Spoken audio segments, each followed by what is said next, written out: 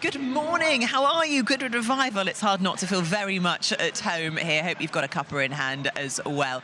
We do have a fantastic day for the third and final day here at Goodwood Revival 2023. Good morning, dear. Good morning to you too. Welcome to our humble little living room here that we're sharing with a few dozen drivers here at the Drivers Club. Yeah, everyone is getting ready for a jam-packed day, fueled full of racing. But first, I think it might be time for a quick bacon butty. Oh, absolutely.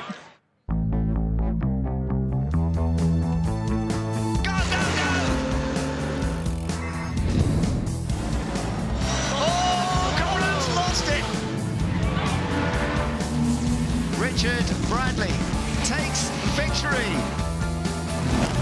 Never anywhere else will you see these incredible names of motorsport. There's the view, ladies and gentlemen, to Jackie Stewart in the Tyrrell. Well, let's take a look at today's schedule. We'll be kicking off, of course, with those 200 gorgeous motorcycles at 9 a.m.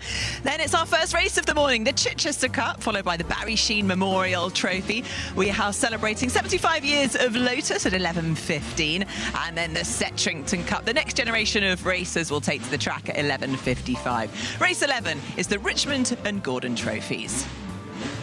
As we head into the afternoon, we have a fan favourite, the RAC TT Celebration, followed by tribute to our much-loved Sir Jackie Stewart. The Glover Trophy will kick off at 3:30.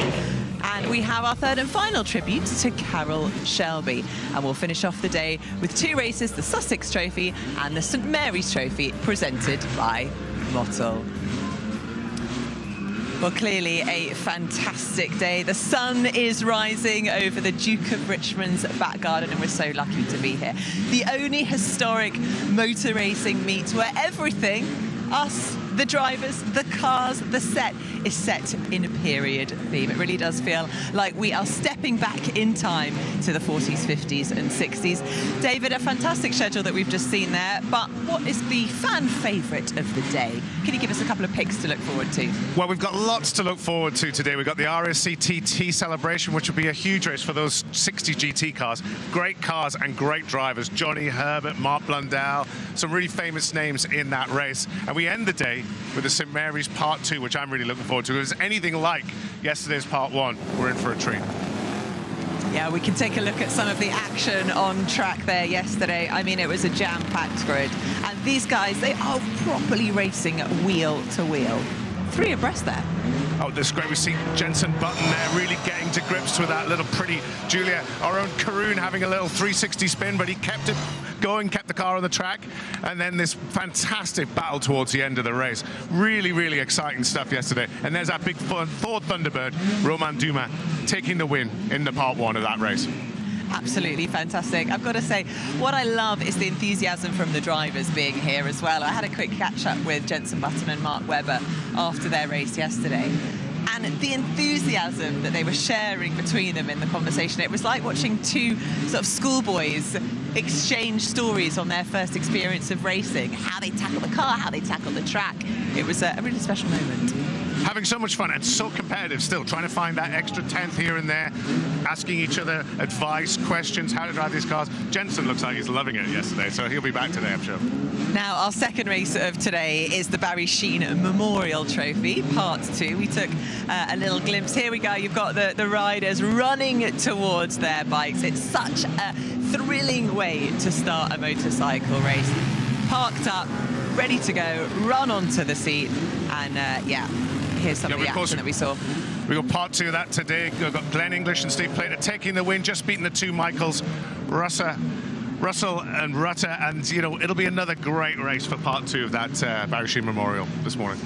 And then, of course, we've got the RAC TT Celebration, which everyone just absolutely loves. They get so excited about it. Yes, 60-minute race, 2 drivers, and as I said, some really famous names in that race, and some fantastic cars. We'll have Rob Hubb back in the Richard Means Jaguar this time today. So here, sideways action from Rob, no doubt.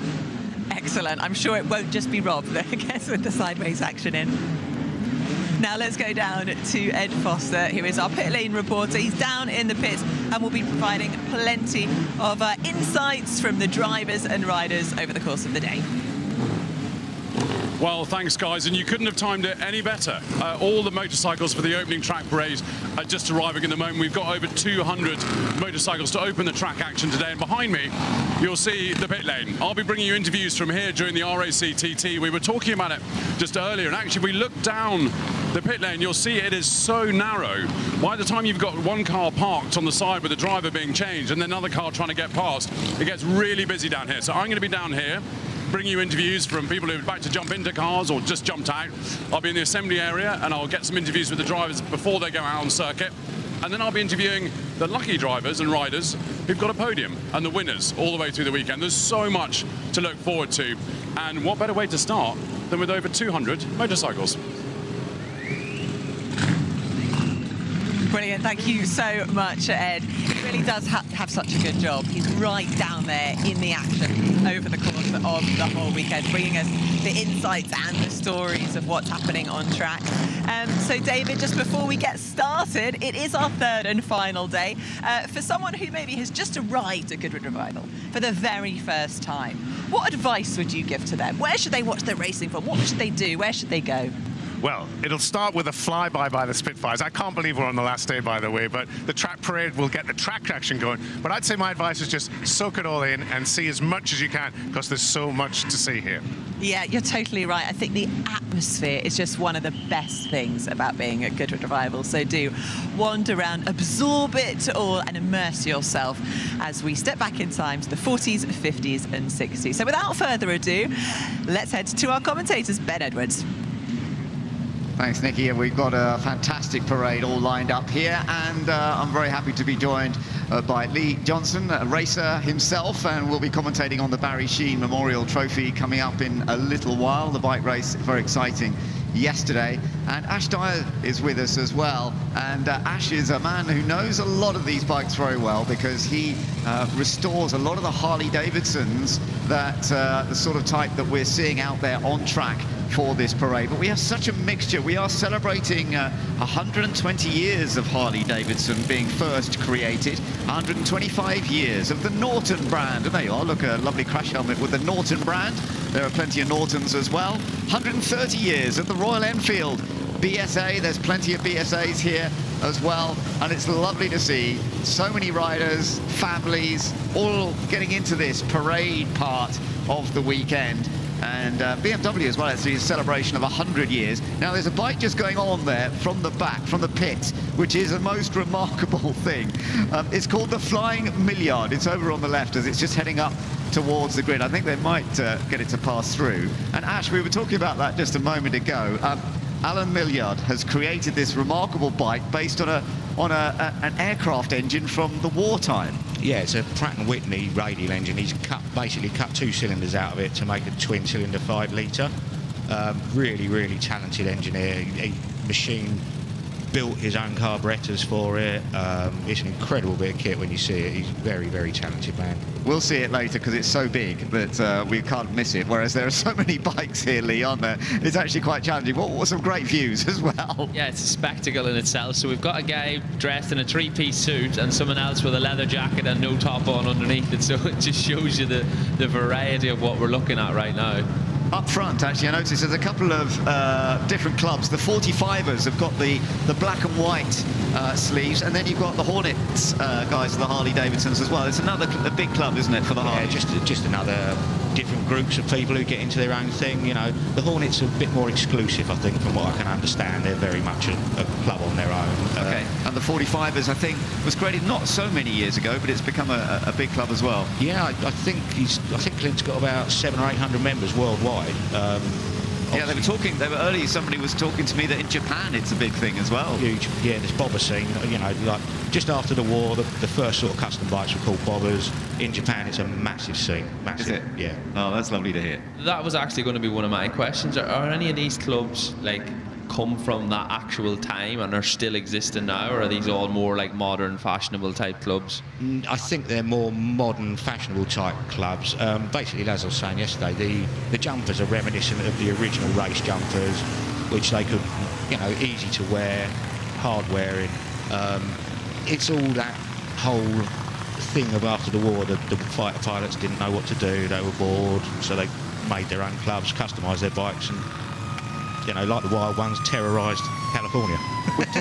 We've talked about the fact that, yeah, as you were telling us, nearly up to 90,000 Harley-Davidsons were built for the military in the war, and that's why so many of them were left here in the UK, because there was so much US military in the UK during the Second World War, and a lot of these bikes then got passed on quite cheaply because they just had to get rid of them. I was talking to someone else this morning, I'm sure this is something that you've known a lot.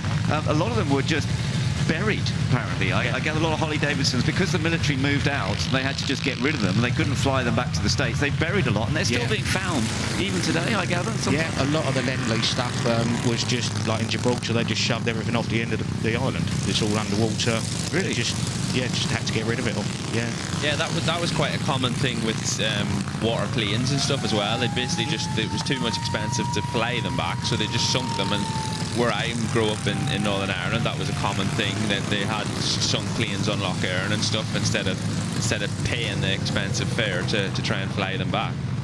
It is amazing, the history of so many of these bikes. And if you can imagine, you see a lot of these big Harley-Davidsons. They have a very typical style, don't they? And actually, I was learning that even the Indian bike is another American brand, and that actually unusually has a left-hand left throttle. But one of the guys was telling me one or two of the Harley-Davidsons has left-hand throttle because it was used so that the military man could grab the gun with his right arm if he's right-handed. And also, the story goes that the left-hand throttle Indian was created because of the New York police. Indian had a big contract for... Yeah, no, thanks, Ash. I was just looking. That is Laura Farrell, the daughter of Mike Farrell, I think, out on the Rudge Ulster. That's a pre-war, just a pre-war car, beautiful, a pre-war bike. And Mike Farrell and Charlie Williams were winners here at the in the bike event, the bike race here in 2016 in the wet. They managed to win, but it's lovely that Laura's getting the ride just now. That's good to see, isn't it? Yeah, brilliant. Yeah, the Rudge Ulsters was the racing bike. They had bronze head, 4 valves. They were, very advanced sort of machines for their time. Yeah, it ran very well. Yeah, the Rudge Ulster was very much a traditional bike, and it's Laura, Mike Farrell's daughter, who's out on that. And I think that's such a lovely part of all of this, Lee, is you've got real family event going on here, haven't you? Quite a lot of people who perhaps don't always ride the bike being passed it on by other members of the family. Yeah, we spoke about this a few times over the weekend. The fact that your dad or your mum could have enjoyed either building, racing, riding this motorbike, which we can see here now with our riding this bike, but it is so much passion, and then to feel like you've got to experience the same thing that, like I said, your mum or your dad did 30, 40, 50 years ago. So yeah, that's the joy of riding motorbikes. Yeah, the Rudge Ulster was a very successful racing bike in the 1920s. It was the Ulster winner in 1928. It led the TT that year, won plenty of other races. They got speed records as well. And yeah, the sports bikes became the Ulster name because of the win at the Ulster event. And of course, you coming from Northern Ireland, all this, nice memories from nice history. Yeah, obviously, I actually know a few men, lucky men at home that actually have Rudges and stuff. So yeah, they're absolutely beautiful bike, and even now you can see them beside probably bikes that are maybe 20, 30 years younger, and the bike still doesn't look old. So it makes you realise how probably maybe ahead of its time it was at the current time. But yeah, to be named with that Ulster, well, it's what is now classed as the Ulster Grand Prix name in its history is a massive thing. Yeah, a big one for you, I'm sure. So it's lovely to see the passengers out in some of the sidecars as well, and getting a very unique view, some nice camera shots. Yeah, brilliant. This is the one I was talking about yesterday with the driven shaft rear wheel, Norton 16H, or Big 4 they called it. Yeah, so like you said, that was the passenger rear wheel is actually shaft driven as well. Shaft driven on a dog clutch, no differential. So if you lock it in, you're going in a straight line. You're not going around. I love that story. Yeah, if you lock it in, you've got a solid differential, and you can't turn. You can't go around a corner. No. You've got two options basically: go forward or else go around the corner, one or the other. Yeah. Look at this. It's a lovely style, isn't it? The Harley-Davidson. It is such a unique style. And remember, we were saying the other day, Harley-Davidsons don't have rear suspension, most of them. Most of the suspension is just in the seat, the way that's mounted. Yeah, I think 49 was the first no, 53. 53. Was it? When they, yes. 53, the first rear suspension, yeah. Yeah, and so... You hear all the guys with the RAF and motorbikes, uniforms, everything. It just looks so elegant, doesn't it, compared to modern fashion as much. But yeah, I think it looks beautiful, both the bike and rider. It is, and you know, as we're talking about the military bikes, they were such a fundamental part, particularly World War II. In fact, it was a big time in World War I. It was an early time in motorbikes, but it was a time when motorbikes were used quite a lot, and that went on and on. That's another interesting bike just heading down. We also saw the 3 little BSA Bantams at the back as well that we mentioned yesterday that we used for delivering telegrams to the post office in this part of the world when communications was a slightly different story to how it is nowadays. So we've got such a mix of bikes here. We've got a few of the Velocets as well. They're here, Sunbeams. We've got a couple of Triton bikes, which is the hybrid combined chassis and engines of Triumph and Norton. So although Harley Davidsons are the biggest number of bikes that we have here, we have plenty of others to enjoy, don't we? Yeah, that's all good to see. Yeah, lots of different stuff. That's my mate Tim in the sidecar. Yeah, lots of different stuff on the Harleys.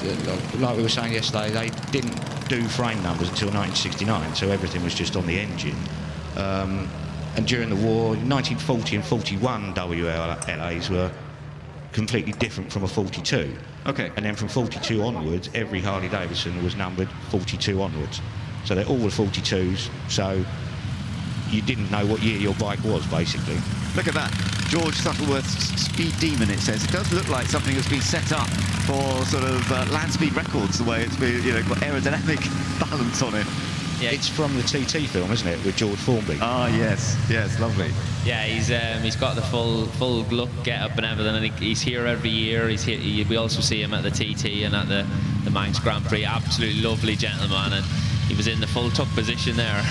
Yeah, yeah, the Speed Demon. Isn't that fun to see? Shaking around a little bit as it heads around, one of the earlier bikes, of course. There we are. There's our little group of telegram deliverers who, when they were in their early teens, when they were 16 and they were apprentices at the post office in Chichester and doing the trips around here delivering telegrams. And the little BSA Bantam. BSA, of course, there's about 26 bikes from BSA here. The company that began as the Birmingham Small Arms Company was originally a gun-making brand, and then they got into making bicycles and then motorbikes. They first produced a bike in 1910, and they picked up between the wars, between World War I and World War II, and in as we went through, the M20 was the main military bike, I think. So there are quite a lot of versions of those. These are actually the Bantams. They were updated a little bit, but they were very much just a smaller engine, 125 or 150cc normally. Yeah, I think they did quite a few variations of the engine size. As I say, they race. There's a racing club for them. They were generally 125s, I believe. Yeah.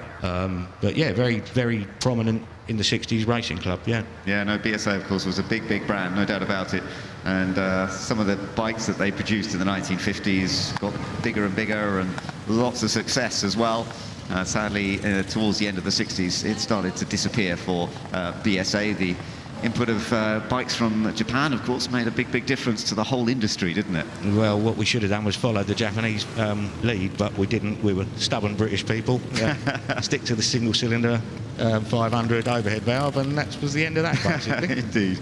So that was the way the bike changed, but what a wonderful parade. It's been so superb to see those bikes, and that's the third time this weekend. Of course, we're on the final day here at the Goodwood Revival, and it's been lovely for them to be out. They've often had the best time of day, actually, Lee, haven't they? Because it's been so hot over the weekend. They've probably had the best time getting out for this early stint. Yeah, they've definitely had the best conditions for being on the bike, but I've seen quite a few of these rather larger gentlemen in their woolly jumpers or leather jackets in later on in the day, and yeah, they're suffering quite a bit for it there. But yeah, here we can see some more of the RAF guys riding along, holding onto his hat.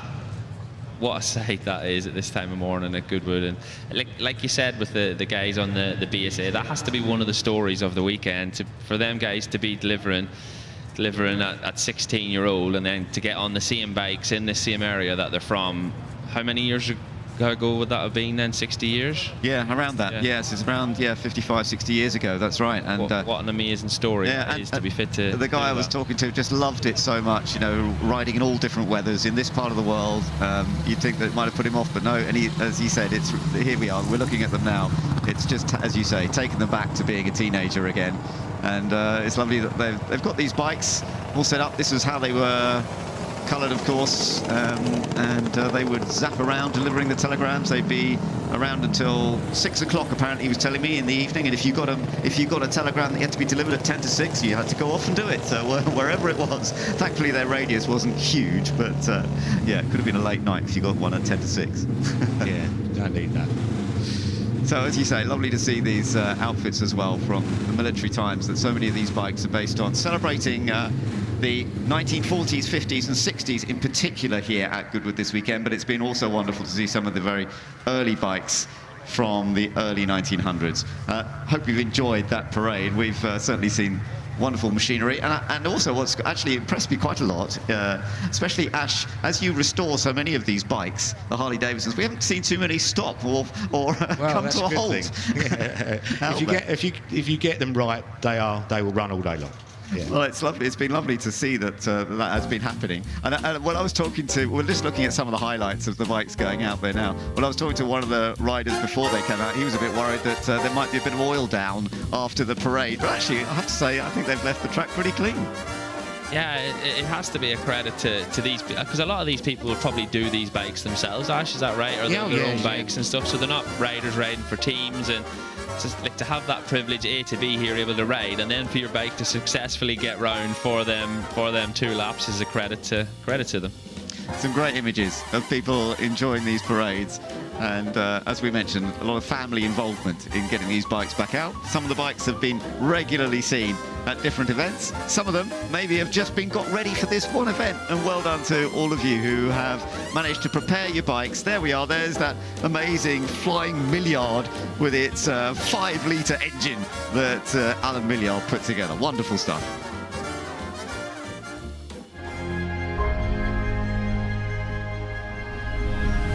So here we are, another chapter in the car's illustrious life at the Goodwood members meeting, the 80th members meeting, where we're participating in the 75th anniversary celebrations for Porsche and the 60th anniversary of the 911.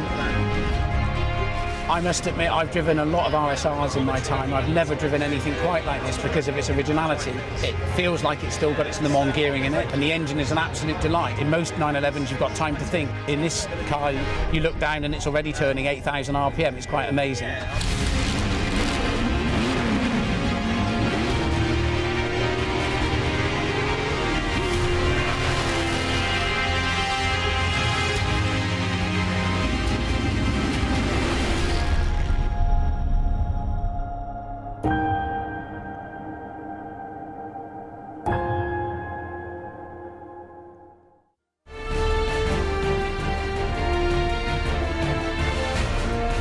As the official luxury cruise partner of Goodwood Revival, visit our spacious cruise ship at Gate 2A as we celebrate the romance and glamour of luxury travel. We'll capture you looking your very best.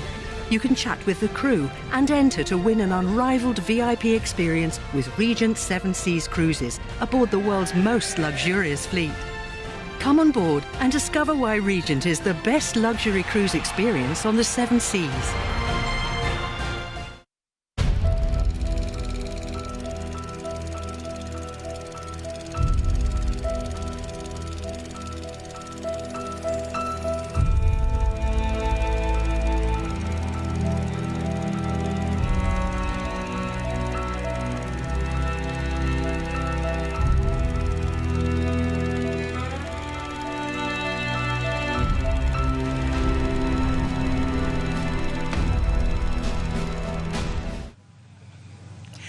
Now, Goodwood Revival, of course, is kind of set over 2 sites. You've got the motor circuit part, which you can obviously see behind us. We've got the assembly area here.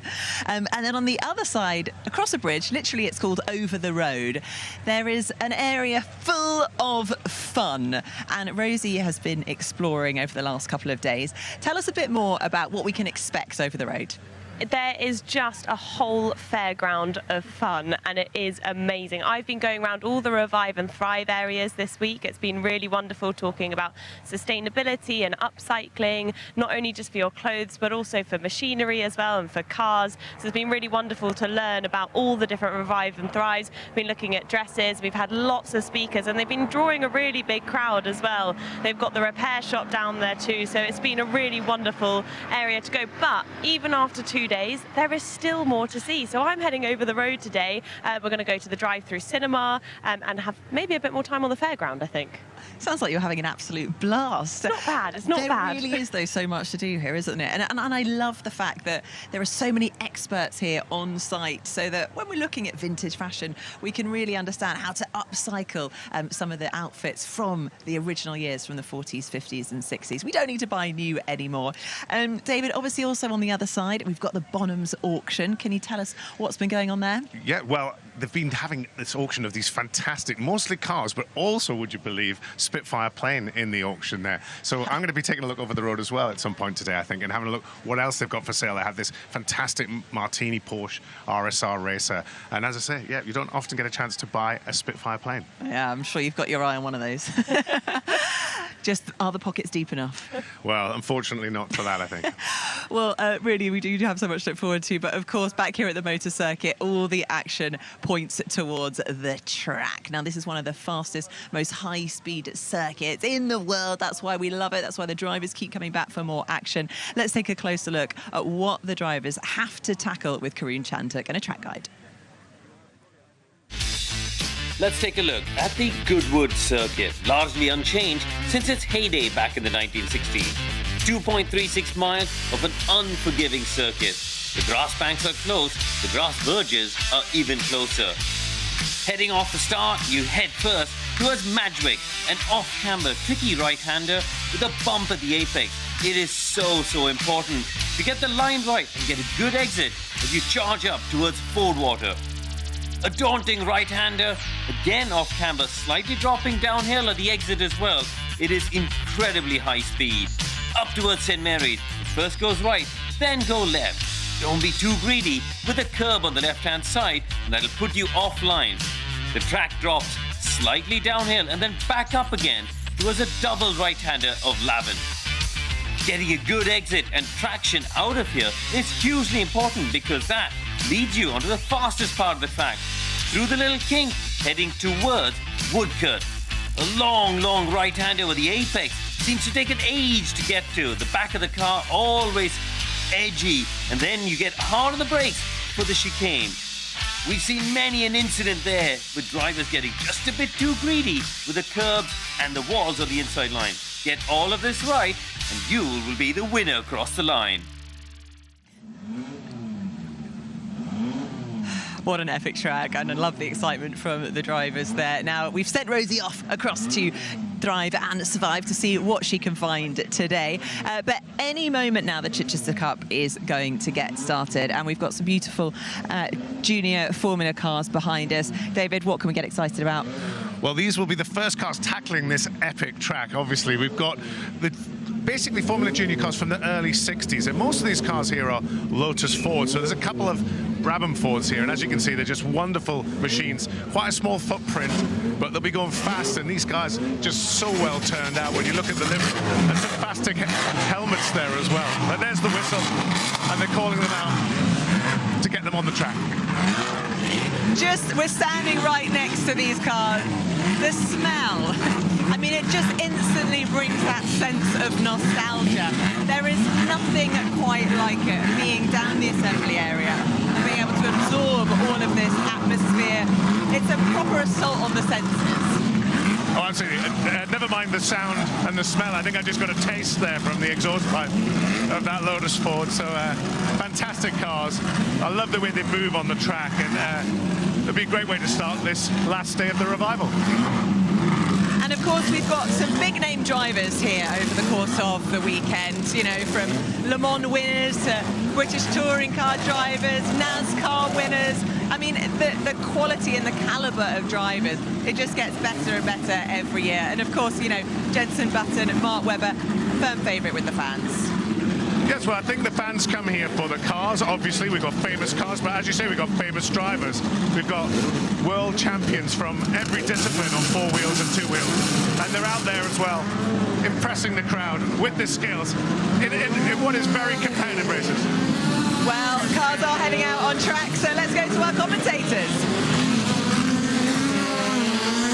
Well, heading out onto the circuit for the first single-seater action of this, the Sunday at the Goodwood Revival. Hello, I'm Alex Shakes. I'm joined in the commentary box by Bruce Jones as we are about to get ready for the Chichester Cup. It's going to be fast, it's going to be furious. The first 4 cars on the grid covered by under a second. It's going to be very competitive.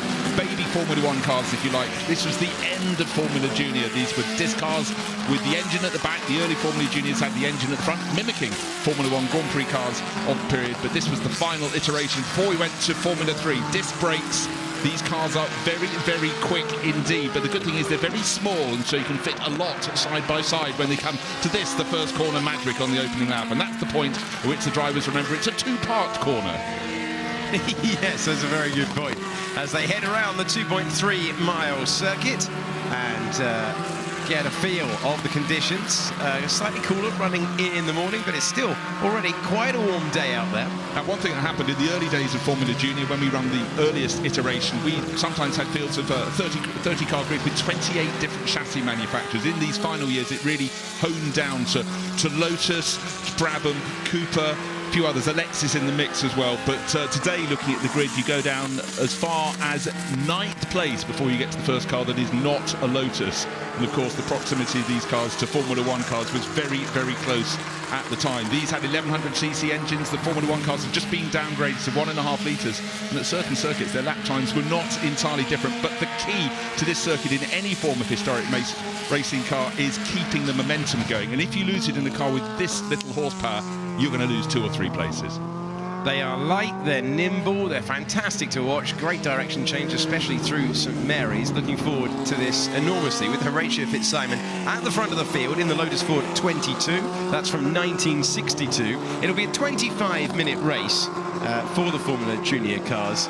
And horsepower is going to be very, very important. The engines aren't the most powerful that we'll see today, but the cars are very light and spectacular as a result. And a lot of these drivers have been driving these cars for a long time, completely conversant with how they work around the track. But we have new faces and new places. Marco Werner, 3-time Le Mans winner with Audi. He's starting in back. He's just coming into shot. There he is, car number 3, just coming in through the chicane. One of many, many Lotuses. That's the Lotus 22. That was the car from 1962, and that was upgraded to the 27. So other drivers on the grid who've got the 27 theoretically have an advantage. And just a few places further up the grid is Alex Brundle, very, very busy this weekend. But for him, in a single-seater, this is really something quite new. Yeah, looking forward to seeing how Alex Brundle can get on. And was talking to him about the experience of driving around here. He was saying he was missing a few horsepower at the top end, but I'm sure he will try and make a lightning getaway. The one thing he did say, he's never made a competitive start in one of these, so it's going to be a learning experience off the line. Racing drivers, those excuses get them in early, but knowing Alex, he will absolutely be loving this. Knowing the fact that Father Martin may have offered a few words of advice. Of course, these were long before Martin's time as a racing driver, but the dynamics of driving a single-seater at the low end of the power spectrum still very much the same. That's Chris Goodwin's car that you're looking at on the grid there. And fantastic to see so many of you pouring into the circuit around this 2.3-mile configuration. And plenty to enjoy today. This is going to be our first single-seater race of the day. Well, the action's going to be hot, and looking at the weather forecast, it's going to be marginally cooler temperature-wise from yesterday, so that's actually a very good thing indeed, because it was hovering around 30 degrees here yesterday. But for the people going out in these early morning races, the conditions will be at their very, very best. One of the cars towards the tail end of the grid just smoking a little bit, but we will soon have the 30 cars in formation. But just remember, very close at the top, the first 4 runners, Horatio Fitzsimon, Sam Wilson, Chris Goodwin and Clive Richards, covered by a second in practice. That's formed the grid here, and it's a sight to behold. And certainly Lotuses seem to have the bragging rights at the moment, as it was in period, the final year before the cost came too much and it turned into Formula 3, but this is the last of Formula Junior. Well, you've got a difference in chassis out on there. You've got the monocoque versus the slightly older version. It does lead to different handling behind the wheel. Now, one car just slightly different from the programme. Sam Wilson, middle of the front row. He's down as a Cooper, but in fact he's in a Lotus 422 Execuri Tomahawk Dave Charlson car. There it is, car 53, right in the middle of your screen. Sam with that fabulous green and blue, rather sort of hippie-esque helmet design. So he's middle of the front row. Pole position is Horatio Fitzsimon, car number 68, and the white Lotus on the outside of the front row, Chris Goodwin, driver who, for many years, when his racing career came to the end, was McLaren's development driver on their supercars. So he drives right across the sporting spectrum, and still a huge fan of coming out in historic racing. So we are clearing the grids. The grid personnel making their way off the line. The mechanics hopping back over the pit wall. What a great sight that is. Yeah, we're absolutely for it. Just doubly checking we had all 30 of the runners, because certainly when the weather was getting hotter and hotter, we'd have a few cars that wouldn't want to play initially, but all set to go around to start the day's racing. The Chichester Cup, 25-minute race for rear-engine, disc brake, Formula Junior cars of a type that raced up to 1963. The stage is set. It is indeed. We will have our formation lap as we clear the field. We'll run you through the grid, and that is always a great sight on Revival Sunday, and great sound as well as we're ticking over. And it is such a wonderful sight. In period, the circuit never looked as fine as it does now, and certainly when it closed in 1966, still used into the 80s for testing, but right now it is a wonderful, wonderful scene in the sunshine. So just been given the 1 minute signal, and the heat haze rises. That is such a great shot. That's a great look at the cars. Wherever you're stationed around the circuit, you are in for a treat now. Okay, we leave the line. Problem for Chris Goodwin. No, he's got it going. Oh, big, hard thumping moment. Beats up to 120 all of a sudden. But this is the formation lap. Last chance for the drivers to get a feel of the tyres. So they will ascertain the track conditions. We've got a nice combination of open-faced helmets, and there you go, cute goggles out there. Loving the look. We look further through the order, and further back you've got plenty there. Peter Strauss was in the 126, the Brabham 4, the BT6 that you were looking at there. He actually had his time disallowed for track limits, which is impressive at the Goodwood Revival. Just trying to keep the momentum going. I said it's a momentum circuit, but yes, those rules apply to historic cars as very much as they do to the contemporary ones. And again, a mix of cars right down the back of the grid. We've got a Di Tommaso, that's the car alongside Peter Strauss, that's Piero Enrico Tonetti. So many manufacturers produce these little cars as the bread and butter to maybe produce cars in Formula One. Yes, let's go through the field then. Horatio Fitzsimon in the Lotus is next to Sam Wilson, and Chris Goodwin did get it off the line, so he'll be able to take his third position on the grid. Then it's Richards, then Hibbert, then Alex Brundle going in the Lotus 27. He is going from 6th on the grid, on the third row. Then it's Fennell, Woodhouse, Roach and Buhofer completing the top 10 for the Chichester Cup. This will be a 25-minute race. Three-time Le Mans winner Marco Werner is going in the Lotus 22, and then it's Tim Chow, and you've got Moll, then Ray, then Diffie, then Tonetti, the Brabham 4 BT6 and Mark Shaw, then Russell, Baker and Beaumont completing the top 20. So a lot of them out there, and here is the next page with Longdon next to the Lotus Ford alongside, and then the Brabham, and then the Lotus Ford, and then the Cooper, and then it's Peter Hoos, Chris Locke, and then we've got the Brabham BT2 alongside. The field completed by the Di Tommaso of Tonetti, and Peter Strauss had his time deleted, and as a result finds himself at the back of the pack and with nothing to lose. Nothing to lose, so look out for 126. He's sure to make some progress, but he'll have to choose his points. But look at these Formula Junior cars, they're narrow in format. You can fit quite a few side by side around the corner, but anybody who has a tentative move and it doesn't come off, they will have to come off the momentum, and that will really cost them. But for the front row drivers of Horatio Fitzsimon, Sam Wilson and Chris Goodwin, it's all about getting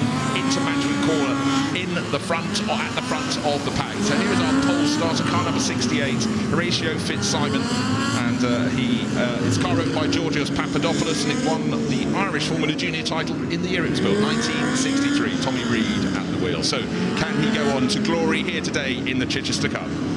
So in the 68, he is alongside the Navy, and we were seeing that car being fueled up a few moments ago and getting the morning coffee. There you go, alongside Sam Wilson, parking the 53. Nice distinctive change of livery at the front for our drivers, all driving Lotuses. And Chris Goodwin is in the white 175 that you're looking at there as they try to take the honours here in the Chichester Cup with all of these cars about to form up. And the back row into place. Watch out for Peter Strauss from the back. He's car 126 in the Brabham Ford BT6. We await the green flag at the back, and then all eyes on the grid. Look to the right, look to the flag.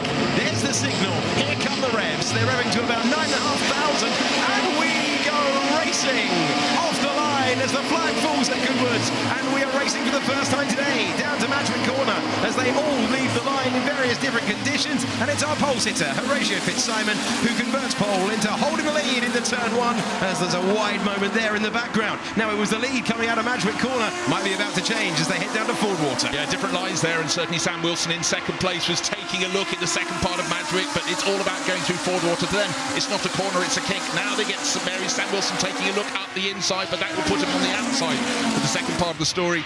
And let's see how that unfolds in front of Chris Goodwin in third place. But our pole starter, Horatio Fitzsimon, has done the hard work, but that was about the most equal start I've seen.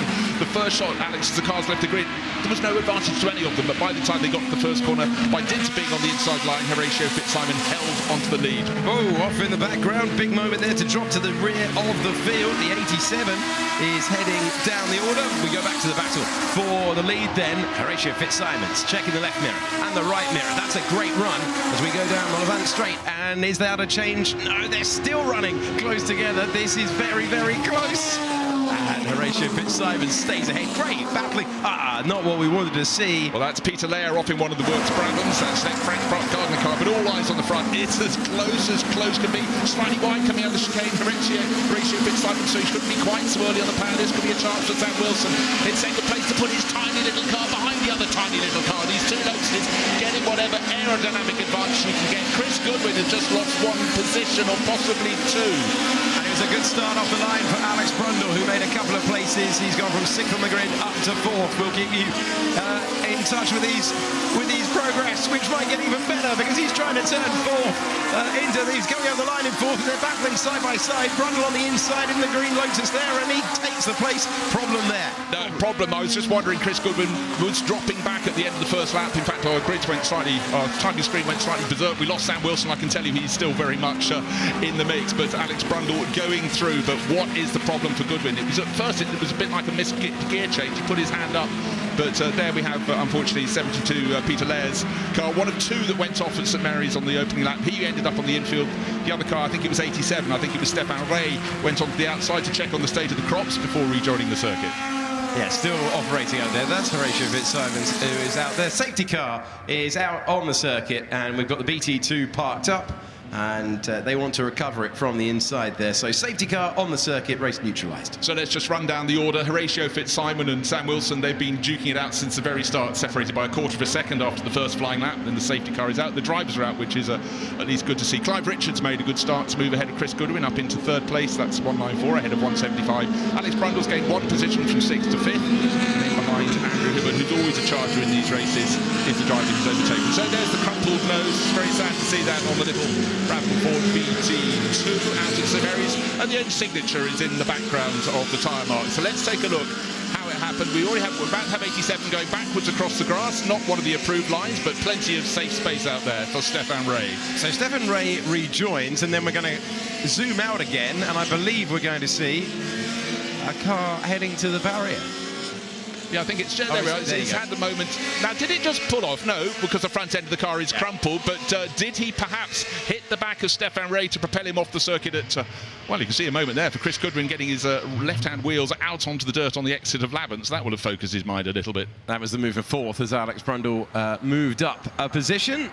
And our timing screen has righted itself, so we're all behind the safety car once again. 21 minutes on the clock. So I feared there was a mechanical problem for Chris Goodwin. He saw his hand coming out of the car, but I think he was acknowledging the drivers around him. So what he did was that classic thing. He got those wheels just off the circuit, lost momentum for a nanosecond. That's why he lost one place, and Alex Brundle would have just sensed it's small margins, tiny margins, but then I got more momentum, I'm coming past, and bonus ball, I'm on the inside. At the 27 in the pack there. That's Chris Locke in the Lotus 27. All adds up. It's the detail. It's all in the detail. That was a car imported to the States by none other than Carl Haas, who obviously has had a huge influence from the 60s onwards.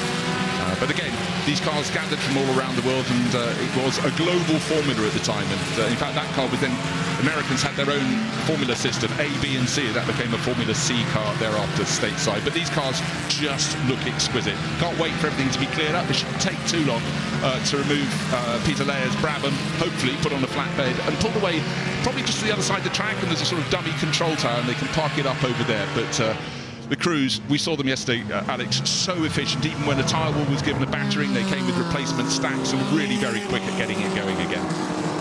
Yes, outstanding. We thank every single marshal around the circuit for allowing us to go racing. And so it is Fitzsimon, Wilson, Richards and Brundle. Then Goodwin in 5th, Hibbert, Fennell, Woodhouse, Guoffer and Roach complete our top 10 as we circulate behind the safety car.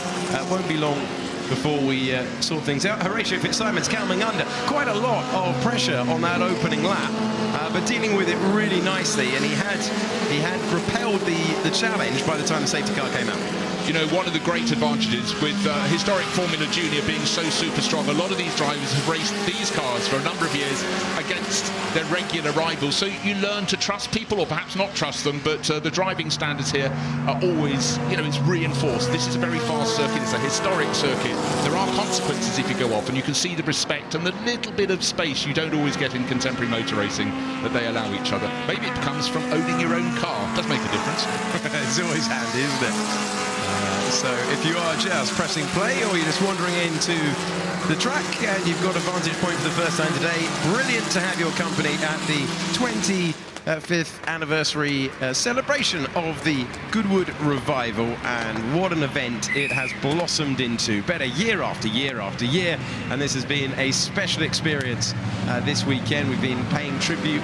Great scenes yesterday when we saw Jackie Stewart driving his Tyrrell from 1973 around the circuit. We've got a tribute to Lotus coming on later on, and we've got plenty of races all the way throughout the day. Remember as well, there is plenty to see over the road as well as the site of the motor racing circuit. And these Formula Junior cars looked almost identical to Formula 1 cars of the age. And a lot of drivers, they made a very quick hop from one to the other, moved up. Now there's Marco Werner, driver who was very quick in single-seaters, German racer. He's doing an increasing amount of historic racing, but I think Formula Junior is fairly new on his lexicon. He's certainly been racing a fabulous historic Ferrari Formula 1 car from the mid-70s over the last few years. Very cerebral driver. He's been loving this, but when drivers come to Goodwood for the first time, they're just blown away about the circuit, because it wasn't one they went racing on if they're under the age of about 60. Well, no, 70 now. But they come here and they realise it's just a circuit that's real flow. You think it's flat, it's not. You see the drops as you go out of Ford water, then as you go over the rise at St Mary, down into dip afterwards, and it does certain things to cars' dynamics. And particularly if you've got it slightly wrong, you're trying to correct, the track is dropping away from beneath you. We're not talking like the Algarve circuit where you really are up and down, but it's a track that rewards flow, and it also, you've got to plan your overtaking manoeuvre with some margin. Just hearing that 3 minutes are going to be added to this race, extra lap time, so it'll take the race time out to 28 minutes and gives them a chance for more racing. And if it's as good as it was in the opening lap before the safety car came out between our pole starter Horatio Fitzsimon and Sam Wilson, we'll vote for that. We certainly will, and that's the right move. They did that yesterday. Good to see that that car is now being recovered. The bodywork damage at the front. When you see these cars, and if you can get a view down in the paddock, I urge you to do so, because when you see the bodywork off the cars, you really do see the bravery and the devil-may-care attitude that drivers had to have in this era originally, because if you go off, it's going to be a very big one. Yeah, but just remember, of course, every driver driving in period, they've got the very latest racing cars, so they're thinking, gosh, thank goodness we didn't race in the 50s, but here we are in the 60s, and of course you then had many manufacturers, and particularly with Lotus, there they are filling 9 of the top 10 positions. Those cars were, you know, they were very soon going to go to monocoque, etc. These were still space frame cars, but you know, there was just so much similarity, and these drivers were thinking they were driving the space age rockets of the period, and the racing was always sensational in Formula Junior. Yeah, fuel tanks at the side as well, And so the driver's ready in a few moments' time to get back to racing, because the safety car will be coming in at the end of the lap, and we will go back to what will be a really interesting restart. Can Wilson stay with Fitzsimon? Because there was a good battle early on, just wasn't able to be the last of the late breakers, and another chance presents itself. And if you can get your rival off the racing line, if you can get them flustered, you've got cars in close proximity. You'll have Goodwin trying to come back against Brundle as well, having lost that position. Right, just getting some gen. Thank you very much, Andrew Marriott. Werner has actually had this Formula Junior car for quite a while, raced it quite a few times, but he's never won a Formula Junior race, and actually doesn't fancy his chances here. He thinks his engine is down on pass, so he's still a racing driver. He's still getting those stories. I've heard that from plenty in the field. Thank you, Andrew. Plenty are giving that excuse. Okay, safety car is no longer in front of Horatio Fitzsimon, who dictates the pace and has just the chicane to go before we go back, and the yellow flag will be replaced by the green, and he's bolted. Away we go once again. We are racing at Goodwood Circuit, and over the line we go, and we are taken back to green flag racing conditions. At least we were. The safety car, I don't believe it, the safety car has broken down. Yes, I was wondering there why he was flagging through, because traditionally the lights would go out of the roof, which they did. I could see the passenger radioing into the pits. That's at the side of the circuit. Let's hope it's considered to be in a safe place. So further down the order, some great scrapping there. With Bennington in the Cooper, who was putting a good move to the inside. Not the only one, that's a risky one for the number 69 in the middle of the pack. Well, that's Stewart Roach trying to do something about all the Lotuses in front. His intent place was quite fancying Knight, but noticed there was only half a car width and didn't want to get himself on the grass. Right, here's a question for you, Bruce. You've seen a lot of motor racing. What happens when the safety car breaks down? I'm looking to that's the first time I have ever seen that at any form of motor racing. But I'm sure there is a rule that I feel most awful that I haven't read up on. But right now we're getting a classic scrap between Chris Goodwin, who got ahead of number 4, Andrew Hibbert. Again, the hand out of the cockpit. Is Chris just overcome with politeness today, or is he trying to indicate there is a problem? Chris, a very, very wise driver there, still pressing on, trying to understand what he's letting the drivers know behind him. He's just trying to get as much screen time as possible. It's working. He's like that. But Chris, this is close for the battle of the lead, and that's not quite the exit that Horatio Fitzsimons would have been looking for, using more of the road, sliding more of the car, and a terrific roar as we cut over the line once again. We're continuing. Is there a chance to the inside of Madrid corner? Looking for it, trying to take the place, but Wilson can't find a way through. And the big problem when you go to the inside line, that is not the ideal line, and the fact they're so identical in terms of pace means you weren't getting. But I think at the moment Sam Wilson is just trying to unseat in the nicest way possible Horatio Fitzsimon, draw his attention away, make him drift wide on the second apex of Madwick, but all along behind them, Clive Richards, 194, getting closer and closer. Yet another Lotus, it's a 22, and he knows his car very, very well indeed. Then you've got the fabulous battle between Brundle sort of on his own, then Goodwin and Hibbert, there they are, 175 and number 4, 2 Lotuses, into the compression out of St Mary's, up the rise to Lavant. Is anyone going to look on the inside? No, Hibbert's looking on the outside, but Goodwin's not going to offer him the outside. Don't leave the nose in there, and he knew it. Spinning round and facing the wrong way at St Mary's. It's Brabham, and it's not going anywhere very fast at all at the second, but off at the exit of the corner, it's car number 90. I think it's Mark Shaw. Mark Shaw. Well, and someone else has followed him off, but some while later, Mark was already rejoining. So let's take a look at the replay into St Mary's. If you get it wrong in the first part, here's a carbon copy. Oh, my word. Now, so Mark Shaw went off in avoidance. So that's what I did say in this. Often you lose momentum when someone else has a moment. That's more than momentum. That was Buhofer losing it and spinning out, I believe. That was around 10th place, yes. So, still at the front. And still at the front is Horatio Fitzsimon. And Sam Wilson this time a little bit further back. It's 0.3 of a second now. And I actually sense...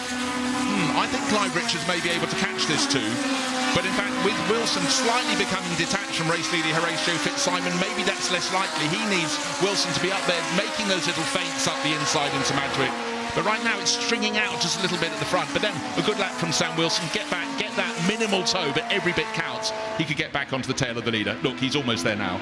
Yeah, Horatio Fitzsimon has a good advantage, but not a comfortable advantage. This engrossing battle for what is 5th place out there. Chris Goodwin in the 175. Hibbert in the number 4 entry, and he's been there for a long time now. Andrew Hibbert in the Lotus Ford 22. This looks like a good exit. And the thing is, because they are so light, because they are so fast, you don't really have the closing speed under braking that you might have some of the other cars that we have here. And so the remove suddenly everywhere. Is that around the outside? That is magnificent. What a super move. That is not one, that's 2 pats on the back for Andrew Hibbert, but it does need the driver inside to be sensible as well. And okay, we've got overtaking. Let's see if we're going to change for the lead. Closer than ever before, literally wagging the tail of the dog in front is Sam Wilson, but Horatio Fitzsimon, his car placement is absolutely excellent. He's not afraid to stay on the racing line, which is the quickest line, but can leave you exposed for a dive up the inside, but they're playing very nicely so far. Yeah, didn't have the waft to the inside, tucked in, knowing that that line hasn't worked for him. That was the fastest lap of the race by Sam Wilson, trying to take his Lotus 20/22 is what we've got officially on our page, and that was a look into St Mary's. Well, I'm afraid my little cod theory that Clive Richards might be catching them has been thrown out the window. With the first two, Fitzsimon and Wilson just pulling away a little bit, but I thought as they fought he might catch up. But in terms of natural pace, those two cars from first and second on the grid clearly have it. But the big question is who's going to finish ahead. We're halfway through this race, just over halfway through. Horatio Fitzsimon still leading in the number 68 Lotus, but another challenge in the Acuri Tomahawk car. That's the black one with the orange stripe, and Sam Wilson taking a look. But hey, who's clever? Horatio Fitzsimon. If you're going round, you're going round the outside. You're going the long way. Oh, they are glued together as they come round Woodcote Corner into the chicane. Now this is where Fitzsimon has got wide in recent laps, and you can see he's fighting it once again. And the last thing you want to do is get sideways, but he leaves the corner as fast as he can. I think that was the mistake that will give the slingshot, and there it comes. But can Sam Wilson convert it? He is on the outside. He's carrying more speed into Madrick. It's a two-part corner. He's got to hang out. No, it's not going to work. I must say, huge admiration for Horatio Fitzsimon. He's very, very convincing that he is on the right line, happy to stay there. Sam Wilson, he has won many, many races at Goodwood. He's having to work super hard to try and another here, and we are the beneficiaries of that. Fabulous racing. Pulling out of the slipstream, trimming a bit of the grass, but still no momentum. That is a rapid car in terms of grunt for Horatio Fitzsimon. And he is in all sorts of trouble coming out of the final chicane, but he's doing enough by the time that he gets out of Madrick Corner, and it's just enough. And only 1 point on the lap does he get it loose. That's the exit of the chicane, as you picked up, Alex. But everywhere else, Horatio Fitzsimon, so super smooth, which you have to be. These 1100cc Ford engines, breathed on as they were, do not have a lot of grunt, and it's all about precision. One little mistake can cost you enormously, but right now we're almost side by straight down the Lavender straight, again on the outside as before. Is it going to be a carbon copy, or can Sam Wilson this time get around? And boy, don't they move over the bumps. He is trying to sweep in. Oh, they do make contact. I think there was a feather touch there between the leading pair as they went through Woodcote Corner. They are leaving it all on the line at the moment. There's the correction, applying the power. There's more dust kicked off, and that was the closest we've come to contact between Fitzsimon and Wilson. So I'm going to have to throw away my commentary script. It's being rewritten all the time. 2 places now on the lap where the tail comes out for Horatio Fitzsimon. But look at this move. The tail on the 68 Lotus is about to come swinging round, and a double adjustment of position. Yes, there's you could just see the nose on the 53 Lotus being given a little bit of a push into the air. Okay, that would have been a heart-stopping moment for Sam Wilson as he gathers it together with his Lotus from 1962. The 22 versus the 22. Then you've got Richards in third, and looking further back in the order. And is that a change of position? I think we've lost Chris Goodwin. Suddenly has disappeared from that battle for 5th place, because number 4 is Andrew Hibbert, who was right behind him, and Nick Fennell has been playing catch-up.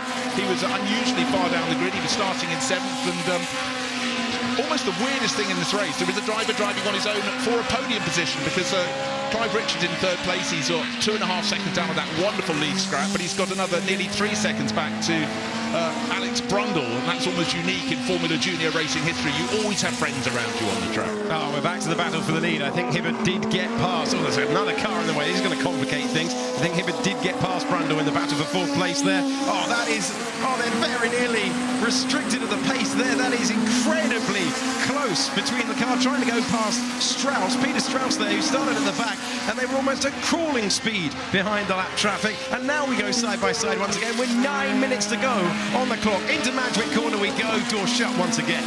If you you keep doing the same thing, is the outcome going to change? There's the question. That's because no options are being offered by Horatio Fitzsimon. Sam Wilson, wise bird, he's tried it all, he's done it all, but right now that has not been even a shimmerer of a gap. So, is this the moment? I think he's most likely at Woodcote Corner to get the move, and it's single file through St Mary's unless you're feeling incredibly brave.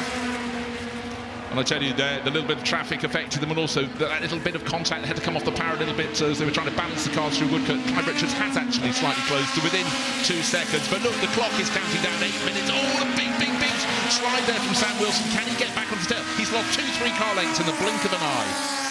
And that's what it looks like. It was 0.02 of a second across the line last time, but that is, well, when you're running at this relentless pace, that's the moment that can decide things. He'll regroup. He's got the fastest lap of the race. He's going to try and come back. It's getting very, very close in the background there as the never-ending story between Hibbert and Brundle continues with lap traffic in the way. Well, no, that's Clive Richards. Oh, yeah, it is. He's lost momentum, so this is 3rd, 4th and 5th with a back marker in front of them. So it's Richard, Hibbert's, Brundle, but I can't be sure that will be the order next time we clap eyes on them. But Horatio Fitzsimon leading the race by 0.56 of a second, very, very tight to the top. Where do you look as a TV director? Which gaggle of cars overtaking each other and running so close do you aim for next? So much to watch in this Formula Junior racing, which makes it exactly as it was in period. Brilliant racing out there. So Hibbert now up to 3rd position, Brundle in 4th, Richards in 5th. They must have, Richards losing a lot of time there.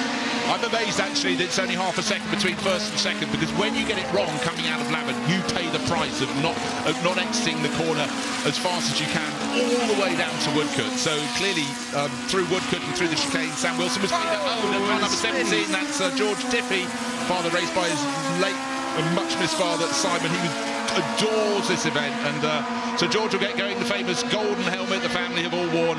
Great to have him here, but a little bit too much of excitement there, but great to have him coming back on the track. Now the clock continues to kick down. Again, nice driving there to signal exactly what he's doing as he rejoins. Let's take a look at the replay. Just a little bit too much, but again, a bit of rodeo there. And he spins out, having got wide in the first part of the corner. Here's another look at it as he comes round in the Lotus Ford from 1962. Goes round, but did continue in the race.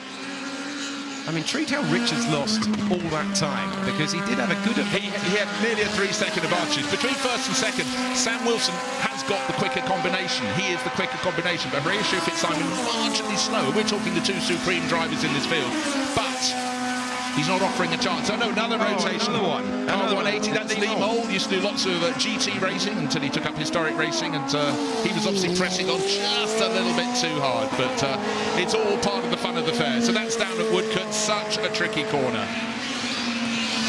So making our way through now, the leaders, and this is where you catch the traffic can be so important.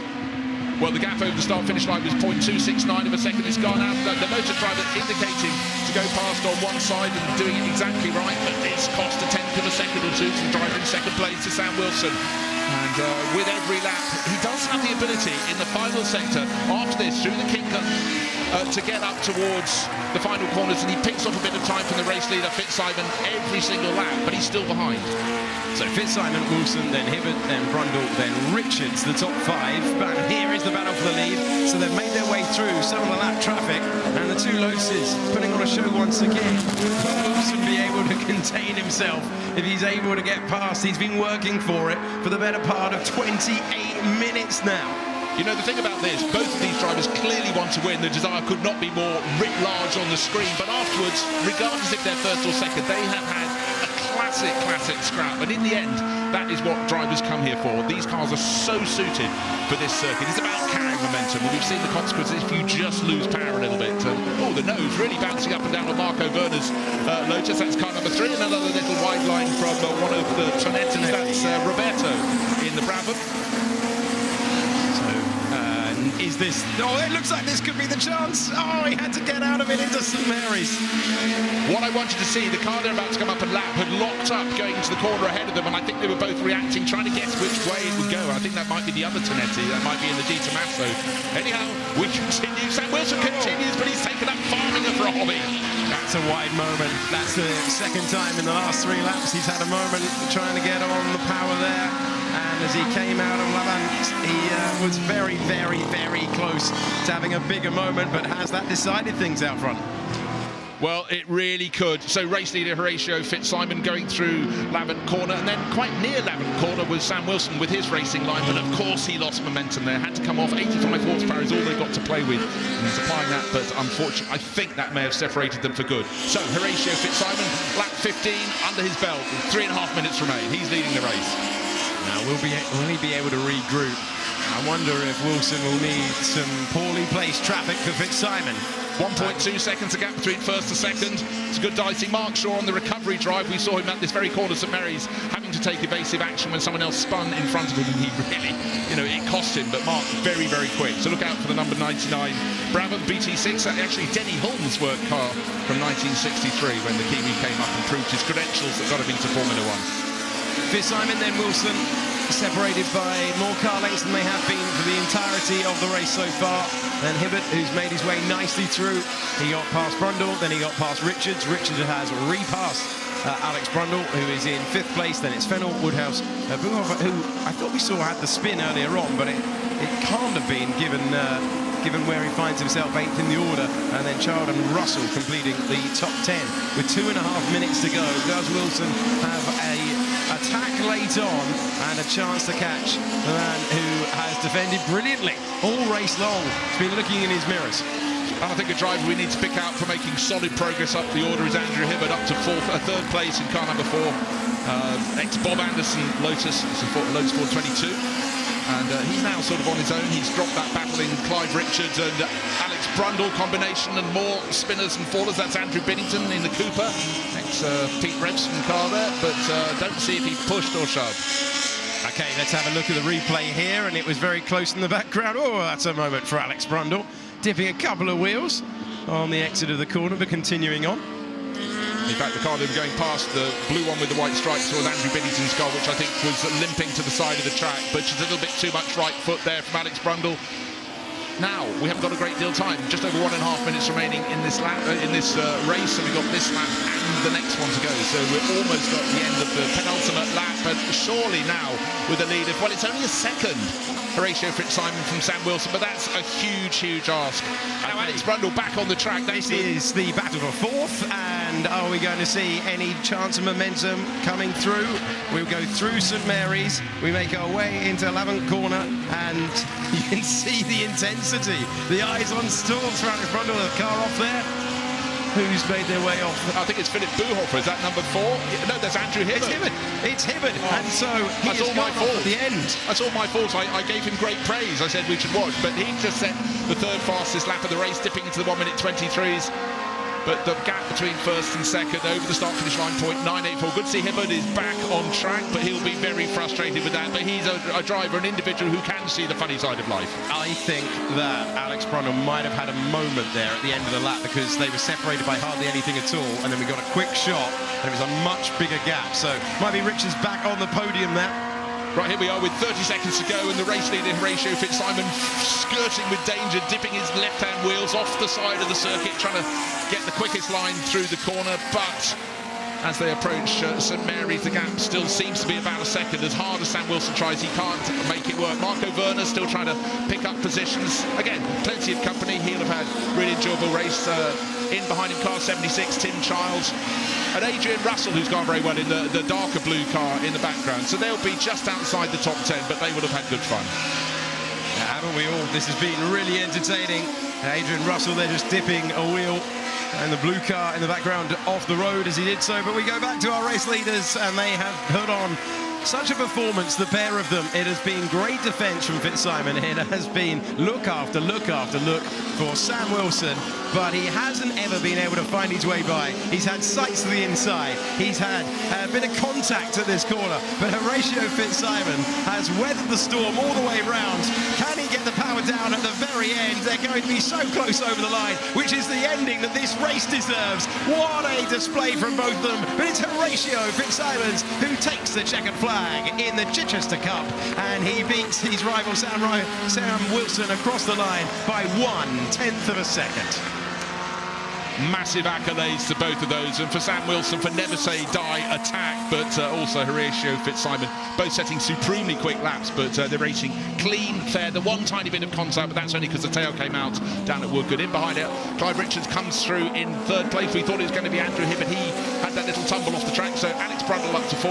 Andrew Hibbard recovers to 5th. I think Nick Fennell's probably got up to 6th place, just ready for confirmation, but 0.178 of a second, the gap between first, which is Fitzsimon, and second, Sam Wilson. Superb, supreme Formula Junior racing, just as it was in period. It was Woodhouse, then Buhofer, then Child, and Werner got picked on the line. Tonetti got him. Tonetti got him coming across the line to complete the top 10.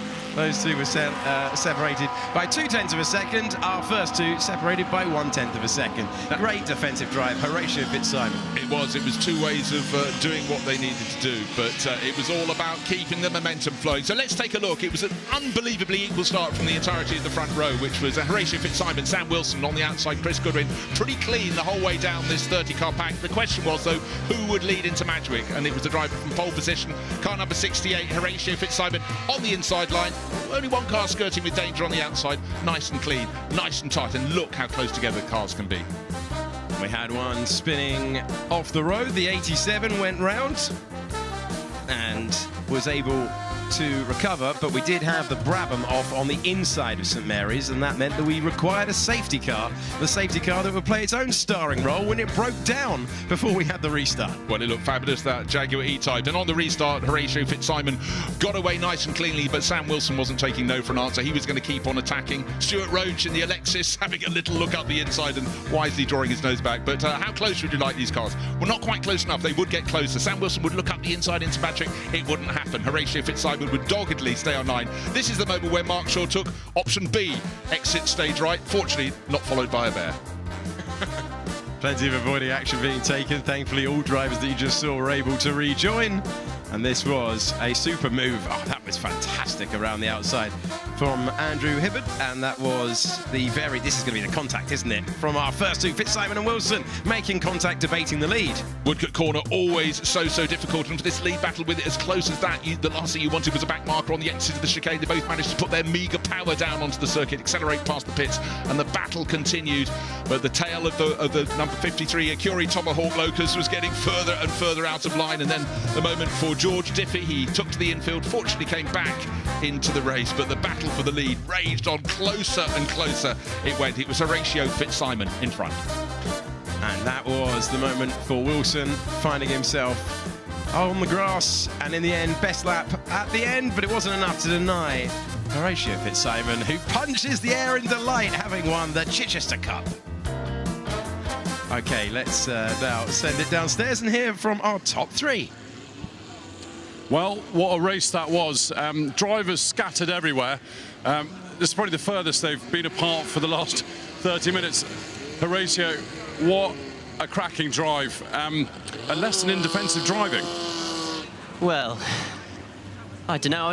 I had my eyes forward. Obviously around here, the toe is massive, especially on that back straight, and I knew as long as I had the track position, I could hold Sam off. Yesterday, or Friday when we were qualifying, it was extremely close. So I had a good start, and I suppose on paper it didn't go to plan, but the results-wise it did go to plan, so I'm very happy, over the moon. I mean, I've been watching the Goodwood Revival. I can recall being told off in class when I was much younger watching it. So to be here and just walking around, let alone winning it, is, especially at my first try, is something special. It's a memory I'll always hang on to. So, congratulations, great drive. Thank you very much. Let's find second place, Sam. Sam, what did you need? One more brake horsepower? No, it wasn't horsepower. I think a couple of more laps, I think, but even then it would have been difficult. He was absolutely flying. I was giving it everything to stay with him. Yeah, he did a great job. And some new racing lines around the Goodwood circuit from you. Yeah, they're not the best lines. I ran wide down at Lavant with I think 2 laps to go, and that really put the stop on it. But I thought I might be close on the last lap, but not enough time. And mistake on my part. He didn't put a foot wrong, and he went really well. Cracking drive, well done. Thank you. Clive, It was a busy race for the final podium spot, wasn't it? It was a bit busy, yeah. I had a sort of a fairly safe third, and then I made a mistake with a back marker. My own fault, went wide at Madgwick. But after that, we were having a great race of Andrew and Alex, and then unfortunately I got past Alex, and unfortunately Andrew went off in the 11th. So first time here to have a third, a podium. I'm absolutely chuffed to bits. Well, it was fantastic to watch. Well done. Thank you very much. Thank you.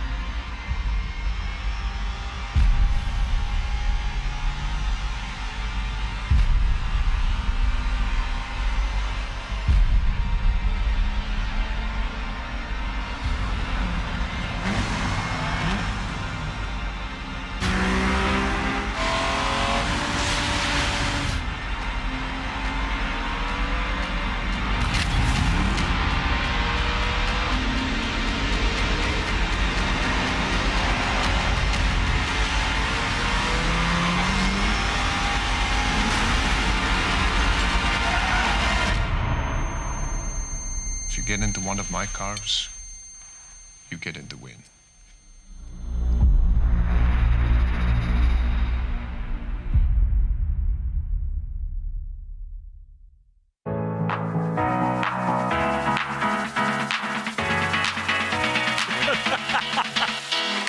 Good morning, hello, and welcome to Goodwood 2023. This is the Action Sports Arena.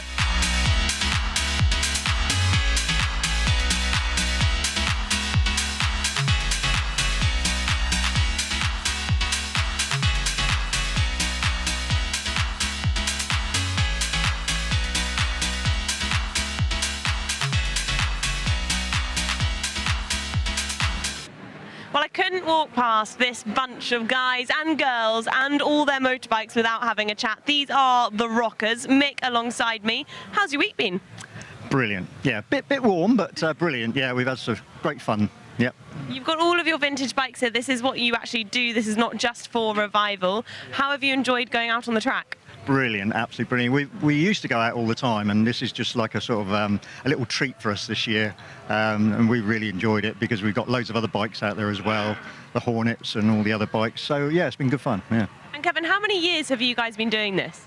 Myself, it's 14 years for me. A lot of the others have been doing it a lot longer than I have. Are you pointing out that they're a little older than you? One or two are, but most of them are around my age. It's really good fun to have you here every year, and I think you get a lot of attention from people as well. Showing off your vintage bikes, does that give you quite a lot of pride? Yeah, of course, because you put a lot of effort in, and it's not an overnight thing. You spend a lot of hours, a lot of minutes, a lot of hours on these bikes, making sure they're working and clean, especially clean, polishing them. You know, there's pride. There's pride. You also get to drive them around the track, which is pretty cool. Absolutely, yeah, it makes a change. Talking of the bikes, though, how many bikes do you actually have? What, you mean between the lot of us, or...? Between, just for you, and then we'll go for the lot. I've only got the one now. Okay, yeah. And between all of you, how many do we have? 2 or 3 each? Is it 1 each? Yeah. 2 or 3, Kevin? Yeah. Yeah. She's got 5 in the back. 5 bikes, 3 in the back, with 10 bikes over here. Oh my goodness! So this is a real passion. Then 10 definitely wins. Where do you keep all of your 10 bikes? All over the place, yeah. Wherever I can, where there's a space, you can slip them in. They're quite small, so yeah. Where there's a space, there's a bike. Well, it's been brilliant. Front room, wherever, in the bedroom, wherever they are, in the kitchen. You know, they're just seats, they're tables, they're everywhere. It's wonderful to have you guys here. Thank you for joining us now, and enjoy the rest of the day. Thank you. All right, thank you very much indeed. Thank you. David, I mean, cracking race yesterday, but you've got to do it all again. Slightly different. You're going second. So are you jumping on the bike as early as possible? Yeah, definitely. It's a real shame. I think George has got a little bit of a bug overnight, and he's not feeling so great. But he'll pay as soon as he can, and I'll jump on. He had really good speed yesterday. A little mistake where he ran off track, I think, cost us a chance at battling for the win. But have a rerun today and see how we get on. With all these bikers, they sort of hunt in packs, don't they? Definitely. It was that first half was carnage for sure. We're leaving it up to our counterparts to start the race today to leave us in a good position for that second half of the race. So I'm looking forward to it, but hopefully some more of those good battles that we had yesterday. Enjoy it. Thank you. Well, there we go. There is the number 23 bike that will be starting from pole position. Davey Todd just chatting away. George Thomas it will be who will start the race. I hope George is okay if he's not feeling brilliant. As he said, he'll be coming in for an early pit stop as we get the swap in the Barry Sheene Trophy. And this is the second part of the race weekend. We had a great race yesterday, as they were telling us. And it was a real surprise, in a way, to see Steve Plater and Glenn English take the victory.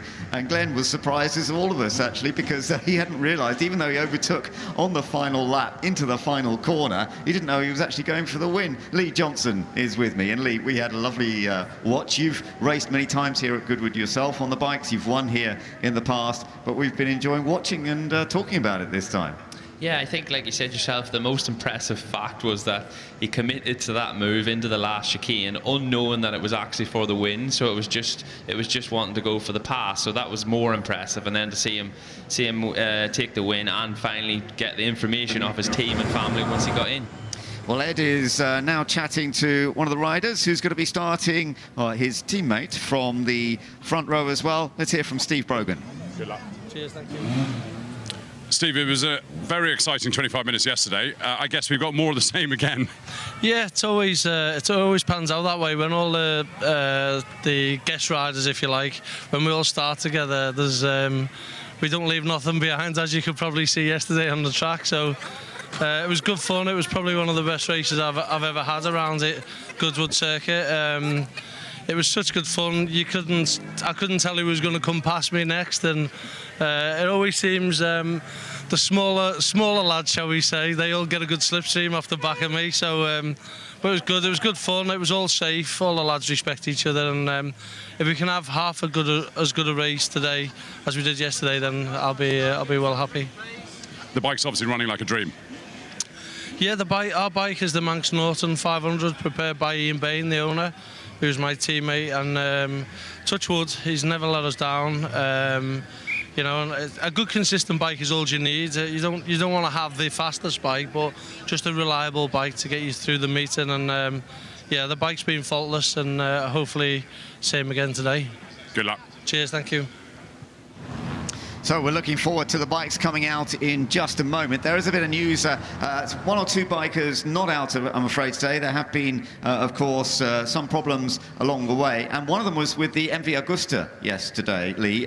We saw both in qualifying and in the race, there were mechanical problems with the MV Augusta. But we've actually got the riders who are due to be on that today. They're on a Norton Manx instead. So Michael Dunlop and Andy Hornby are sharing, but on a different bike to the one that was planned.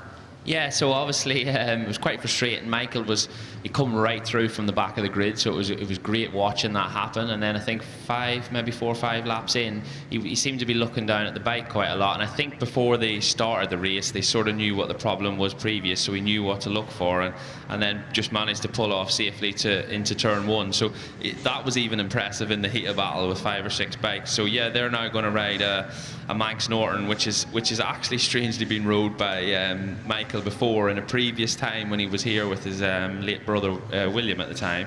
The bike they were due to ride that weekend also broke down, and then this is actually the same Manx Norton that replaced for them then is what they're going to ride now. So yeah, it's an amazing feat. Yeah, that is quite funny. So Michael Dunlop and Andy Hornby. It'll be Andy who starts the race from the back on the number 42 Manx Norton, so we'll see how they come through, but it will be tricky. There is so much going on here at Goodwood though, and let's have a look at some of the other aspects of the Goodwood Revival. Well, yesterday we were chatting to Dominic from the repair shop about repairing lots of items and furniture, but today we have Misha chatting about repairing clothes, which is also just as important. Tell us what you've been doing the last few days. So the last couple of days we've been repairing people's clothing, so items that people have worn for the weekend that they maybe haven't worn for a while. They pop them on, they come here, and then they realise that maybe a seam's gone or a button's popped off or the sole's come off their shoe. So they come to us, and Helen and I will fix them as best we can. We've got loads of vintage haberdashery here, so we can try and repair things, you know, fitting to the clothing. Well, let's have a look down here then, because you've got all the different types of buttons. We've got hair ties, and we've got hair bands and everything. Yeah, so Helen loves buttons. She's behind me right now, rummaging through some buttons, sorting them all out. So we've got lots of buttons here, which people can come and buy if they want to. I'm also a textile designer, so I make lots of things, and I thought these were sort of vintage appropriate items, so we've got that. But then over here we've got all our vintage haberdashery, and I've got vintage sewing machines as well, which we've been using to do repairs. So yeah, we've got everything that you need. How tricky are the vintage sewing machines compared to a modern one? Oh no, they're much better. Oh yeah, we both love vintage sewing machines. So we both sew a lot. Helen is a historical costumer, actually does a lot by hand, but I use my sewing machine every day. It's the machine I use most. Well, let's chat to Helen. Come on over, Helen. You look fantastic. How have you enjoyed the last few days? Oh, it's been fantastic. First time I've ever done Goodwood, and I've really enjoyed it. It's been fun. And where did sewing start for you? I started as a teenager. I taught myself, then I joined a reenactment bunch, and I do Napoleonic stuff. And then I went to university to do it properly. Then I worked in the theatre, and now I'm freelance. So it's my journey. Yeah, it's amazing. That's a fantastic journey, isn't it, Misha? Are you guys a team then? Are you always in a team? No, so we used to be in a studio together. So we were an artist studio in Eastleigh. That's how we met. And when I knew I was coming this weekend to do repairs, I thought, who can I ask? He'll be brilliant. He'll know everything. And Helen knows everything about repairing clothes. So she was a great person to have along. But now we're thinking we might do more things together, because I think you should. Yeah, it sounds fantastic. Listen, it's great to have you here. Sustainably wise, it's wonderful that we can repair clothes rather than just instantly buy new. Thanks to these guys for being here today, and so many buttons. I tell you, something pops off today, I will be coming right back here. So much to enjoy here at Goodwood, and now we're getting focused on the motorbikes that are about to come out for the Barry Sheene Memorial Trophy, the second race of the weekend, to see how it all balances. Some wonderful costumes are here at Goodwood, always part and parcel of the revival, of course. We are looking forward for some exciting racing, though. There's no doubt up front it's going to be a big battle once again. Was I mentioned, one or two not riding, I'm afraid. Nick Grant not competing today. David Woolsey as well, sadly, is not out today.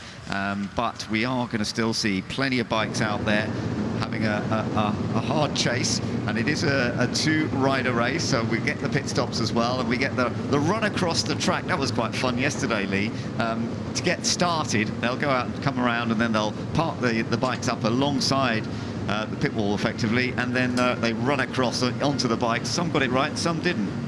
Yeah, the main one I think has to be Dean Horrison, who was admiring the scenery, but as we can see now, Freddie Sheene has just set off out onto the start of their parade lap. So if you see that number 7, famous number 7 bike riding round, he's on his late father's bike that they rode here, I think 20 years ago, is that right?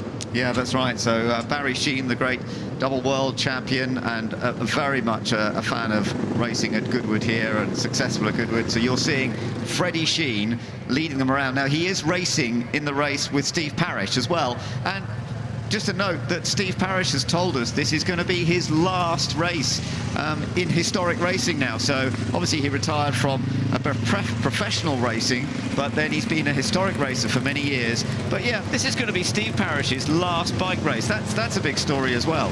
Yeah, massive thing, and obviously we've spoke about personally. Steve retired from motorcycle racing to go on to be a successful car racer, truck racer, and now a successful classic racer. So yeah, what an amazing career.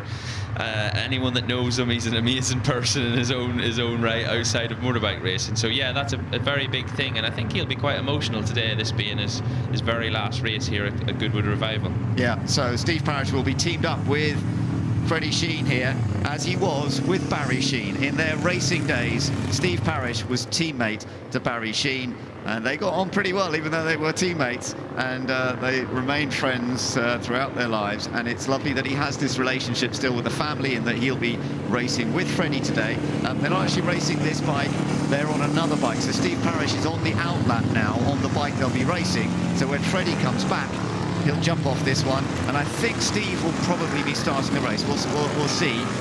It may be just slightly different to everyone else. Now there, down at the back will be, that's Andy Hornby and Michael Dunlop's bike. So the two riders who should have been on the MV Augusta, well, they were, but it didn't last very well in either qualifying or the race. They're now on that black Norton. So here we are. This is the lineup on the grid. We've got the Norton Manxes dominating at the front. We've got George Thomas starting from pole position, Ian Bain, Michael Russell up there, Mike Farrell. We've got some spaces. Unfortunately, Stuart Tong and Tommy Hill are not competing. Tony Perkin and Billy McConnell. Next up, 7th place, Dan Jackson will be starting. Peter Bardell looks like they're not there on the lineup as well. And we'll also be watching for Seb Perez and John McGuinness and Glenn English and Steve Plater. Now they start down in 10th, the winners from yesterday, so they've got a bit of work to do from back there, no doubt about it. A little further down the order, we've got some other top riders, top bikes. You notice, again, it's a lot of Norton Manxes, but a few of the BMW Caxor there, the R50S starting in 16th place. We've got the German BMW mechanics here looking after the bikes here this weekend. And then right as we go down to the back, you can see starting down in 30th place, we've got Michael Dunlop and Andy Hornby. They've both been winners here at Goodwood on different bikes and in different ways, sometimes class winning for Hornby, but they will make their way through. It's a question of how far through, because they're not on the MV Augusta. That's actually not right now, because they now are on a Norton and Manx. Yeah, I think the start we've seen off Michael yesterday was exceptional, but I think a little bit of that is down to the bike as well, and obviously now with the Manx Norton. But there was some big talk at breakfast this morning between Dunlop and Hornby explaining what he needs to do. So yeah, he seems to be taking quite a steady outlap here, whether this is a tactical move or he's just worrying about the bike. So hopefully them guys can get a finish today. That would be good for all their hard work. Oh no! The 125 that won yesterday is pulling over. The bike that won the race yesterday and is looking for the outright win, it's got to do well in both races, it's pulled over. Oh my days, I can't even, I don't know what to say. He seems to be looking round, expecting to get maybe recovery or so. I don't know whether he thinks maybe if there's someone there to give him a jump start, because these bikes normally start on rollers. They don't have electric start or anything like a modern bike. So, he's still running. He's picked it up again. Tactical move. He just maybe it's all for the television. That's interesting. Now he's done this before, apparently. So I wonder what's going on. Is this to give him some clear run to really get the tyres up to temperature? Is that what he's doing? Wow, interesting. This is Glenn English. So Glenn was on the bike at the end of the race yesterday. He was the one that took that dramatic move into the chicane on the last lap to take the win. And what's he up to? Do you think that's what he's up to? Well, it has to be. There's no other reason. But like I spotted yesterday, the lap times that Glenn was doing at the end of the race yesterday were equivalent to what the pro riders or the VIP riders were doing at the beginning of the race. So yeah, he was on really good pace. So we're fully expecting him to get off to a good start here and get away in. And I just hope that there ends up being a league group developed like what was in the VIP part yesterday, because then it always leads for more tension coming into the pits and more possibilities of things to go wrong. He wanted to be one of the last to position the bike. That's what he's done. He's serious about this. One of the last to position the bike, put it in the right place. He's got the tyres up to temperature. He's still going to have to get off the bike and get across. Come on, we'll see how it goes. Now, a lot of the assistant riders are there to help their riders. Is he not doing the run across? No, so it might be down to that he's going to actually start the race. So Claytor's running across and now he's starting. So as you can see, he's going to lead off the line here. Yeah, he's got a good start. And I think, as you say, there he is. He goes straight into the lead. So Glenn English, who won yesterday, well, that's all been a great plan. I don't quite understand it, but that has worked very well. He didn't have to run across. And he has now got the lead of the Barry Sheene, looking for the overall victory here this weekend, of course. You've got... I think Jackson's up into second with Bean in third as well. Or Bean, sorry, just passed him back. So yeah, Ian Behan's in second place with Jackson in third straight off the line. So. Absolutely, but also we're keeping an eye on a few of the other riders here, because there was a good performance yesterday for Michael Russell and Michael Rutter, and they're out there looking competitive again. The number 68 bike, keep an eye on that, because that is capable of making up some good ground. Yeah, he's up into fourth place already, so hopefully for the spectacle we can get this sort of top 4 or 5 group to bunch up and yeah, make a competitive race right in towards the pit stop. We can see Steve Porish there has had a good start as well, up into 5th position. Oh, look at this little battle that you've got going on already. Very tight, as Keith Bush, as you say, having a tight run. Hopefully they can just make it through cleanly as they head down towards Woodcote for the first time in this race. It's a good lead at the moment for the bike that won yesterday, but there is some fighting going on behind. Yeah, this is going to work out perfectly. If this lead, or the sort of second place group, can just work together now with some slipstream and get themselves back up onto the back of the leader, then we're on for a race. Dan Jackson, number 37, is really putting the pressure on Ian Bain now. Dan Jackson has gone well here at Goodwood many times. He loves racing here, but he is also being chased down, and in fact almost an attack and move there by Michael Russell. Didn't quite manage to get through on the inside of Matwick. Yeah, the final podium position from yesterday was the number 23 bike of Thomas. So as Davey mentioned earlier, he's been ill last night. So, but he still made a good start. I think he's up into, is he 4th position there straight away, or 5th position? Yeah, 5th position. So if he can stay in that sort of league group or just off the back of them, hopefully Davey can get on the bike. They mentioned that they were going to go for an early pit stop, as quite a few of these might. So keep an eye out for that window opening, and most of these guys will come in straight away. Michael Russell's gone up into 2nd place, but a problem. Oh, that's a shame. What a pity for Dan Jackson, who's been going so well, but he's pulling off. And he was really in that fight up front. Yeah, he was in that lead battle. Unfortunately, that is just the way classic racing works. And sometimes when these guys get into the lead group and get a little bit overexcited and try and do things on these classic bikes that maybe the bike doesn't want to do, and just unfortunately the bike breaks. Well, at the moment it's no doubt about the race leader. Glenn English has got the advantage, but he is beginning to be caught just a little bit now, and he's going to have to keep his mind together, because Michael Russell is getting closer and closer to the tail of our race leader. We've got some good battles, and that, in fact, there's the bike that started down towards the back, Andy Hornby. Where have they managed to get?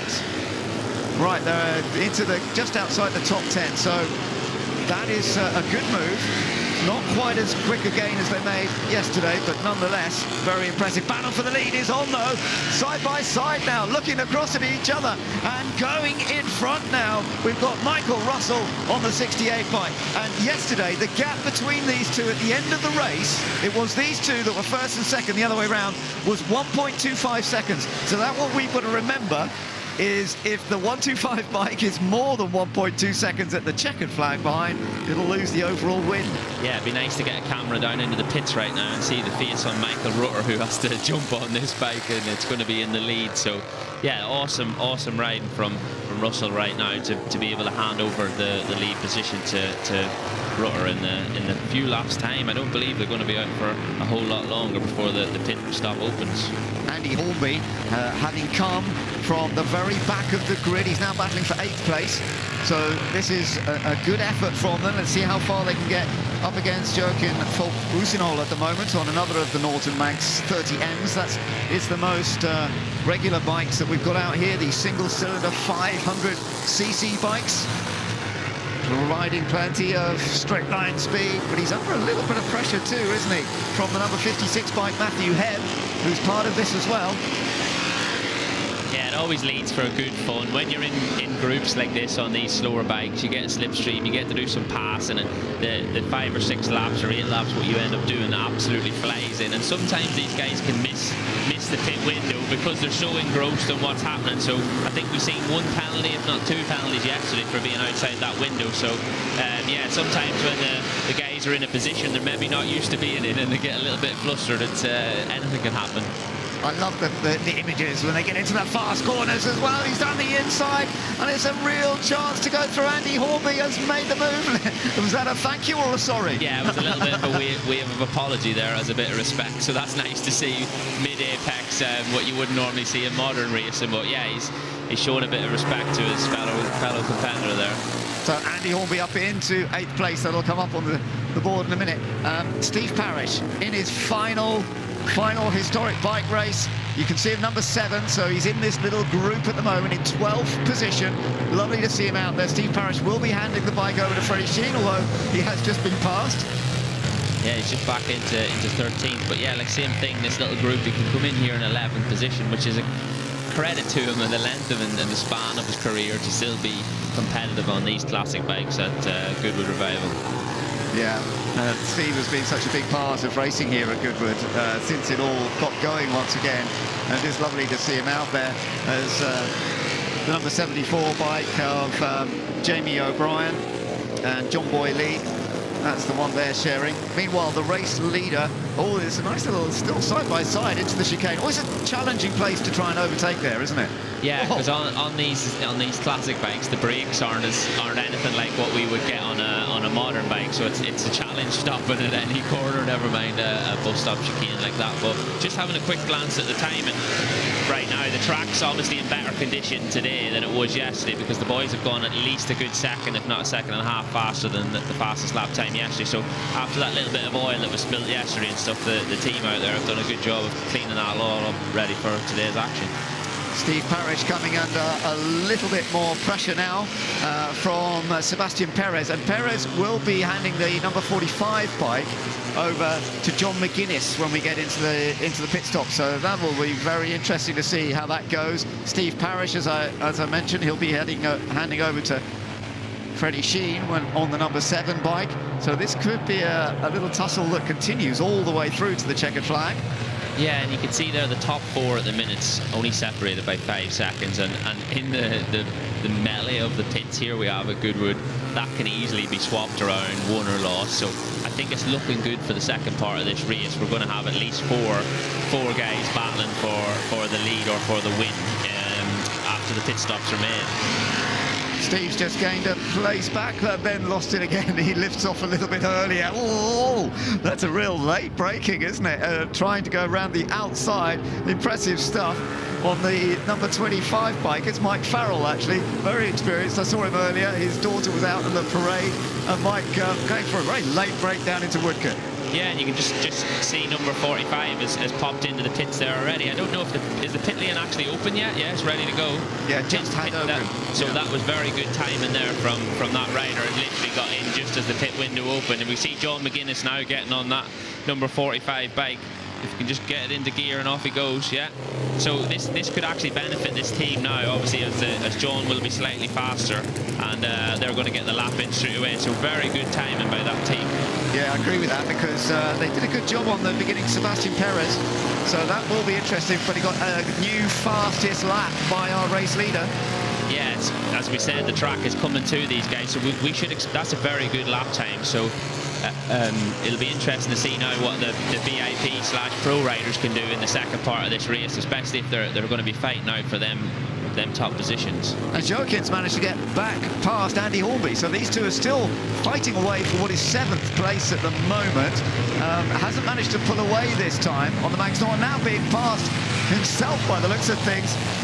Going through is Matthew Hebb.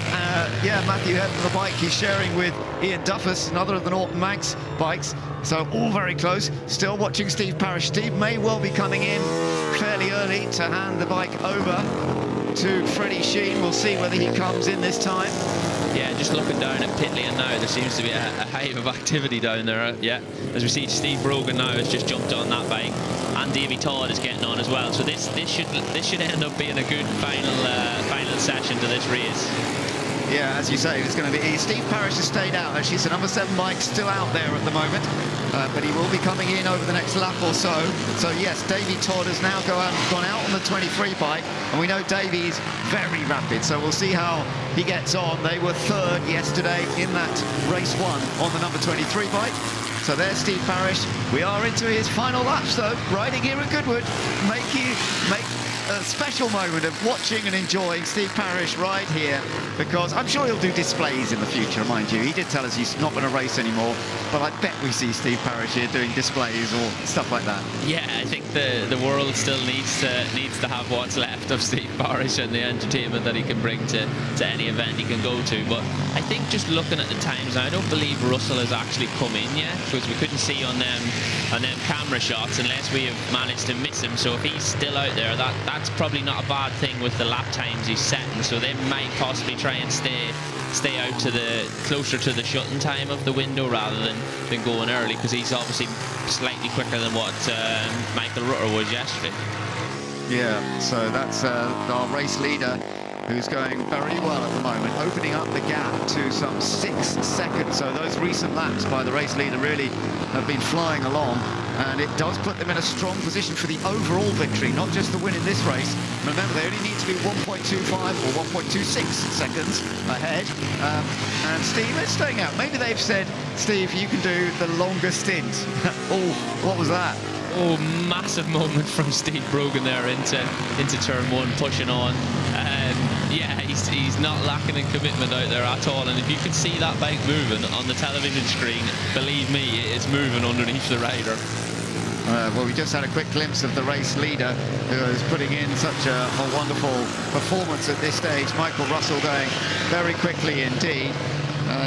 Just keeping an eye also on Klaus Ottlinger at the moment. I don't think they've made the pit stop yet. So are we going to see the leader heading into the pits on this lap, number 68? That is the bike that is currently leading the Barry Sheene Memorial Trophy race. And no, staying out a little bit longer before the pit window closes. They want the long stint here, no doubt about it, for Michael Russell. It's working well for them at this stage. We'll just have to see how it goes. Russell is a multiple Irish road race champion, and he's done a lot of. He's had wins at the Manx Grand Prix. He's had plenty of victories over the years. But you mentioned we need to keep an eye on John McGuinness, number 45, and look, he is beginning to put a little bit of thread on the number 25 bike just up ahead of him. Yeah, that's Dean Horrison just ahead on the number 25 bike. So both of these bikes have pitted now, and these are the two VIP riders on the bikes. But it's been a good move by the leader and second place English and Russell to stay out there, because they're both lapping 3 to 4, maybe 5 seconds a lap quicker than the guys that have just gone out. So they've managed to extend that lead now. So it'll be interesting to see what their pit time is and when they come in and when the bike changes. Yeah, we've still got a few more bikes heading. There we are. It is Steve Parish. Here you are, ladies and gentlemen. Steve Parish getting off the bike for his final bike race here at Goodwood. Do give him a round of applause when you get the chance. But getting on is Freddie Sheene, son of Barry Sheene, the double world champion, no longer with us sadly, but teammate at the time with Steve Parish in his second championship winning year. And Freddie, the son of Barry, is now out the bike. He is a bike racer as well, certainly in his younger days. He's doing a bit less regular racing now, but it's lovely to see him out there on the number 7 bike.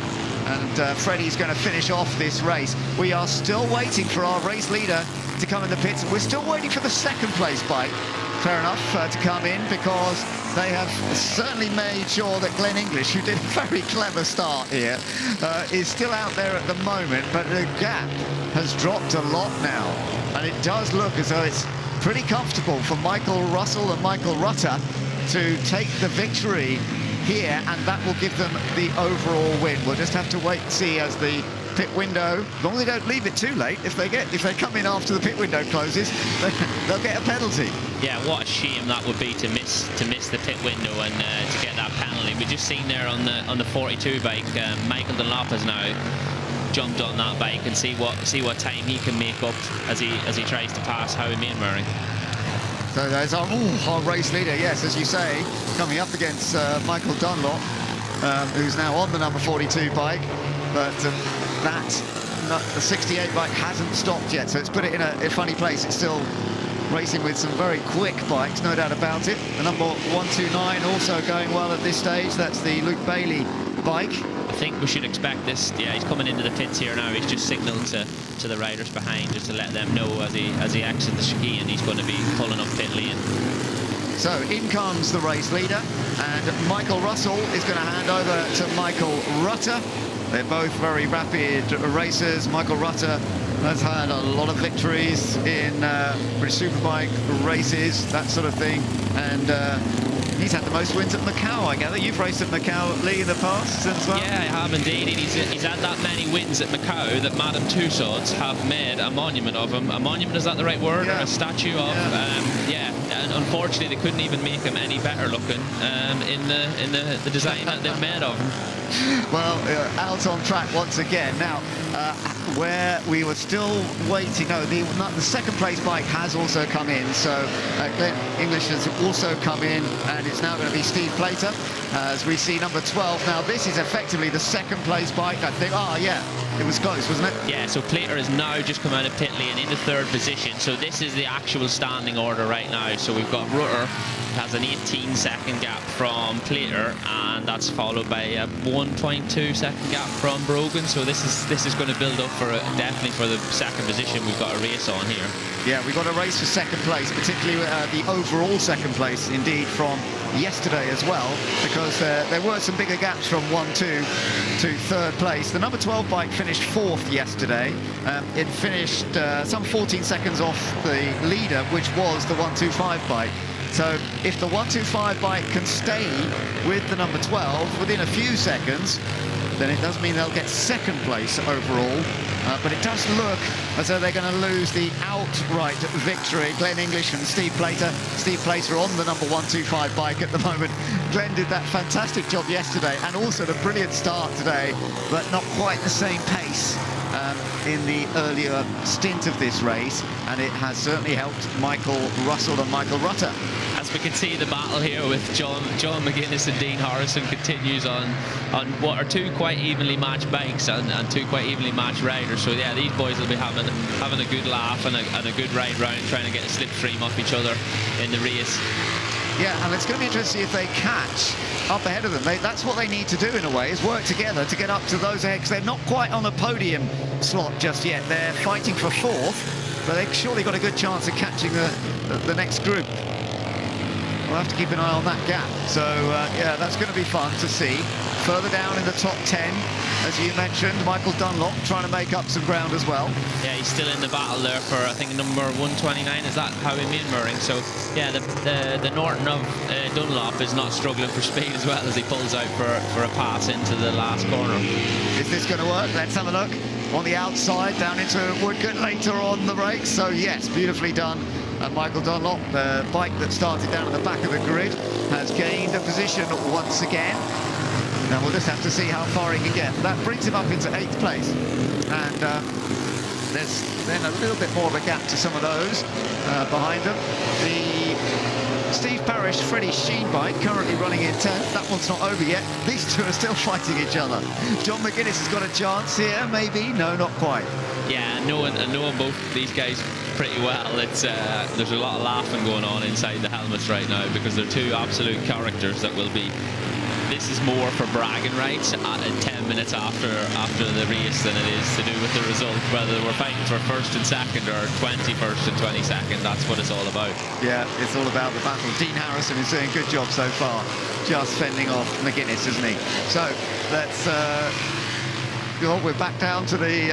they switched back over again, haven't they? So Mike Dunlop has just lost that place once again. I think it's Luke Bailey on the bike now.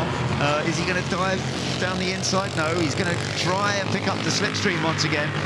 Lee, it always amazes me how much you have to crouch down when you get onto this long straight to get that straight line speed. Yeah, especially on some of these bikes. You can see on 42 Norton of Dunlop's there that has a full body fairing, so that helps the situation. But unfortunately for 129, they've got the original number board with a little rider screen just behind it, so all his shoulders, elbows and everything are in the air. And when you have lesser horsepower, as these bikes do, then that makes a massive difference to a smaller bike. So they're still racing hard. Michael Dunlop on the outside this time. No, and almost touching. They've got good respect for each other, I have to say. They're racing hard, but cleanly. A little bit like the battle we're also watching between Harrison and McGuinness as well. So two double battles going on. Here's a chance to get down the inside line into Madgwick corner, and he's through again. But round the outside, he sometimes can carry a bit more speed, but I think McGuinness has got it. Yeah, it's just it is definitely Dunlop and Smart here, because the two of them, obviously Howie is an ex-professional motorcycle racer, is now retired, and Dunlop is a current. So they both have a very good understanding of where the limit is and what they can get away with, which leads to great racing that we're getting to see right now.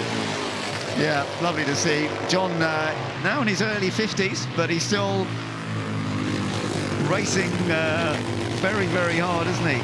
Sorry, I was looking at, we were looking at Michael Dunlop, yeah. So, just mixing myself up a little bit there. But up front, still a comfortable race leader.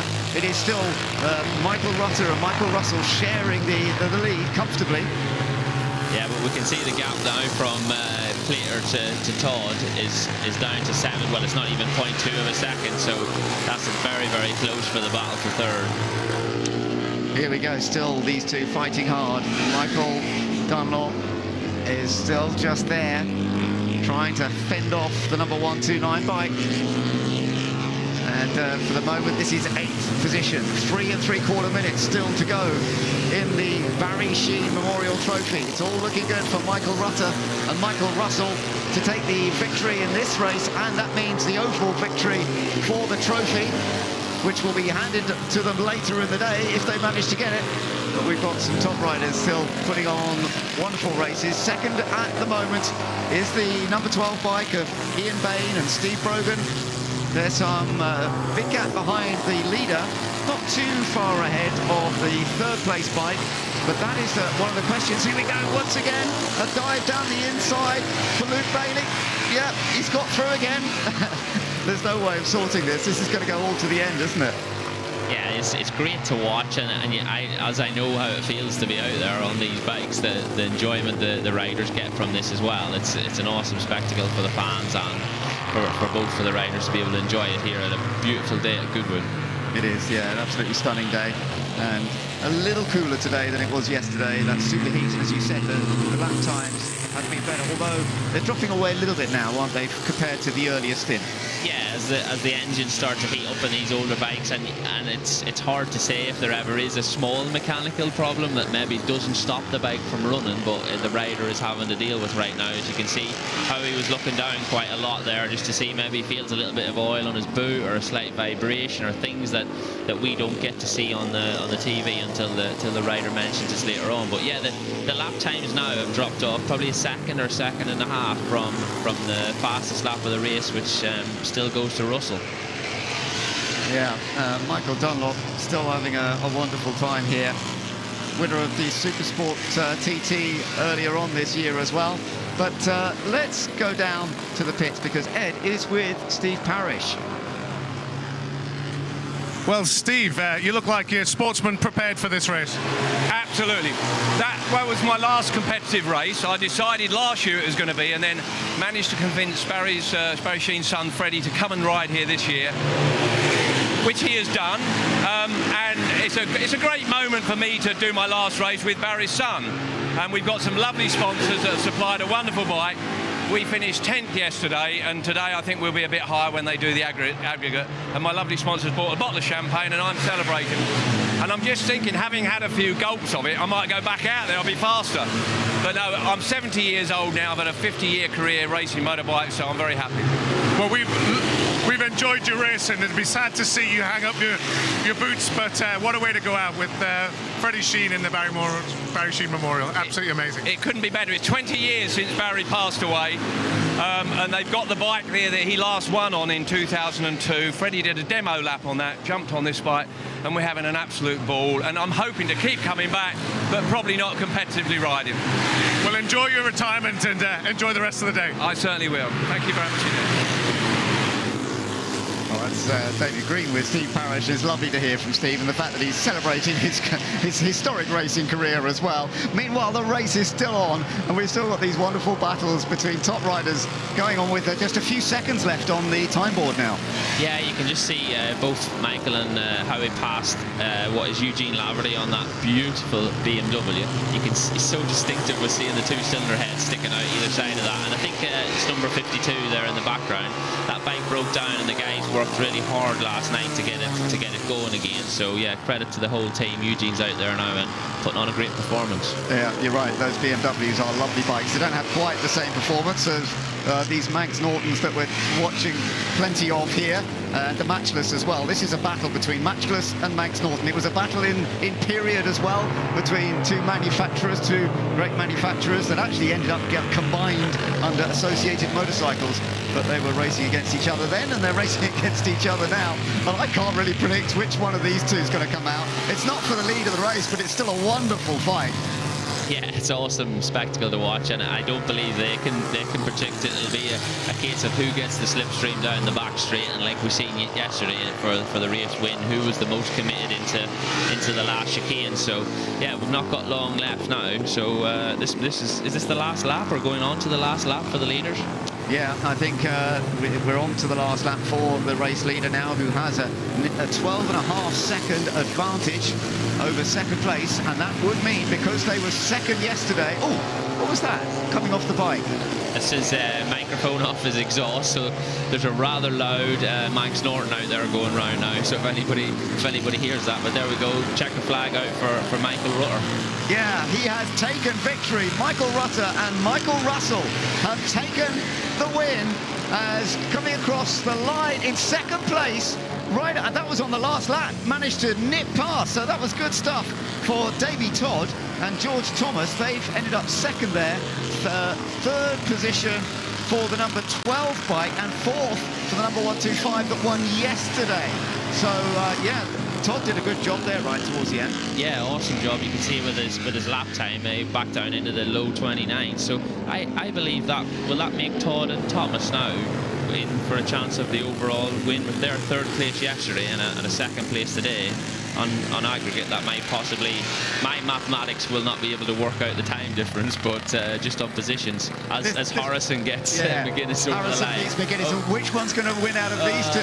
Michael is currently leading as Howie is about to get a slipstream, but it's actually Howie's bike that the exhaust fallen off, so I don't know if that's maybe cost him a little bit of top speed, but he's got a run into the last chicane here, so this is great stuff. And Dunlop's got him. Ooh. As long as he doesn't wobble too much. Yeah.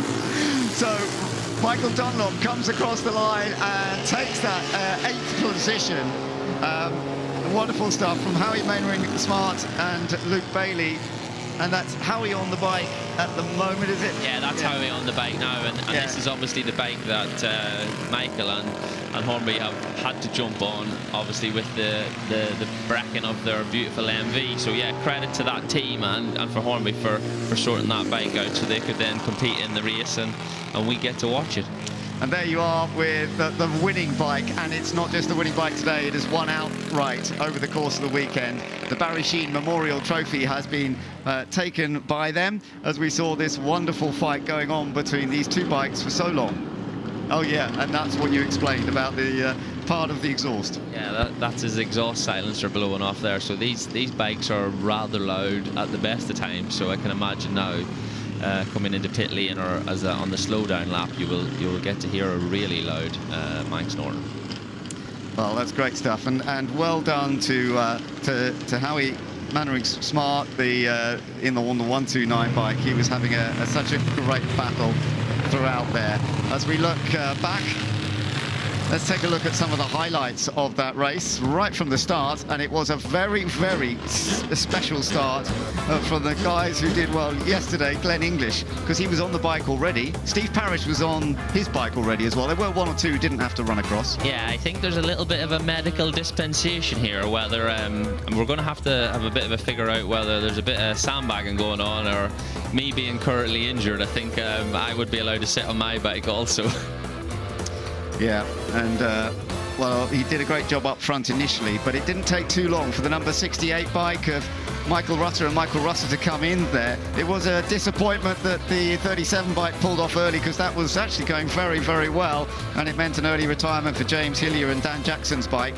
But then we saw the change of lead, and we saw some real support from the pit lane as well.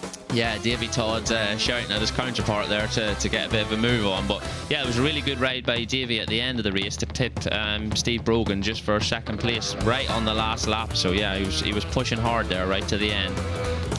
Yeah, this was still in the slightly earlier stages before the pit stops came about. Then they came along, and John McGuinness was one of the first to take on his bike when the pit stop opened up. And then we had quite a long stint before our race leader came in. Glenn signalling that he was coming into the pits, and then we saw this wonderful battle between Michael Dunlop and the fight that went on with Howie that went right down to the line. There's one of those BMWs you were talking about with their cylinder heads virtually touching the tarmac. Yeah, you can see them sticking right out the side of the bike. So I do believe if I was to ride one of them, I don't think my knee would reach the ground before the cylinder head with that short legs. But a beautiful looking machine. Very, very good. Well, this was one of the best battles in the race, but across the line, there was no doubt about the race winner, was there? It was the Michael Russell bike that has taken victory.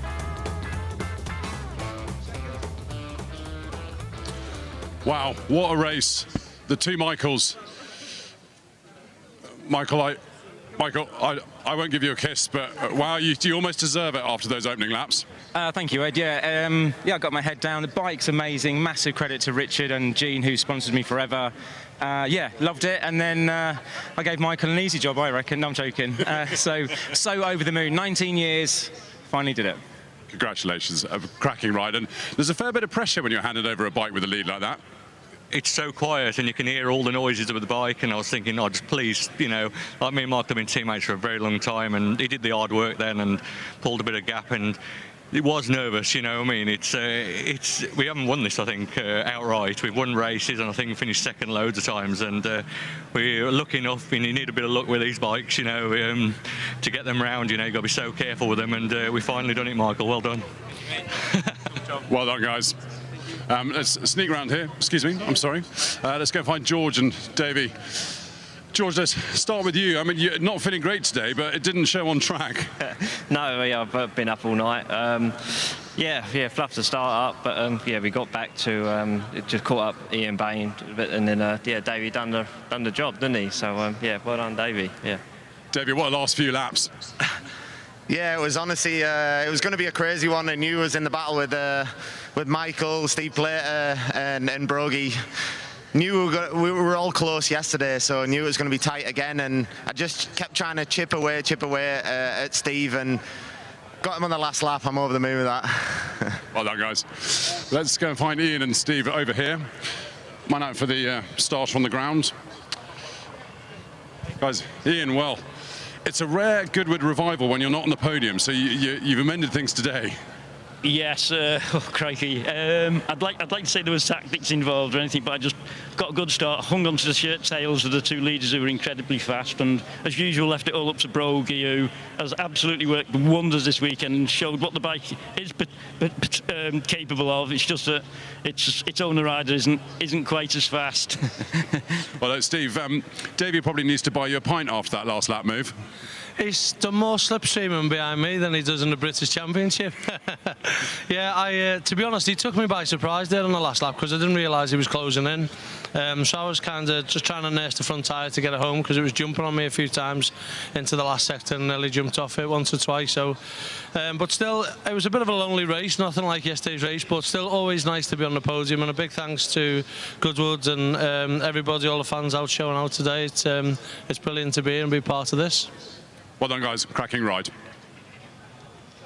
Wonderful to watch, and we really have enjoyed the Barry Sheene Memorial this weekend, no doubt about it. And this is the combined result. So this is the two races that have put together the fact that Michael Rutter and Michael Russell have taken the victory here ahead of Glenn English and Steve Plater. So they ended up with that overall second place. The winners yesterday, they were 1-2, those two bikes. The other way around yesterday, they've ended up 1-2 the other way and on the overall. So in the third place, it was a very good effort, especially towards the end there from Davy Todd, getting that third place with George Thomas. Just looking down the rest of the list, this is the combined classification for the Barry Sheene Memorial Trophy, which has provided us with some entertaining racing all the way through. John McGuinness's bike had a problem yesterday, so despite we saw great effort from him today, they've ended up 16th overall. But altogether, everybody had a really entertaining time on track on two wheels.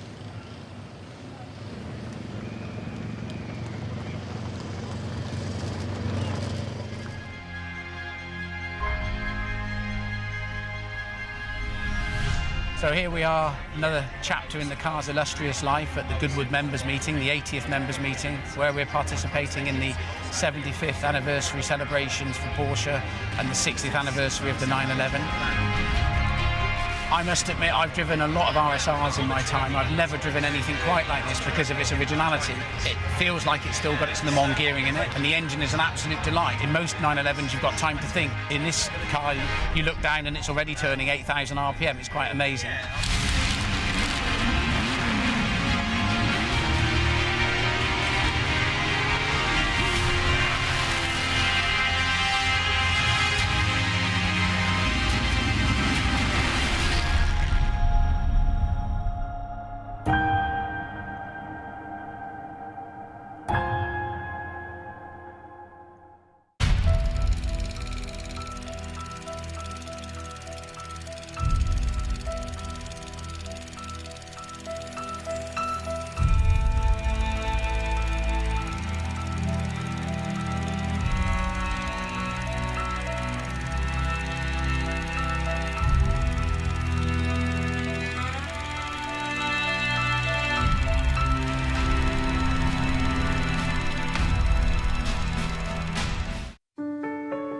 Good gut health affects every single aspect of your body, from your brain wiring to your energy output to your hormone regulation to how clever your immune system is. Everybody benefits from better gut health because it makes your body work better.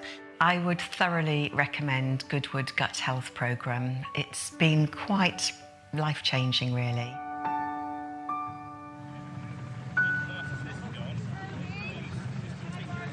This year at Goodwood Revival, we are celebrating 75 years of Lotus. Colin and Hazel Chapman started it back in 1948. Now, David, I love the story of how it got started. So Colin actually built his very first car in the garage of Hazel's parents. I mean, what it's quite accommodating, isn't it? It is, yeah.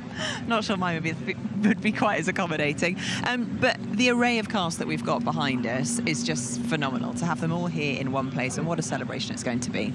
Well, it's a real crowd favourite, this celebration. Obviously, Lotus, the iconic cars. The cars right behind us here, these John Player special liveried Lotus from the 70s in particular, are just so well known. You got Johnny Herbert there getting strapped in, actually getting a little telling off from his mechanic. I heard he was trying to undo the bolts below, because that's a ground effect car. Mario Andretti, of course, won the championship in that Lotus. And Johnny's been playing with that car a little bit, and but he's getting told off because I think they're trying to bolt the ground effect stuff back into the car, and because it's only a display after all. Yeah, you say that it's only a display, but we know that they're going to be driving it as fast as they possibly can. Now, there's a huge amount of history that has come with Lotus over the years, particularly, of course, in Formula One. They had their first drivers' championship, actually, I think it was about, well, exactly 60 years ago, and then went on racing in Formula One until 1994. So an incredible history there. And what's lovely is that Clive Chapman is also here. He drove one of the cars yesterday, and he's here wandering around, absorbing all the atmosphere and celebrating, you know, in his father's name. Yeah, Clive's obviously carrying the flag still for Lotus, and he's he's very much part of the celebrations and the team Lotus, all, especially the classic cars here. So he's here. He was driving yesterday. I don't think he's in a car today, but he's assembled such a good, in conjunction with the Duke, we've got such a good group of cars together. Absolutely incredible.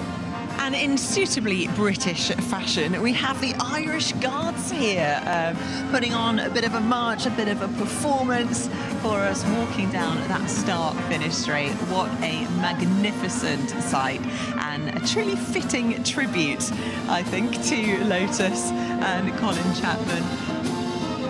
What a great scene. I mean, only here at Goodwood Revival would you experience something like that. No, I mean, the cars just go back and back here. We've got Emanuele Pirro here. I don't know what are you, Emanuele, are you, what are you driving? Are you just loitering?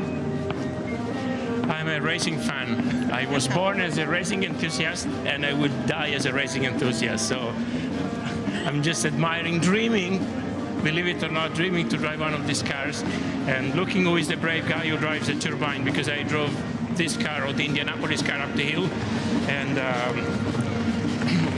it's not like drinking a glass of water, let's say.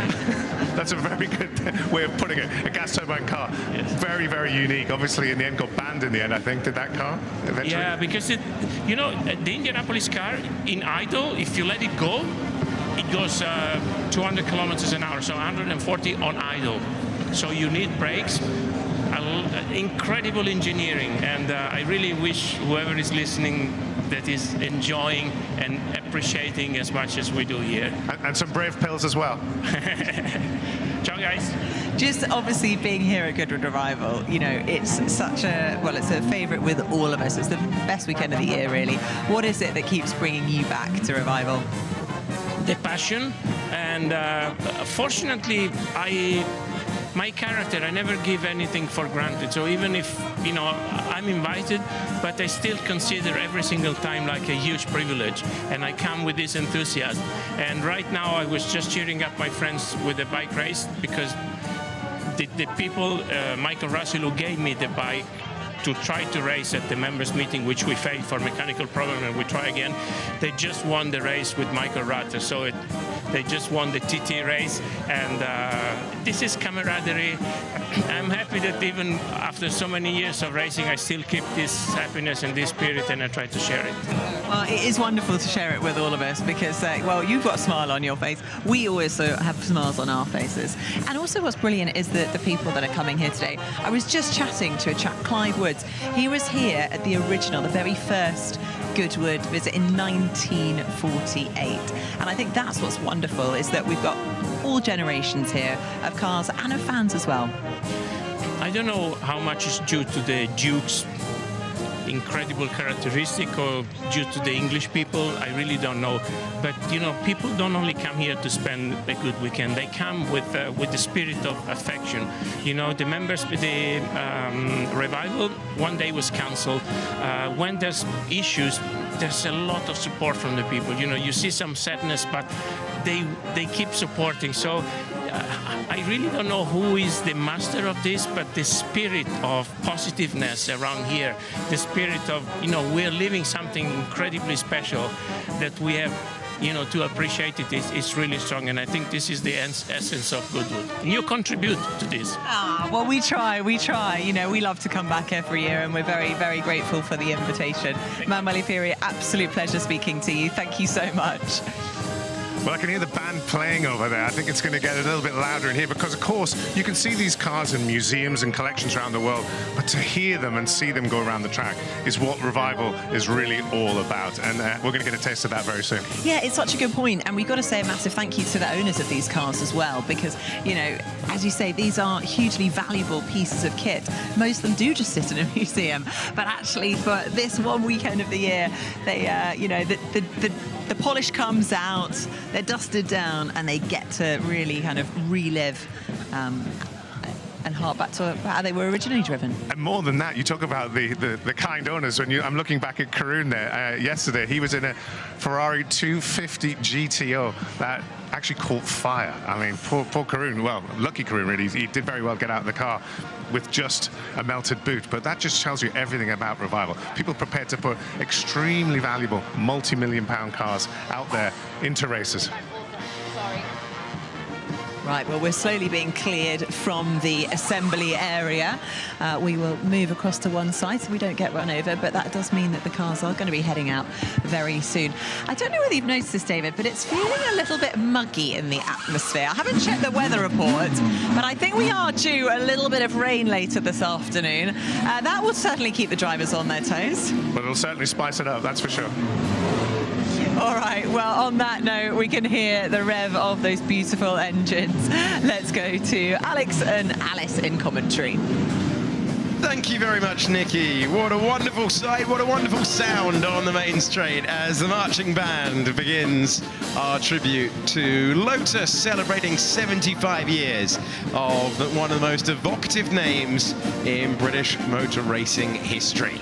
As we watch the band continue their progress, this is going to be a lot of fun, isn't it, Alice? Because we're going to see a huge complement of cars, some that we've already seen across the weekend, and some familiar names are going to be behind the wheel as well, as we pay tribute to the company that Colin and Hazel Chapman founded, Lotus, celebrating 75 years. Yeah, we've been very lucky to see this over the weekend, and if it's your first time here, first time watching the coverage over the weekend, then you're in for a treat. We're going to see some cars here ranging from 1948 to around about 1982. So some familiar ones and some ones a little bit older as they're patiently waiting. We've got Johnny Herbert lining up there, smiling as always.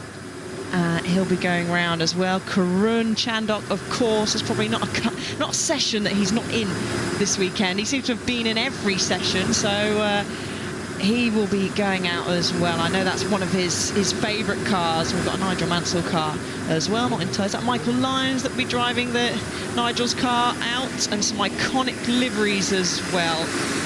Of course, celebrating 75 years of Lotus. And we saw at Goodwood Festival of Speed as well, didn't we, Alex? Some of their new cars, the Amira, going up the hill. So we're still getting Lotuses appearing, but we get to see the old, where it all started. Go on, give it a shove. Come on, Karun. Karun put his foot down. And we're just seeing in the background there, there's some legendary models about to be on track. The 49, the 72, and the 79. Karun there taking to the circuit as well. And plenty of cars from the entire history of the single-seaters, the sports cars, and the legendary vehicles that you're seeing in your picture at the moment. It's wonderful. We were inspecting these earlier on, weren't we, Alice? And we grabbed some photos outside, didn't we? If you have a chance to go down there, the wonderful thing about Team Lotus and the team operating on all of the historics is they will happily clue you in for the entirety of the history out there, and it's great to see as a result. We've got some of the Formula Junior cars from earlier on, and even though the sun is not shining like it was yesterday, it's still a wonderful experience to head out onto the track for a couple of laps of celebration. We form up.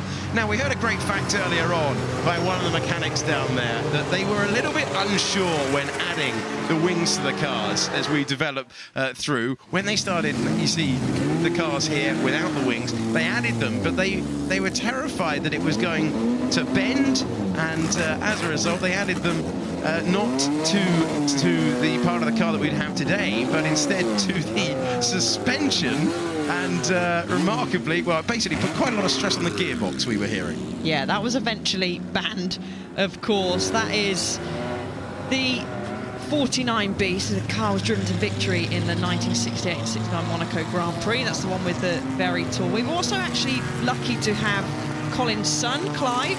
He's the founder of the classic team Lotus, and daughter Jane here this weekend, and there's numerous other members of the Chapman family, and obviously a great cast of famous and classic Lotus drivers. So they'll be around the paddock and they're all taking part in the parade. I think Colin's sister certainly was yesterday, was driving the Lotus Mark I, which was the perfect recreation of Colin's first car built by classic team Lotus. And actually Lotus was founded by Colin and Hazel, and Colin built his first car in Hazel's garage back in 1948, which was the modified Austin 7. So there we go. There is the Lotus Mark 1.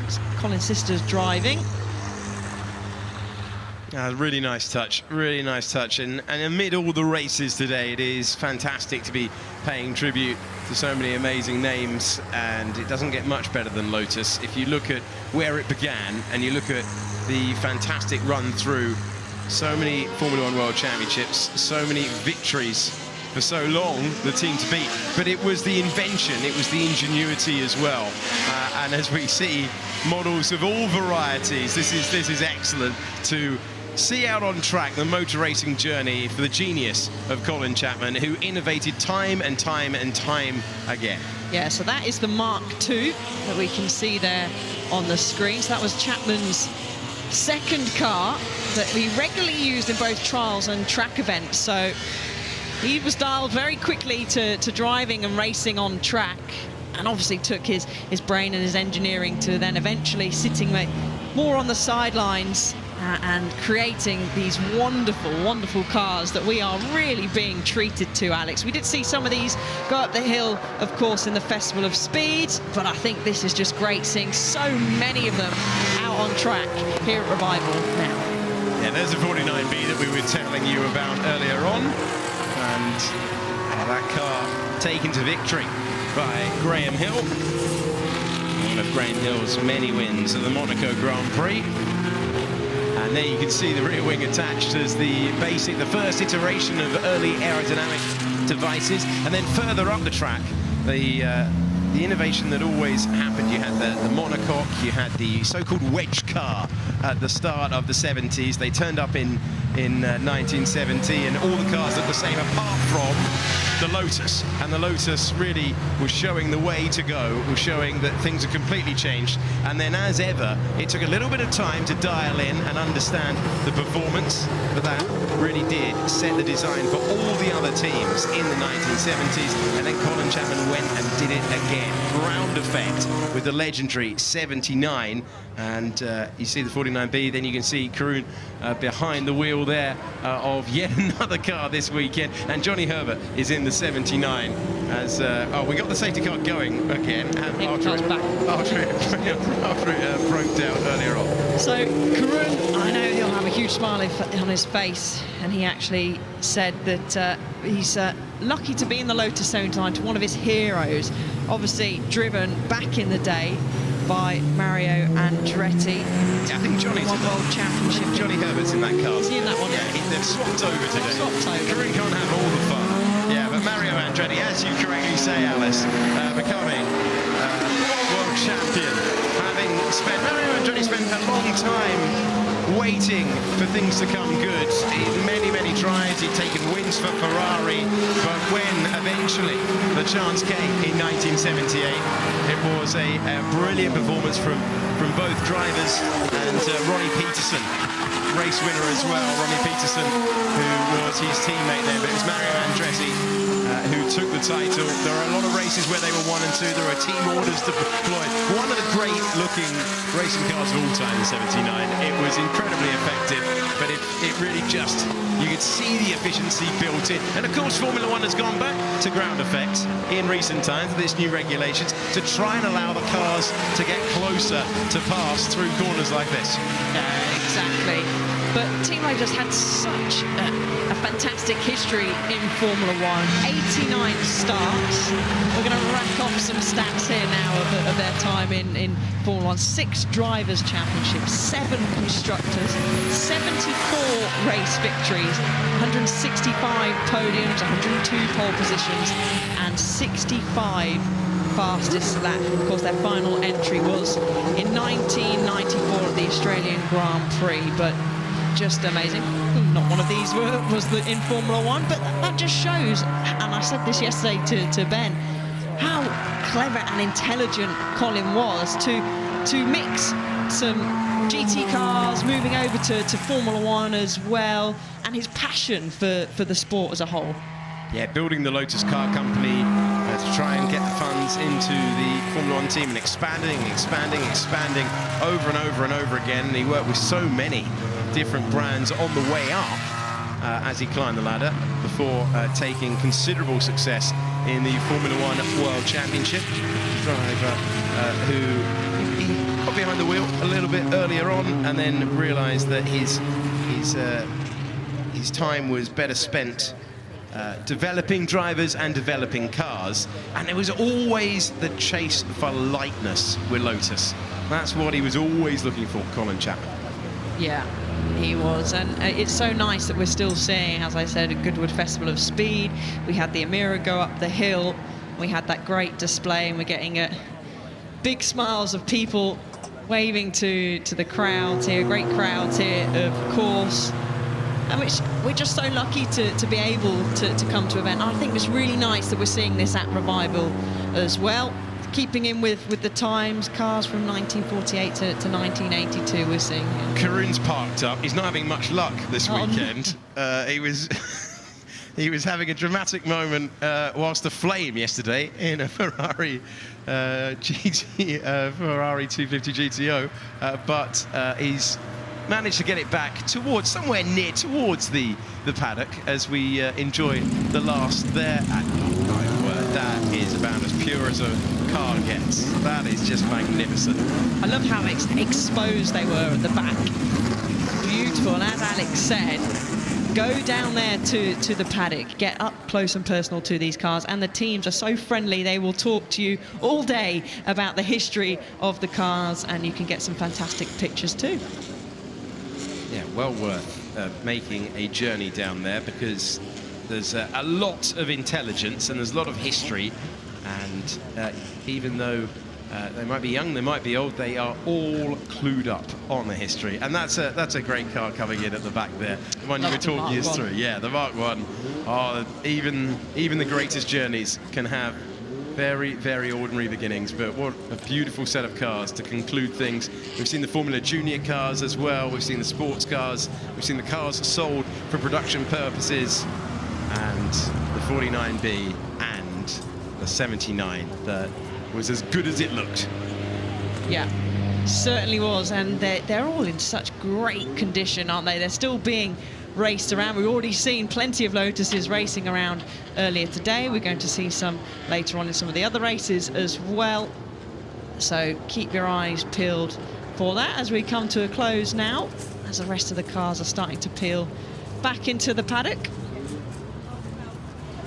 And it's looking very dark in our commentary box, but it's not too bad out there. Just we've got the tinted windows that were very useful in yesterday in the roasting temperatures, but just opened the window to check that it's not as dark as it looks.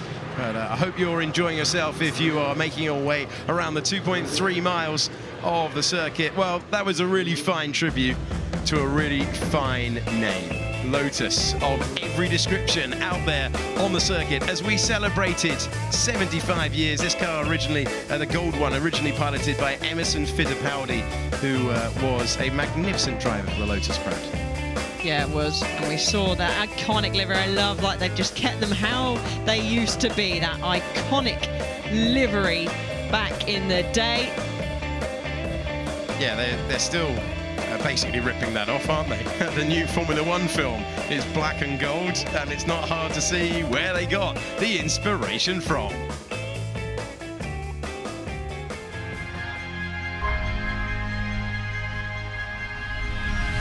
So here we are, another chapter in the car's illustrious life at the Goodwood members meeting, the 80th members meeting, where we're participating in the 75th anniversary celebrations for Porsche and the 60th anniversary of the 911. I must admit, I've driven a lot of RSRs in my time. I've never driven anything quite like this because of its originality.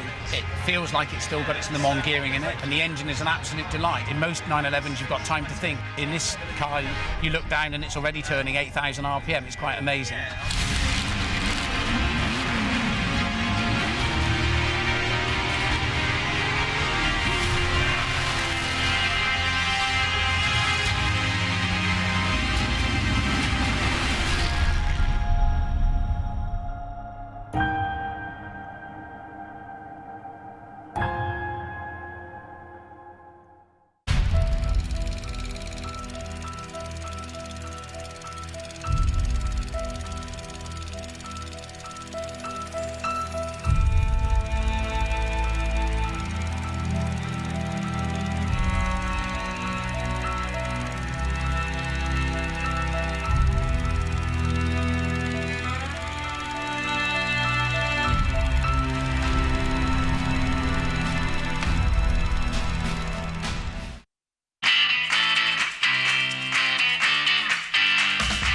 You're never too young to fall in love with classic cars. It's a passion that lasts a lifetime, and it's a passion we share. Backed by over 75 years of motoring experience, Goodwood Classic Solutions is a unique new way to ensure your pride and joy. Goodwood Classic Solutions. It's a passion we share. Well, Jimmy, we saw you make your debut at the Revival last year. You obviously enjoyed it. You're back for more. I am back for more. This is such a special event. I've never experienced anything like this, and had the invite to come back, and definitely accepted and will come as many years as I can. This is just incredible. Well, you've certainly got the hang of it. When they asked me for my highlight yesterday, it was no question your battle with Jensen in the St. Mary's. Absolutely fantastic. That race is so fun, and I've never been in a vehicle that small. And to capitalize on where it was strong and make time in on the brakes and in the turns, and then have Jensen with the engine, and I could get a tow from him at times down the straightaways and give him a hard time. And then the Alphas that were on the track as well. Just an incredible battle, and we even laughed about it last night at the ball. I mean, we have years of laughter and mistakes that were made on track that we can continue to tease each other about. I've heard Jensen say it was the best race he's ever had. I agree, me too. I came out of that car and I was just exhausted. It was so much fun. For us to see a NASCAR legend and a 2009 world champion and an F1 going against each other in those cars, it was just fantastic. I hope you enjoyed it as much as we did. I really did, and I hear the fans enjoyed it. And I was just chatting with my teammate who will drive in the St. Mary's race this afternoon, and I think the A40 world was very proud of the effort that I put in and just how much commitment we had yesterday in the event. Were you jealously looking at Romain Dumas' Ford Thunderbird? That was more your style, wasn't it? It was, and he was gone. I just saw him at the start, and then we were so busy in our battle, I never saw him again. But yeah, it looked really nice on the grid, that big old V8 car sitting there. Well, you got your play suit on again today, so what's in store for Sunday? Today I am in the TT. I'm back in the Cobra that I drove last year, so I'm in the red number 13. We've qualified second and looking forward to having a nice time.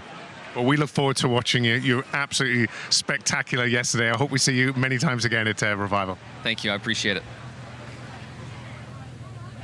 Well, here we go again. We've got the Settrington Cup, the second part. This is the second part of an aggregate result. We had a cracking race yesterday. Let's dive in. I know they're sort of about to go down to the start-finish line. Let's. Oh, well, look, Mr. Doc, the Racing Dynasty here. You all ready for the race? Yeah. How did you get on yesterday? I came 14th, I think, because I got a really bad start because my knee got caught in the steering wheel. It is an occupational hazard, that. Have you been practicing overnight? No, because I didn't have time. You didn't have time? What were you doing? I was like karting and stuff. Well, so aiming for the podium today? Yeah. Yeah, good on you. Right, let's see what we've got here. We've got Ben Metcalf. Ben, you look at it, it's quite a tight squeeze in there. Do your knees hit the top? Yes. Yes. But you got the rope ready to be pulled down there, so are you saving your energy? Yeah. And what have you done in training? Nothing. Got picked up at school on Friday and then came here on Saturday, so no training. Wow, so quite a sort of relaxed attitude towards the race. So you're just relying on natural talent? Yeah. Yeah, great. Oh, well, I wouldn't be able to do that, but good luck. Yes, thank you. Okay, so who else have we got here? You'll forgive me for having to look at my notes. I don't know all of these drivers just by their faces. We've got Hugo here. Hugo, you look ready to go. You've got your lightweight clothing on.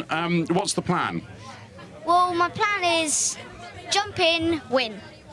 Do you know what? I don't think you can have a better plan than that. Was that your plan, or was that your parents'? Me. Yeah, well, good job. So have you been doing lots of practicing? Yeah, I've been going out on my bike every single night. Most nights, I go out on my bike. I went for a few practices last night, and I'm ready to race. Great, and tell us about your teddy bear that's on the seat with you. So this is Teddy, and I haven't actually made a name for him, but and he is just Mr. Austin, and he's going to race with me, so hopefully he'll give me good luck. Well, let's hope so. Good luck. There we go. We've got a riding mechanic in that car, so that's very sweet. I've actually got a little bit of a head rush from standing up so quickly there. Let's go. We've got Is this Austin? No, this is Charlie. Charlie, well, Charlie's brother did very well yesterday. We chatted to you yesterday, so I'm going to leave you in peace for now. Charlie, great family result yesterday. How did you get on? Good. And where did you finish? 20th. 20th. Okay, so have you been asking for a few bits of advice from the winner? Yeah. Yeah. What did he say? I said, like, how did you get a good position and a good magic from the box? And do you know where you're starting? 21st. 21st, yeah. Okay, so well, that's a good place to start. I think you'll be able to reach the podium. Well, look, enjoy it. Yeah, I could win.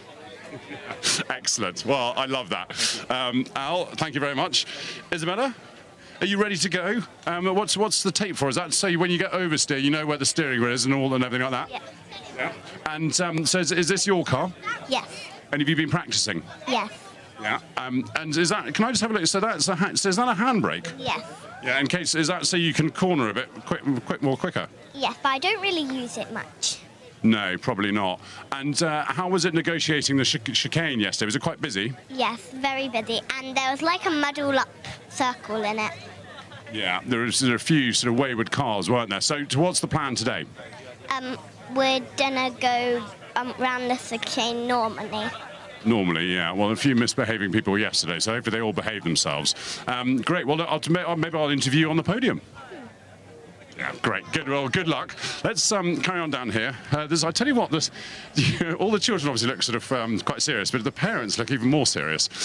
So let's carry on down. It's amazing when you look how beautifully prepared some of these cars are. I don't know whether this was from yesterday, this accident damage. The car number 3 here, which is, I think, is that Frederick? I think so. Is that car number? No, it's number 33. That's Rupert.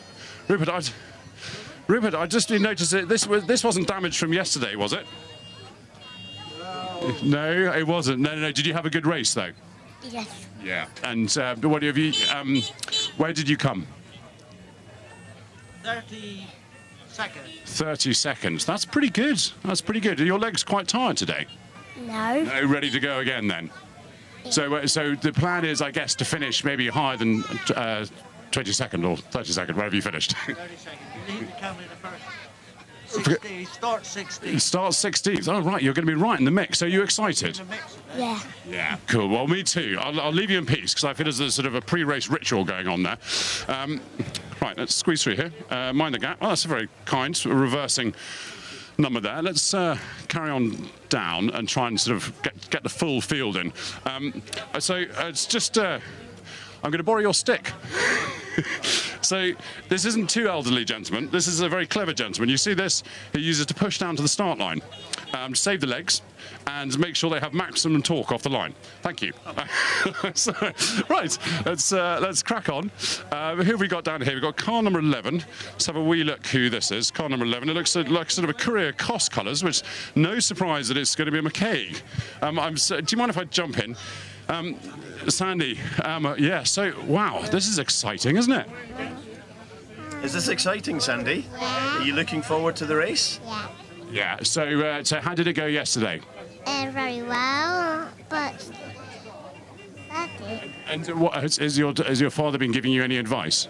Yes. Yeah, what's he been telling you? So, like, when you get in the car, you should look straight ahead because you don't want to go too close to a car because it might hit you. Yeah, quite right. Well, look, keep your head down, pedal hard, and you'll have a good result. Good luck. Right, so I can hear a whistle, so that means cars are moving. So, so let's see if we can get out here. And why don't we, as a glutton for punishment, I'm going to walk back down the start-finish straight, and we can see if we can catch a few people on the way. And I can tell you a little bit about what these cars are, where the races come from, and why we're doing it. So. The Austin J40 was built by the Austin Motor Company, sort of from offcuts of their proper cars. The first one in 1949 was the Pathfinder, a single-seater. And then they made Will Kinsman, the head of motorsport content, who's ducking away and hiding there. And then this was their second car, and they made 32,000 of these all the way up to 1971. you could pick them up for sort of £50 back in 2010, 2011, and then some bright spark at Goodwood thought that the children needed something to do on the revival weekend, so they decided to do a race for these Austin J40s, and suddenly we've got a few tears there, and so they've had a bit of a shunt on the way to the start line. So they suddenly the J40 was very much in demand. Look at that! I'm going to squeeze in behind you, Scott. Is it your daughter? Yes, Amelia.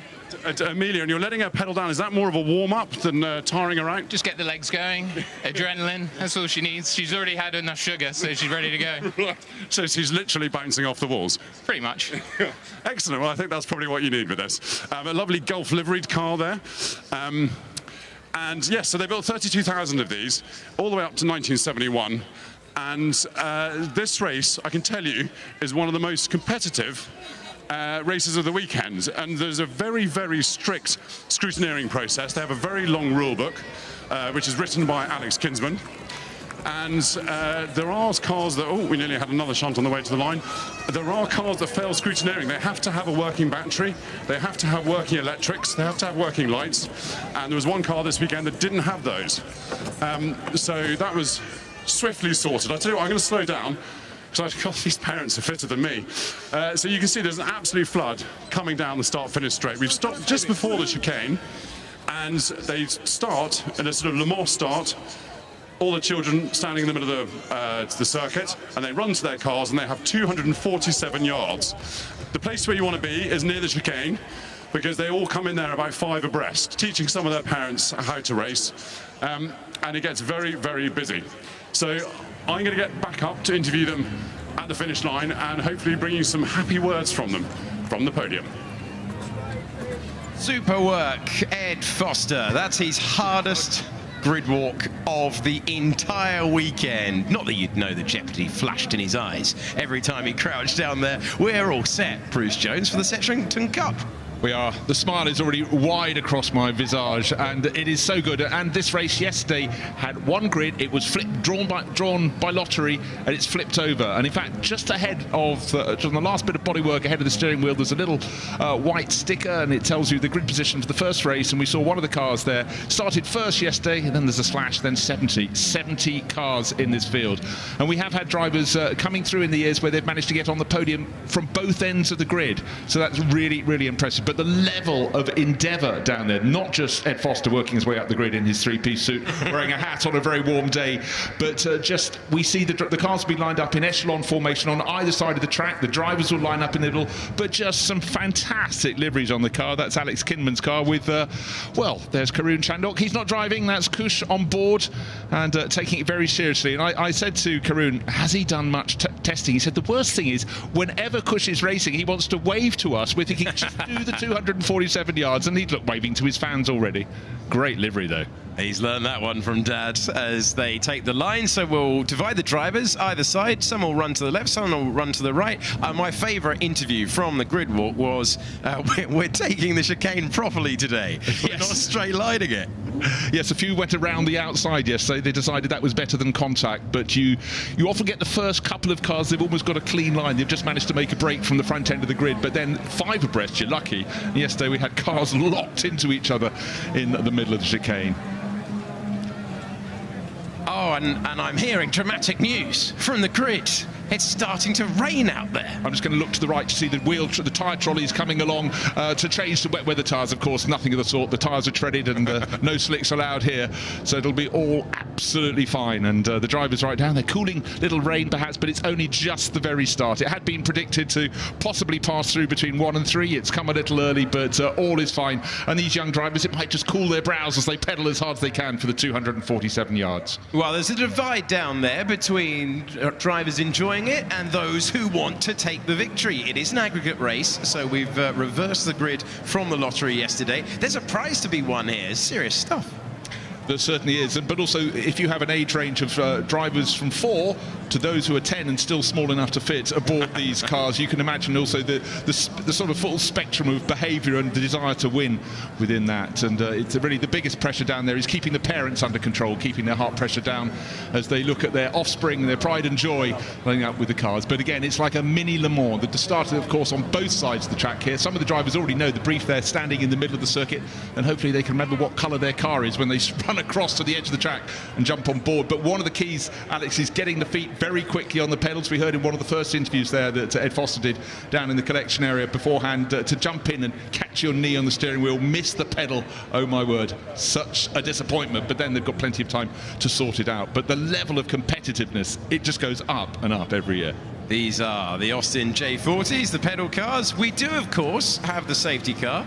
I mean, all boxes being ticked here. We wouldn't go. Give us a wave there at the back, making sure that everyone makes it through, and they're just warming up as well. Well, it is, and there's a handicap system here. If you're too fast, you get a trailer to tow, as you can see. No, that's of course one of the course vehicles, but these cars just getting better and better. As Ed Foster said, for many a year, many a decade, these were tucked away at the back of barns and outbuildings, and certainly I enjoyed them very much as a child. And I can just give one bit of advice: when you're 6 or 7, don't go down a very steep road on the North Downs in one of those. I was very lucky indeed. That's a fantastic bit of warming up down there. Yes, ready to go. A lot of energy down there. The last pieces of advice being imparted, and it's nearly time. It's nearly time. Getting ready, getting set, and drivers will take their marks. So if you improved yesterday and then you're flipped to the front of the field today, still a chance to take overall victory. We're getting ready for the starter's signal, with a great soundtrack in the background playing on the main straight here. 246 yards, did we say yesterday? No, it's gone up. Inflation is with us. 247, just offering one more yard. And those from the back of the grid from 70th position, you can see they've got at least another 20 yards to add to that mix. Down to the chicane. When you get the head-on shot as the cars are coming towards you, it's quite hard to pick them out. You can only see their heads over the chicane, but those low-down shots when you can see those pedals being pushed as hard as they possibly can, it's the level of endeavour is fabulous. But then, of course, one of the hardest jobs is to corral the first 3 when they've got through to the finish. The promise of a lollipop is drive them back to the paddock, but the level of concentration, the laser focus, it's all down there to see. So we're waiting for the starters' orders as the warm-ups being completed. Very different approaches, and it's nearly time to sprint to your car and pedal for all you're worth. The parents either side, arms aloft, waving their kids towards them. Who is going to be able to pedal to the front of the field here? All about the technique. Top right-hand side of the screen looks like be mechanical problems. No, here we go. Fine. Mechanics away, drivers are absolutely away. Pole position is a great place to be. The bright blue number, that's 43. Absolutely brilliant start. Specs on there, aiming for that gap in the chicane. Oh, it's 4 abreast down to the chicane. Oh, she's going to be very tight indeed. One of the front runners has had a little bit of, I think he's missed a pedal, is falling back, but that is a supreme start. Can he keep it going? No, look at the little feet underneath. Fabulous. Give them a big cheer in the Settrington Cup as we embark on our second race here. Well, we're going to see a chance here for Francis Fiskin, who's in the lead. Yeah, and Eva Dron in the pale blue car. Oh, almost clips the chicane, just like the real thing. Now, through the first pass, it's a 3-part chicane. It's that 3-way battle for second place.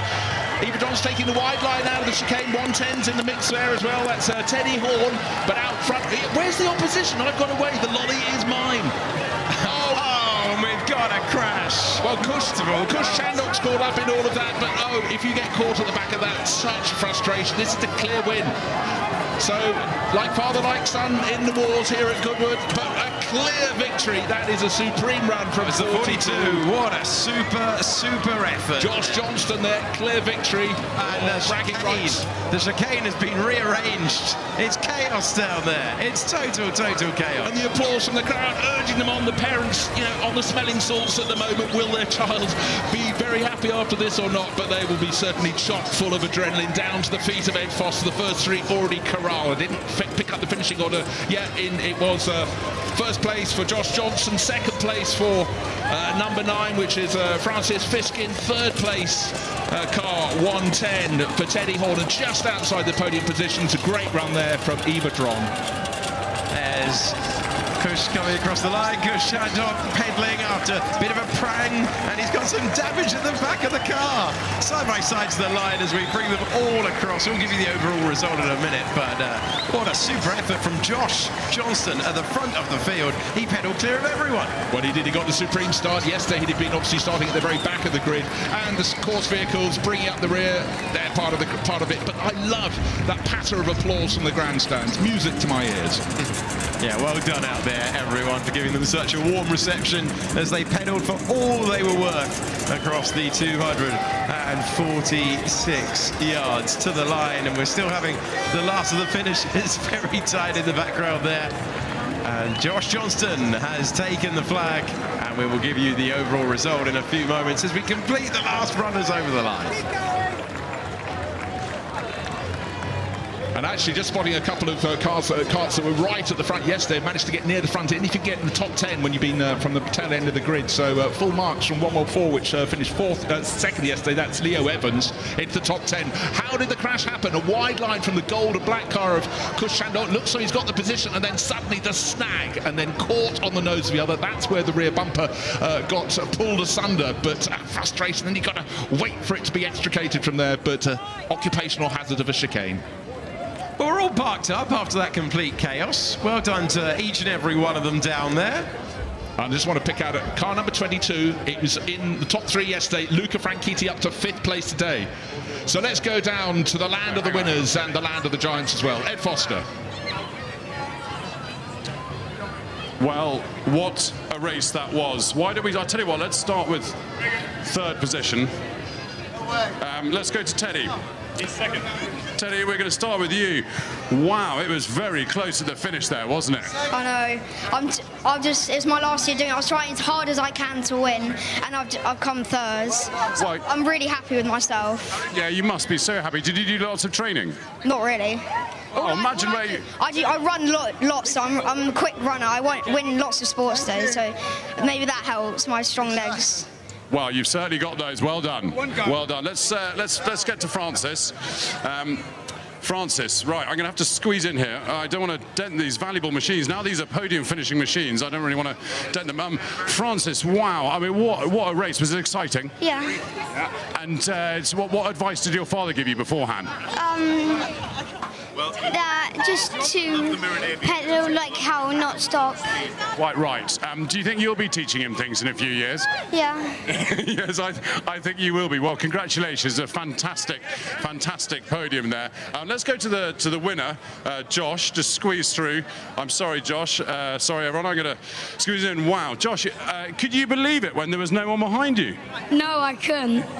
Do you think your sunglasses made you go faster? Probably, because I knew. Because they're new and they're very cool as well. So how are you going to celebrate tonight? Smith's Toy Superstore. Yeah. Well, and I have to say, I don't think your parents can say no to anything in there, can they? No, they can't. Well, congratulations, everyone. What a fantastic way to finish the Settrington Cup. Well, it was a dominant performance and pedal clear of the field. We saw the laser-eyed focus at the start, a great sprint finish, and a great sprint start as well. So super stuff, but look at that. It was never in doubt who our winner was going to be. Well done, Josh. Josh Johnson absolutely into top gear immediately. Then we had the fabulous three-way battle for who was going to finish second, and it was all the way down to the cage, through the chicane. As they came out, they pushed each other a little wide, but Josh Johnson, well, he was well clear. But look at those pedals going so fast, and car 110 would come home in 3rd place, Teddy Horn. What a mix, and you can see some larger drivers clearly at a bit of a disadvantage further back, but the chicane, of course, caught people out. But by getting in first, getting out first, the little hubcaps rotating, fabulous victory there for car 42, and that is Josh Johnson.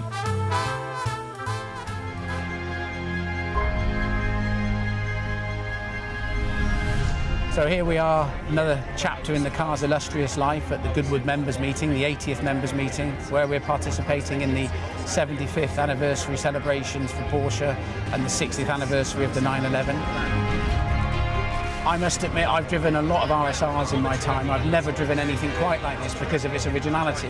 It feels like it's still got its Le Mans gearing in it, and the engine is an absolute delight. In most 911s, you've got time to think. In this car, you look down and it's already turning 8,000 RPM. It's quite amazing.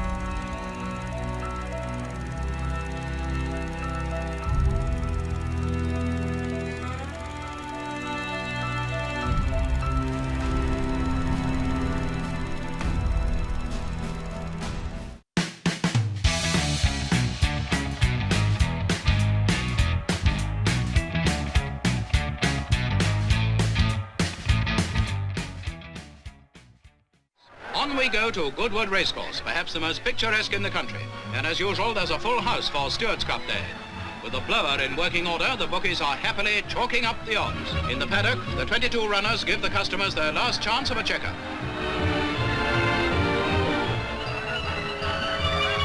Fields in line. And they're off, with 6 furlongs to go.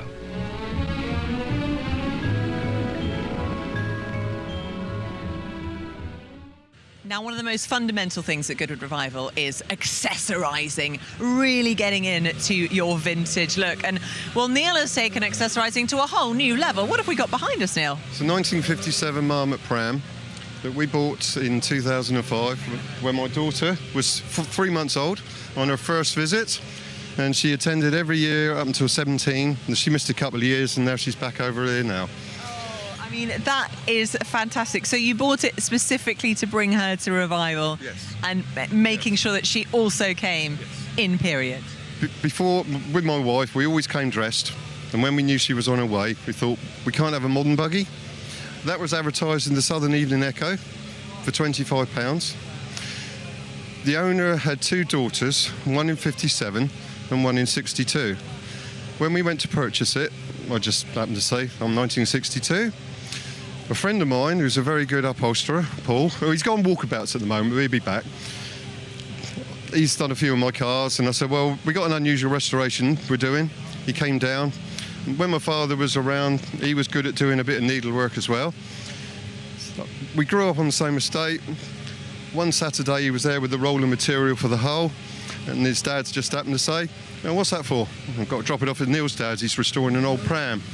Now, Paul's dad was seeing Shirley, which is his ex-mother-in-law, another story. He said, oh, Shirley's just sold her old prams to some chap down in Hythe.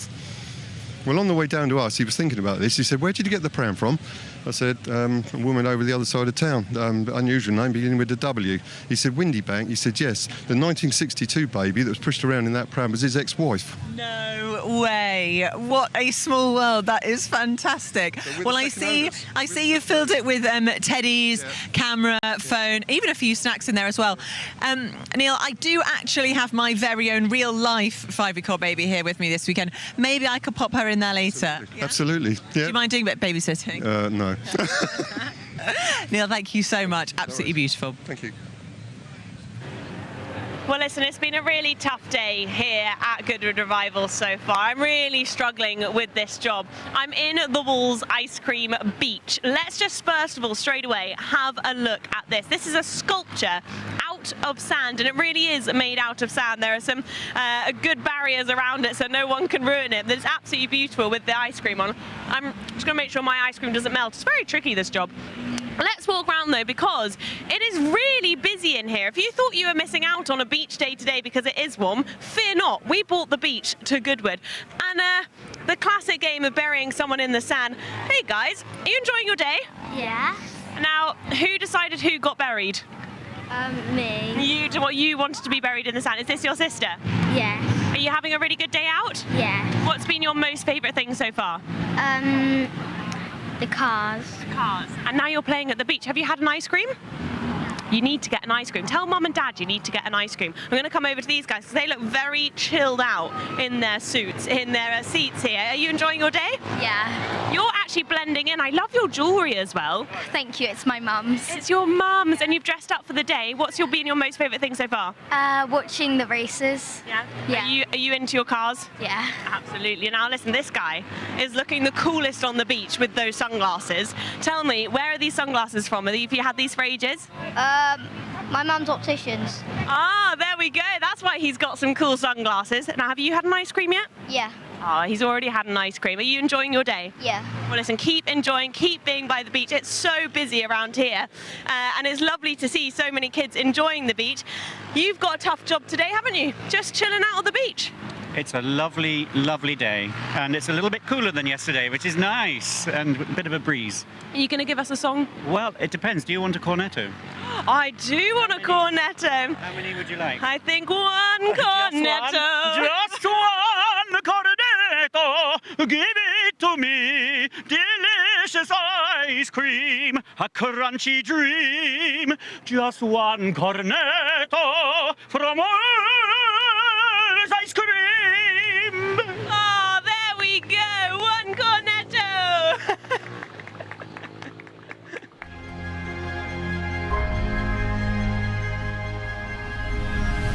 So here we are, another chapter in the car's illustrious life at the Goodwood members meeting, the 80th members meeting, where we're participating in the 75th anniversary celebrations for Porsche and the 60th anniversary of the 911.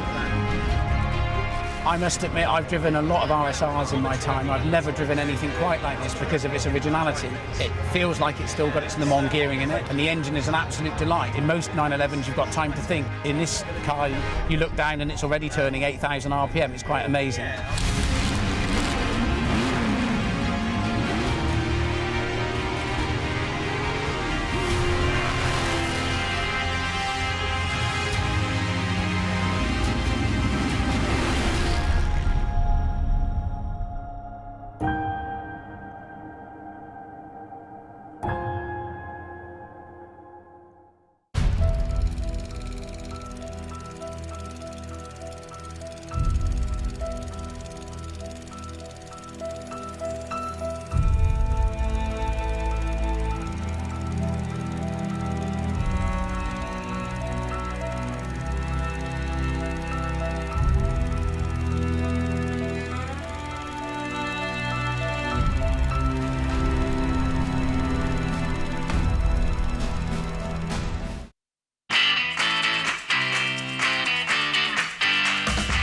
You're never too young to fall in love with classic cars.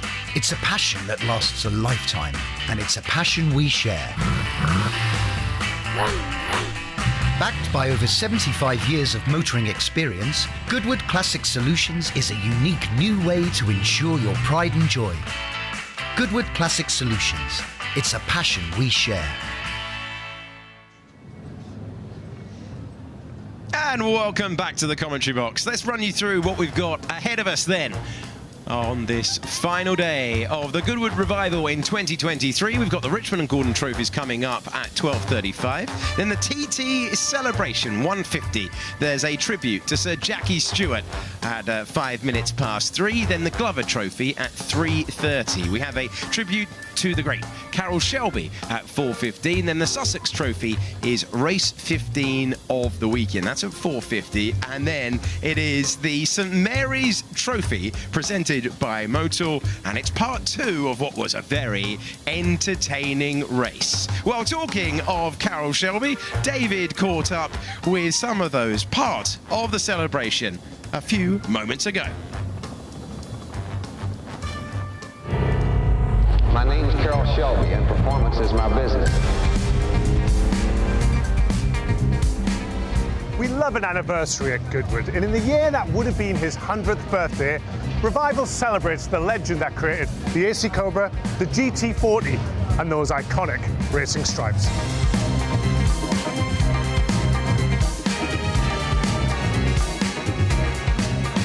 While celebrating the life of Carroll Shelby here at the Revival, we're very lucky to be joined by grandson, Aaron Shelby, and founder of the Peterson Museum, Bruce Mayer, a good friend of Carroll's back in the day. It's a wonderful celebration, isn't it? It's fantastic. We're really excited to be here, and the family's involvement and what His Grace has done out here is really fun to see. And Bruce, tell me about the man himself. He was interesting. Interesting is an understatement, but he was so colorful, and his recollection of the days were so fantastic. Yes. And nobody could build a team like Carroll Shelby. And when you're talking about Carroll Shelby, you're talking really about 2 parts of his life, aren't you? The first as a driver, and the second as an engineer and a constructor. But it all began here with this little quaint British car, the MGTC. That's exactly right. So this is the car he won his first race in Norman, Oklahoma in 1952. People don't realize a lot of times that the Cobra ideas generated a lot from his time spent over in Europe and racing over here and the success he had in his racing career. And of course, alongside the Cobra, we can't not mention the GT40. Of course. Took it to Ferrari, recently celebrated. Yes, in the Le Mans 66 movie, and it was, to see those on the track is just a lot of fun. And see them in person, you don't see a lineup like you have here really many places at all.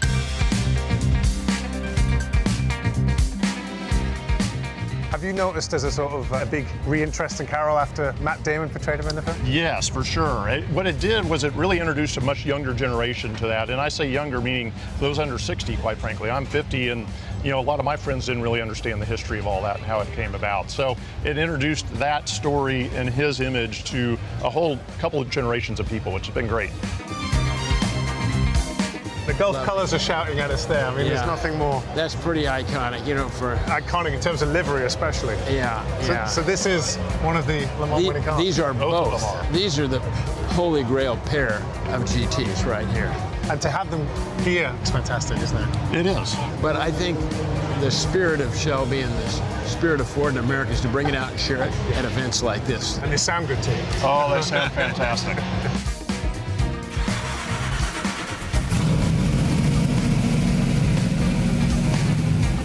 So this is it. This is your car. The #1 car, correct? It's a glorious looking thing. It's, you know, you put a contemporary driver in these cars, they love it as much as a modern day car. But you have to respect it. You do for sure. And what's quite interesting about these cars still, they're big cars, but it's still quite a small footprint compared to modern cars, isn't it? It is, that's for sure. And it's, quite frankly, it wasn't made for somebody like me, so. Well, we've seen some fantastic cars. Really great to talk to you about Carroll and hear some more about the man himself. We're going to let you get ready, saddle up so you can take these cars out the track and show everybody around here some good old Shelby muscle. Thanks for sharing it with us. Fantastic. Thanks for the time today. Yeah, enjoyed it. Appreciate it. Great film there with those involved in the Carroll Shelby tribute, and you can see some of those magnificent cars out on the circuit later on. 4:15, we'll be enjoying that on track. Few spots of rain out there at the moment. It's not going to dampen our enthusiasm for the next race. It is the Richmond and Gordon Trophies, the 11th race of the meeting. Yeah, a race for 2.5 litre Formula 1 cars. They were the ones that raced from 1954 to 1960. And the eagle-eyed among you will notice majority have the engine up front, but the ones at the very front of the grid largely have the engine at the back, as Cooper moved the whole ballpark on, and Lotus followed as well. And of course, Formula 1 very soon transferred always to have the engine behind the driver's shoulder. But we have the large cars and small cars, and absolutely on the front row we've got Cooper Climax T53 low line model from 1960, the car with which car type with which Jack Brabham won the World Championship. But along with that's got the engine at the back, and alongside Miles Griffith in the more sit-up-and-beg front-engine Lotus. And I tell you, they deliver their performance in different ways, but almost identical times, 14 thousandths of a second between that duo at the on the front row, Will Nuttall and Miles Griffith. So great to be able to watch how they perform around the lap. So single car, a single driver race in the car for this one. 25 minutes, still a long time for these 2.5 litre engined cars from the mid-50s up to 1960 out there as well. You can just see the cars in the background. Slightly cooler conditions, maybe a relief for some out there, because it was obviously hottest day of the year yesterday. Certainly felt it. Yeah, it feels like the weather is changing, not just the drops of rain. I noticed the wind direction is certainly puffing up, and the grid girls down there, I could see their baggy trousers blowing in, very fashionable baggy trousers, of course, blowing in the breeze down there. And for a lot of these drivers, a lot of these cars, a little less heat is rather welcome, it must be said. Yeah, so race 11, the Richmond and Gordon trophies for Grand Prix cars from 1954 to 1960. In the safety car, whatever went wrong for it earlier on has been rectified, and we're forming up. This is the reconnaissance lap to the grid. So at the front row we've got two Coopers with a Lotus in between. Working down we've got some of the absolutely most famous shapes around. BRM P48 on the inside of the second row. Further back, the first of a gaggle of Maserati 250Fs, the iconic car from the 1950s. Just such an exquisite shape. Good enough to win the World Championship in 1954 with Manuel Fangio. And then again 3 years later in 1957. That certainly doesn't happen now. No. These cars would have raced here at the Goodwood circuit. The Goodwood circuit originally welcoming motor racing in 1948. It is a 75th year celebration of all things motor racing. At Goodwood, we've celebrated the 30th year of the Festival of Speed. This is the 25th anniversary of the revival as well. And you're right about the 250F. That is just such an iconic car, and you see that out on track. I think this is going to be really entertaining as well, though, because we've seen so many close races all the way through the meeting. Well, we really have. Now that's John Spires in his Maserati 250F. He should be carrying an onboard camera, so hopefully we will get some great footage from that. But again, when you get the front-on shots, you can see how high up the drivers than 250Fs are. But if you go, there's the onboard cam, look at that. So that should give us some wonderful shots down. Looking down to the right-hand side in the cockpit, maybe it's just one of those little nervous things. Just check the gear change as he works. But yeah, there we are. Pulled it back a bit more of a rev, but maybe it was being a little bit glitchy. But again, you can see the glowering. The sky is a little bit grey. It's brighter around the back part of the circuit. I noticed St Mary's, Fordwater, in the opposite order, hopefully, and then Lavant, but darker over the end of the lap. I think we'll get dry. Oh, that's a look. Yeah, it's great to see this modern update on the onboard camera. But doesn't that show you how large the steering wheel is? Oh, of course, I remember Mercedes always had this theory. Their road cars always had wheels almost too large to get your knees underneath, because by having your hands further apart, you're not driving a bus, but it keeps your lungs open. There we are. Didn't know that. There's my compete in the 250F. With that enormous great steering wheel, as you point out, Bruce. And obviously the driver's heads and shoulder are completely out of the car. Look at those epaulets being blown around, and you can imagine the blustery effect when you're getting up to speed. That moment when the wind goes under the chin strap of your helmet and starts to pull it upwards, which isn't always a welcome thing as you're arriving in a corner. Great sounding gear change as he makes his way to the line. Field forming up. It's William Nuttall ahead of Miles Griffiths, and then Rudy Friedrich, who finds himself Cooper, Lotus Cooper, and then Andrew Willis in the BRM. Then it's Clinton McCarthy and Andrew Beaumont completing the top six. Quite a lot of these cars were spread across not just the works teams, but privateer teams as well. But the one on pole position, Will Nuttall's car, owned by Giorgio Marchi, was Bruce McLaren's car. That was the runner-up car to his teammate Jack Brabham when Jack won the second of his 2 world titles in 1960. He won it in a T51 Cooper Climax in 59, and then the T53, the low line, in the following year. And then, of course, the change of the formula, the engine size was reduced to 1.5 litres for 1961. But these were the forerunners. The engines at the front, in the case of that Lotus, number 1, Miles Griffith on the front row. And for a lot of the cars around them, they're lower, they're smaller, and they've got the engine at the back. Number 12 on the outside of the front row is Rudy Friedrichs, and that's, again, that was, in fact, the title-winning car from the year. So the car that won the championship in 60 is on the outside of the circuit. The car that came second in Bruce McLaren's hand is on the pole position, and it was an amazing year for Jack Brabham, who took victory in the Dutch Grand Prix, the Belgian, the French, the British, and the Portuguese at that tricky track at Porto. Excellent stuff. Really, really resplendent grid down there, and looking forward to seeing all of the action. And we can enjoy that grid now, where Ed is bound to take us through the sights and sounds down there. Well, thank you very much. We've got all the cars lined up on the grids, and as Bruce and Alex have been talking about, front versus rear engine. We've got the Richmond and the Gordon Trophy. So the Richmond Trophy is for the front engine car, like Miles Griffiths here on the front row, and the Gordon for the rear engine machines. So why don't we just start at the front? Let's see where we go. There are spots of rain. Breaking news. I can feel them on my overheated suit.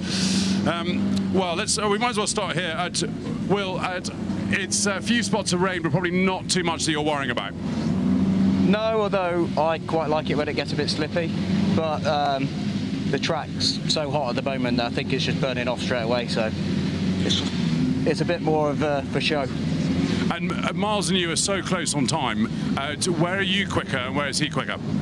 I think I'm quicker through the middle of the first corner, out the first corner. I can just get the power down a bit earlier, mid-fast corner. He's a bit quicker in a straight line, but we'll see. Well, look, best of luck. We might as well have a chat to Miles. The exhaust comes out of the right-hand side of the engine, so like a true expert, I'm going to go to the other side. Miles, we had a very quick chat yesterday in the pit lane. Really, you have no business being up here in the front engine car. With a bit of rain, does that pass the advantage to Will? Yeah, slightly. Obviously, the rear engine cars have slightly more traction than we do, but I don't think the rain's going to affect it too much with the temperature, so we should be all right. Well, enjoy. Thank you, cheers. So let's work our way down the grid. So the story with the kind of rear engine, front engine, I'm just getting in the way of someone's photo, sorry about that. The first kind of rear engine car was on the grid in Formula 1 in 1955, and Jack Brabham was driving it, and it qualified 25th, and it's retired. So it wasn't a sort of hugely positive start, but the last front engine car to win a race in Formula 1 was in the 1960 Italian Grand Prix, and that car is actually here on the grid. So if we kind of work our way through, we'll be able to maybe get that far down the grid. the rear engine cars, it's the same layout that we still use in Formula 1 today. Engine behind the driver, the weight distribution's better, the traction's better, but if someone's going to have a favourite, a lot of people are going to have a favourite of this Maserati 250F. Marino, you get the lucky job of driving this 250F, and what a car it is. Yeah, it's absolutely glorious. I don't think there's anywhere better to be on a Sunday morning than here at Goodwood in this thing. And what's kind of, I mean, you've started so many races, won so many. What's going through your mind when you're sat on the grid? In this thing, stay away from everybody, truly. It's just about enjoying this car. You know, as you see, I drive it as it was in 57. There's a lot of people, they get quite a safe feeling when they've got a roll bar and seat belts, whereas I'm completely exposed in this, so keeps me safe. Well, good luck. Thank you. Right, we've got a lot of smoke coming from this Scarab. This Scarab, it just arrived a bit late. It's front engine car and hugely efficient, very, very quick. Let's see if I can have a word with one of the mechanics. We've got air blowers in the front, which is very period correct, obviously. Obviously, we've got a bit of a heat problem. Do we know what the problem is? It doesn't like sitting still. Right, okay, so, well, this is probably not the ideal scenario for it, but, well, let's move on back. There's no mistaking Ewan Surgiston here in the front engine car. We spoke to him on Friday, so we'll leave him in peace for now. What I'm trying to do is find car number 11, Tony Smith, and here we go. Tony's got his car running. I'm going to say that now this is the car that gave the front engine cars the last Grand Prix victory in 1960. Tony, a bit of a wait before we get going. He can't hear. Okay, I will leave him to it. Let's carry on down, and we'll move away from that because it is quite noisy. This really is kind of a driver's worst nightmare, this, having to stop on the grid and have someone like me shove a microphone in their face. You're trying to kind of blank everything out at the moment. You want to concentrate on what's about to happen. The adrenaline's going, and you really don't want someone like me. We've got Nigel has also got his engine running as well, so we'll avoid him. Let's try and find someone without an engine running. Michael Peace got his engine running. I'll tell you what, we'll try one more row because then we've completed the grid. And I'll tell you what, let's go and speak to the Lancia D50. Is that Steve Tillack or is? Let's have a wee look. I'm not sure. That looks more like Rob Hall in there. Rob, slightly different car today. It's sounding great. Does it feel all right? Yes, it felt all right then. Yes, obviously Steve, the owner, not feeling up to it today, so he's asked me to drive it. So yeah, great privilege again. Yeah, I mean, there are worse things to do on a Sunday afternoon, aren't there? Yeah, there's a lot of worse things to do, yes. All right, Rob, enjoy it. Thank you. Well, that's us at the back of the grid. We've got one more car pulling up. I could even hear a whistle. So I think we've timed that quite well. Nicely done, Ed. We are ready to get the cars underway for the formation lap, and so many wonderful machines on the grid there. What was your favourite, Bruce? Well, I tell you what, with Ed Foster going out there saying, better not do that when the engine's going. If the engine had been fired up on the Lancia Ferrari D50 at the back there, you would have heard nothing. It is the most outrageous sound, and it's great that we're getting it going. And obviously, that will be one of the stories of the race, because Rob Hall will not be going backwards from the tail of the grid in that. So yeah, really intrigued to see what he can do. I spoke earlier about the Maserati 250F winning the title in 1954 and 57, but in between, in 1956, having taken the title in 55 for good measure as well, that was the year of the Lancia Ferrari D50. So a phenomenal car. More rain is now falling. We thought we might get away from it without too much. We've got a few speckles on the windows of the commentary box, but I think the point that we had from Will Nuttall on pole position, the track is so hot it should dry out very quickly indeed, at least for the drivers. Yes, I like Will's answer as well about liking it slippy out there. We've got your wish, sir. In car 100 lined up, the Cooper Climax, the T53 low line from 1960. And it's next to a car from 1959, the Lotus, and then the Cooper from 1960 as well. So, interesting split, though, between front and rear engine cars. It's going to be interesting to see how the rain affects that. Yeah, certainly will. Just as Rob Hall was being interviewed there, I noticed a car creeping towards the tail of the grid, having probably been quite late out. Katsuaki Kubota, car number 6. It's a Lotus 18 from 1960, which was Jim Clark's first Formula 1 car. Wonder how that Scottish driver got on there after. Well, he set all the standards. It was a phenomenal time. Lots of successful British drivers, particularly at the start of the 1960s. But what great years. And for Scotland, it produced just so many great drivers. Of course, Jackie Stewart, we've got a tribute to him later today. 3 world titles for him, 2 for Jim Clark. before he left us at the start of 1968. But yeah, a little flurry, but the longer shot there down onto the start-finish straight, the pit building, our commentary box in the background, the fact we can see the South Downs is good news indeed. So I hope it's just light rain that doesn't come to pass particularly. So just waiting for the signal for the formation lap. We are ahead of schedule, which is which is unusual, but welcome news as a result. So it gives us a chance to have a look around the circuit at the moment. We've taken you through the grid. We're looking forward to it. It's going to be 25 minutes for these Grand Prix cars from 1954 to 1960. If you see yourself on the big screen, give us a wave, because we've got very little else to talk about for the next 2 minutes until there we go. Top stuff there as we see you all enjoying yourself. Right, of course, when the car's go in about 2 minutes' time on that final formation lap, they're going to just have a little bit of a feel. Does the circuit feel different? Yes. Can I get enough heat into my tyres? Of course, they're not going to be running on slicks. These are all treaded tyres, so they shouldn't stumble as soon as any rain falls. But it's just that moment of driver confidence. They expect it. How wet is it going to be? How much rain is on my visor? Of course, the first driver to go around will not be getting anybody else's spray, and that will be Will Nuttall, but he is a supreme driver of historic racing cars. But I'm really, really looking forward to the battle between those two low-line Coopers on the front row and Miles Griffith in between them in the front-engined Lotus 16. There's our pole sitter. There is Will Nuttall. In behind, you can see the pale green car. Oh, that's 2 rows back. Sorry, that's a little bit further back. Again, the foreshortening effect. It's a 3x2 by 3x2 grid formation. And again, that does mean when the cars get down to the first corner, Madrick on the start of the first lap, it's a wide enough corner for several lines to take. But then again, are you going to be on the right one? Are you going to be on the outside one, where maybe your options become a little bit limited? Yeah, it's not a line that's had much luck today, so I think we'll see them, making their way through. And good view all around this circuit.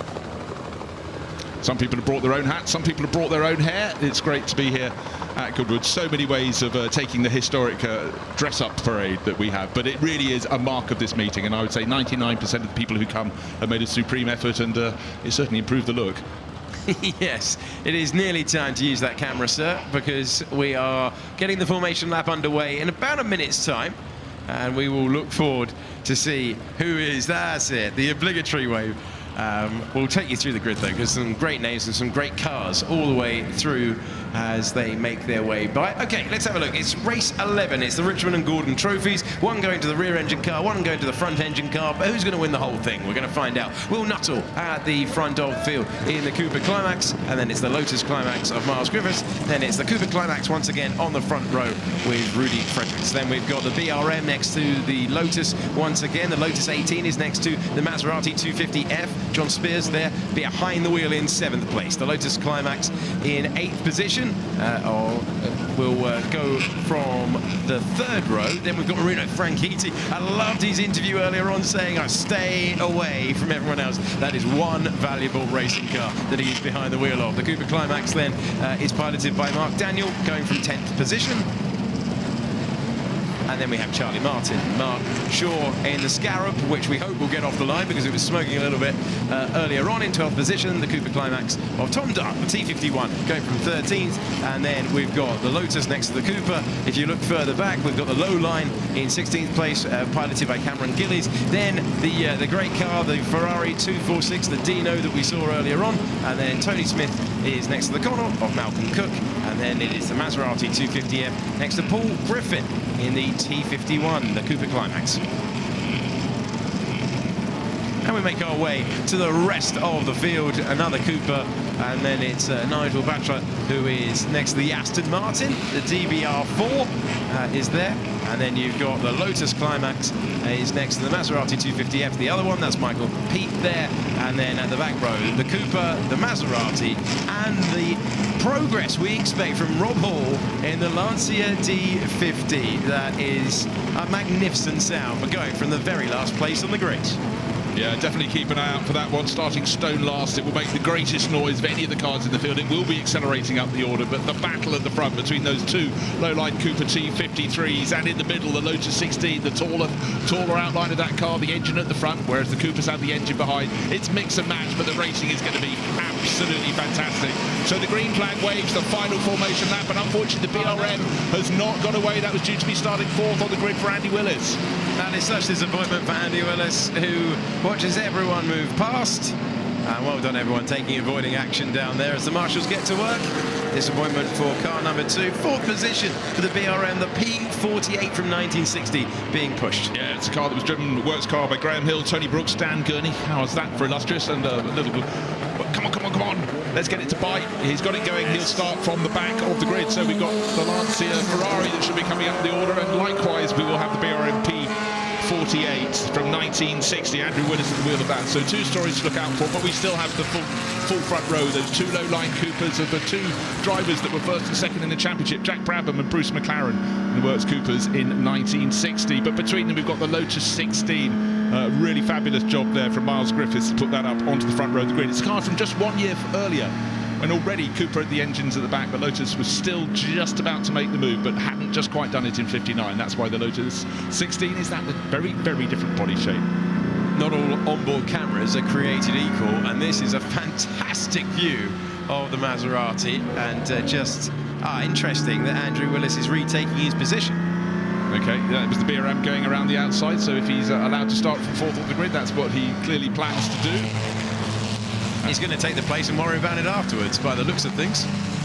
Yeah, certainly think so. Car 24 is another of the Maserati 250Fs. It's starting pretty much towards the back of the grid on the final row of the grid, but that's carried the second of our onboard cameras. And here is that shot looking back through that enormous steering wheel. Now let's see, some racing drivers in modern racing, you look at their onboard cameras and you think they do not blink, but actually it's rather sensible to blink, one feels. But anyhow, brilliant shot. It also gives us our instant weather check. How are the clouds doing? Is it going to rain anymore? Well, the drivers simply don't know right yet. Certainly looking a little bit darker over the end of the lap than it was a few minutes ago.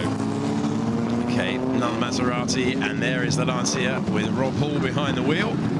Deputising for Steve Tillack, who is unable to take part in it. That is a fantastic looking and sounding car, and we're about to send many of them in to Matchwick Corner at full racing speed. This is going to be a 25-minute race for the Grand Prix cars from 1954 to 1960. And the good news is there were a few parasols that became parapluies, but they don't need it because I think the rain has stopped and it's certainly brightening up. So the weather god is being very, very kind indeed. So getting all set for the Richmond and Gordon Trophy. Richmond Trophy for the front engine cars, rear engine cars, the Gordon Trophy. It's combined. It's the passing of time. It's the melding of history. Front engine, rear engine. Which way was Formula 1 going to go? Of course it was engines at the back, but some of these front engine cars of the late 50s, so magnificent to look at.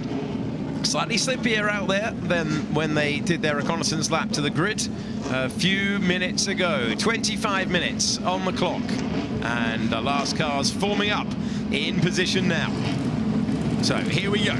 All eyes will get the signal from the starter, and now we will look to the right-hand side as the driver looks at it, ready to see the flag. There's the signal, the revs rise. What a magnificent sound it is.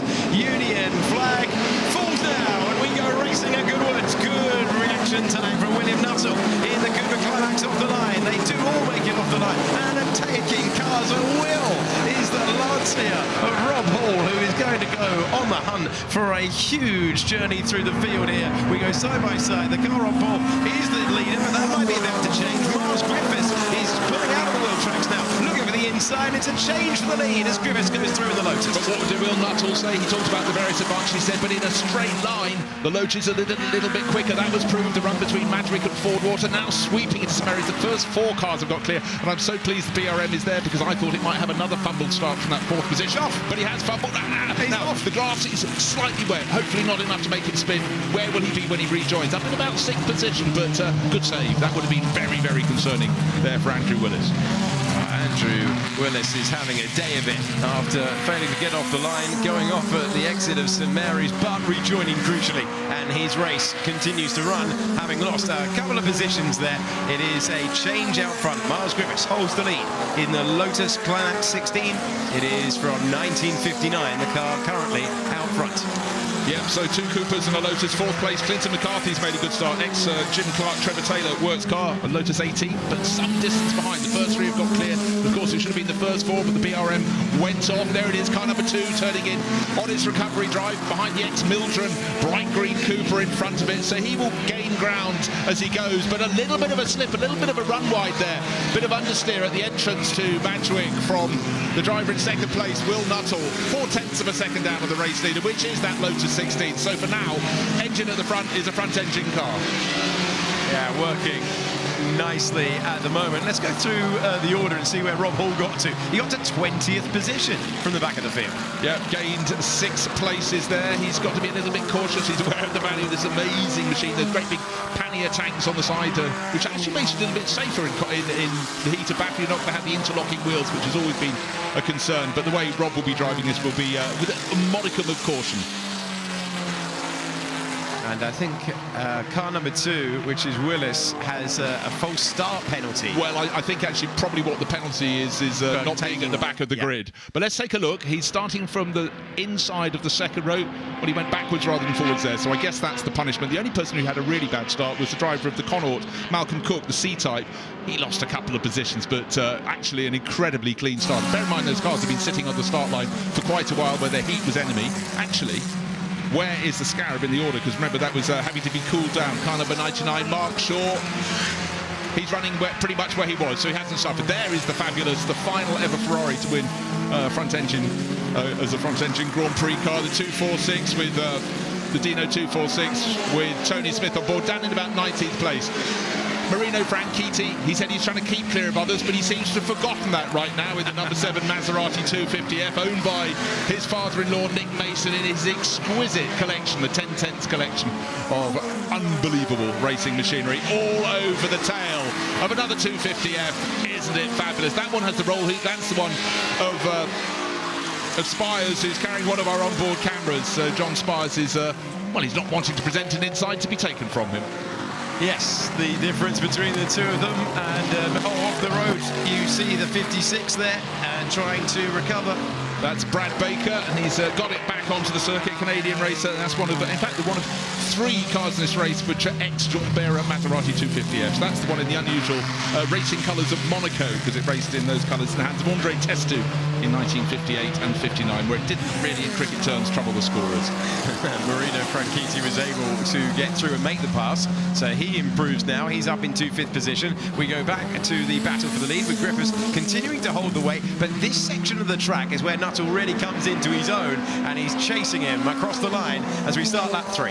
And again, it's a case of, well, here's a replay of the nose of the 250F of Brad Baker just looping it around, but luckily enough space, so no damage was done on the outside of the corner. So Connaught going past in the hands of Malcolm Cook, but if you do a spin, do a 360. It's the way to do it.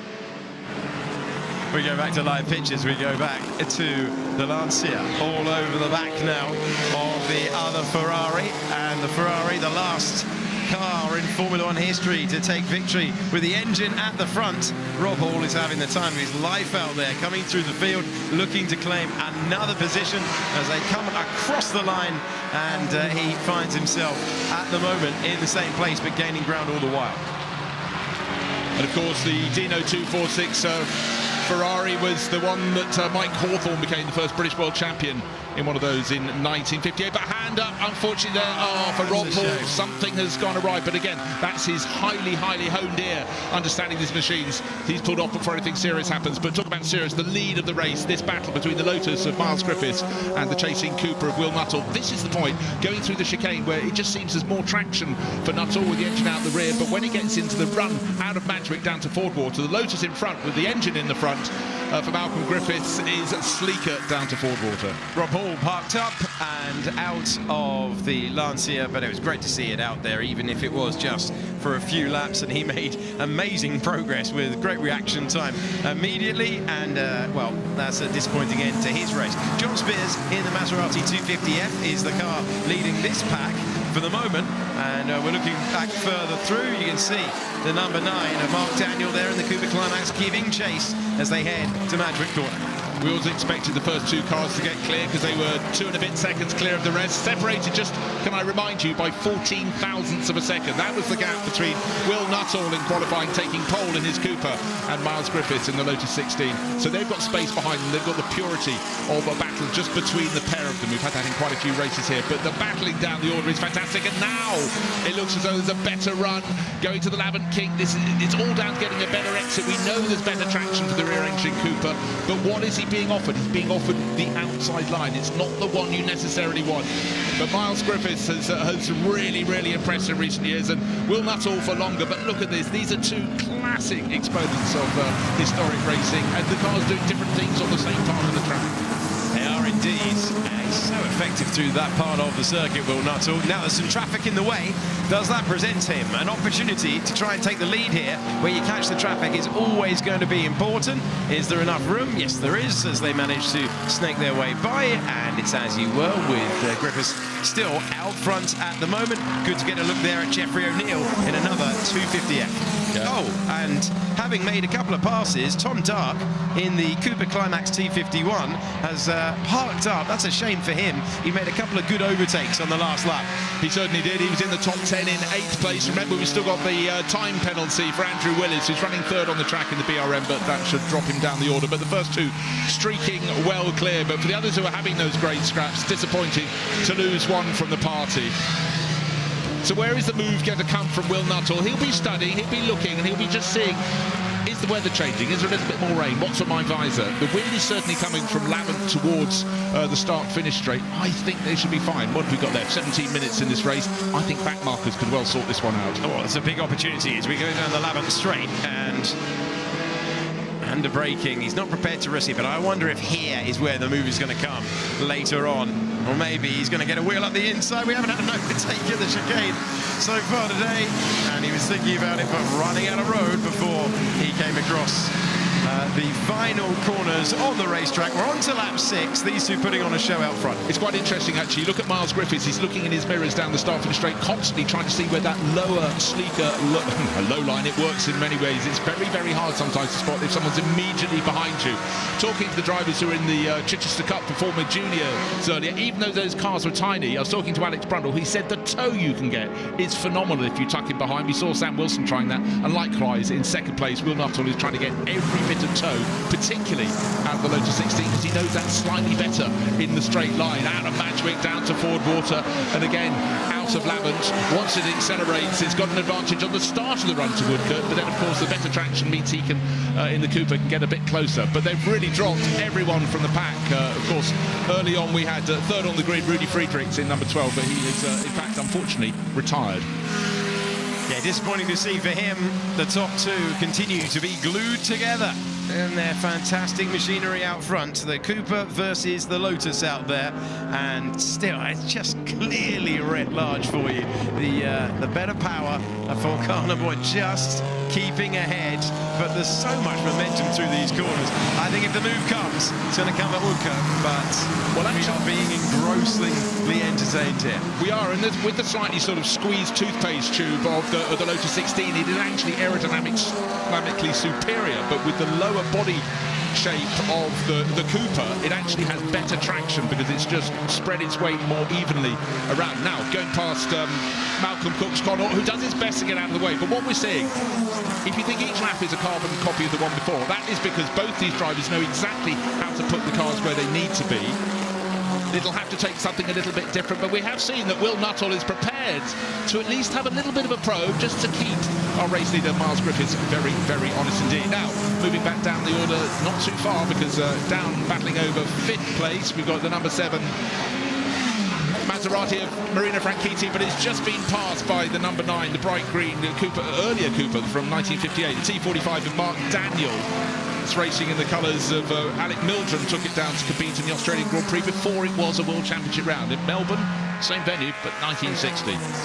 Yeah, roughly the same layout as well around that circuit, and if we see them make their way by, which we do, they go past Tony Smith in that fantastic Ferrari, the 246 Dino, and it's the same story once again. Oh, he's diving to the inside once again.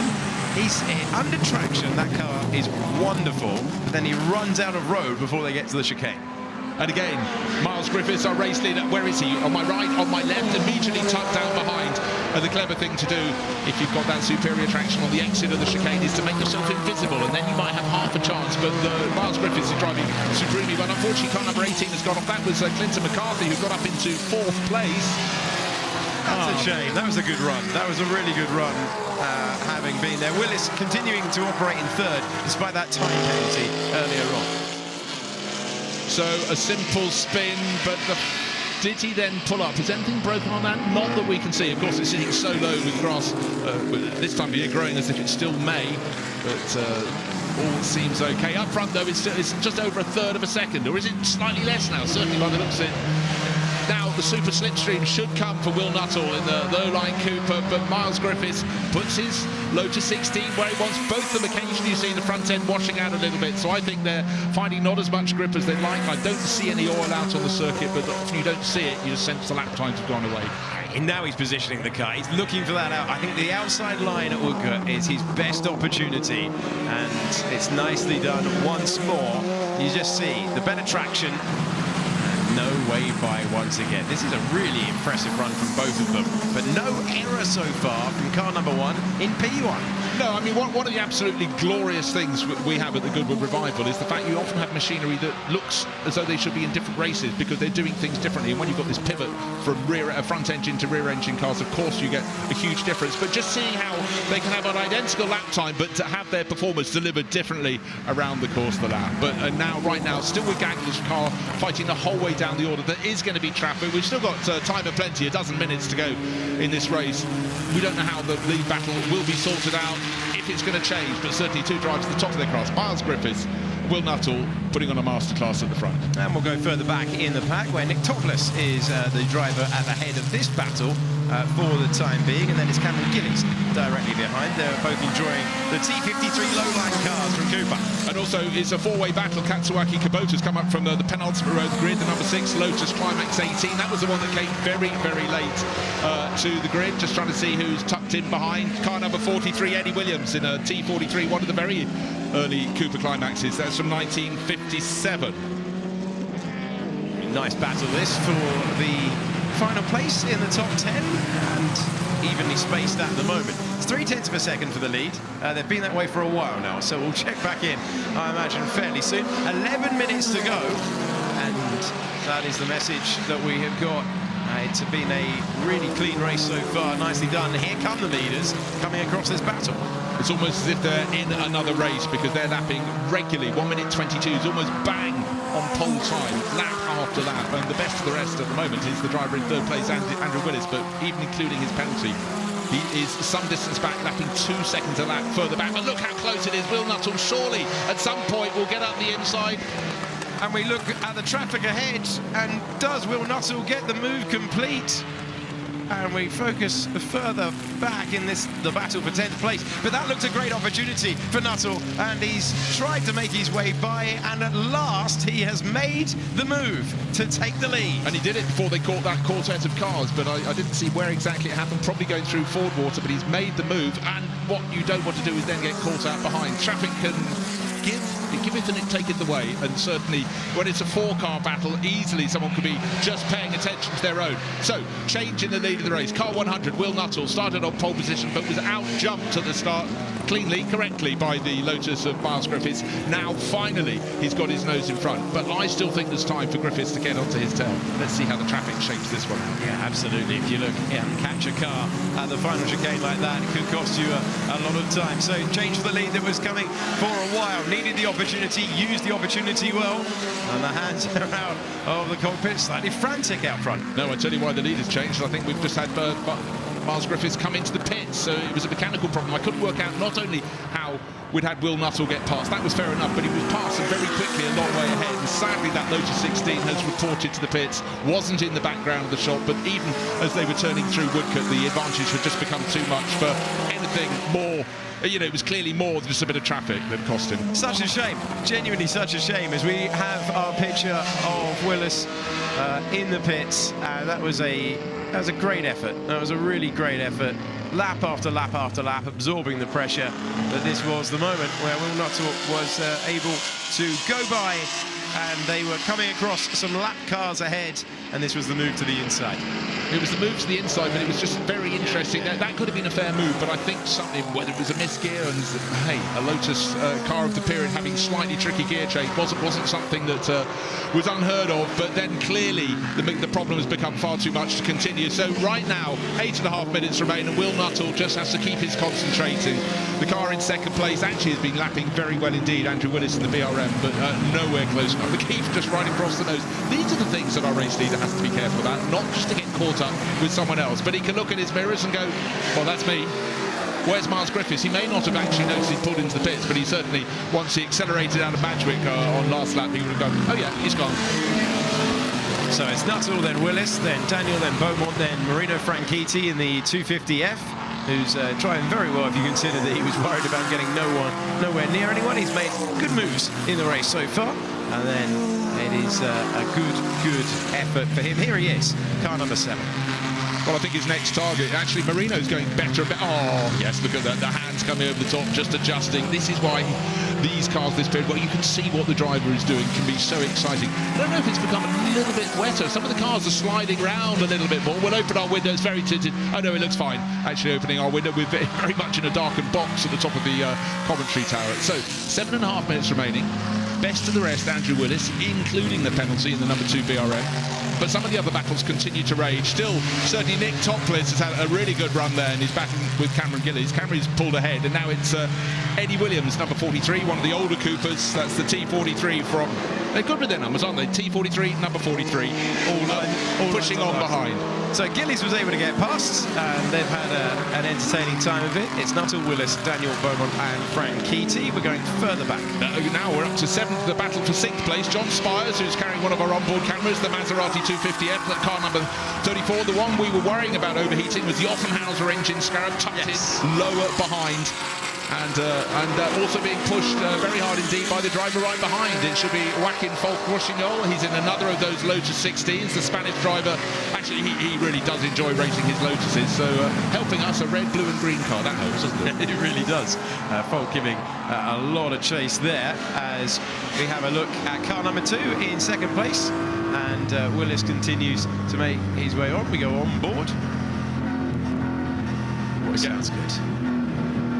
That really does sound absolutely fabulous, and you can just hear all sorts of whines and the noise. This is looking forward now, the camera tinting around, driver looking on board. This is John Spires in 6th place. Marino Franchitti has moved ahead of him. Who is anyone else closer? Yes. Well, someone else going past, car number 90. So is there a slight problem here? Oh, this is Michael Pete. Sorry, I thought this was the one we had further up the order with John Spears, so apologies there. Yeah, so that was a change in position, but Michael Pete continuing on. And good to see him working the wheel. Brilliant pictures. Not used to these shots at all, but onboard cameras for cars of this era, excellent to see as Will Nuttall continues to move on. He's in a race of his own out front, 37 seconds ahead. 10 seconds of that, a time penalty for Willis for not making it off the line and then retaking his grid spot like nothing had happened, but he's still on for a strong second place. So here's that battle that we've just seen, the change of place. Michael Pete carrying one of our onboard cameras has been passed by Olivier Huez in his 1959 Cooper T51, which is a car driven in period by Mario Cabral. Oh, now it's suddenly getting almost 2 abreast with the battle at the tail end of the top 10. And the coming through, car number 34 in 6th place, the Maserati of John Spires, tucked in behind the blue Scarab with the white nose of Mark Shaw, and tucked in behind him and closing in on the pair, Joaquin Folk-Rossignol in that classic Works Lotus livery of sort of mid-green with those yellow wheel trims. I do think yellow wheels should come back to Formula One. Gold for Ferrari, of course. Of course. And they'll get the memo. They'll get the memo one year. Everyone's been telling them to do it for a while. The Scarab off the road. That's enormous speed to go off the road at. Oh, and getting to the inside of the traffic, but That was hair raising. That was guessing, and unfortunately finding you guessed the wrong way, and the last thing you want to do is adjust your line at that point. So Mark Shaw, heart in mouth, probably didn't even have time to get to his mouth, drove across the grass and did that thing called keeping it in the straightest line you possibly can. Let's take a look. So he jinked out, went past the ex-Mario, so the Andre Tustu Ferrari, the Maserati, the white one, but then has just suddenly presented with grass, a marker board, dispatched that with no problem whatsoever. But he's still back in the battle, still on the tail. Oh, this is a replay from what happened there. God, unlocking up as he came back on. Oh, that must have been... Ooh. And there is a bit of bodywork that has made a bid for freedom, and that is a pretty sizable piece of bodywork that's made a bid for freedom. Well, just taking a look, see if it came from the Scarab or anybody else. Can't quite see. He's fallen behind Whacking Falls Roxinol, but the fact that Mark Shaw continues in this race is a sign of good fortune, but he's fighting on. In fact, he's just going through St Mary's, where he was pitched off with someone else's accident earlier this morning, so he'll have earned his lunch. Yeah, it certainly will have. 3 minutes and 18 seconds to go as we make our way through. Really do enjoy the sound of the Scarab. I'm delighted it was able to make it off the line. It's been an interesting feature, even if we are missing a brake marker down there. Yeah, just taking a look, I think the track might be becoming just marginally slipperier, but our race leader, Will Nuttall's, maybe backed it off a little bit, but maybe that was traffic, but he's sitting on that lead of effectively about half a minute on the track, but with the 10 seconds extra for Andrew Willis in the BRM in second place. That's car number 2. It puts him with a very tidy advantage. Mark Daniel in third place in his Cooper T45. Coming under pressure, though. Coming under pressure in the last couple of laps, and Beaumont has really been going to work. He's quicker than the car ahead. He's trying to take his place on the podium. Yeah, carrying the colours of UDT Laystall. I've actually lost count of how many different Lotuses Andrew Beaumont has raced over the years. A real mark aficionado, and not too far behind. Actually, no, they're clear in that battle for third place. Mark Daniel, Andrew Beaumont, then about 7.5 seconds back to Marino Franchitta, who's kept it on the black stuff, kept that very valuable 250F going well. So here is the battle for third. It's Mark Daniel, car number 9.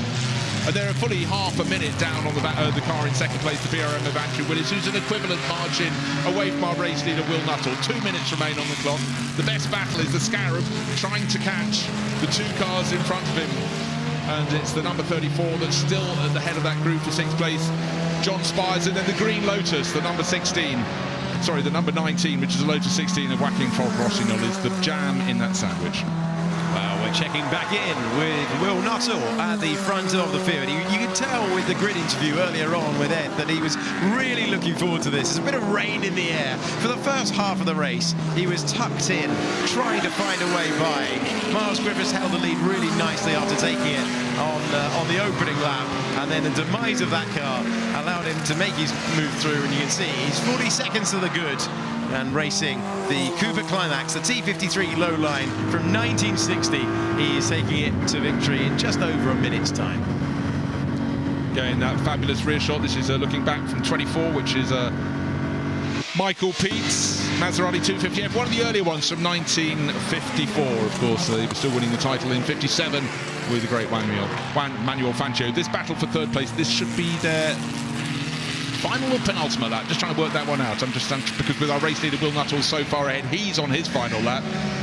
Are we going to have a change? Is the little low Lotus 18 going the inside? Andrew Beaumont had at least a consideration of that, but I must say Mark Daniel is driving very, very well in the much taller looking Lotus Cooper from 1958, the T45, and you can just see how fast the body shape changed. By the time they got to the car, the low line, the T53 in 1960, Cooper had really dropped the height considerably.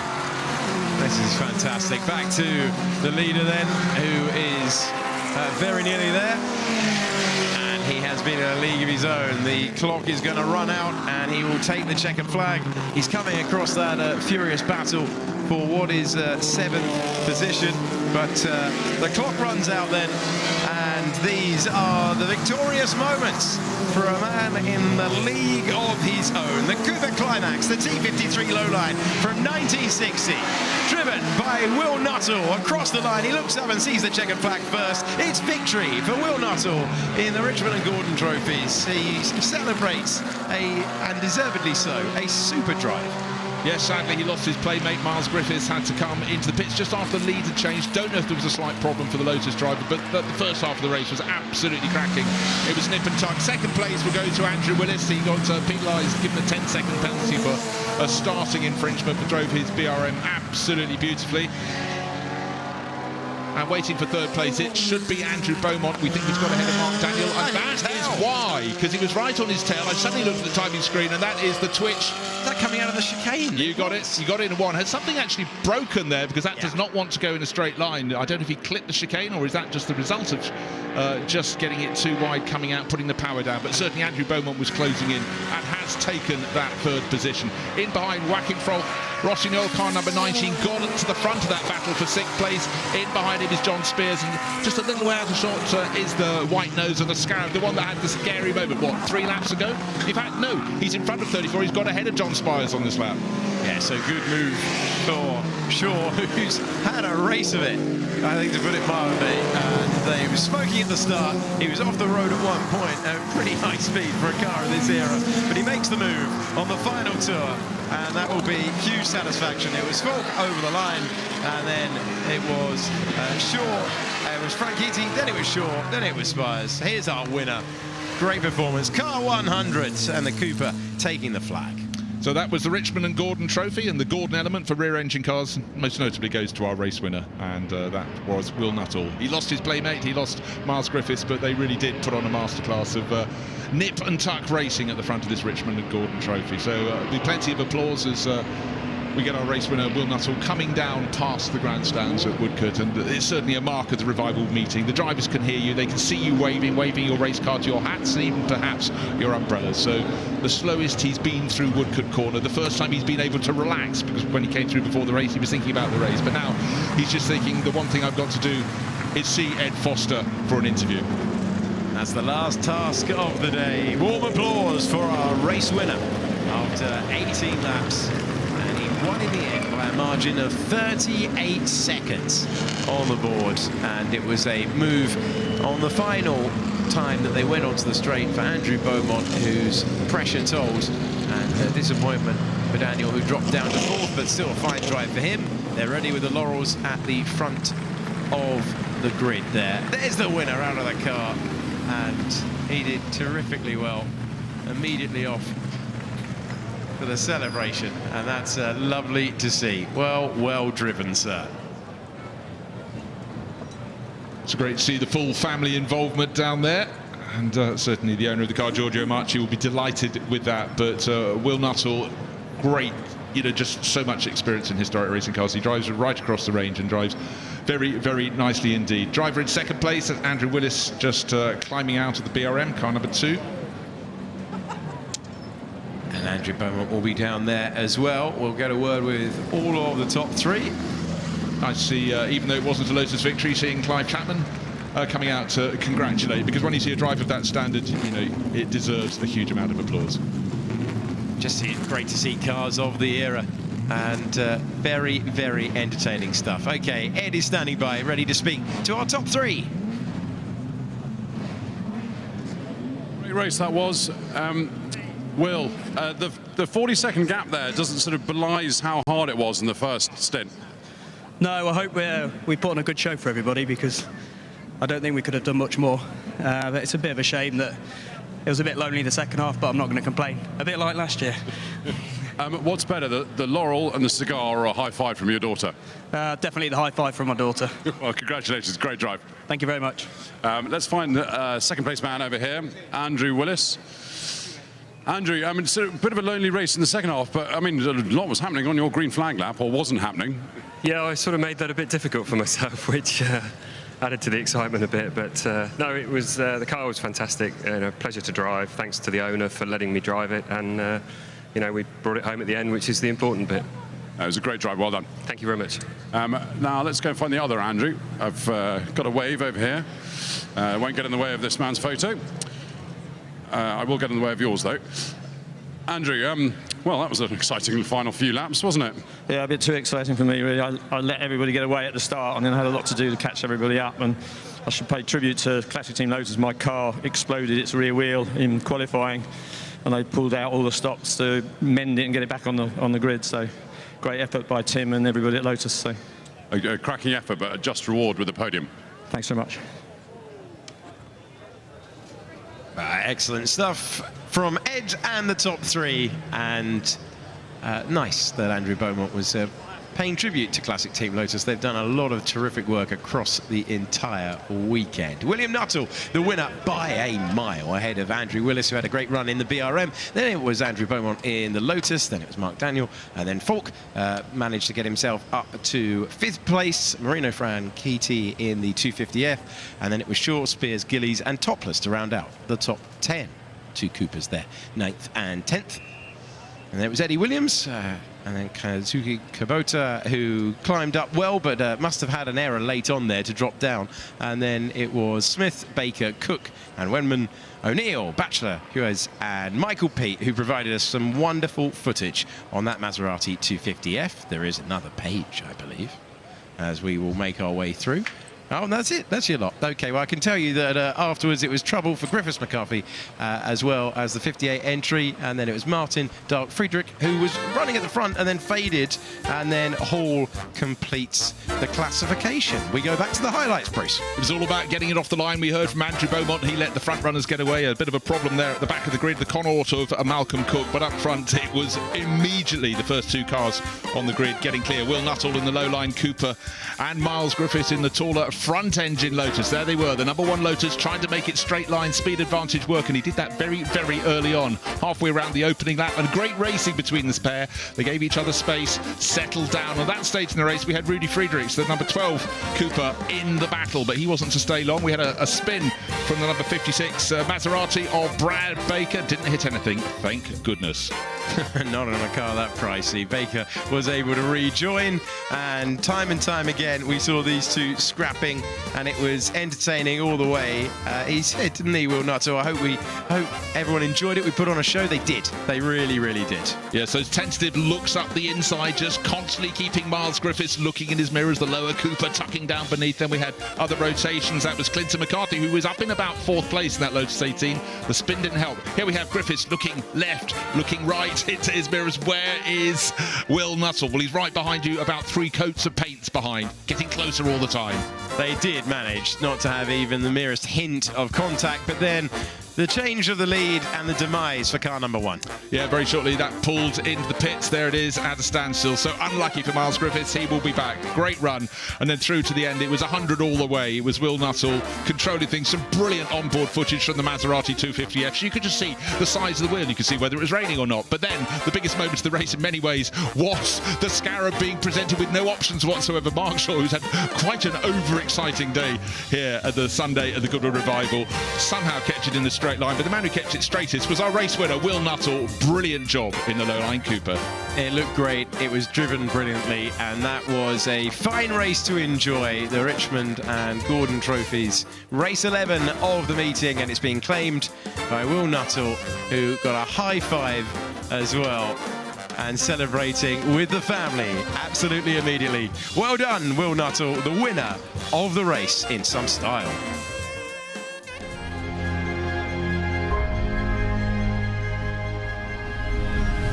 So here we are, another chapter in the car's illustrious life at the Goodwood members meeting, the 80th members meeting, where we're participating in the 75th anniversary celebrations for Porsche and the 60th anniversary of the 911. I must admit, I've driven a lot of RSRs in my time. I've never driven anything quite like this because of its originality. It feels like it's still got its Le Mans gearing in it, and the engine is an absolute delight. In most 911s, you've got time to think. In this car, you look down and it's already turning 8,000 RPM. It's quite amazing.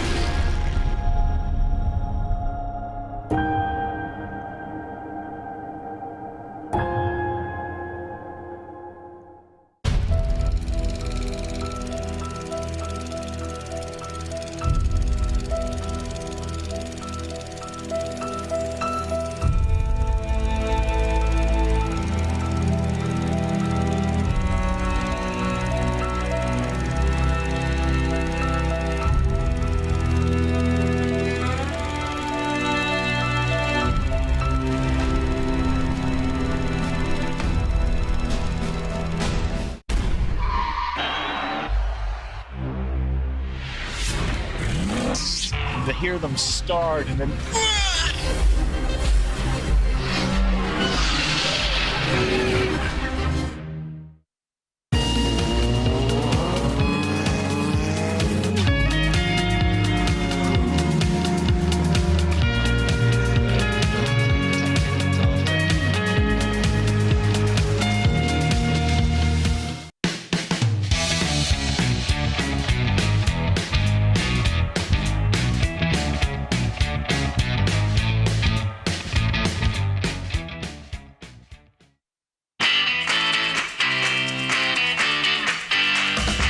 You're never too young to fall in love with classic cars. It's a passion that lasts a lifetime, and it's a passion we share. Backed by over 75 years of motoring experience, Goodwood Classic Solutions is a unique new way to ensure your pride and joy. Goodwood Classic Solutions. It's a passion we share. On we go to Goodwood Racecourse, perhaps the most picturesque in the country. And as usual, there's a full house for Stewart's Cup Day. With the blower in working order, the bookies are happily chalking up the odds. In the paddock, the 22 runners give the customers their last chance of a checker. The field's in line, and they're off, with 6 furlongs to go.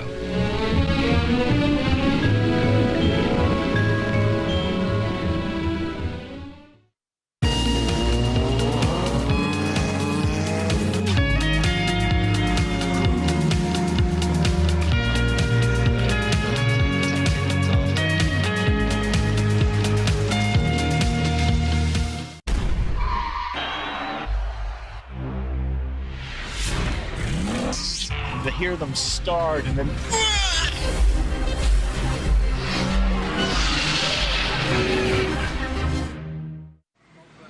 Well, we've got plenty of action on track here at Revival, but we've also got some other car-related things, including a recreation of Earl's Court, which was the home for the British Motor Show between 37 and 76 Revival period. And here we have a lovely Aston Martin DB5, one of the great British brands, celebrating a birthday at Revival. 60 years of the DB5, made famous, of course, by James Bond, and 110 years for Aston Martin as a company.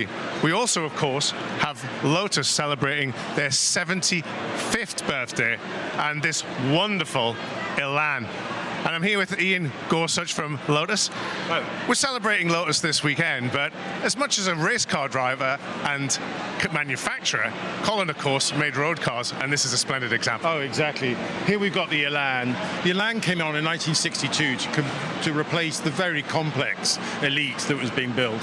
And this is a Series 1, go up to Series 4, so they were built between 1962 and 1974, and really put Lotus on the map to show that it's not just about the power and performance, but about the handling and the agility, so you can drive with purpose. Well, he was such a good engineer, and as you say, it was very well known for its dynamic handling, wasn't it? And I have to say, it's a lovely looking thing as well, isn't it? Yeah, exactly. You just look at it. As often when you look at something like a peacock, it's beautiful because it wants to be. But when you look at a Lotus, it's like a hawk. It's beautiful because of aerodynamics and purpose. And it still stands a test of time. I think, I'd have this over many modern cars right now. Exactly. And you can see that as you look at modern sports cars. They basically were born out of the Elan. And we're here at Revival celebrating lots of things, including 75 years of Lotus. What have you got in store over the weekend? It's been brilliant. We've had the Lotus Moment, 75 Lotus race cars out on the track with Clive Chapman, Colin's son, at the head of it. And it's just great. It gets the heart going. And for anyone who's got a bit of Lotus oil in their veins, Lotus DNA, it really is a moment of passion. And this is spectacular. Well, look, enjoy the birthday celebrations, and lovely to see these cars still in action. Great. And it's not only our past we're celebrating, but our future here with the Emira, of course, the awesome Avaya and the Electra. Well, we maybe be celebrating Lotus 150 years sometime soon. Not you and I, though. Many thanks. Well, I've made my way down down to the workshop, and I think it's time for me to actually have a go at doing something down here. Eddie here is getting the gold ready, the gold leaf, genuine gold leaf ready for us. 23 karat gold. Here we go. Tell us what we're doing. So we're applying 23 karat gold to the glass here in reverse. So we're using a gelatine size solution, and that's going to stick the gold to the glass. When it dries, it's going to form like a mirror finish. So we have to use a gilder's tip here. We need a little bit of static from the arm. Helps if you've got hairy arms like mine, obviously. And then stick the gold leaf down. We have the gold leaf in one hand while we apply the size with the other, as we don't want the size to dry as we apply it. So we go along the top here. It's quite a warm day, so you can see the size kind of splitting on the glass there. And this isn't water, this is gelatine. This is gelatine and distilled water. And there we are. So that's the first. So it's as easy as that. Can I have a go, Eddie? Let's have a go. Okay, so I'll let you do that. My arms aren't quite as hairy, and then you can pass it over to me. So let's have a go with this. So it's a little bit windy today, so the leaf is moving a bit. So we're just going to make sure that the leaves are nice and flat there. And you can see from the other side where you're seeing just how beautiful it is looking back into it. And then we just have hold that.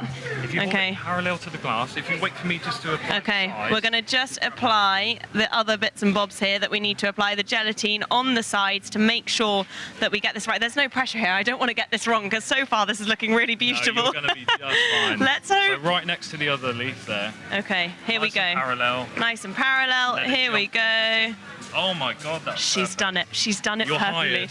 Thank you so much. You've done. Let's have a look at the front though, because we've got some beautiful other pieces that you have done. It's quite a skill. That was easy, but it really is quite a skill, isn't it? It is. It takes a lot of patience as well. You know, we've probably done. Lots of people have helped put the gold on this panel, but you know, there's tens of hours involved in making something like this, and it's all done in layers. So once we've applied all the gold, we then have to back it up with the paint, and then we can apply mother of pearl, you know, glass gemstones, all of these different, you know, embellishments. So well, listen, thank you so much for letting me have a go. These are just beautiful, and there are so many other beautiful pieces of artwork here, and this is a real skill. Sounds like I'm hired though, so I think this job's gone, and I'm going to go and do some gilding.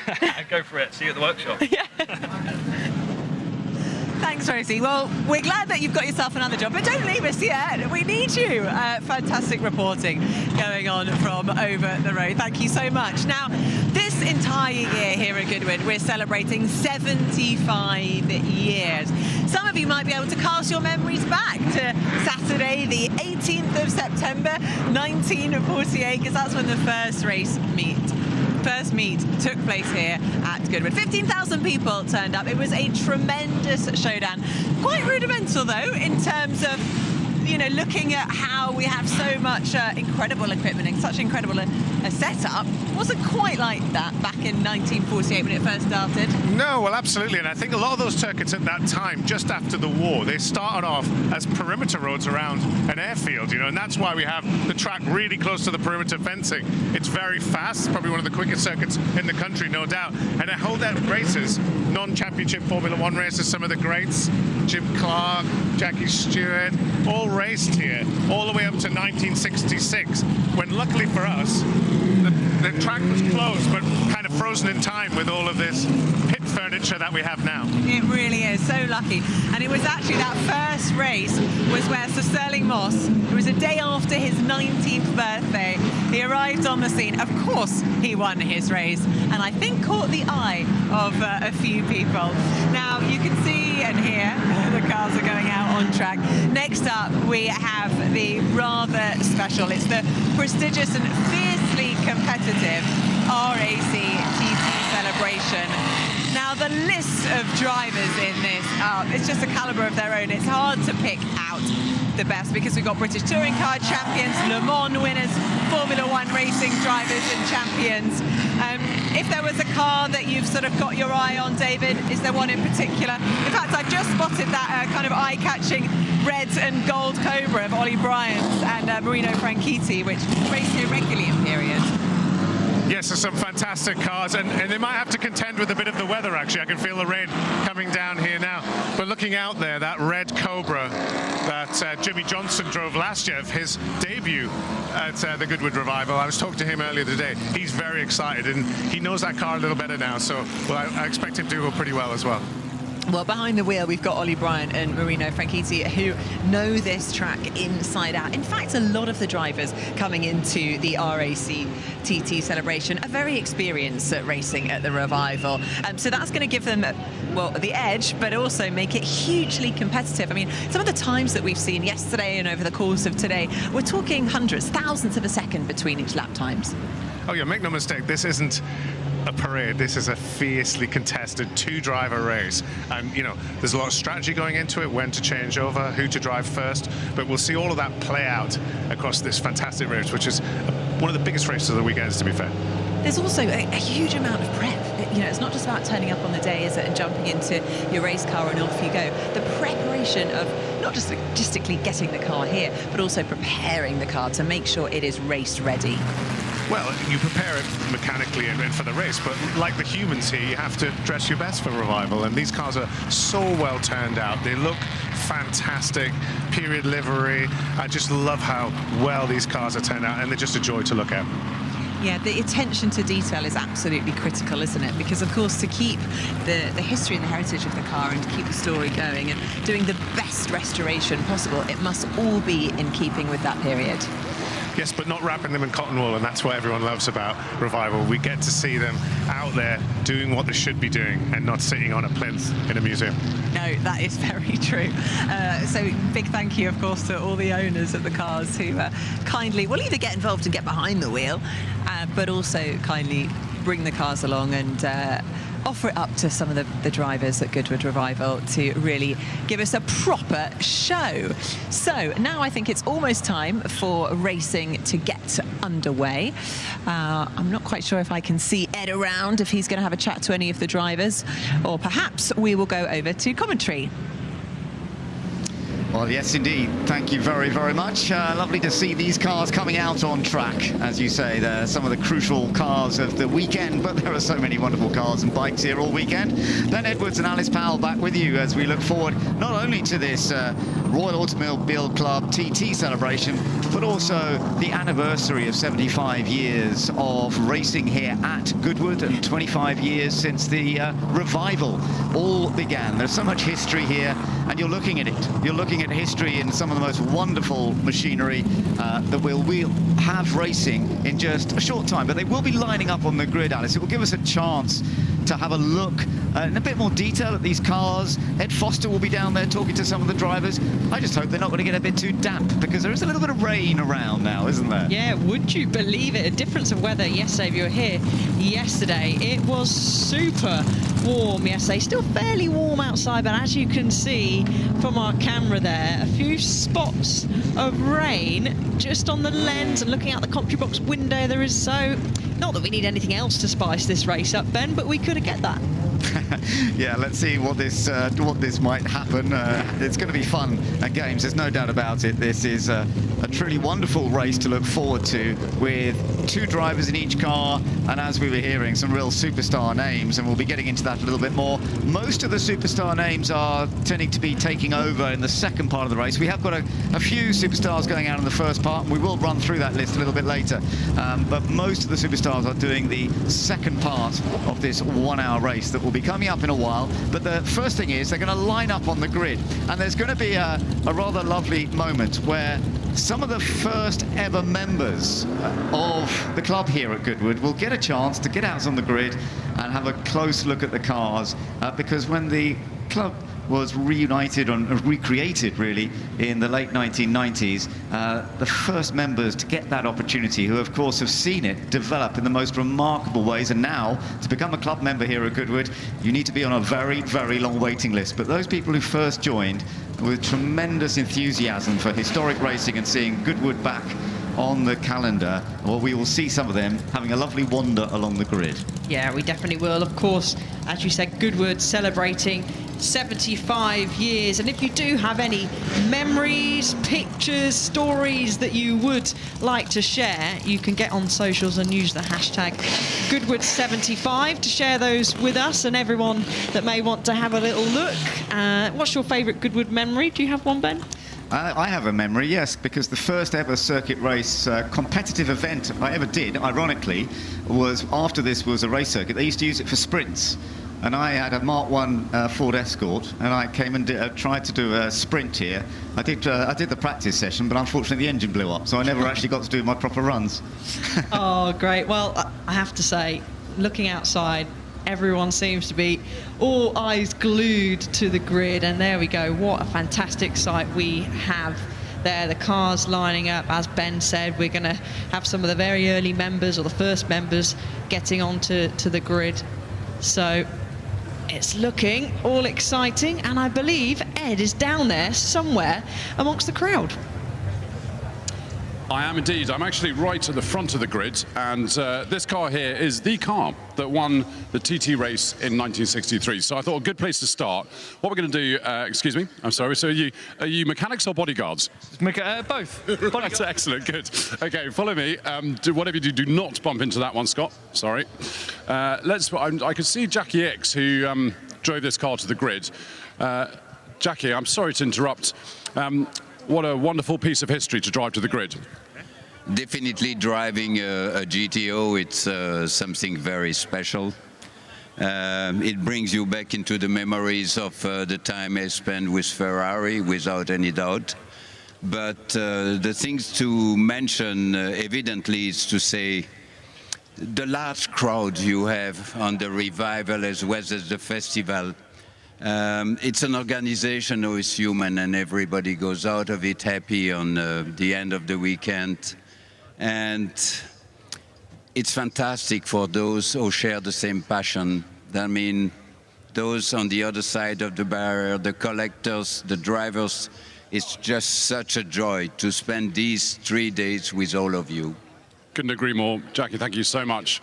Right, let's see if we can find some drivers. We've got a couple here. It's front row. We're having some furious work being done here underneath. Richard, Rob, what's going on here? Transponder. It wasn't working, so nothing too dramatic. Right, okay, so you're not suddenly going for a soft setup thinking there's going to be more rain? No, I think it's a bit late for that, really. Rob, are you all set and ready? Yeah, very much so. Richard's going to start, as tradition has it, and he's going to do a blinding job, get a blinding start, and yeah, hand me a delightful car halfway through the race, and we'll see what we can do. Richard, word to the wise, I'd use all the tyres and all the brakes and then give it to him. Yeah, I know, that's right. I mean, there's no pressure anyway, so no, the car's great, I must say. It's a bit of a step move on from last year, so yeah, we'll see how we go. Good luck, guys.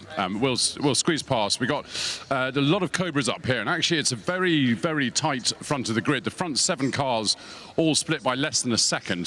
So there's really... Oh, Nicholas Manassian. Nick, where's your car? He's in P12. And is it running all right this morning? Yeah, everything is good. I hope the weather stays the way it is, and we have a good race. You know, I'm very excited. And you're going second? Yeah, good second. Richard Kent is going first, and let's see that first corner how he goes. It's a bit of a voyage of discovery, isn't it? Yeah, no, everybody is really excited but respectful out there, you know. So I think if we have a good race, it's a long race. The heat is not there, so the degradation is not going to play too much. But I think, you know, anywhere from P10 to P1st, you can come on the podium. Wonderful. Good luck. Thank you. Right, we won't interrupt Marino, who's no doubt chatting to Christian Horner about a Red Bull drive soon. See Gordon Shedden here. Nick was just talking about degradation. He's talking about the tyres. Gordon, we're just hearing from Nick Manassian there about the temperature being lower, so you might not have to look after your tyres so much. Yeah, I mean, yesterday was incredible. I think the track temperature was way up mid-50s, which is, you know, for these kind of cross-ply tyres, that's just way out of their operating window. So, you know, today's a much more pleasant day, shall we say, and I think we can push hard for an hour now on the tyres. I think we can go quite hard at it. I mean, you've had such a successful career in touring cars where you're probably praying, you had loads of grip and you're praying for a bit more power. It's completely the opposite in this, isn't it? Oh, I've got plenty of power. I've got plenty of power. And as I look at the clouds, and if we get some rain, then we've definitely got far too much power. But, you know, you spend half the time just sliding about. You know, in these Cobras, they're so fast now, but you're literally sliding everywhere, you know, everywhere on a little bit of opposite lock. And it's really entertaining to drive, but it does mean you're absolutely on the limit the whole time. It's great to watch as well. Enjoy it. Thanks. Right, let's move down here. So we've obviously been talking about the rain. It doesn't look as though it's going to come on that strongly. A car to watch, if it does get wet, is this. Driven by Tom Christensen in the second stint. I don't know whether I can see TK anywhere. I can see Al Bonkum and Jack Tetley, so we might as well go over here. But this will be quick in the dry as well. But in the wet, I suggest this will be an easier proposition than the Cobras. Jack Tetley, good afternoon. Car running all right? Better than it was a couple of weeks ago. So we've worked very hard with Alan Mann Racing to get a good setup, and I think we're getting there. And have you been teaching a teammate a few things? Nothing, absolutely nothing. There are a few things I could teach him, but not on track. No, I'm afraid he's a couple of seconds quicker, but that's how it is. Well, good luck. Thank you very much. Al, looking very relaxed. All good?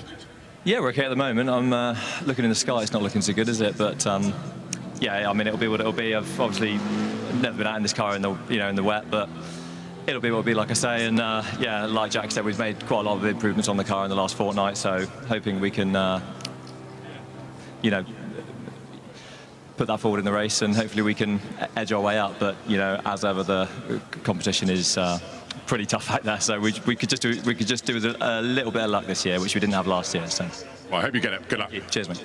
Let's cruise on down. See who else we can find. We've got the Snake Eyes Cobra, which sort of looks like a sort of a modern paint scheme. It's not at all. Around that in period. Alex Brundle. Here we are. You're probably not hoping for rain in this, are you? Not overbearingly, no. Yeah, that would really scupper our race. The E-types are much better with their independent suspension. So yeah, please don't rain. That would help us a lot. There's probably going to be no one on the grid, surely, who's changing tyre pressures, hoping there's going to be rain. No, I don't think anybody hopes for rain. I don't think anybody in the stands hopes for rain either. But you know what? There's not actually a lot you can do. It kind of is what it is. They're the same tyres. So get out there and send it a bit more slowly in the rain, and that's all you can really do. Well, enjoy it. Thank you. Let's cruise on.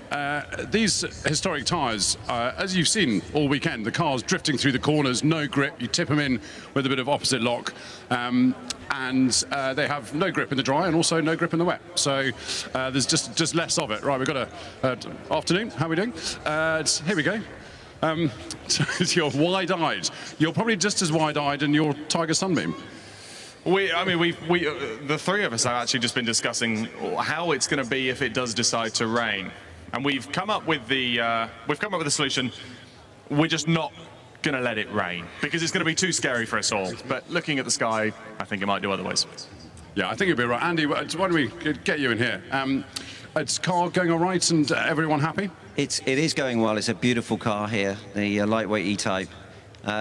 William Paul, my teammate's great, and the car should be a few rows higher up, so fingers crossed for the race. We would like a bit of rain, actually. The E-Type's fantastic in the rain, but what a beautiful race, and nice to be part of it. You said the car should be a few spots further up. Was that a problem with the car, or was that an Andy Priaulx error? That was just talent on my side. No, we had a little water leak on the first quali, and I'm getting better and better in the car all the time. And the second quali was a big step forward. So let's see. Racing's a different ball game, and when you've got somebody to hunt down in front of you, you can get your head down and get on it. Well, look, best of luck. Thank you. So as we get a little bit further back, we're on row 6 here. In my very limited racing career, I tend to start races a bit further back, and it's a horrible place to start from, especially with a field of quite similar cars, because you all pile into the first corner, which ultimately has one fast line through it, and you all arrive there together. So it's always a bit of a leap of faith, but most of the owners are going to start the car. And then here's Alan Brewer, the head of the GRC, celebrating the 25th anniversary this year. All going well? Yes, I think so. It's been a wonderful weekend, and this is a really special moment, this grid walk. We've got a lot of our founding members on the grid here with us that have been with the club right from the start and from the first day of the very first revival. Fantastic. Well, enjoy the weekend, Alan. I did see a Jack Brabham here. Here we go. If all drivers had their names on the backs of their tops to make things a whole lot easier, we're going to into, well, let's wait for this photo. There we go. No. Go on. Have we got it? Must have about 5 by now. We've got about 45 seconds left. So, Jack, to David, do you know what? I was talking about your father and the first rear-engined car race back in '55. So, apologies for that, David. All going all right? I mean, we've got spots of rain, but I don't think that'll worry you too much. Not really. I mean, you know, it's going to be what it is, isn't it? We're right in the middle of the pack here, so Brian's got a start which, you know, he gets off the line and gets around the first couple of corners. We'll be looking all right. Well, look, enjoy it. Yeah, thank you. So, I think we're near the back, and it's time to hear from the Duke of Richmond.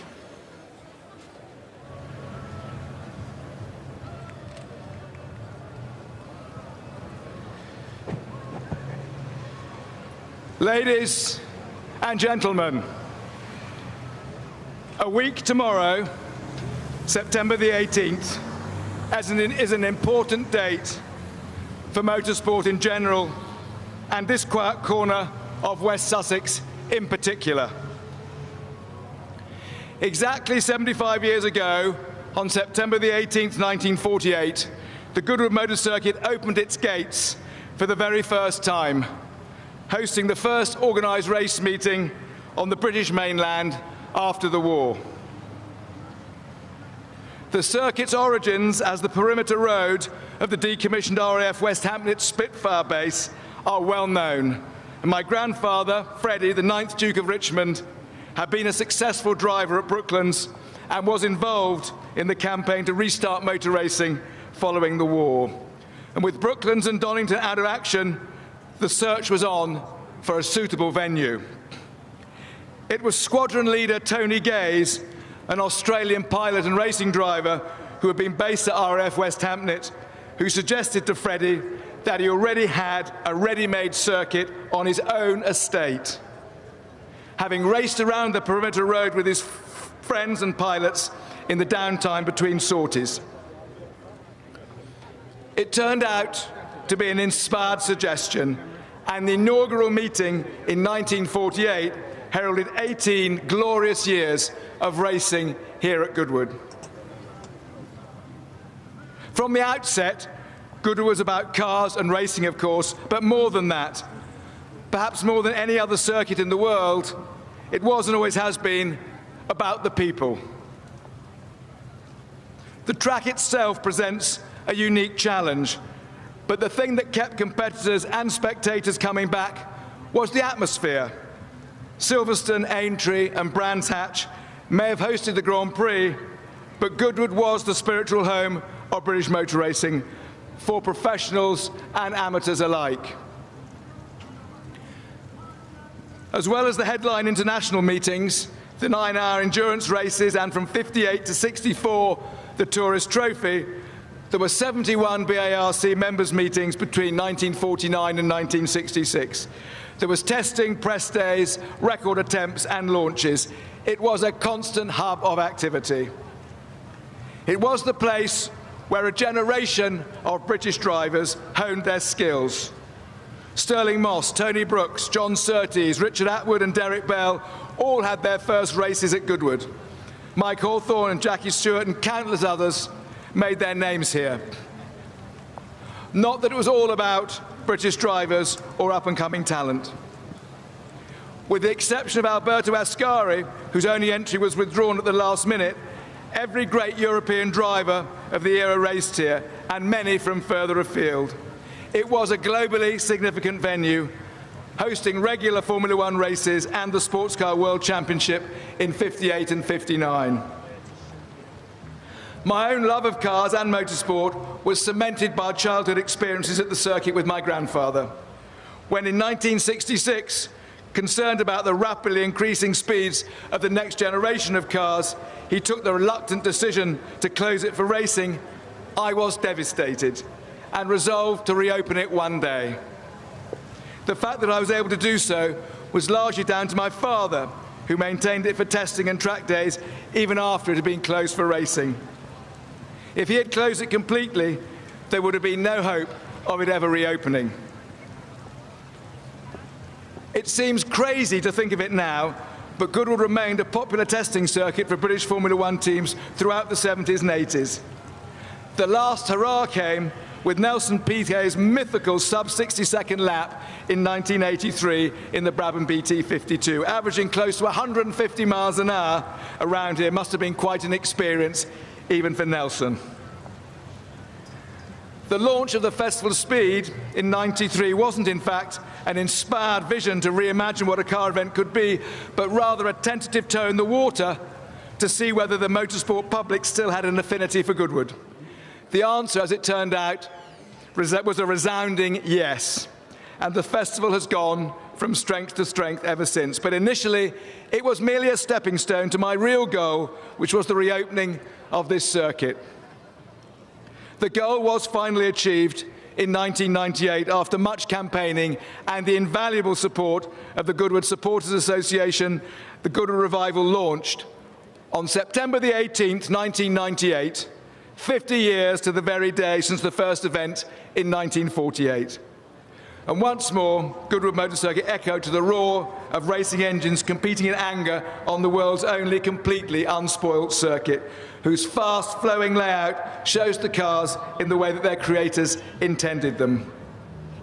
The period setting, the theatrics, and asking everyone to dress authentically completed the scene.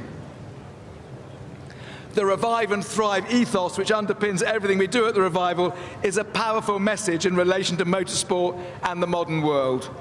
We all have a responsibility to keep the sport we love relevant, whether that be promoting the principles of reuse and repair, which all of these great cars exemplify, or the adoption of sustainable fuels, which we are actively encouraging all our competitors to do.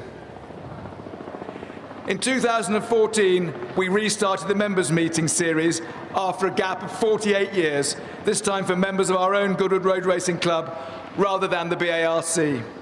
The fact we resumed with the 72nd meeting rather than starting from scratch is indicative of the traditional values of friendly competition and shared passions which we wanted the event to evoke. We are really privileged to have witnessed so many great cars and drivers at Goodwood in the modern era. But the things that really set it apart, just as they did in those years from 48 to 66, are the atmosphere and the people. We are joined today by 5 drivers who raced at Goodwood in period, who have been fabulous supporters of our modern events. So Jackie Stewart, Jackie Hicks, Derek Bell, Jackie Oliver and Richard Atwood.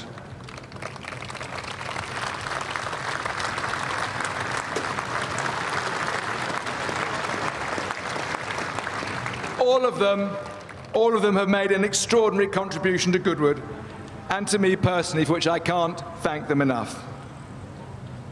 Also on the grid are members of the Goodwood Supporters Association, who were so instrumental in reopening the circuit, along with the founding members of the Goodwood Road Racing Club. And of course, there is all of you, the public. Through good times and bad, through fuel shortages, extreme weather, and global pandemic, I'm regularly humbled by your ongoing support and enthusiasm for what we do here. I can't thank you enough, and hope that we can all continue to enjoy this very special place for another 75 years. Thank you all very much indeed. I'm very grateful. And if you'd like to now turn to the big screens, my sister Nimi will narrate a short film celebrating 75 years of the Goodwood Motor Circuit. Thank you very much.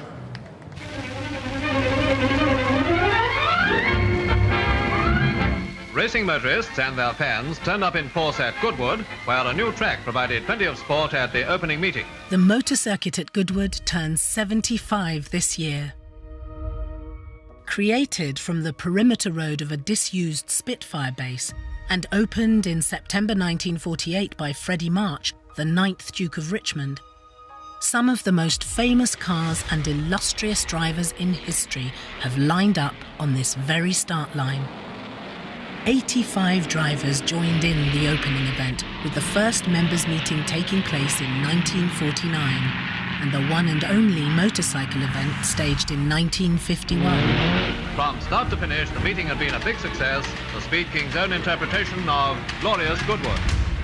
Reigning F1 world champions Giuseppe Farina and Alfa Romeo won here in 1951, cementing Goodwood's place on the world stage. And in 1952, the first Goodwood 9-hour brought night racing to the country, with victory going to Peter Collins and Pat Griffith in their Aston Martin DB3.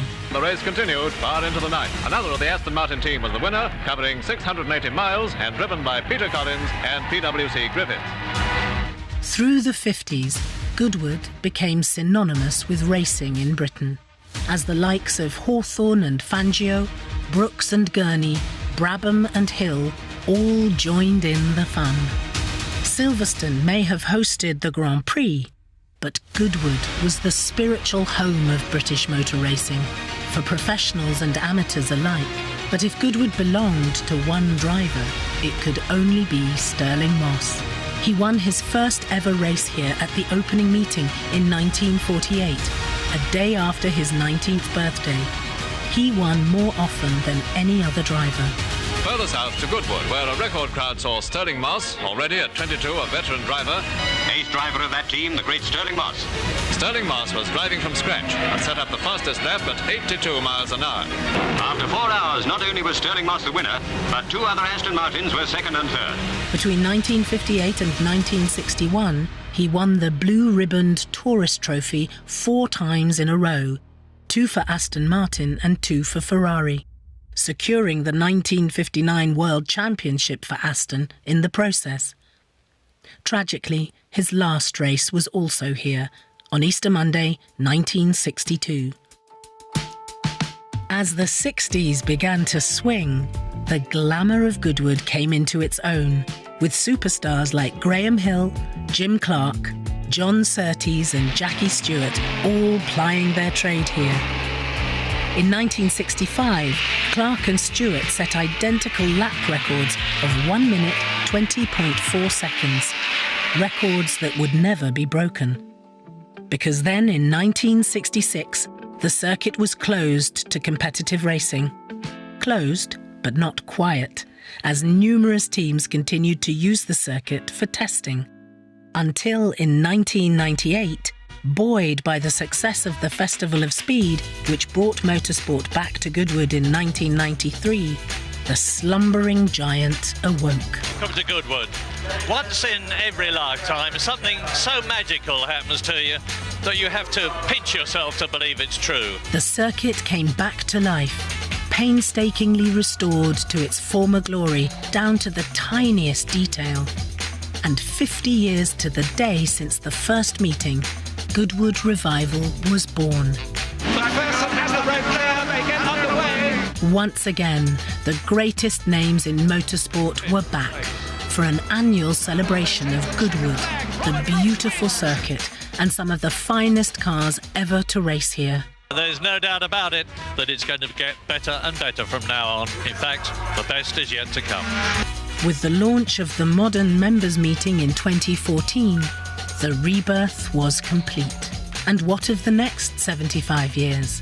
The values of recycling and reusing, restoring and renewing are perfectly captured in the Revive and Thrive ethos. And it's clear that the circuit at Goodwood is in very safe hands. The Goodwood Motor Circuit, 75 years young.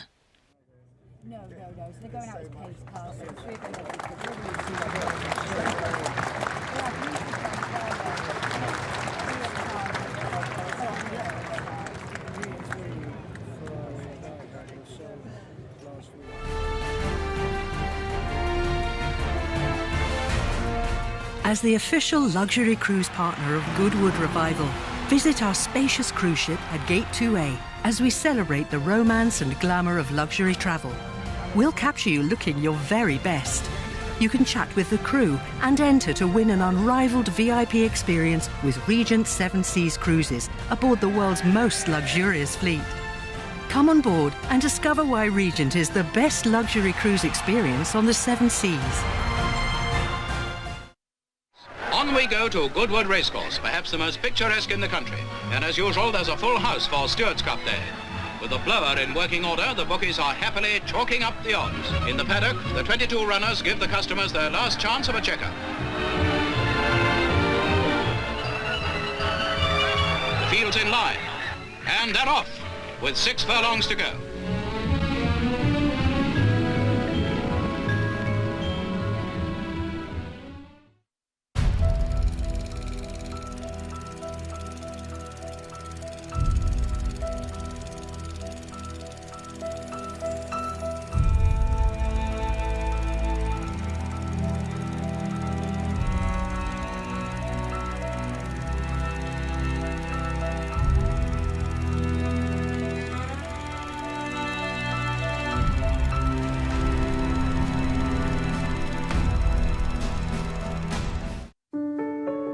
Good gut health affects every single aspect of your body, from your brain wiring to your energy output to your hormone regulation to how clever your immune system is. Everybody benefits from better gut health because it makes your body work better.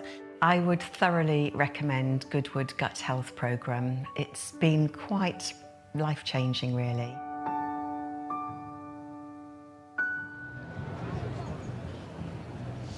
So we are looking forward to this remarkable race getting underway soon, and it's going to be in somewhat different conditions to what we've seen for the rest of the Goodwood Revival weekend so far. That bit of rain certainly making a difference to the track surface when we do get these cars heading around the track. But for now, we've got a few minutes before the grid is clear. What a wonderful opportunity for some of those very early club members to have a lovely look around the cars. And the view has changed slightly, Alice, hasn't it, from the beautiful blue sky that we have been enjoying this weekend? Yes, it certainly has. You can always tell without looking out a window if it's raining, if you're at a track. People putting brollies up, and that was our first sign when watching the pictures. A few brollies still up at the moment, but it looks like the rain has eased. But that will certainly be, it's not rained, well, I can't remember the last time it's rained, but it's not going to be ideal conditions. Obviously, none of the drivers would have practiced this weekend in these wet conditions. It's going to be rather slippy, I think, for some. But it's interesting that a lot of the drivers who are not in the E-types reckon, oh, well, if it does rain, they're going to be pretty handy. And we have one of the Huff and Mains cars starting on the front row, and then it's surrounded really by Cobras. There's 6 Cobras in the top 10. Absolutely. The AC Cobra, of course, for so many people, a dream machine, but the E-types will be battling against them in the rain, as we heard from some of those drivers. As you say, that independent rear suspension can help with a bit more rear-end grip, so we shall see how that is going to work. They are stunning machines from this period of the early 1960s, most of them, and very rapid indeed. And as we were hearing from the drivers, with all that horsepower to play with when you're on a tricky surface like this, one thing to bear in mind, no slick tyres are run at any of the races here at Goodwood. They are always on treaded tyres, whichever category we're looking at. So at least, Alice, there isn't a mad panic to get onto the grid and change the wheels, because they will just stay on exactly the same tyres. Yeah, no one seems to have dived underneath any bonnets or underneath any cars to make any changes. I think it will dry fairly quickly. It's still quite warm, and Nikki touched on when she was down there in assembly, it's quite humid as well. So it is an hour-long race, so I expect by the end for sure, unless we don't get any more rain, of course, it will be bone dry.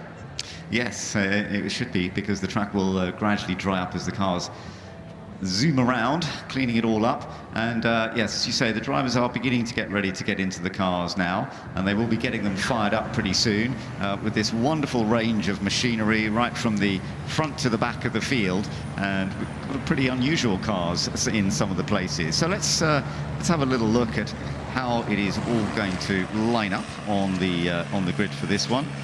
It's going to be quite a wonderful battle, and we will see the likes of Richard Mines starting from pole position in the outside of the front row in the Jaguar E-type. I was just thinking the E-type though could go very, very well.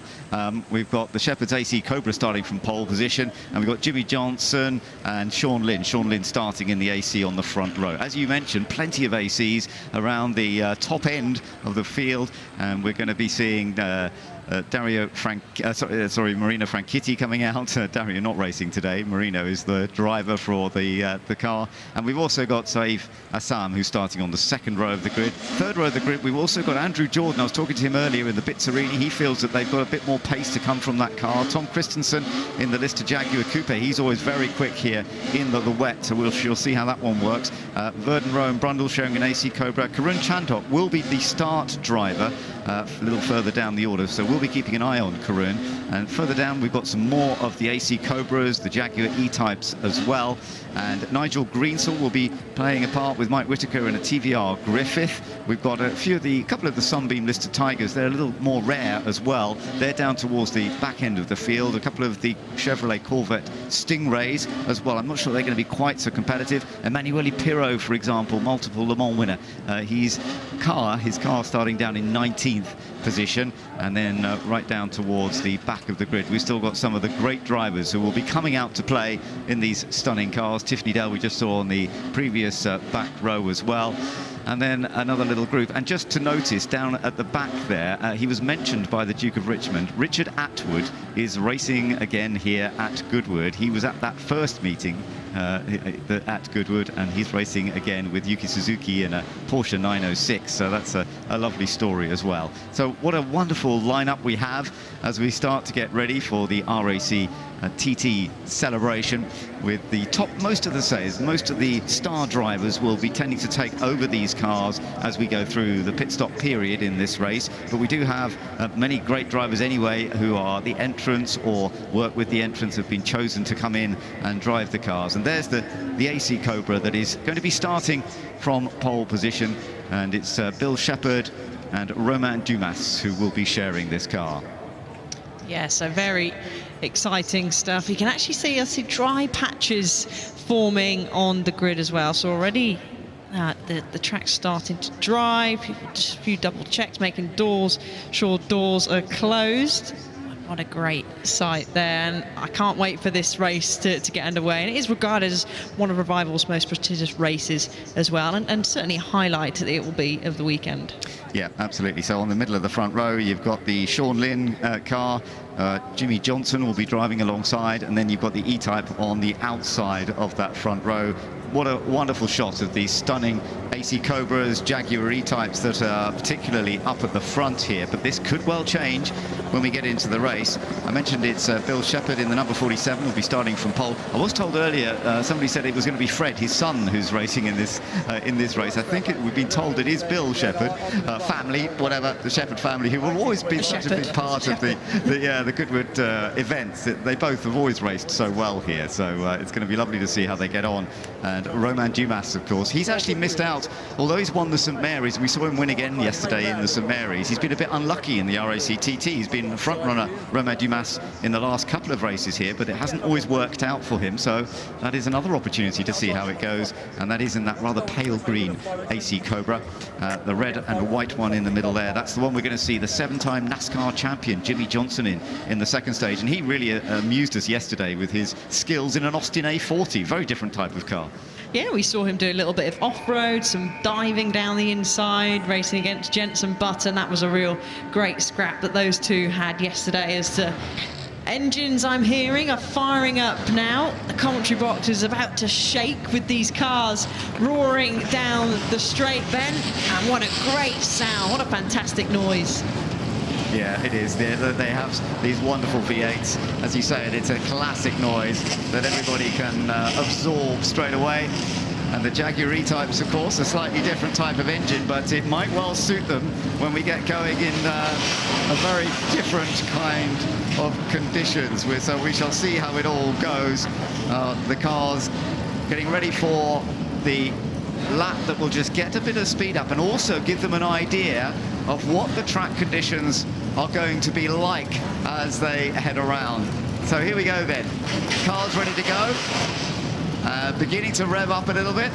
The marshals in a moment will give them the green flag, and they will head off to get some experience around the track. And you tell you what, we're both going to go quiet just for a moment.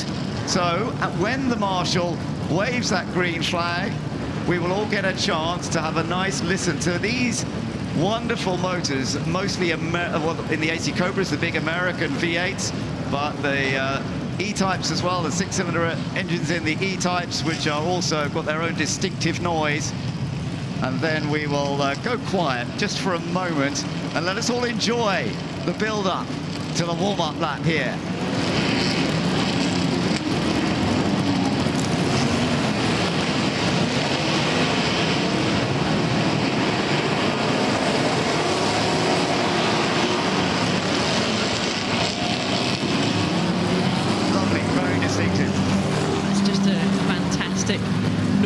Isn't it? And that will continue for another hour or so, as that is the duration of the race. We will keep you updated when pit stop windows open. It's a two-driver race, of course, so we'll keep you up to date. We have seen a few infringements in some of the other races, haven't we, Ben, of drivers pitting too early or pitting too late. So we'll keep up to date, keep you all up to date, and looking forward to getting underway very shortly. Yes, we are indeed. Down at the back there, that is Richard Atwood, who's going to be starting in the Porsche 906. A very lovely car. It's not as rapid as some of the other cars that we've got out here this weekend, but for the Porsche 906, it was a class winner at Daytona back in 1966, so the year that Goodwood stopped its racing. That was when the 906 won classes, and both at Daytona and at Sebring, actually, funnily enough, and then on into Europe.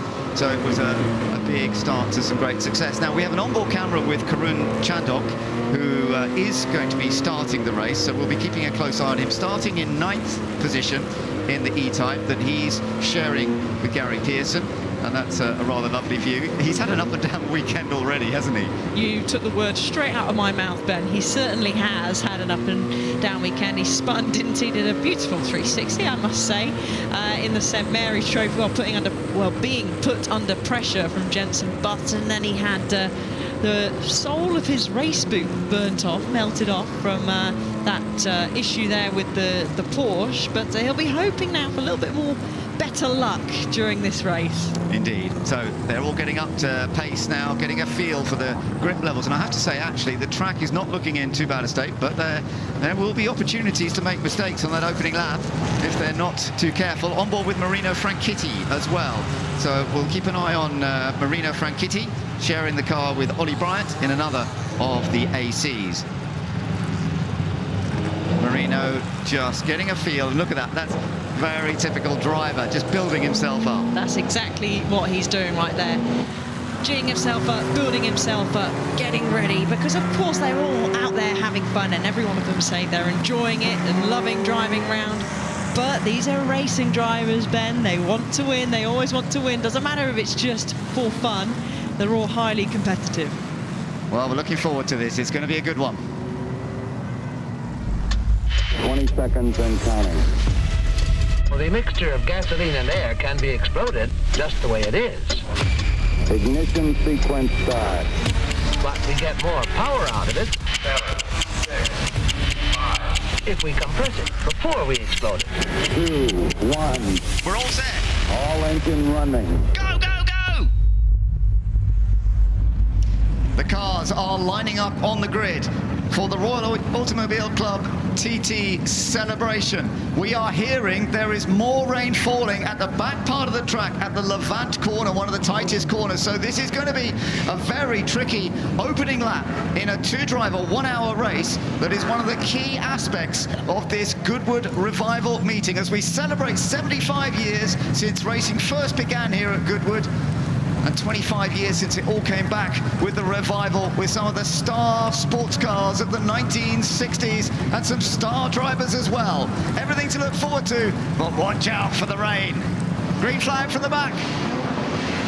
We're waiting for the race. The engine revs rise. The TT is underway, and look at that terrible start there for Bill Shepherd, and also a very poor start in the middle as well. But up front, it's a very, very good start for Sean Lynn. He's taken the advantage in the number 13 car from the middle of the front row, and for Shepherd it really didn't work getting off the line. But there's a battle going on immediately between the two Cobras side by side as they head down. And of course, they've got to watch out for the grip levels because nobody quite knows what they've got now. No one knows what to expect, but that was disaster. Looks like Shepherd got away initially. Oh, we've got a spinner. That's the number 3. Adrian Wilmot, that's the car he's going to share with Andrew Jordan. Oh, what a shame, because that could have been a real front runner there. So up front, it's Marino Franchitti. Marino Franchitti in the number 1 car that he shares with Oliver Bryant. And this is the section that we've been told could be even wetter. Yeah, it looked like from our camera angle there, and it does look like it is raining more and more down as they're heading up to Levant Corner. Now, wipers are going, but yeah, back to Bill, just like he got it going and then had to dip the clutch again because he probably nearly stalled. So we're now on board with Fred Waitman in the Lister Jag. And look, they're always constantly making adjustments on the wheel, but now in these slippery conditions, it's even more of a workout. Yeah, we're going to get some great views, and they're going to have to be so much smoother on the throttle. He wasn't even fully flat out when he changed up on a straight because there's a kink on it. Normally you'd be flat out immediately, but they are being a bit cautious, understandably. Yeah, and that is expected. You see the wipers are good too, but Marino Franchitti, he has got a great start from that second row of the grid as he dives onto the brakes now into the chicane. And see, even there, just fighting with the wheel, desperately trying to find some grip. We then behind have Sean Lynn in the other AC Cobra as well, as everyone's filtering through, and now we're on board with Karun coming down the main straight. Yeah, I wonder how Karun's coping with it in these difficult conditions. And it was Bobby Verdon-Rowe who made a really poor start, sadly. He's just been passed there. Oh, and there again, the Bizzarini's gone off again, unfortunately. Adrian Wilmot, I think that's a separate one, unless he was just coming back on there. Let's have a look here. So Adrian Wilmot, he had that slide, and whether he had another little off, yes, I think that was a separate one. Yeah, that looks a little bit further down the road through the gravel, just about gets it stopped because obviously the grass is going to be wet now. But further back down the field, or further up the field from there, there's lots of dicing going on. There is. I'll tell you what, also, the Alex Buncombe Jack Tetley car's gone well. Jack Tetley into 3rd position as we look down the list. And Fred Waitman, we've got that onboard camera. That's the number 17 Lister Jag, and that's the car he's going to be sharing with Tom Christensen. So if Fred can keep it up there towards the front, that could be pretty exciting when Tom gets in the car. Oh, a little touch, and off the road goes the number 48 of Karun. We're on board with Karun. Poor Karun, going into Levant, keeps going wrong for him. Oh, when is he going to get some luck as he's sliding all on the grass? He's going to have to take it steady. He's obviously very slippy. He bleeds back nicely on the track, but just looked like he was on the outside there. I'm not sure which car that was. Clearly, they didn't see him on the left-hand side from their point of view, so we'll have a little look. So great, we get to see it on board from there. Is the number 23, is it? Just on the right-hand side there. That is the AC Cobra of Joe Twyman, but there's someone else. There's someone else there on the right-hand side of Karun who just clearly doesn't see him, I'm guessing, and just they runs him out of road, and he had to take avoiding action and forced off onto the grass. Yeah, so that's a great shame for Karun Chandhok, who's therefore lost a great number of places. Richard Atwood towards the back in the number 80 car there, as we've got some other battles. The TVR going around the outside, trying to battle with the AC Cobra. So Michael Whittaker in the TVR, he's quite enjoying himself. One of the Stingrays running quite wide. That's the car of Nick Jarvis and Benoit Trelouillet. I was told that Trelouillet would be starting in it, and I think he might be. He's making up a bit of ground in this race as we get it underway. Up front, it is still Marino Franchitti who made that excellent start, and the pole position car is trying to force its way up. Number 47, Bill Shepherd, has definitely lost quite a few places, but is now in that group that we were just watching there as they try and make it up. Actually, 2nd place, it is, in fact, the Richard Kent car, isn't it? Yeah, the E-Type. Yeah, it come from 12th on the grid, and just a minute ago, that has now been taken by the Von Rowe, the Cobra car further down in 17th, but he had just set the fastest first sector overall, so got an 11-second gap to try and close down to Franchitti in front, but they are trading purple sectors at the moment. I tell you what, this is a good position for the Franchitti and Ollie Bryant team, because Ollie will be very quick as well when he takes over the car. It's a great combination. Richard Kent's done fantastically well, as you say, to move up from 12th on the grid to run into 2nd position now. You're watching currently the battle for third. That's what you're looking at. This is the close battle for third position, and it does look an opportunity here for Fred Wakeman to take third, but now under pressure from Sean Lynn. Sean Lynn, who started from the front row, the middle of the front row, he's now moved up into third position, and also trying to come through is Bill Shepherd in the AC Cobra that was on pole. So now they're beginning to find where is their grip, where they can attack. Yeah, Shepherd's made a very good recovery. You said Sean Lynn got round the outside going into the first corner, but you can see the car moving to try and find any piece of grip out on the circuit bend. I'm guessing the rain has eased looking out of the commentary box window, so there's a lot of cars on track. You just hear the blipping to try and go down gears between the two St Mary's corners. You've got still 27 cars running. And Benoit Trulwier, as I mentioned, he's made up a lot of ground. You can just see in the background in the blue and white Corvette Stingray. It's quite a distinctive looking car. Bobby Verdon Rowe there in the number 94. That's a distinctive livery on the front of his car as well. And he's made up a decent amount of ground, the Snake Eyes car, as they call it. But he had a terrible, terrible start, which is very unusual for Bobby. There must have been a mechanical problem, I'm sure. He's such an experienced racer, but we've still got these great tussles going on. There was a little bit of barging, yes, going on there. Mike Whitaker coming down the inside of Bobby Verdon Rowe. That was a little bit too tight, wasn't it? That was a bit too tight. So argy-bargy going on, a bit of robbing of doors and mirrors, but as you said, Verdon Rowe didn't get the best of starts. So quite a few of them that didn't get the ideal starts, Ben, have made pretty decent recoveries. Now the gap that Franchitti had, it's come down just a little bit. It's still a big gap, 6.9 seconds, but Richard Kent's just done a very good lap. Nearly over 2 seconds faster than the race leader. So that's come down a little bit. Meanwhile, here comes the car that was on pole position. It will be taken over by Romain Dumas, the Shepherd family car. It is trying to work its way up into fourth place now, fighting away with this Fred Wakeman in this beautiful Lister. Can he find a way through? Not just yet. Coming down towards Levant, this is the area where we've seen a few slips and slides, but Benoit Trulwier is at the back of that little group now in the Stingray, and these conditions seem to be suiting it pretty effectively. Fred Wakeman in that very original Frank Costin design Lister Jaguar. You're looking from the back of it now, which has got more power on the straight. Yeah, it certainly has. The intimidating eyes there of the Lister Jaguar. Really, sorry, not the Lister, that is of the AC Cobra. It's the Jag that it's chasing down. Very intimidating eyes, trying to have a little look down the inside. That's going to be brave in the slipping conditions at Woodcote.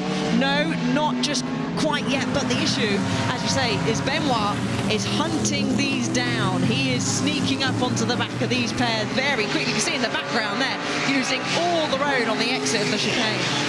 Yeah, so that's a good part of it. Up front, by the way, the gap has remained a bit more similar this time. There's still a better lap by Richard Kent, but this time Marino Franchitti responded to that and did a very similar lap time. As we focus on the battle between these two, it's very close indeed. As Shepherd, yeah, got a lovely move. Yeah, he has got through. So now sights will be set. He'll know he'll be super frustrated that he lost the lead at the start of the race. So there we go. Brave stuff, diving down the inside into turn one, actually flicking up some dirt on the inside there, but very nice and respectful racing between these two.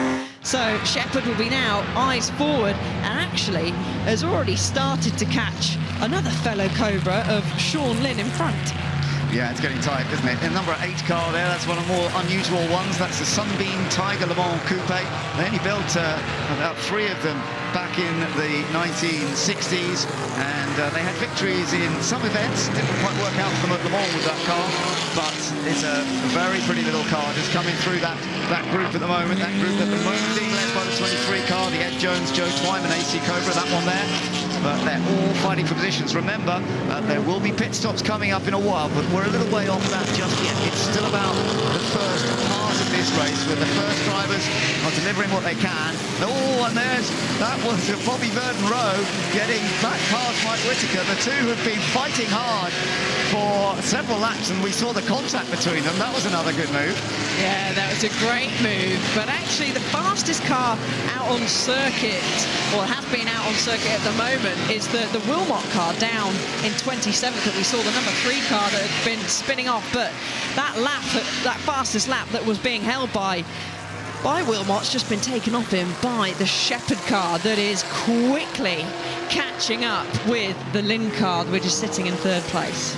So it's still Marino Franchitti who's leading this race with a gap of 7.4 seconds. That's the moment I just saw a moment ago, with Bobby Verden-Rose sneaking through. You don't often see many passes there, but it was well done by both. They gave each other room, and it was clean enough, although he's now trying to get past another car. This is the battle for 9th place as he tries to get past Jack Tetley, but he's still got Whittaker right behind, so he can't make too many mistakes here. Yeah, and further up, so Shepherd has now caught Lynn. He's going to try and squeeze, and this is coming down into Woodcote Corner, who's later on the brakes, but he's gone slightly wide. No, he's done it. Another great move by Shepherd. And sometimes when drivers get a little bit angry, but they just suddenly find this internal speed from somewhere. Of course, it's always been there, but it just takes that emotion to really find it. And already hunting down now Kent. Over a 10-second gap, though, to the Kent car in 2nd place, but posting some lap times, even though they're overtaking is that Shepherd and Dumas car. So looking very racy. It is looking racy, and of course with the track drying up, and they're putting in some pretty good lap times now. In the qualifying, they were doing 124s, and they're already down to 126, and it was Marino Franchitti, the race leader, who'd set a new fastest lap just now. So it's telling us that the track, well, certainly online, is pretty much dry. Now that's a very too early stop for Karun Chandok, so I guess there's a problem with Karun's car. That is a great shame. That is a very big shame, because, yeah, you're right, the pit window open is certainly not open yet, but Franchitti has clearly responded to the pace that was being set by Kent a few laps ago, and it's certainly found a turn of pace. 126.6 is the fastest lap by Franchitti at the moment, and the qualifying pace, the fastest lap, which was set by the Dumas and Shepherd car, was a 124.2. So still a long way to go to posting super fast times, but it is getting quicker and quicker by the minute. Yeah, and you're watching the race leader now, Marino Franchitti, and brother of Dario Franchitti, a great experienced racer here at Goodwood, and he has opened up a bit more of a gap on this lap. In fact, that was another very, very good lap for 126.1. He's got 8.7 seconds advantage over Richard Kent in 2nd place. 3rd place at the moment, Bill Shepherd with the Romain Dumas, who will be passing the Romain Dumas. It's good to see Karun back out. So Karun Chandok in this very special, unique, the only low-drag designed lightweight Jaguar E-Type, raced at Le Mans in 1964. It had an accident after that event, but early on in its career, sadly, and then it was restored more recently over 3 years. It took them 3 years to rebuild this car, 5,500 hours, and we've got this very unique E-Type. But Paul Karun obviously found a little bit of a problem, and he's not going to get a competitive run in it this time, I'm afraid. No, but he'll still enjoy himself going around. It looks like Marino's certainly doing that out there, who will be in the new Ferrari film that's coming out. So not only doing some driving, but getting ever so sideways. He must know he's on camera, surely, getting it ever so sideways, coming out of the final chicane. But still setting competitive lap time, even though he was getting all out of shape. But I love these onboards, Ben. You can really see how much effort has to go on behind the wheel, and it's a fast track, but it's also quite a narrow circuit here at Goodwood. It is. So let's watch him through the very fast Ford Water corner. That's taken basically flat out in some cars, although these are so powerful they maybe give a little lift down into St Mary's, which is right, and then a tighter left. Yeah, and you can see really drifting it through the first part, and drifting it, I would say, even more through the second part. He is in the lead. That car ahead will be the Atwood car, the number 80, I'm assuming, the Porsche 906 that he will be coming up onto the back of, pretty sharpish. So already, this early on in the race, we are on lap 9 at the moment. They'll be dealing with some traffic. So battle's going on for 8th place now as well. Bobby Verden-Rowe at the back of that little group there as well. And 7th place, in fact, could be what they're actually chasing, because that's where the number 23 car is currently. The Ed Jones, Joe Twyman. Joe Twyman at the wheel at the moment, under the pressure as well from Chris Payton. But there's Bobby Verdon-Roe after that terrible start, really trying to move up in further in the top 10. Oh, and he runs a little bit wide on the grass, but those snake eyes have come alight, haven't they, Ben? And that usually means he means business. You mean business. You often see that in touring cars, don't you? That flash of the lights. But I love that Verdon-Roe's decided, you know what, it's a cool livery already, is he? Oh, just in front. Riding slightly wide is the Brayton Neal car. That allows Verdon-Roe down the inside and just in front. Oh, do they manage to go through without contact? Yes, they do. But the car in front, the Twyman Jones car, clips the barrier there at the chicane. So a great move from Verdon-Roe, capitalise on the mistake of the car in front. But I don't think the number 23 will have damage. That was a soft clip of the car. Oh, and that's Richard Mines, who has gone off and getting back on again, the number 22 Jaguar E-Type. So that's the car he's sharing with Rob Huff, and that's lost him a little bit more time. So that's going to be a tough one for them, even though the car started on the front row of this race. So let's have another little look at the... that was a little bit of an error from... Actually, it's Chris Payton who's in that number 8 car. So Chris Payton, who... Oh, yeah, and then there was the contact you mentioned, and they're side by side. So that's the second time on the other side now that Bobby's gone through at the chicane. Yeah, super aggressive stuff. And here was that slight mistake from the Mines Huff car running wide. But it was just a small... And that is the problem around here. The times are so close, especially with this pack that we're looking at. That one very small mistake, and the driver who's right behind you can easily capitalise, and the Verdon-Roe and Brundle car certainly did that. So Alex Brundle, always smiling, and have an even bigger smile on his face now at the pit wall. Definitely will. As we're looking a bit further down, we've got Michael Squire in another of the Sunbeam Tigers, Saif Assam in the sort of lighter blue-coloured AC Cobra, and the darker AC, that's Nicholas Ditting, who's in that little group as well. They're a touch further down, but it's lovely to see so many different stunning machines, as some of the leaders are already beginning to lap slower cars, as we know.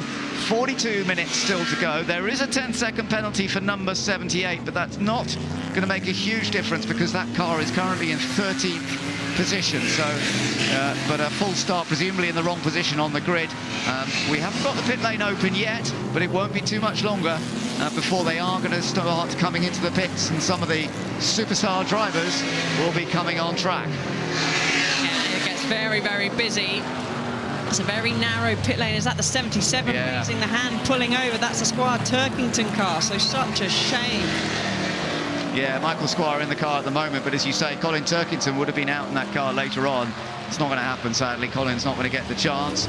And it's an unusual car. Lovely to see it here at Goodwood this weekend, the Sunbeam Tiger, but unfortunately that one's not going to make it to the end. We've got a couple in the race, so let's hope they can keep the other one going. Meanwhile, Bobby Verdon-Roe is still chasing after Joe Twyman as they head down into Woodcote Corner, the end of the long straight.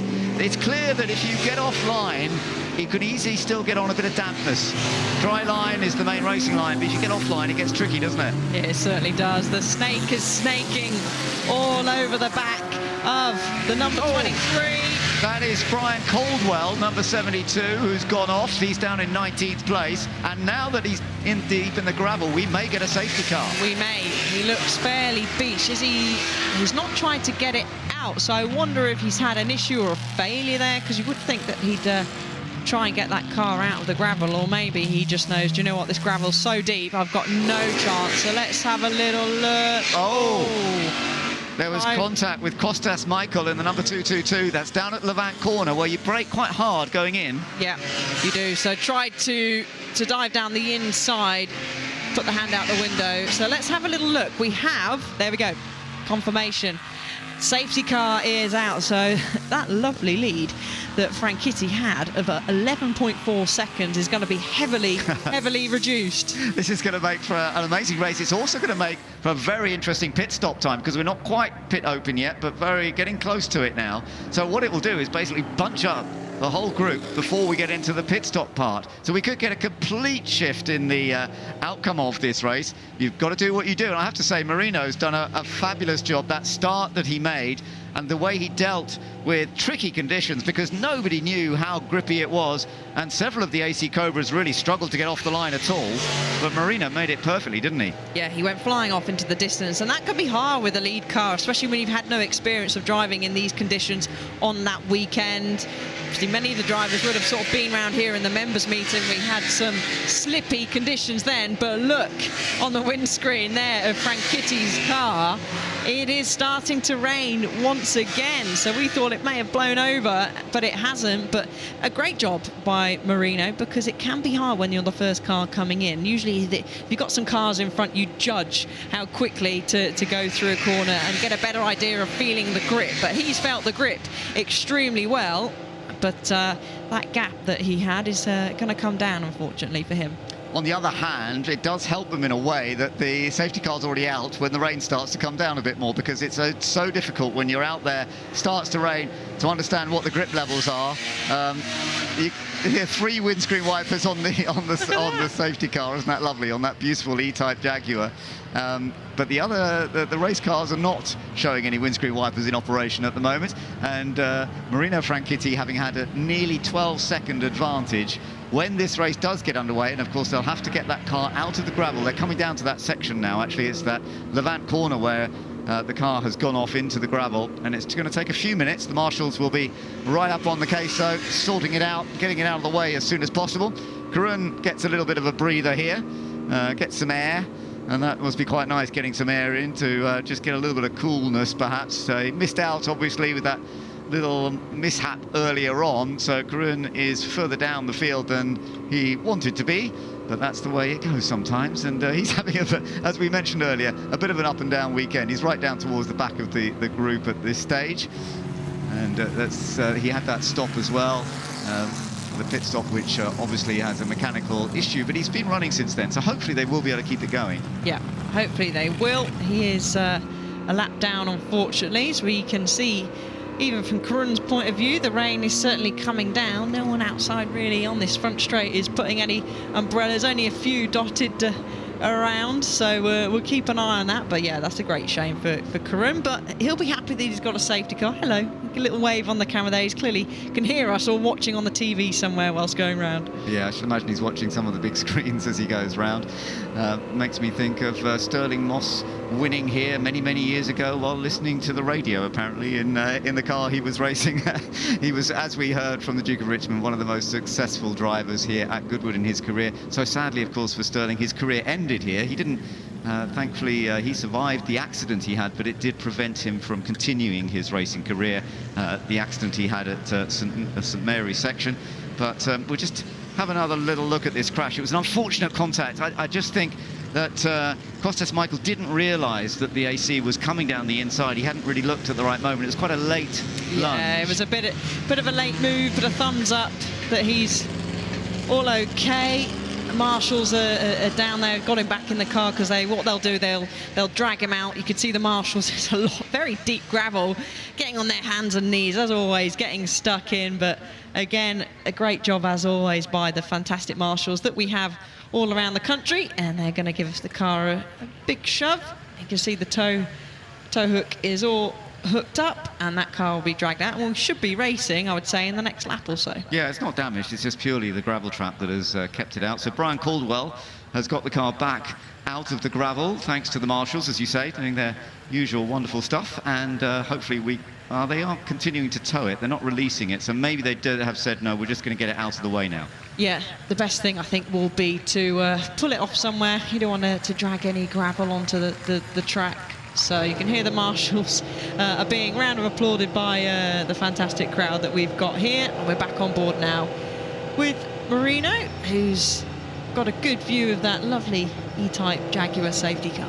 Yeah, that's right. And it won't take long now before the safety car disappears. I'm not sure it will be this lap. It's going to be a little bit close. They may want him to stay out a little longer. Watch the lights on the safety car, the flashing yellow light at the top there. If that goes out, then we will go back to racing at the end of this lap. But you can also see on the left, as you come through on this onboard, that is where they are moving the car out of the way. I think it may just take one more lap. There you are, the marshals getting the car out of the way. The rest of the field all running through.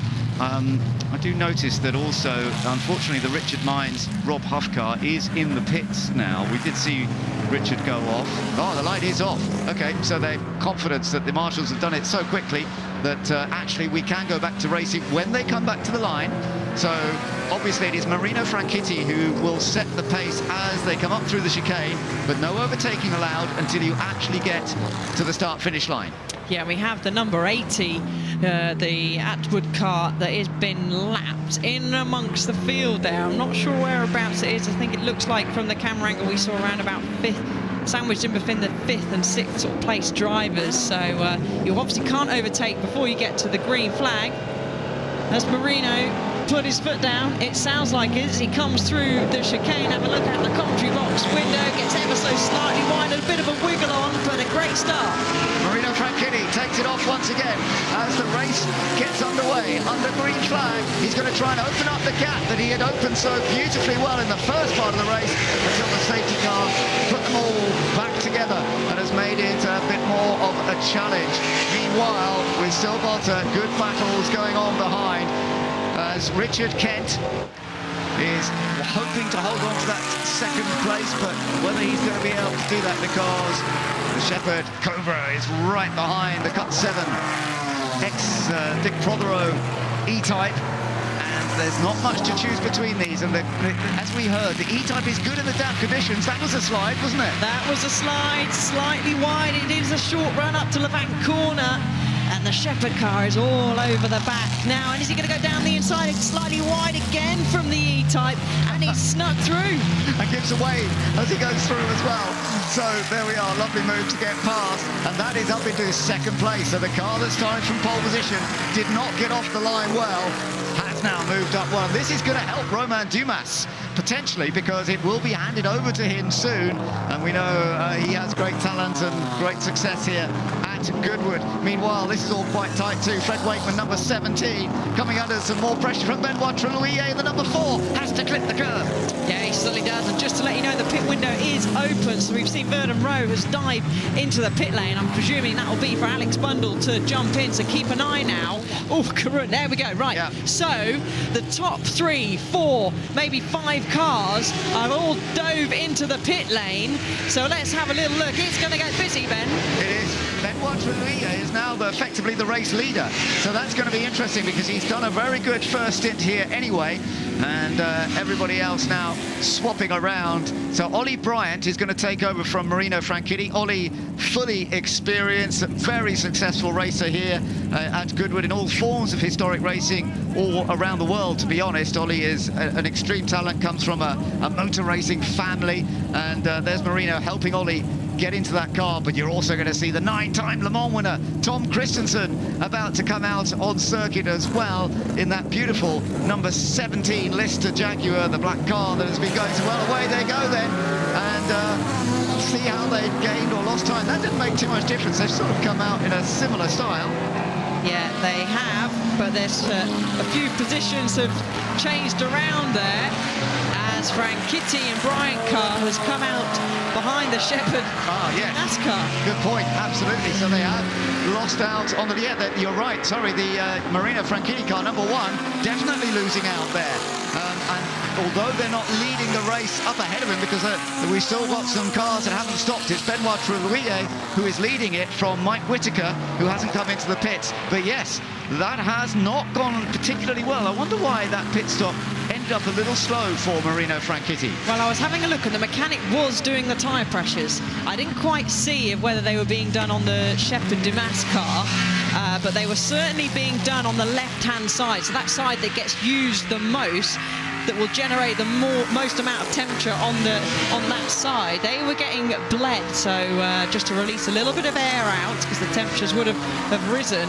So I wonder if that's more of a sort of a tactical thing, but we'll have a little look further on into the race. This is a key moment for Romain Dumas, who's been so close to winning this RAC TT over the last 2 years, but it has gone wrong for him for various reasons. Now, he's effectively, of that lead group that came in together, he's now the front runner. But this is the actual leading car, Benoit Trellouillet, in the Stingray.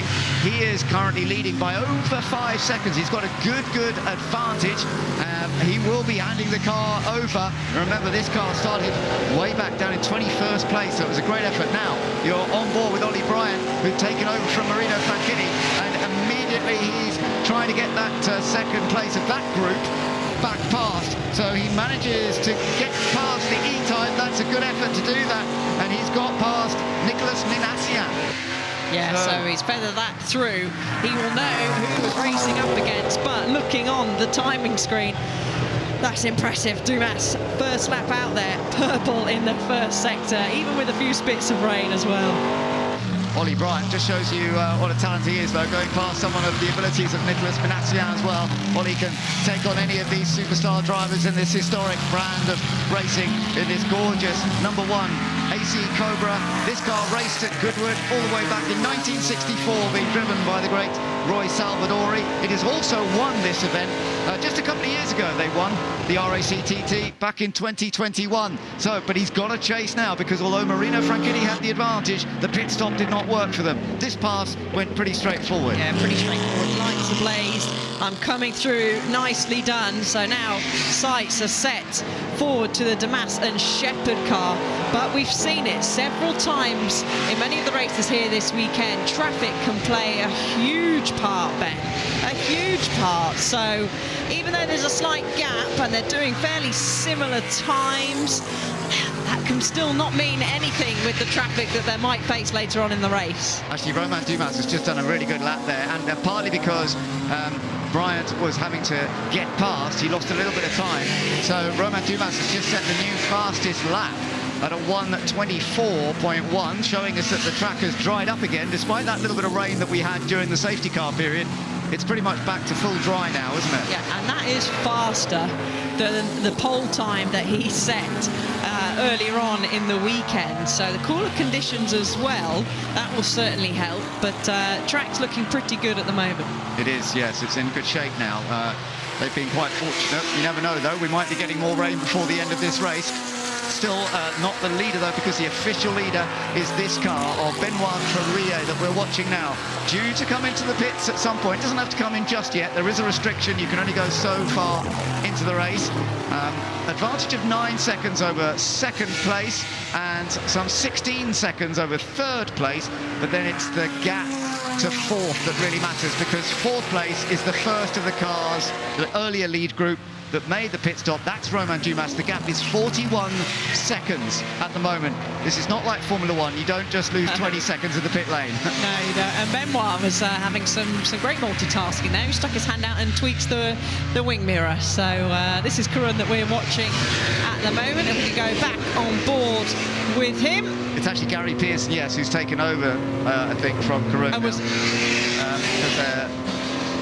No, that still looks like Karun's helmet. Sorry, yeah, you're right. They haven't made the pit stop yet, have they? So, yeah, still Karun. So his crash helmet design, I thought they might have stopped already, but not yet. So he stayed out a little bit longer. Yes, of course. I was looking at the screen, and, of course, he came into the pits earlier, didn't he? Yeah, so he did. That's why that car's already been into the pits. It hasn't been in for its driver change yet. No, as he goes through Woodcote Corner and comes down to the final chicane now. Pretty neat and tidy. There's a little bit at sea. Someone else has clipped the barrier there. So is he coming into the pits now? Looks like he is, Ben. So you predicted it. Here's the pit stop change. So Karun now coming in, leaving it a little bit later for the changeover. Let's see how this goes. If they can keep it nice and controlled. Rapid, getting the harness off, leaping out. Never an easy thing to do. No, looks quite a comfy seat though. Oh, got to change where the belts are, and then hopefully make it all work. And the easiest car by the looks of it to get in and out of, must be said. Gary Pearson now getting himself strapped in. Needs a bit of help though, because that left-hand shoulder, he's sitting on it. But that's the thing. I've been asked several times, like, why can you not strap yourself in with a helmet on and a hands device? He's not got a full closed helmet there, so it's a little bit easier. But it's so hard to see your belts. It's so hard to look down and see where you've got to clip everything in. So that's why you have the assist, as one of the scrutineers is pointing to something that's not properly done. Is it going to be that maybe that strap on that right-hand shoulder wasn't over the hands device? So the strap's got to be over the hands device before you go out. So there's the little bit of damage that's been done to the barrier. bit off-putting. Let's see what actually caused it, which car it was that touched that level. There already was some damage, but I think it's the number 13. Yeah. And Johnson car. Who's that behind the wheel? Couldn't see if it was Jimmy Johnson or it's Jimmy Johnson now, I think, because they've made their pit stop. So Jimmy Johnson behind the wheel, but it was already slightly damaged, wasn't it? It had already got a bit jagged, and he just sort of scraped another level off. Yeah, so we'll keep an eye on that. We can just about see it from our commentary box window. If it gets any worse, maybe they'll feel that they need to bring out the safety car to make a change. But we've got the number 18 car now, just come in the pits. More rain again, so watch out. There could be incidents here. Ollie Bryant is trying to make up more ground as well. Marino Franchitti was in this car just a little while ago and was leading the race, but the pit stop didn't seem to go quite according to plan. Let's hear from Marino. Marino, what an amazing first stint you had. It was all a bit of a blur at the beginning. I seemed to get a good launch compared to people around me. There was a tiny rub with another car, and I didn't realise how wet it was after the first corner. So after the first corner, I thought I had a puncture. It was just no grip, but it was just so damp and slippy. So after a couple of laps, it started to dry, and it was okay. The car is just wonderful. That was like my 5th lap in the car was the start. So still learning. We had the stopwatch come off.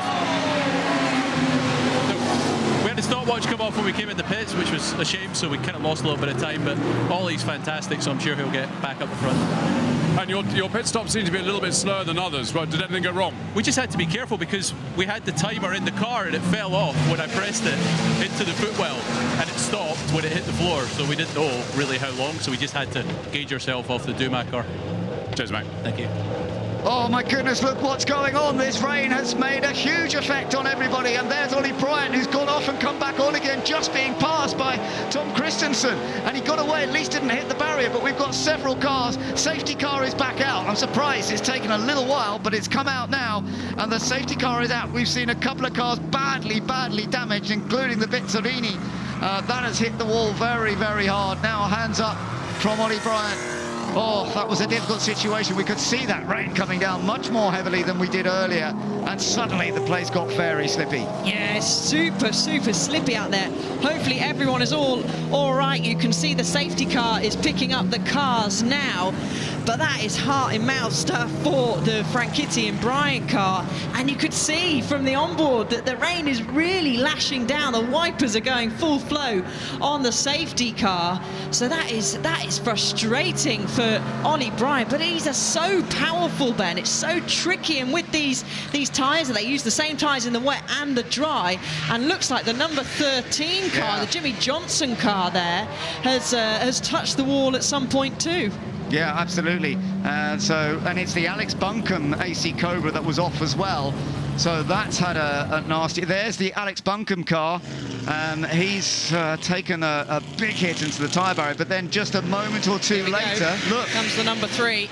And you can see front wheels are all locked up, and that means he is hard on the brake, desperately trying to get the car stopped. But then you're a real passenger, and Alex Buncombe do some great job of trying to jump over the barrier there, and here we go. Yeah, this was Ollie Bryant. We had the onboard camera with him as this was going on. He was a bit more fortunate in a way in that where he went off, you could see the rain falling, he's into the gravel trap, and actually he kept it going through the gravel in a straight line, so he's been able to get back on. But what I'm struck by, Alice, is the fact that two of the best Goodwood drivers, Alex Buncombe, we saw him leading a race by miles, well not miles, but a long way earlier this weekend. Andrew Jordan, who's taken victory in the Porsche 911s yesterday, they both got caught out in the rain, and I'm not surprised because it's so difficult when you get those sort of conditions. It is, and they've just jumped back into to the car as well, so they've not had a taste of the conditions at the start of the race, but it's a lot different now. I mean, there's a lot more standing water that's come down. But the one thing I think that saved Ollie Bryant was there was gravel there. We don't have that down at turn 1. I can guarantee you that if there was no gravel where he went off, he would have been sailing on into the barrier, which is unfortunately what happened to the Jordan car, who was locked up, but he was just going to be a passenger because they're so slippy on the grass. There was no way of him stopping, so a real great shame for those two drivers. Yeah, but such difficult conditions to deal with. and in such powerful cars that when the brakes lock up, very difficult. You're going at a very high speed, very difficult to control. So we are fully under safety car right now. The leader of the race is still Benoit Trelouillet, who has not yet made a pit stop. The pit window is still open, so I wonder if this is going to be a little bit of an opportunity for them to... Well, it's a difficult one because, of course, it has closed up the whole group, but on the other hand, coming in and using they still have to stick to a certain time in the pit lane, but they won't lose so much ground. But I think ultimately it won't put him into the battle up front. That'll be a different story. It'll be those who stopped earlier on, and it means that Romain Dumas is still going to be in top form. Ollie Bryant, who had that off, he didn't lose too many places as a result of that, so he could still be in the battle. And just ahead of him, Tom Christensen, just going past the truck there that has come down to do some of the pickups, may have to make its way quite a long way around the circuit to help out, so it could be a little bit of a safety car period before we see them back to racing again.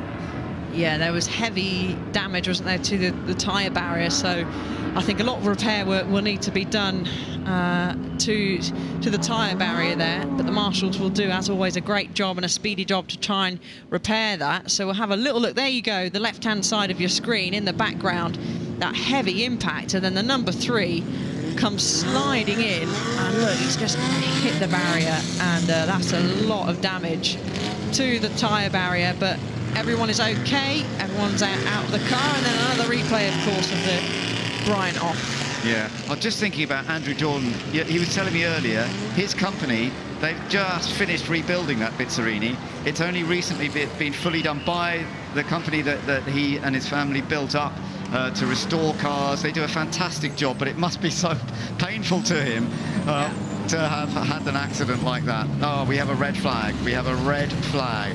So they are going to have to come around and come to a complete stop, and that doesn't actually surprise us because the damage to the tyre barrier will take a little while to sort out, and of course they're trying to get those cars out of the way as well. So red flag, race is being halted for now. Yeah, time has stopped, as you can see on the screen there, so the time won't count down.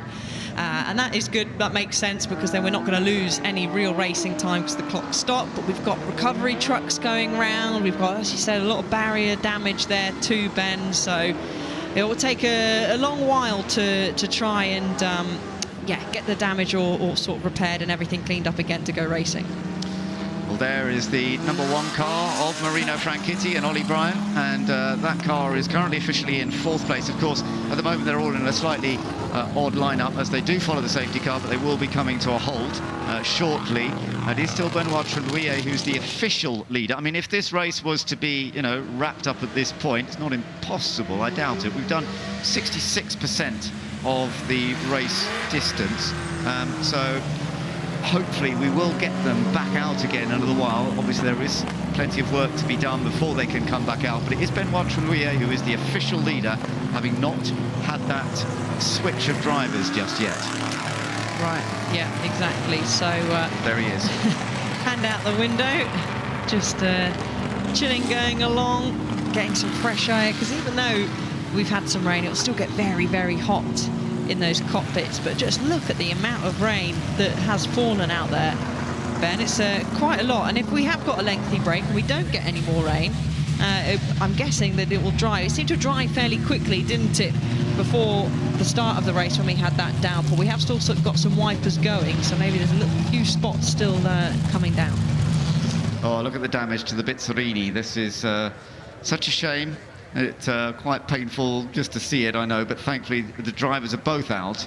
They're okay, and that's the key aspect. A car can always be repaired, and as I say, it had only recently been fully restored, but there we go. It's going to have to require a little bit more work now to get it back out. And you could just see Alex Buncombe on the left there. He's just walking back down. He was in the other car, the Cobra, the AC Cobra that crashed in the same area. It was clearly a very slippery section just then, and both cars going off at almost the same time. And Alex, seeing that Bizzarini car coming up to him, he got out of the way quickly. Bizzarini, you might not have heard of that car before. It was done by a designer who actually worked for Alfa Romeo and for Ferrari. He was a top man working for Ferrari, but then he got fired, effectively, that designer, back in the 1960s, so he created his own company. That's one way to go about it, isn't it? Yeah, and that's what he created, that beautiful style car with a Chevy engine in it, so that's why, you know, it's competing against these sort of cars. This side of the AC Cobra that Alex Buncombe went off in, that's the rear okay on this side, but it's the other side that really took the damage, isn't it? Yeah, that felt the full force, didn't it, that left-hand side as he sailed into the barrier. But as you can see, they're all drivers okay. Yeah, Andrew Jordan on the left, Alex Buncombe on the right, and both of them saying, gosh, we got caught out there, didn't we? Yeah, and it's hard even with being professional drivers. It's so tricky, such tricky conditions out there on circuit, especially when it suddenly changes like that. And these guys have just made their pit stop, so they were first to jumping back into the car. So really, really tricky, but it is really great to see that both of them are okay. Ups and downs in motorsport. So Certainly superstar is. Andrew Jordan yesterday with that victory towards the end of the day in the 9/11 race, and down today. We know what motorsport's like. It can always be this way. You can go from the highs to the lows. That's exactly what has happened to Andrew. But as you said, they're both okay. That's the main thing. They're both fine. They haven't been hurt, and the cars can be repaired in the future, and I'm sure they will be. And back here at Goodwood, so the cars have all been brought to a halt because the work is going on down at that first corner, and at the Madgwick corner where the incident happened. They've actually stopped them down before the chicane. Where's Ed? So they're just on the way Is he out. good at running? Let's get him to run down to the last corner. Yeah, no, it's a bit of a difficult one, and actually it's never ideal when you're stopped in this position. Most of these cars fire up on their own, to be honest, so the drivers may well decide to just turn them off now. They don't want them overheating. That's what I'm thinking about. Good example. Yeah, because if you just have to sit there and leave them running, then you can get some overheating, but hopefully they can turn them off. They can always get a push from someone, I'm sure, if necessary. Yeah, I was sort of expecting them to take him back into the pit lane, so let's see if they do just suddenly decide to do that. But you can see drivers waving their doors to try and generate some air, and actually it can be worse when you stop all of a sudden. It does the heat soak and it gets even hotter, so actually sometimes it is better to be going around slow. That is Tom Ingram that's waving the door. He's used to driving hot touring cars, but clearly nothing like the Chevy there. Tom Christensen there, who's in that very good position of third in... oof, ouch, that hurt, seeing that poor Cobra there. The number 64 car that Alex Buncombe was at the wheel of. It's gone well here at the Revival in recent years. It's been a regular runner here, but sadly that is a fair bit of certainly bodywork damage. The wheel is still upright, actually. So it gives the impression that maybe the chassis suspension is okay, but the bodywork has taken a big hit. There's great tyre walls here because they look mean, but they do a great job, and that looks like that they seem they're fairly soft. It's still a big impact and still a lot of damage, but they seem softer than some of the tyre walls that I've certainly visited. Most drivers would have visited in their time, but you can see Tom sitting there. He's not got his cigar with him that he won earlier on in the weekend. No, we've seen him being a star driver already this weekend. Let's see what he can do this time. Came from the back of the grid in St Mary's and got a very good result out of it, didn't he? And he really enjoyed himself in that. But it's not been an easy day. That was the car that Karun Chandhok was in earlier on, of course, and then handed over to Gary Pearson, but they had mechanical problems. They made that extra pit stop earlier on. We've got the onboard camera there. So unfortunately, that car still is going to be a long way down the list. But it's in a better order than a couple of the others now. Yeah, it certainly is. A little bit more damage there. That looks like that's probably from... I'm not sure, actually, if that's from going off into a barrier. It looks like it's a bit too sort of high up. So we have the safety car driver getting back into the car. That is now. the Tom Christensen car, actually. Yeah, I hadn't seen that on that there is damage on the left rear. Not sure when that occurred. So, but it seems not to have affected the rear wheel. You can still run on it, can't you? Well, that's what I mean. You would think that if it had touched the barrier, that it would sort of be more caved in. So maybe there has been a little bit of contact somewhere along. Yeah, another car hitting it, maybe. Yeah, I think so. So, yeah, that's all a bit awkward. There's always, and you can see the damage on another Cobra. That was actually from earlier in the weekend, wasn't it? Over to the right there, as you're looking at the right rear bodywork on one of the Cobras. That was actually done earlier in the weekend. And then you've got the the registration plate 33 Row. That's the Bobby Verdon Row car. Now Alex Brundle in that car. So Bobby had that rather difficult start off the line and then was charging his way back up. Fantastic effort. There's the front end of the Bizzarini that went straight into the barrier. Not a nice sight, is it? No. But, no. On its way back now. Andrew Jordan, of course, will be absolutely gutted to see that sight, but there's nothing that he could do once he got onto that grass. Once he was locked up, he was going to always be a passenger heading towards the wall. Yeah, and he's got out okay, and I'm sure that can be repaired. A lot of bodywork damage. It will have done some chassis damage maybe as well. It's very difficult to tell. You've got a big Chevy engine sitting behind the radiator there. So, and there's lots of bits falling off. Now that's the damage on Tom Christensen. Now we've found out actually what happened here. Was it the contact? Looks like it might well have been, or was it as the pass? Well, the pass is going to take place. Was that coming into the pits? Yes. Yes, so I think it was bleeding into the pits, because obviously they do run out there. The traditional line is to run wide there, and some drivers will keep it further to that right-hand side when they're just carrying on doing a normal lap. So that's the lead car, Benoit Trellier's lead car. So he was coming in. His car's all right, isn't it? He's got a tiny bit of black paint on the front right, but yeah, it didn't actually damage it. Let's go to Ed Foster. He's with Fred Wakeman. Fred, that was a pretty serious opening stint. It certainly was. I mean, the conditions were very changeable. Of course, it started to drizzle during the formation lap, and then we all gridded up, and then it started to rain quite heavily. And when we got off, it was just like grease lightning all over the circuit. I was talking to Dario, and he thought he had a puncture. And then he looked back and he said, I think everybody's got a puncture. And we came around Fordwater, and you were just completely sideways. There were cars nearly spinning, people on the grass, and then out continued on all the way around until about Woodcut, where it was a bit drier. But it was just really just hanging on. So I'm happy we got it home in one piece, given all of the wreckage that you've seen on the circuit so far today. Now, we've just seen what happened to the rear of your car, the Lister. It turns out that if you have a fight between a Chevrolet Corvette and a Lister, the Corvette will win. Yes, Detroit Steel wins every time. Now, we got Tom in the car. I said at the start of the race when I was doing my grid walk that actually if it's wet, I'd prefer to be in your car than a Cobra. I think that's probably right, and we have a very soft setting, so it does get grip out of the corners, and I think Tom's probably licking his chops right now in P2 with this sort of condition. We've obviously got a little bit of a delay. I mean, the circuit is so warm, it's drying quite quickly. Yeah, if there's a dry line, certainly. I think the forecast is for it to stop raining. So hopefully we have a nice, clean race for the remainder of the session. Cheers, Fred. Thank you. Just stay with me a second. Scott, turn around. We've got the cars coming back onto the grid. We've got Craig Davies up here, who's he's been driving a Corvette. Craig, can I have a quick chat?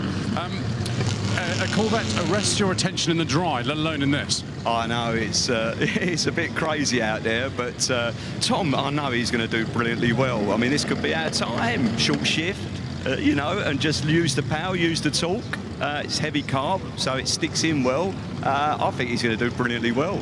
Watch this space. And how was your stint? Oh, brilliant. Yeah, I had some very good close racing. Chris here, you know, just really enjoyable. Great enjoyable. Cheers, Craig.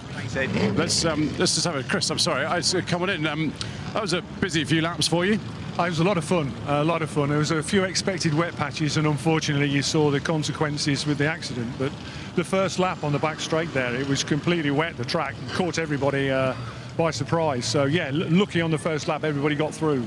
But yeah, it's been great so far. Let's hope the restart's as good. I've got to ask, why are you standing out in the rain? I don't know. I'm tell you what, I'm so hot as everybody is. It's been so hot this weekend. I think this is a nice relief. Well, no, thanks so much. Come back to me in a bit, because I can hear all the cars getting onto the start-finish straight. I think they're going to regrid the cars. So come back and I'll see if I can chat to some of the drivers.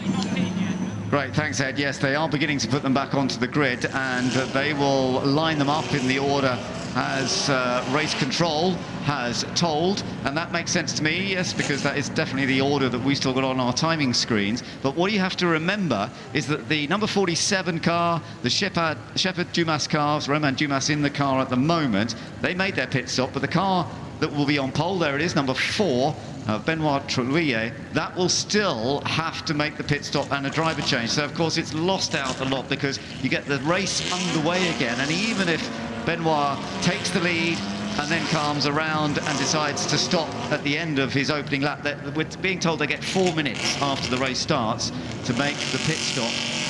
But even if he does 2 laps out there, he's going to lose a lot of time to the leaders. Yeah, he's going to unfortunately lose a lot of time, so it's not fallen their way today, but he's done a great job of dragging the car up through the field. A really good job, starting down. They were down in 21st place. So, of course, everyone's had their, or majority of people have had their pit stop, but still extremely good job. As you can see, many of the drivers giving it full beans, getting some heat into the rear tyres, but also, I would say, showing off a little bit as well. It was interesting, actually, hearing from Craig Davis, because they're also in a Chevy Corvette Stingray. So, like the car that Benoit Trelouillet has been driving and will be starting from up front. And as Craig was saying, very powerful machinery. They're quite heavy, those Corvette Stingrays, but they are very powerful. And he certainly has some confidence that Tom Ingram is going to be able to make up some ground. Tom will be starting from 10th position in the other. You can just see it in the background, the white and blue striped Chevy Corvette Stingray, but the one on the front there, remember, is going to have to make a pit stop so that it will be taken over, and that will lose them a great deal of time. Nick Jarvis will be taking it over from Benoit Trelouillet, so that means the real battle for the win could well be between Romain Dumas and Tom Christensen, 2 Le Mans stars. We've got a treat on our hands, haven't we? And then Ollie Bryant, who was very rapid. I know he had that little error into the gravel, but we've seen how quick he's been going. Yeah, so we can have a real good, as you said, scrap for the lead there. And Tom Ingram, don't rule him out, as you said, handy in any car, any condition. So keep an eye on him. And Alex Brundle as well in the snake-eyed Cobra. I'm sure he will fancy his chances too. Right, Ed said he would get back to us, and he's ready. Over to you, Ed. Thanks, Ben. Let's just go jump in and start talking to drivers. We don't know quite how long they're going to be on the grid. So let's, to break from tradition, let's start on the front and work to the back. We've got TK up here. We just heard Frederick Wakeman say that he's going to be licking his chops at the thought of a damp track in this Lister Jaguar. Typically, the one person I want to speak to is now suddenly very busy. I'm so sorry, guys. Tom, I've just been speaking to your co-driver, Frederick Wakeman. He said you'll be looking forward to this, a damp track in this car. It's very, very slippery, and of course, I think not many people have driven in the wet in the cars they are in the field now. So very tough conditions for the power these cars has and the grip they have. So yeah, looking forward, trying to do the best as possible, but it's a little bit of the survival kit in your brain you're looking after as well. Cheers, Tom. Right, let's go and speak to Ollie, because I'd quite like to, we'll come back to Romain. Let's speak to Ollie, because I'd like to just find out what happened down at Lavant. Hi, guys. Ollie, hell of a moment at Lavant, but you come out of it unscathed by the looks of it. Yeah, it was, that downpour caught us all by surprise, so I could see Romain obviously going slowly in front. I thought I might use this opportunity to try and close in a little bit, but you know, we're going at such steady speeds, but the grip you have when you've got heavy rain on a circuit that's been dry all weekend it's like being on ice. So, yeah, managed to just keep going, got out the gravel the other side, and Tom just pit past me on the way as I rejoined the circuit. So, yeah, obviously accident, so they're going to get it going again. But, yeah, hopefully a safety car restart's probably a sensible move. But the car feels all right? Car's fine, yeah. Great, well, enjoy the rest. Let's have a chat to Jimmy Johnson, who's got a little bit of war damage on the front of this. The main problem with having a bump like this, the bodywork doesn't really matter that much. It's not that aerodynamic. It's whether or not the bodywork rubs on the tyre. There's obviously, it's taken a bit of an impact, you can see on the side of the tyre there, but it looks all pretty clear. So let's he's just getting a quick chat with Sean, teammate. I'm so sorry, Sean, I'm just going to jump in. Jimmy, that all got quite exciting. Yes, it did. The wet is something totally different in one of these Cobras than I've ever experienced before, so that was quite interesting. I mean, it looked like with various passengers, various drivers, you were just a passenger. Yeah, I mean, there was a small amount of grip, so you felt like you could charge some, and then once it was gone, it was just gone. It was like you're on ice. So I still need some more experience in this car. I'm sure the car has more potential than what I'm capable of right now. Those were my first laps ever in the wet in a 60-something Cobra, so I just need a few laps. I suppose it's quite a good place to do it. No one's really watching for your first laps in the wet. Yeah, and the car's very inexpensive too. Yeah, exactly. Well, enjoy the rest of it. Thank you. Okay, let's go back up to the front and speak to Romain. Romain's been quick in this all weekend with Bill. Actually, here's Bill. Bill, you look as though you've aged a few years. I'm getting older every moment, and this rain is making me very old. But obviously a difficult start, but great opening stint. Yeah, I made a bit of a bodge of it. It fluffed up a bit, and then the fire went out, and that wasn't a good start. But everyone missed me, and I'm almost grateful I wasn't the lead car, because they found some stuff out there that no one expected. It was very, very slippy round the back, which no one expected. So I think everyone that's driving today is doing a pretty good job if they keep it on the island. Cheers, Bill. I'm just going to go and chat to your teammate up front here. Thank you very much. Extremely lightweight door, that. Romain, things got pretty interesting there. Yeah, we can say like that, right? Difficult to see what will happen for sure. You know, now for sure with the Cobra, it's not the best weather anymore. Let's see. I hope we have a start following safety car just to see the grip, because it will be, I think, another, if not, another safety car quickly on the first lap. So let's see what will happen. But yeah, it's a little bit tricky. Yeah. You've been quick in this all weekend in the dry, but what's it like in the wet? I don't know. I think I never drove this car on the wet. I mean, mainly of the others also, I guess. Everybody said the Cobra is not the car for the wet, so let's say I'm not as confident, but we will see. We'll do our things, and we'll see. For sure, it's not so much. It's not so easy now. Let's see. Cheers, Romain. Let's head further down. You can sort of tell the professional drivers, because in the interview they're saying, I think we should start with a safety car restart. We should start with a safety car restart, which is them sort of telling the clerk of the course, this is what we should do. We can see Nick here. I'm sorry. Oh, look at that. Thank you very much. You could have helped all weekend. Nick, it was a great start for this car. And I mean, you're right where you need to be. Yeah, we're right there. Now it's a little bit tricky. It's very slippery. But you'd prefer to be in this than the Cobra, no? I think I just don't think. I try to be on track, and you know, it's all about getting the traction out of the corner. You know, the style is the same for everybody. This car, I think, is a little bit more gentle in the wet, so let's try to get the best out of it. In wet like this, I guess you swing between understeer, oversteer, understeer, oversteer. There is such a big difference of grip from dry to wet, and you really need to slow down to be able to take a corner. And yeah, even in the straight, you are spinning the wheel, so it's quite wild. As are your eyes. Enjoy it. Right, let's carry on down here. We've got Alex, who's always good value. Not a scrape on this car. Alex, I have to say, this will be demanding all your years of experience. A Cobra in the wet at Goodwood. Yeah, it did even before the safety car. Just to check with you, because I've been in the car, everybody's okay? Everyone's absolutely fine. Yeah, okay, great. That's really good to hear.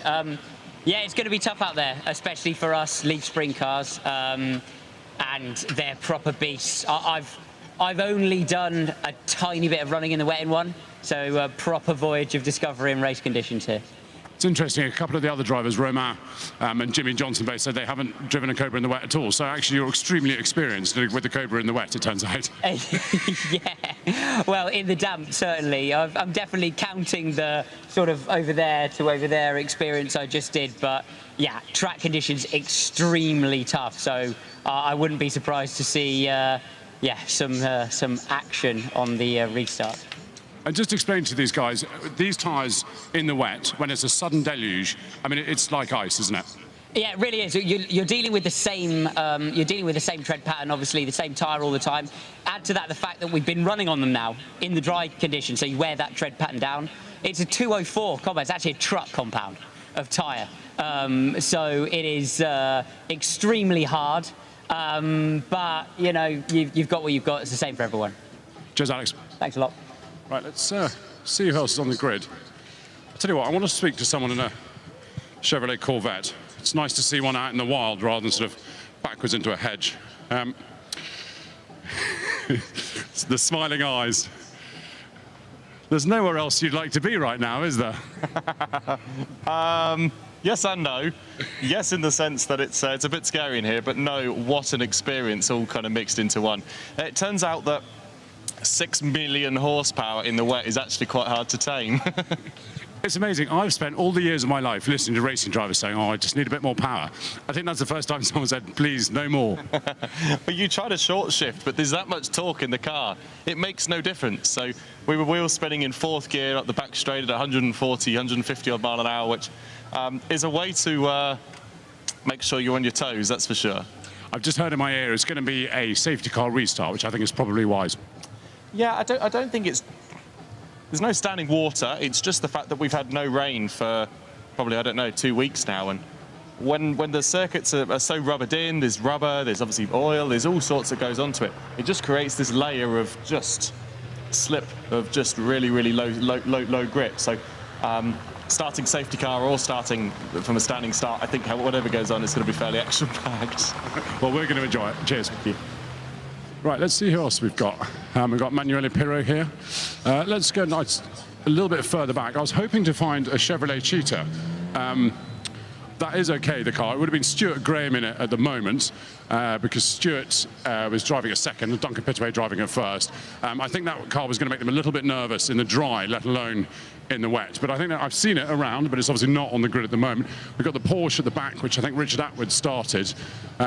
So come back to me in a bit, and I'll see who else I can find. Thank you very much, Ed. It's lovely to hear from the drivers. We want to get them out racing again, of course, but very important that everything is into a safe condition. And it's, I think, a very wise choice that they will be started under safety car initially. There's the safety car just moving up to the front of the grid now, so that when the restart takes place, it'll be behind the safety car, and it'll at least give all the drivers an opportunity to just see where the most slippery bits are likely to be when they get up to speed again.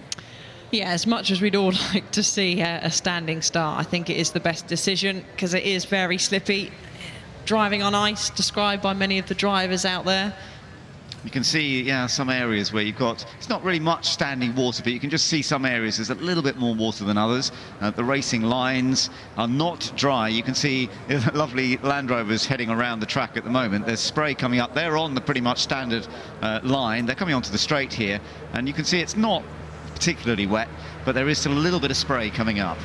Yeah, there is, but there's going to be 23, 22 maybe cars steaming round this field, and they will be cleaning up the track, and I expect maybe towards the end we might see a small bit of dry line. But you say the drivers that describe, well, I said the drivers are describing it like driving on ice, and that is because we've had that dry weather, haven't we? Really hot conditions. We've had no rain all weekend. These are historic cars. A lot of fluid, not ideal fluid. When it rains, either will be dropped onto the circuit, and then of course when then it rains, oil and water is not a great mix and makes it extremely slippy, so that is why they're describing it as driving on ice. But is that the chicane all repaired as well? It does look as though it's in good shape again now, doesn't it, after the damage that was done? Yes, yeah, I agree. We may well see more damage to the chicane, but yeah, it's damp into there, but it's not super wet, so hopefully that will all give them an opportunity to get back onto it. And it's fascinating hearing from so many experienced drivers just how slippery it is out there, or was, when that rain came down again, how icy. So many of them use the word like driving on ice, and totally understandable with these such powerful machines, these V8 Chevrolet or Ford powered, mainly Chevrolet in the AC Cobras, of course. The E-Types with their Jaguar engines, not quite so powerful, the 3.8 litre E-Type engine, and as we can hear, it's a bit more controllable, so that's why the E-Type drivers maybe have a bit more confidence. Also, the independent rear suspension helps, means they've got a bit more control in dealing with the slipperiness, but how it's going to work out when we get the race underway again, we're all going to have to find out.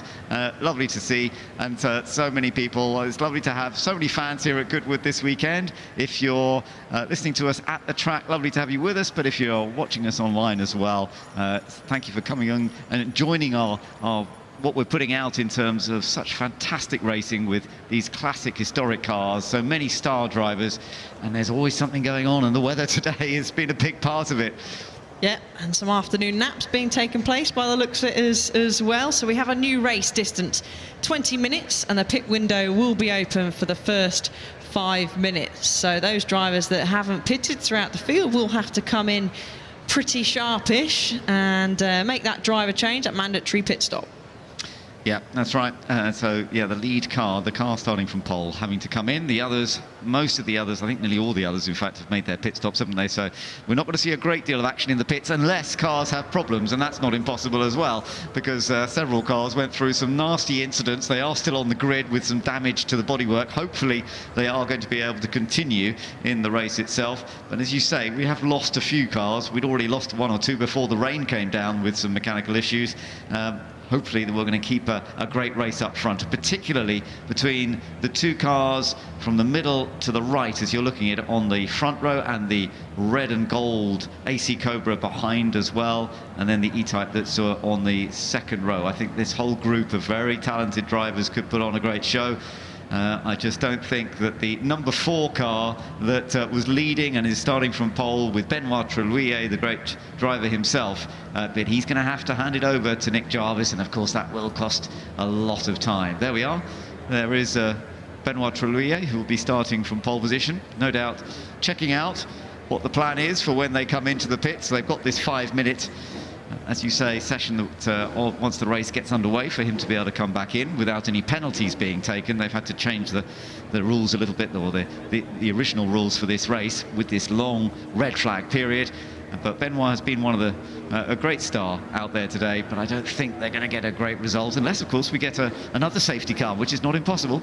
Certainly not impossible, but one thing that will maybe be taken out that could add spice to this race, it's still going to be very exciting, of course, was traffic, because obviously everyone's been regridded, they've all been put back in their positions, so all those lap cars now will be sort of at the back of their grid in their position that they should be on track. So we might not have the effect of the lapped cars dicing and getting mixing in amongst all of the cars there at the front, because we've seen some races over the weekend, haven't we, where traffic has played a huge part in the result, whether it be for the race win or the final podium positions. That's right. So we'll just have to wait and see how it all works out once the race gets underway once more. But we're still getting these lovely views of the stunning cars, this Chevrolet Corvette Stingray, the 5.5 litre. Some at least in the days it would have had 360 horsepower. It would be even more than that now. And in fact, the other, I think it's a lot more than that from the other Stingray as well, because the Craig Davis engined one's got an even bigger engine. That's got a 6.8 litre, some 580 horsepower, so a massive amount of power. And that is what we heard from. Lovely to see so many families here this weekend. Now that should win the best combined outfit, shouldn't it, really? That have gone really to town, making sure that they, even with the pram, they are matching the style and matching the year of Goodwood Revival. Indeed. The costumes that people now always wear here, and the way they put a whole team together like that, family group like that, is lovely to see. Look at this. They do a wonderful job here at Goodwood, because there are quite long passages from places you want to be, either around the track, or many people take up camping here as well. There's a huge campsite, and they actually provide transport for people to be able to get from the circuit to the campsite, all this sort of thing. It's beautifully organised, and there are great opportunities, and the tractor drivers do the job all day long. They do, and campsite is still full, still busy, but I can hear engines are being fired up now, and people are clearing the grid as quickly as possible. The safety car lights are on, so we'll be getting underway, I think, in the next 10 to 30 seconds. We will, yes. It won't take long now before they head off behind the safety car, and then of course the safety car lights will be on, and I think it'll be interesting to see if I think they'll do one whole lap presumably behind the safety car. We've got a yellow flag. Is that somebody not firing up? Yeah, Benoit Trelouillet is not. The engine is not firing up. I think he's got a problem. The marshals warning everyone else that there could be a stationary car in front of them when they get underway. That's why they're waiting. Yeah, that's the message. Drivers will understand what she means. Keep out of the way. This car, Yeah, is it? I don't think it's fired up yet. They are actually about to set them off, although we've still got the yellow flag waving.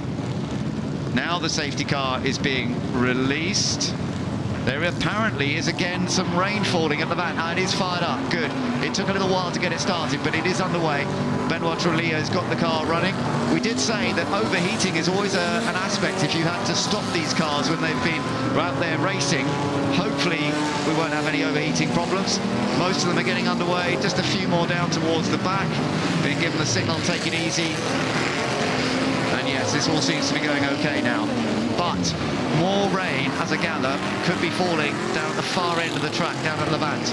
Wow, contrast to what we've had over the weekend. It was scorching yesterday, lovely blue sky, and looking out now, it is certainly darker skies than we've seen, and yet, there we go, the rain is falling, wipers are being put to the test. Alex Brundle's certainly got his going and getting the tail of the snake out as well. Yeah, Ollie Bryant on board with Ollie once again, and I tell you, he's a potential winner of this race. He's going to be right up front, but rain's falling, ice cream is still the thing to help you cool down. If Ed's not doing anything, maybe he can bring some ice creams up to the commentary box, maybe? I think he's pretty busy already. So there we are on board with Tom Christensen, and look at that heavy rain. This is going back to where we were, which caused the red flag to a certain extent, because we had heavy rain come down, and it saw a couple of cars have some nasty accidents down at the Madgwick corner. We've just had the track cleaned up, the tyre barrier repaired, and now the rain's coming down again. Yeah, and I can see as well, brollies are going on this front straight as well. So it's spreading over the circuit, and that's going to make it tricky, but they will be starting single file behind the safety car, and of course you can't make any moves until you have crossed the green flag, the start-finish line. But it's going to be tricky watching them come out this final corner, because we saw earlier on board with Karun, even in the much sort of drier conditions, it was still a little bit damp, he was snaking all the way up, well, not all the way up the straight, but up to, I would say, the pit entry. And there we go, confirmation, the puddles, they're not lying, are they? The rain is falling. Yeah, it is. Oh, and there goes Benoit, who's going to be starting from pole position. Look at that. He's gone straight into the gravel trap. Keep it going, keep it going, keep it going. He is. He's got the drive going, thankfully. Gets a big round of applause from everybody down there at Levant. I could see them all congratulating him for getting back out of the gravel. Well done, but easily done. And that's the corner that we were talking about, where the heavy rain came first. Oh, yeah, he just gets the slight bit of oversteer on the way in, tries to correct it, but there's just not enough room there. Of course, people say, well, you're not allowed to overtake it under safety car conditions, but you can if a car has gone that far off the road. So, Ben, this is going to be hard for the drivers, all of the drivers, but especially the drivers at the front. Safety car lights are out, because if you're the lead car coming round, you're the first to experience the conditions. Yeah, and Benoit Trujillo has not been able to get back into his pole position area. So what it means is good news for Romain Dumas, number 47, who will take the restart. The RAC TT gets underway once again, and it's Romain Dumas slipping and sliding around, but look behind, Tom Christensen is chasing after him, and we've got a great battle all the way through the field. Ollie Bryant also getting off very well in the number 1 AC Cobra. Nicholas Minasia taking things a little more steady. There is Alex Brundle. All of them getting a feel for how much grip. Look how slippy, slidey it is as they try and accelerate out of Madgwick. Dumas was snaking all the way up this pitch straight as down the inside goes the Oliver Bryant car. He is now up into second place. Yeah, that was lovely. Ollie Bryant's going for it in the AC Cobra versus another Cobra up ahead, and it's Romain Dumas that he is battling with. Dumas has the line as they go into St Mary's. Sometimes, though, an outside line gives you more grip. Look at the steering efforts. Oh, the outside line was great. And has he got to hold on to it? He may do. Try not to go too deep. Oh, he's done it. He's in front.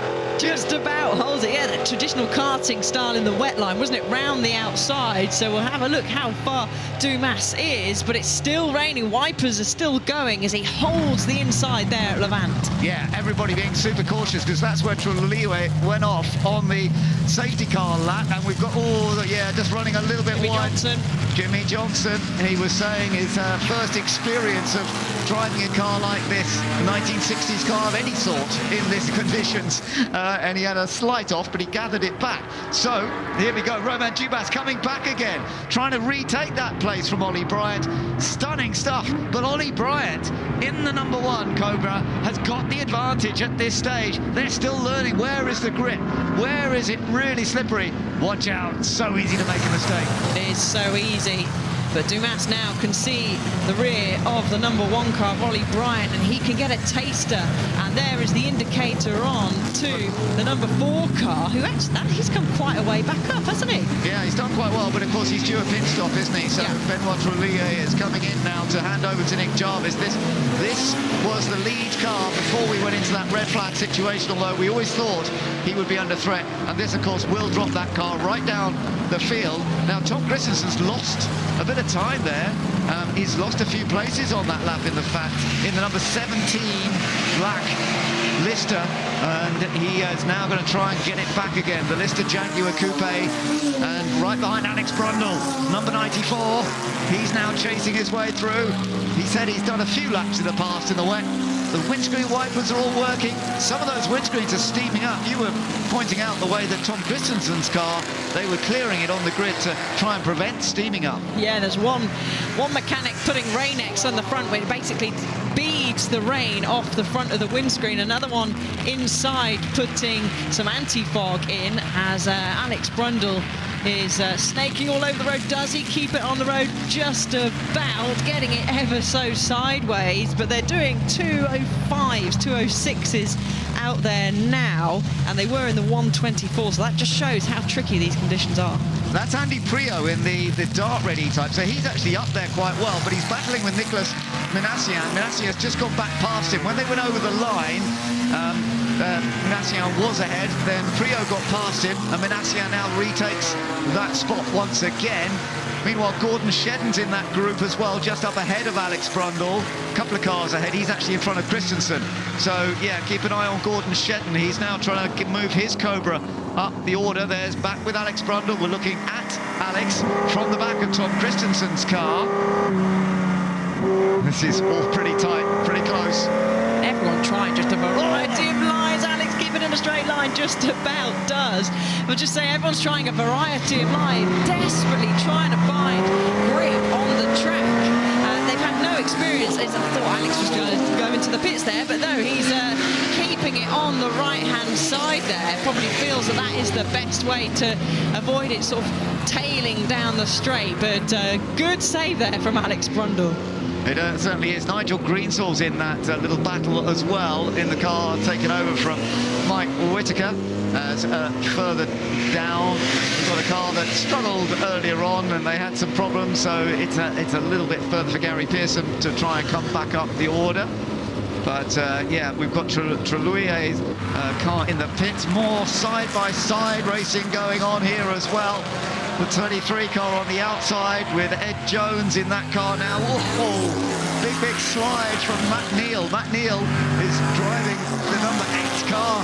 That's through goes Gary Pearson. We were riding on board with him a second ago, and Gary has at least got past, but this is quite a long way down the list. Meanwhile, back up nearer the front, Andy Prio on the outside, Nicolas Minassian on the outside. He's in the number 88. Andy Prio in the number 78. The dark red, the burgundy-coloured car. They're still racing side by side. They are, and all the drivers, weren't they, before the start of the race, were saying, well, if you're in an E-type Jag, that is better if it rains. And Prio, wow, he is setting the timing screen alight, setting purple sectors all round. So keep an eye on him. He is around about 4.9 seconds off the lead, but setting good pace. So this is, you're looking actually there at second, third and fourth. There's the leader, so Ollie Bryant is still the leader. Second, Romain Dumas, number 47. Third place, Nicolas Minassian, then Andy Prio. What an experienced group of professional drivers, but when you consider what it must feel for Ollie Bryant to be ahead of such a group, and here, there's a real chance for Minassian, number 88. He gets past Romain Dumas. We were hearing that the E-type could work well in the wet, and it is. It certainly is. And Dumas, look at him, over halfway down the straight, and he's still got the car moving underneath him on the power. Great stuff for us. On slightly wide. No, they just managed to keep it on track, but Prio's all over the back now of the number 88. Yeah, Andy Prio, such a great... Oh, no, that's Tom Christensen, so he's had it off. That's unusual. You don't see that very often, but maybe an error in the rain. There's our race leader coming through. Second place now, number 88, Nicholas Minassia, under pressure from the multi-touring car champion, Andy Prio. Let's just have another look at what was going on. This was on board with Tom Christensen, and the back end got away. Thankfully, it was down at that area, that Madgwick, that we saw the accidents earlier. Yeah, so he just about manages to stop there. Thank you to the tarmac. But back to the action. Andy Prio having a sneaky look down the inside, using a little bit of curb. Is he able to do it? No. But the E-types are catching the AC Cobra, as we were told, in the wet conditions. The independent rear suspension, better drive off the corners, and the sheer horsepower of the AC Cobra, normally in a straight line, has the advantage, but it's proving difficult. And Ollie Bryant's now having to defend the lead in the RAC TT. Still 12.5 minutes to go. Tricky times. The track will start, hopefully, to give them a little bit more grip as we go through. But who knows how this is going to work. Andy Prio, look how close these three are. They're almost touching. They are almost touching. They were doing the 2 minute 4 seconds. They're now into the 1:59s, 1:56s from Prio. So the lead car of Bryant will be hoping that it continues to dry at a quick rate, which will really help the AC Cobra. But of course, these E-type Jags will be hoping that the total opposite, if Prio has another little look down the inside of the Minassi car. Yeah, it doesn't quite work for him, but you're looking at how close the top three are now. You're riding on board. Oh, touch! Oh my goodness, that wasn't planned. That was just, and I'm sure that he'll actually apologise for that. It was unfortunate. You don't expect to have to lift, do you, in that situation? Wow, that's so lucky that the 88 didn't go into the barrier, but of course, Andy Prio would, like you said, be very apologetic because he didn't mean to. He was having a look one way, having a look another way, and it was just really, really unfortunate. Now, as they go through the first part of St Mary's, a little bit of bodywork rub damage there from the contact, as we're going to have a little bit of a replay now. So you'll see Prio have a look on the inside. That gap closes, and then just as he tries to switch to go the opposite side, they meet effectively in the middle, and wow. That is lucky. Minassian got a bit sideways, so he actually lost a bit of speed by going sideways, and Andy couldn't really back off in time. Oh, and he's taken the lead. Andy Prio has got past. He's got past Ollie Bryant, who's in second place, although that second place might not last long either, because Nicholas Minassia is right behind him. Well, Andy Prio is driving absolutely superbly in this Jaguar E-Type. They knew in the dry conditions that the AC Cobras would have the advantage with that straight line speed. But in the wet conditions, the Jaguar E-Types are flying along now. And Andy Prio has done an absolutely superb job. But what about Minassia? Can he find a way through? Well, he's having a look, isn't he? He's keeping himself nice and tidy through the chicane. He'll know that Cobra will be squirming coming down the straight. Has, of course, the straight line speed advantage, as you can see from the onboard, but then he just continues to squirm all the way down the straight. But Manassian isn't going to have a chance to go down the inside there at Madrid's corner at turn 1, but he's got even closer on the exit. And Andy Prio coming up to some traffic, but that's not going to bother him. He has really stretched open the gap. 1.5 second lead now. Very, very impressive from Andy Prio. You're riding back on board with Gary Pearson for the moment. This is a bit further on down the order, but they have made up a bit of ground after the problems that they had earlier on with this car, but still further down the list than they would have liked. Alex Brundle still going well. Still the fight for second place is going on. The Ollie Bryant trying to hold off Nicholas Minassia. Minassia now on a different line through St Mary's. Can he get alongside? Drifting, sliding, but so far Ollie's doing just enough. Yeah, just enough. It's getting super close. You don't want to try and make any contact. We still have over 8 minutes, just under 9 minutes left of these race. He's going to go round the outside. Has he got it, Ben? I think he has. He had a really good exit there, and now being on the outside, he look at the way that Ollie, he's trying to get the power down, but it's just sideways, and he has to lift off, and the E-Types are now running 1 and 2 ahead of the AC Cobras. They are, and that's great move and brave stuff there. Manassi has got a bit of a gap to close down to Prio, so here's the overtake for the lead that we just missed out. Prio has a little look down the inside, he gets it stopped. Great moves, and then it was, of course, Bryant knew that unfortunately the E-Type was going to sail through, and then on the opposite side came Manassian. He went round the outside, very brave stuff, because that door can quickly close, but respectful racing between these drivers. Absolutely, and maybe sometimes when he got wet like this, there's a bit more grip on the outside. There's Andy Prio then, and Nicholas Manassian now up into second place. E-Types 1 and 2. AC Cobra, Ollie Bryant in third. He's doing a great job, and you just can see the power in that car, how it spins its rear wheels in virtually every gear. Prio doing a lovely bit of control there himself.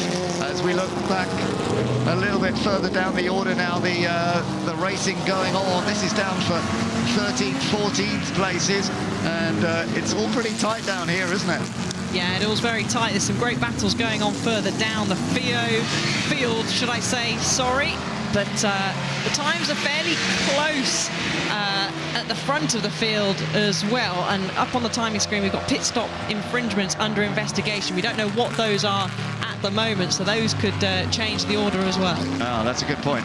OK, so we'll keep an eye on that. Meanwhile, this is the race for 4th position, so there's been a bit of a switch around here because Romain Dumas, who's still racing the number 47 car, look how much it slips and slides around. He's under pressure from Gordon Shedden, the multi-touring car champion, right behind him, and they're both just trying to understand the balance of these cars in the wet. It is not at all easy.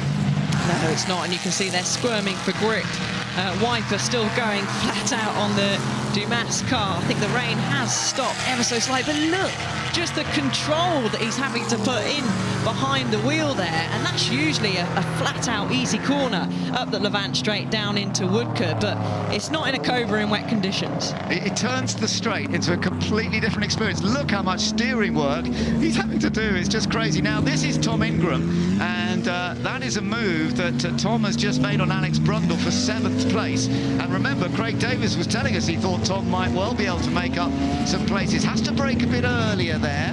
So Brundle gets a little closer on exit. It puts the power down quite well, though. He's got a nice bit of oversteer, controls it, and has the advantage into the chicane. Not much to choose between them. Yeah, so the Chevrolet Corvette Stingray, they're being a little bit more comfortable than the Cobra as they steam down the straight now. An 18th place did the Inger and Davies car start, so they've made some good progress up into 7th now. Well, there is the number 1 car, Ollie Bryant, still in 3rd place now. Nick Jarvis is now in the number 4 car. Well down the order, the rain coming down heavier and heavier once more. Jimmy Johnson running in 10th place in the number 13 car. That bit of damage done earlier, it doesn't actually damage the suspension. Look at the control he still has. And there's Tom Christensen. He's down in 11th place now. We saw a rare error from Tom when he spun down at Madrick, and now they're having another little tussle.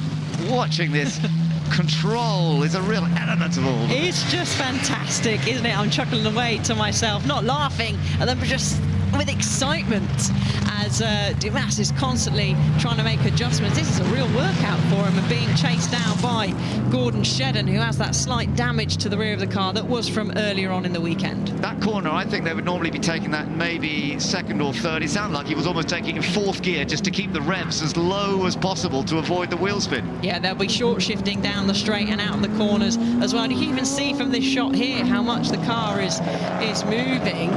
And he's down on the brakes, and obviously that's not going to help with more rain falling as well. On the circuit, you can see just about there as Gordon Shedden goes down, tries a slightly different line, hooking it over the curve, and I think that worked pretty well.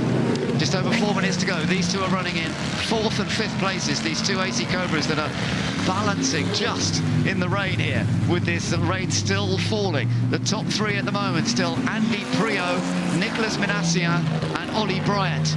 the gaps between them are opening up a little bit. I have to say, Andy Prio, there you are, looking at your race leader. He now has a 5.7 second advantage, but the rain falling even more.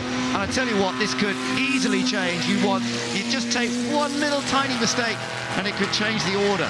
It could, but it's not slowing Prio down. He's just set the fastest lap well, not of the race so far, but in this second part of the race, a 155.2, with Manassian doing a 157.3, so the gap at the front now is 5.7 seconds.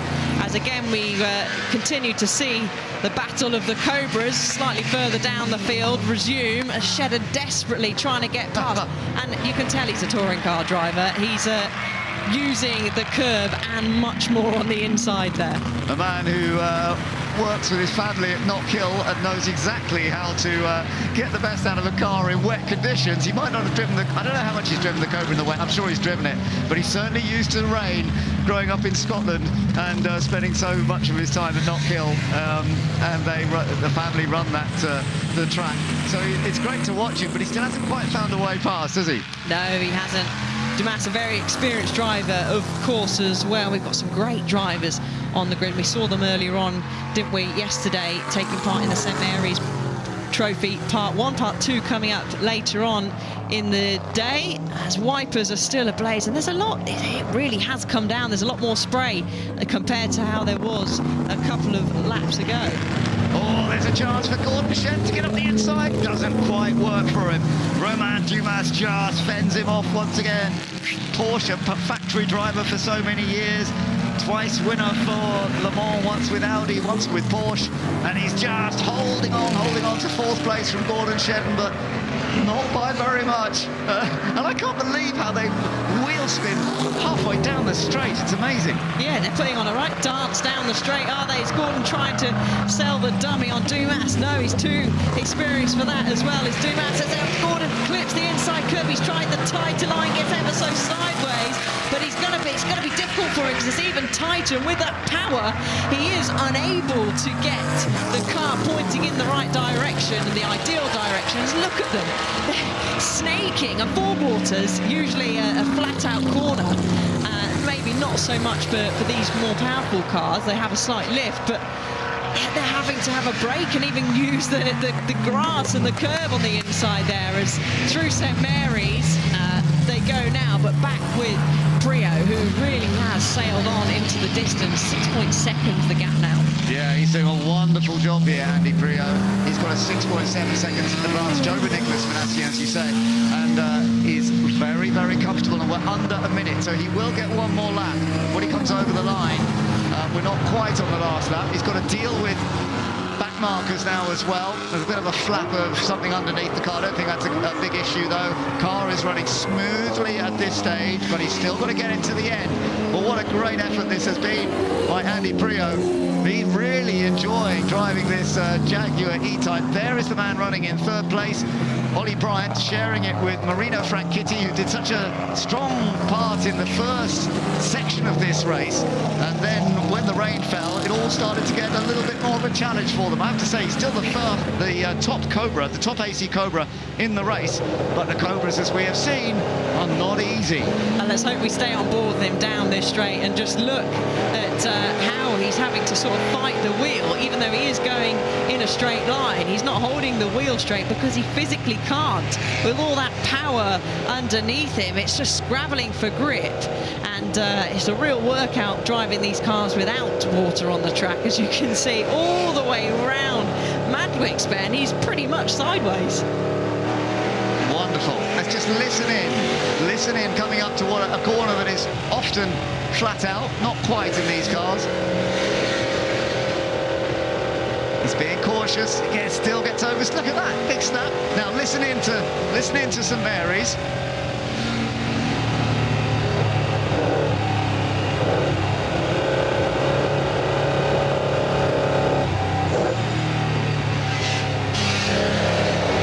I think he is spending most of this lap sideways at the moment. The majority of the time he's spending it more sideways than he is going straight, and this is, again, really see a great onboard, some great cameras that we've got in these cars, and you can see the understeer there whacking the lock on to try and get some grip in the front end, and they're using the gears as well, using the throttle, all aids he's trying to use to try and keep the car on the track. He's not going to be able at all, unfortunately, to catch the cars in front, and the Dumas gap is not opening. But it's Andy Priaulx who's done a brilliant job. Yeah, Andy Priaulx on his final lap in total command of the RAC TT here at Goodwood. He has done a fantastic job, there's no doubt about it. He's raced here at Goodwood for many years, and he's got a tremendous background in motorsport. Andy Priaulx takes victory in the RAC TT in truly difficult conditions in the stunning Jaguar E-Type. Well done to Andy, the three-time World Touring Car Champion, plus the European Touring Car Champion in 2004. A man who went on to race very competitively at Le Mans after his touring car days. He has taken a key victory at Goodwood. There's the battle for fourth place, and in the end, it is Romain Dumas who still just fends off Gordon Shedden. So second place went to Nicolas Minassian, third to Ollie Bryant, and well done to Ollie for being top AC Cobra home. Dumas in fourth place, Shedden in fifth, Nigel Greensall in sixth place in the end. And actually, Tom Ingram's just lost a place on that last lap, I noticed. He's gone down to 8th position, 9th for Alex Brundle, because it was Emanuele Pirro who moved up. So Pirro got up to 7th just on that very last lap. Yeah, another E-Type as well, making moves into the top 10. Emanuele Pirro, but a great job by Andy Priaulx, who started that car, Priaulx and Paul car, started down in 13th place. Yeah, that's a very good point. They didn't start up near the front, but the conditions suited the E-Type in the end, and several people told us that if it was raining, the E-Type would go well. Well, they weren't wrong about that. Andy Priaulx showed us what it could do. He was so smooth, more opportunity to control the E-Type in the wet, and Nicolas Minassian also doing a similar job in the number 88 car. And that was the moment that Andy Priaulx was able to come across the line to win the RAC TT, and look at the reaction. It means a great deal to him. It does, and he would have had great fun out there for sure, winning by a margin of 9.9 seconds. So great job by him, and yeah, the drivers said, didn't they, they'll be worried about the E-Types. So look at the different conditions we had at the start, Ben. I know, it just seems amazing. It was a long time ago, of course, and a very, very different race that we saw. And remember, it was Marino Franchitti. Yeah, sadly, we saw the incidents with Adrian Wilmot earlier on in the race. Karun Chandok, he had a bit of a tricky time as well. But the racing in the dry was very different. Yeah, it was. It was some close calls. We had a bit of rubbing. We had a bit of barrier flying off. We saw some great moves as There's the Verdun Road move down into the chicane, and then we had a spinner, and that bought out, didn't it, our first safety car? That's right. It ended up in the gravel trap, and understandably that slowed everybody down, and then we got back to racing all once again, and we were getting towards the pit stop time, but it was around this time as well that things started to change. Tom Christensen getting on board the Lister Jaguar.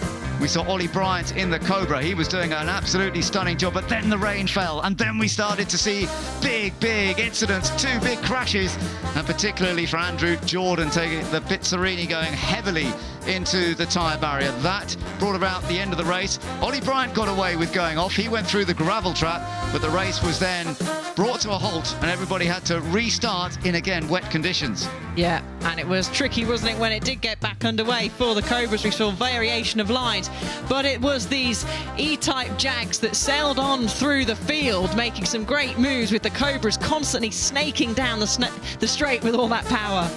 Yeah, and Ollie Bryant, in the end, he couldn't fend off the Jaguar E-Types. Ollie in the super powerful AC Cobra, a British-built original chassis AC who did that combination with Ford to put such big engines in and went on to great success. But the Jaguar E-Type, so smooth and controlled in these wet conditions, that's what suited them. And Andy Priaulx did it perfectly. Nicolas Minassian also using the Cut 7 E-Type, a very classic car raced by Dick Prothero here in the past. But it was Andy who came through to take the outright victory. Superb effort, and his advantage over 9 seconds in the end. He showed everybody just what a star he is.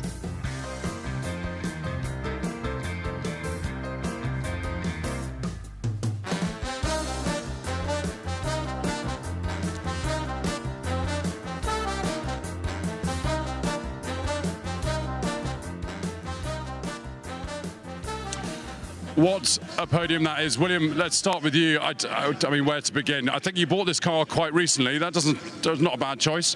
Well, yes, there's the car, but then there's obviously all the team as well. Andy just did a phenomenal drive out there. But I want to say thank you to all the boys at Valley Motorsport who've just done a tremendous job putting everything together for us. But what a race. I mean, we've had everything. We've had rain, we've had sun, we've had heat, we've had cold, safety cars, a load of grass action. So, yeah, to keep it together like Andy did in that last session was just incredible. So, hats off to Andy. What class champion he is. Andy, how does this sound? You're an RAC TT winner. Oh, I love it. Thank you so much. And well done to the guys, to William, to the team, but also to Goodwood for putting on such an amazing show. It's an absolute, well, privilege and an honour to race in that race and let alone win it. The team did an amazing job. The car was fantastic in the rain. And, yeah, we pushed like crazy, and there's still a bit of life left in the old dog. It certainly is. Well done, guys. Thank you. Thank you. Let's go find second place drivers. We've got Richard and Nick. Nicholas, let's start with you. Well, I don't even know how to sum up those last few laps. So I'll make you do it. So much concentration, you know. I think you think you're going to throw the car off every 5 seconds, but you keep it in there, you know. So it's to judge where you are, but it's lots of concentration, but a lot of fun. And I can't thank enough Richard, who I shared the car with, because he did a massive, great first stint. He was very fast, and he gave me the car at the right place to finish the job. So second place is even more than we expected, and I'm very excited, very happy about that. Big time. Yeah. Richard, if I told you you're going to be on the podium today, you wouldn't have believed me. No, I just said to Nick I'd have bitten his arm off at the start of the weekend. So it's just fantastic feeling, lovely to be here, and Nick did a stellar job at the end. Well done, guys. Great drives. Let's go find third place. We're going to have to wind our way through, and everyone is taking photos of the winner, which we are going to walk straight through. Sorry, guys. Ollie, I mean, we were watching the onboards. There was literally nothing more you could do. No, it was, yeah, there was literally zero grip, as I found out when it first came down. So I was being super cautious at that restart, but it turned out that Roman and the others were being a bit more cautious than me. So I managed to get in the lead, and I thought, might be able to hold this. And then obviously saw the E-Types coming, and in this sort of weather, you want independent rear suspension. It's definitely, the leaf springs are a bit outclassed in that sort of weather, but you know, it was a great event, and Marino did a fantastic job at the start, and it was a sort of race of two halves, really. Yeah, Marino, a bit of a marathon in the end, but you must have loved that first stint, just everyone disappearing in your rear-view mirror. It was fantastic. We could have done without that safety car, but it was a huge amount of fun. I'm just so happy that Ollie was in his car when the rain came, because to keep this thing on the island like that and to finish third, I don't think you can underestimate what job he did. So really proud of him, and congratulations to the guys in first and second. Cracking drive. Well done, guys. Well done to all of them. I have to say that was a tremendous show in the RAC TT, and well, let's just go through how it finished. It was William Paul and Andy Priaulx who took the victory by 9 seconds in the end, from the number 88 E-Type of Richard Kent and Nicolas Minassian. So the first of the Cobras was indeed the Marino Franchitti Ollie Bryant car. We saw Romain Dumas and Bill Shepherd's car finishing in 4th place. Gordon Shedden nearly getting it, but not quite. He and Saif Sam finished in 5th place. Nigel Greensall and Mike Whitaker's TVR in 6th place. Manuel Pilo grabbing 7th just at the end there from Tom Ingram, who's in the Chevrolet Corvette Stingray. And then we had Alex Brundle and Jimmy Johnson completing the top 10 in their 2 AC Cobras. outside the top 10. Tom Christensen, who made a little error, and it was clearly a tricky car to drive, the Lister Jag, in the wet. Didn't look too easy. The Chandok Pearson car moved up quite well, bearing in mind they made that extra pit stop early with a mechanical issue. The fact they got 12th place, very good. Further down the list as well, some great efforts, some great performances, and nice to see that the Richard Atwood and Suzuki Porsche 906, with Suzuki having his first ever time here at Goodwood, they got home in 19th place. They got home with the car in one piece. Well done to them for Suzuki's first drive at Goodwood.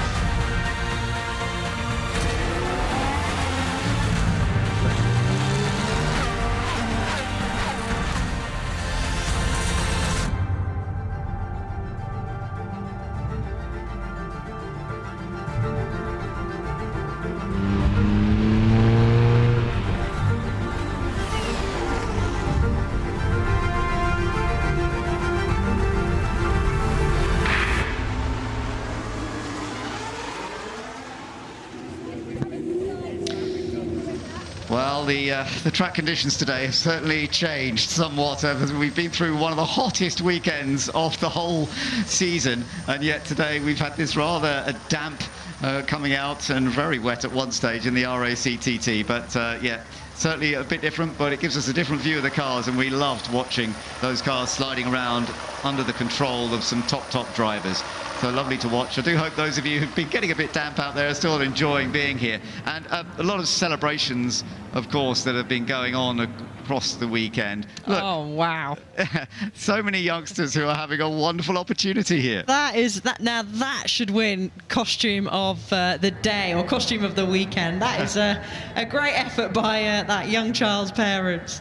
Wonderful to see. We're going to see some single-seaters, ex-Formula One cars out on the track in a little while. But talking about Formula One, what we also are going to do is to celebrate one of the all-time great world champions and a man with true heritage history of motor racing here at Goodwood, and that is Sir Jackie Stewart. It was 50 years ago to the day yesterday that he took his third and final World Championship title, and it's been wonderful to be able to remind ourselves of that and the fact that he did it with Tyrrell, and in a few moments' time we will be seeing Jackie come out in the Tyrrell 006, the car with which he won the championship in 1973.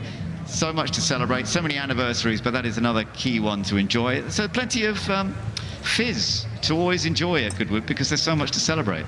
There is always something to celebrate at Goodwood, whether it be 75 years of Goodwood or whether it just be the fantastic action that we see on track. And that was you touched on his win, his final and third championship win that Sir Jackie got back in Monza in 1973, and it was a tough race for him because he got a puncture early on, didn't he, and had to fight his way back up. He finished 4th in the race, but that was enough to clinch the title. I saw him in the paddock earlier on, and he was dealing with some guests, and he was running, he was walking, but at such a fast pace, the poor guests were almost having to jog to keep up with him. He is such an incredible person, and is always on his feet, and here he comes now out in his Tyrrell. Yeah, so this is the glorious Tyrrell 006-2, that's how it's listed, 006-2. This was the car that basically he used in the second half of the season in 1973, and it worked extremely well. He won 5 races in total, and as you say, he didn't win Monza because he had a tyre problem on the car, but he did do enough to come back from the back to take the title that time.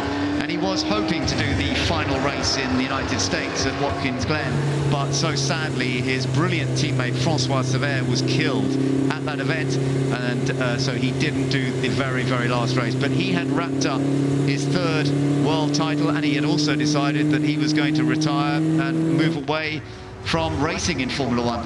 Beautiful car as well, isn't it, Alice? Aerodynamics were obviously a big factor then. What they also did was make this quite a short wheelbase car, and it was somebody of Jackie's skill to be able to handle such a short wheelbase car.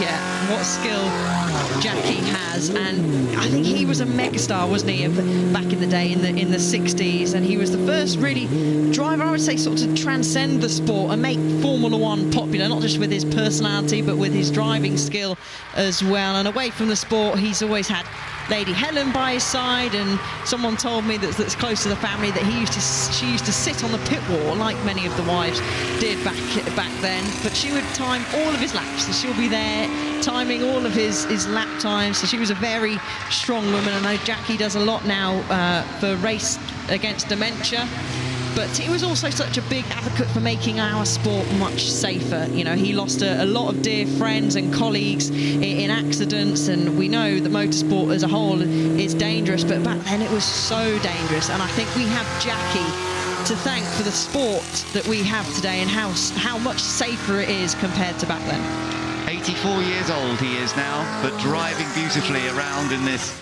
Tyrrell. His relationship with Ken Tyrrell, who was the boss of this team, was fundamental, and it started here at Goodwood because he did his first test with Ken Tyrrell at this track in a more humble little single-seater, and yet Ken was immediately impressed. Ken had been told, you ought to try this Jackie Stewart, he's pretty quick.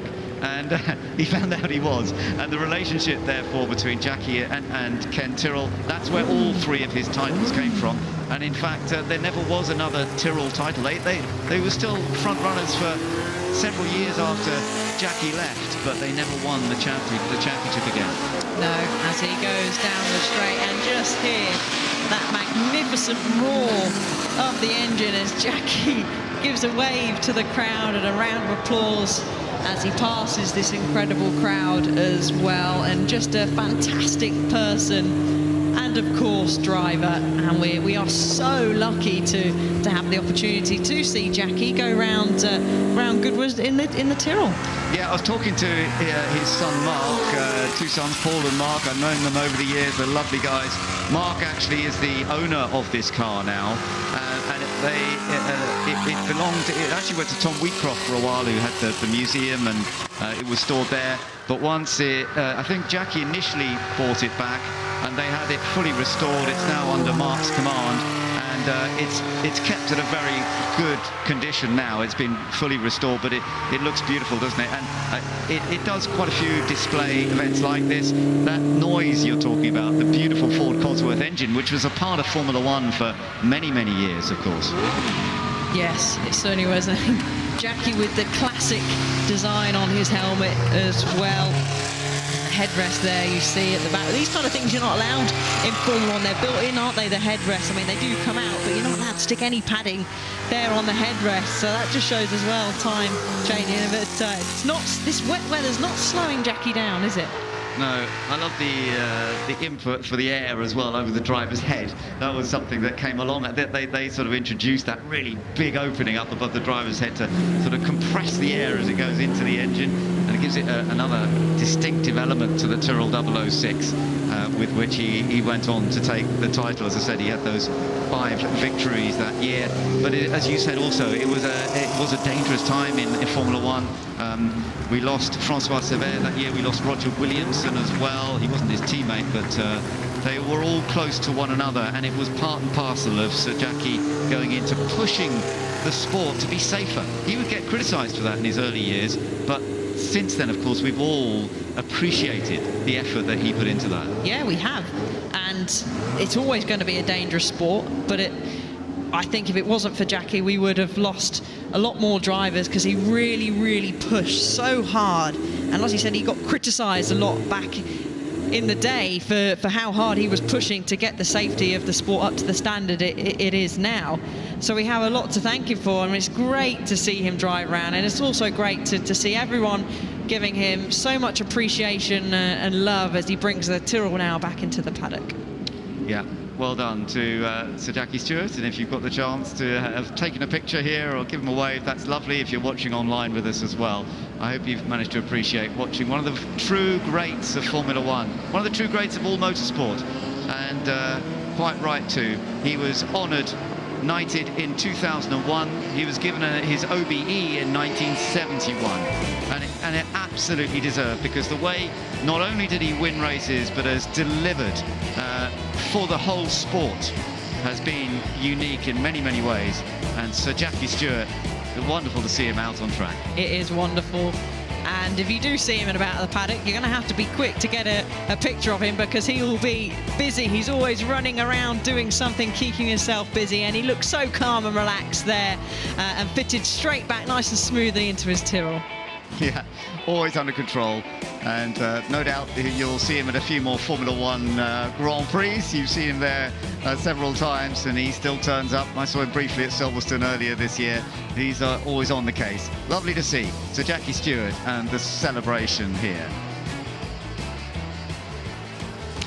So that was Jackie out on track, but there's so many elements of the revival, and Rosie's been looking through many of those different elements here.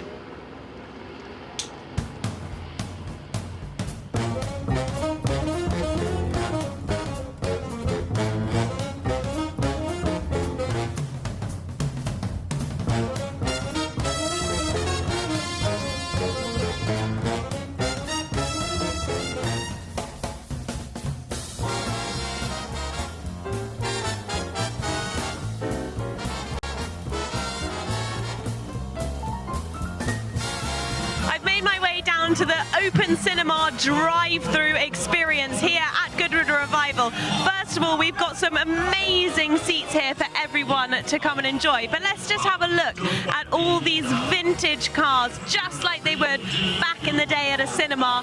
Come over here and watch in their cars. We're going to come and chat to a few people, because it's one of my favourite films playing right now. Are you guys enjoying your time here? Really good, thank you. What's been your favourite part so far? All of it. All of it, that's a good part. And this is your favourite film? Yeah. It's so good. Well, listen, I'm not going to disturb you. Keep enjoying as we come back this way, because it's so great having these vintage cars. We've got another family in one of the cars enjoying this. How did you manage to get the front seat, the driver's seat? I know. I reached in.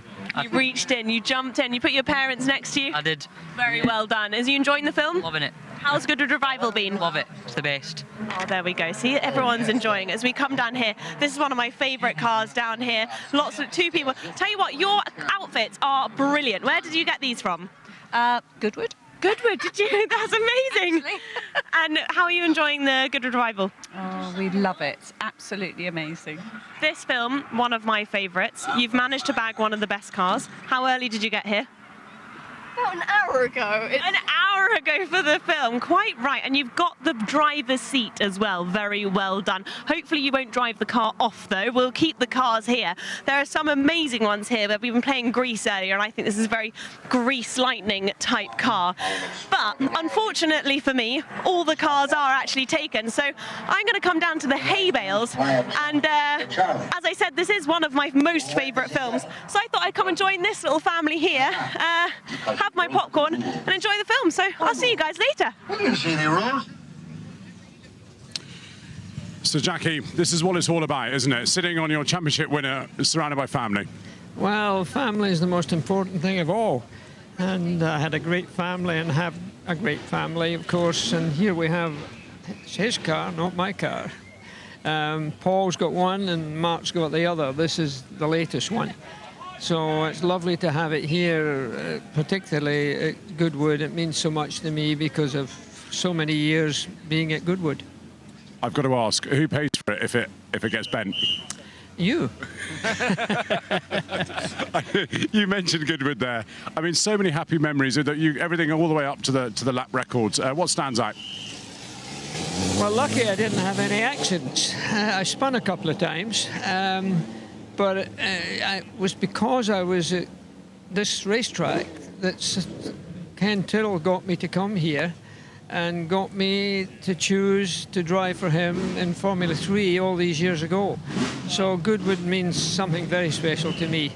Well, it's fantastic to see you, and thank you for driving this car so beautifully. I've enjoyed every minute.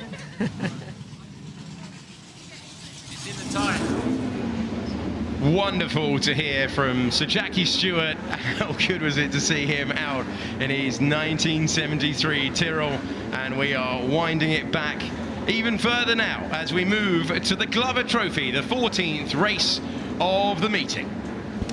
So it looks like we're missing a car from the outside of the second row. By my reckoning, that's Nick Fennell, Lotus 25, one of the cars we expected to be right at the front. And of course, the 1.5 litre Formula 1 cars. You needed to have great precision to drive these, provided amazing racing. We have a Lotus 25, car number 25 on pole position. There he is, Andy Middlehurst. Of course, it was a car that did amazing things in the hand to Jim Clark. So the Jim Clark tribute helmet, the navy blue with the white band across the top of the visor. The visor today looks quite dark, and it's not to keep the sun off, that's for sure. No, the conditions have changed. We've just seen an incredibly dramatic race interrupted by a red flag, and it's difficult to drive these 1.5 litre Grand Prix cars from the years 1961 to 1965 in the dry, let alone the wet. So we're going to see some exquisite driving skill here. We hope this paying tribute to the Bank Holiday Monday races, which included this Glover Trophy.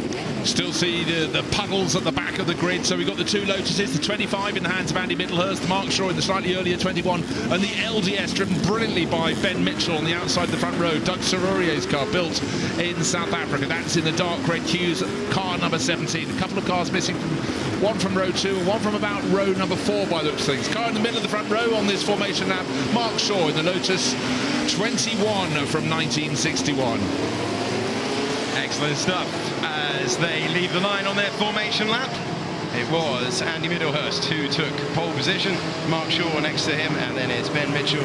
Then we have Andrew Willis in 4th position as they all managed to get off the line.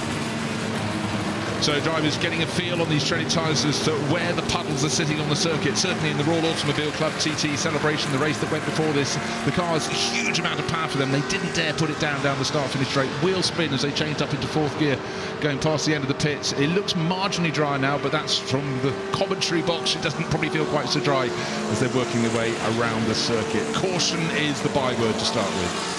So 1.5 litre Grand Prix cars from 1961 to 1965, back when every Formula 1 race did not count for the World Championship. There was a keenly contested Bank Holiday Monday Grand Prix race run here to Formula 1 specifications, all the names that you would know from that era, and excellent to see so many cars from that period out on track at the moment.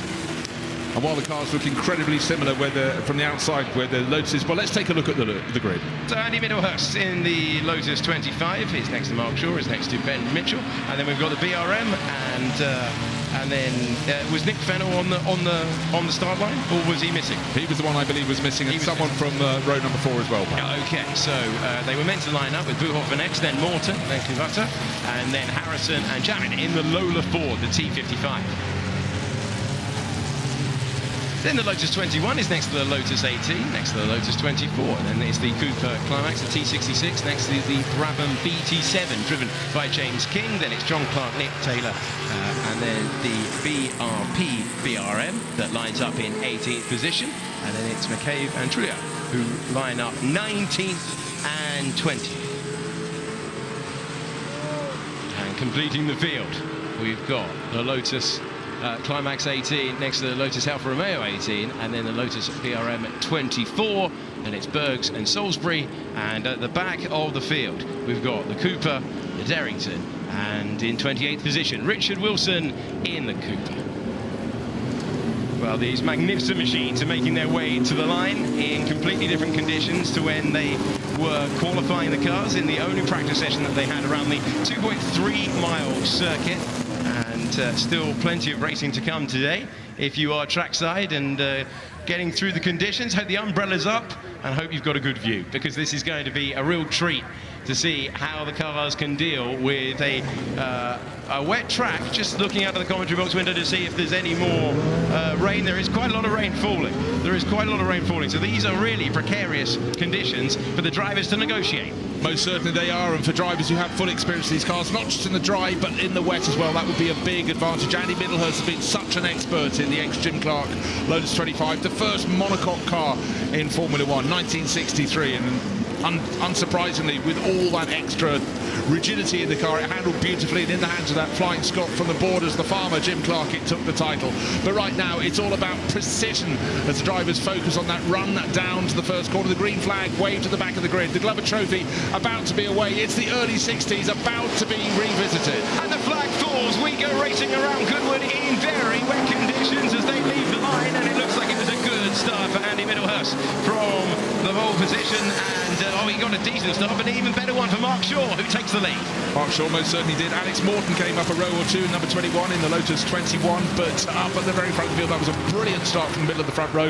Blue and white helmet, but though he was first into Matchwick, he is third coming out. Mark Shaw maybe slid a little wide, and into the lead goes the pole starter, and of course that's Andy Middlehurst. Ben Mitchell following around the outside and taking the lead for the LDS. That's not something people in race commentary booths get to say very much. The LDS, the South African car, in the lead of the race, and they are on tiptoes as they head towards St Mary's. No one wants to leave this one. We've had three different leaders in the space of under a mile. Fantastic start to this one, but you've got to tippy-toe through now into St Mary's. How brave are you feeling? Do you go for the outside line where there is less rubber laid down? Do you go for the traditional racing line? They're applying the power and snaking all over the road, and round goes number 4, Kubota, who spins round, and he has lost his Lotus 24 in the middle of the pack. And he's not alone. Someone else went for a run across the grass up into about 4th place. I think came Andrew Willis. He started from 4th. Unfortunate for Kubota. He made an awful start, lost a handful of positions before Matchwick, and then made a bit of a hash of rejoining. But back onto the circuit he goes. But out front,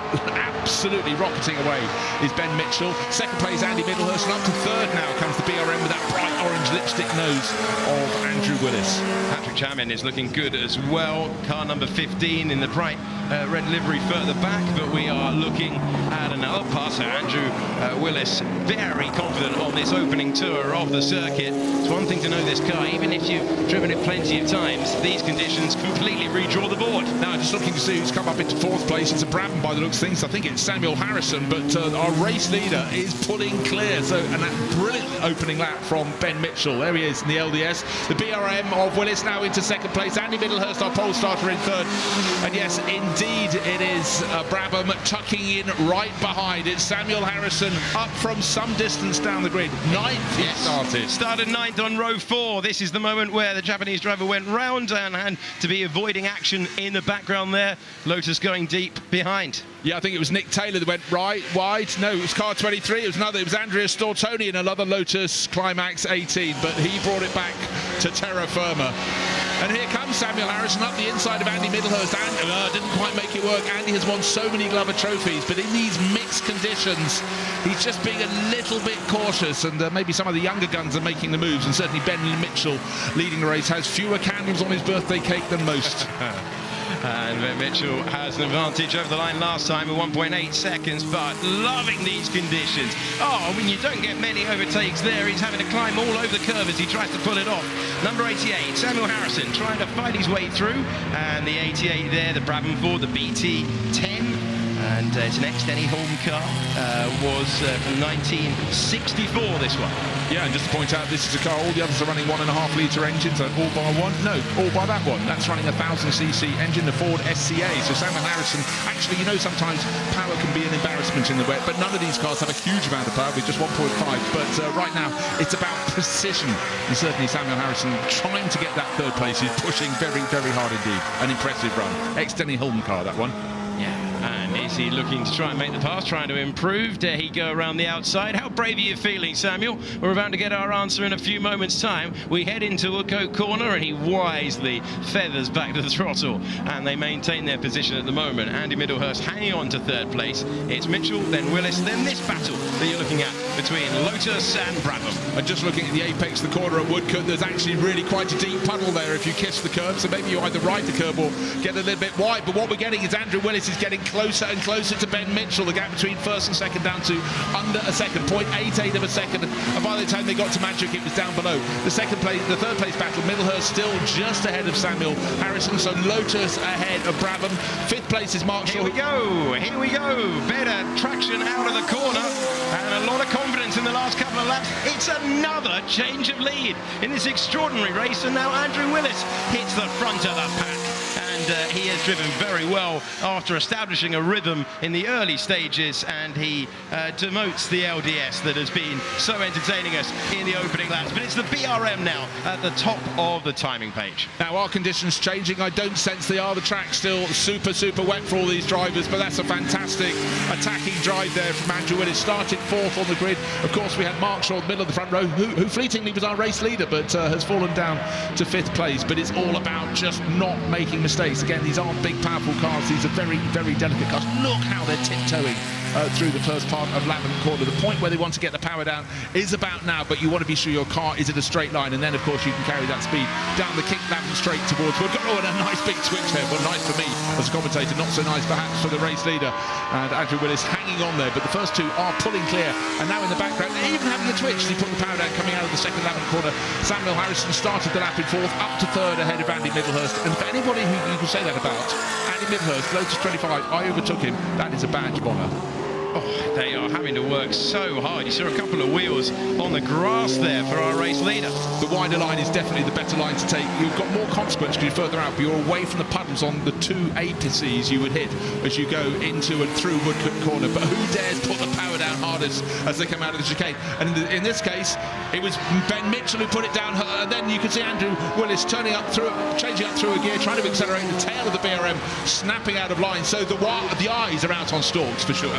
They really would be. Those two really got the pace down out front. They were the only few in the 158s. And is that a wide moment? It is a wide moment for our former race leader, who goes off the road. And you are one corner away from a mistake out there at the moment. You've got to be skilled to be out front. You've got to be really skilled to stay out front, because it is so wet out there. And also, watch out for the man now in third position. Harrison is also in the 1 minute 58. So can he close down the gap with the two out front looking good? But I tell you what, I don't think he'll think, Samuel Harrison, that gap is insurmountable. No, and certainly what we saw from Andy Willis there was the car owned and raced by Richard Atwood, that BRM that was in the race, that mistake at Madwick, but he almost stamped on the throttle too hard as he rejoined, probably with frustration, and it nearly slapped around on him. But the LDS leading the race for Ben Mitchell, the BRM closing in all over again, but getting close is one thing. You will be shown the outside line to try and overtake. That will be the one, actually, down at Woodcote, may be the one to take.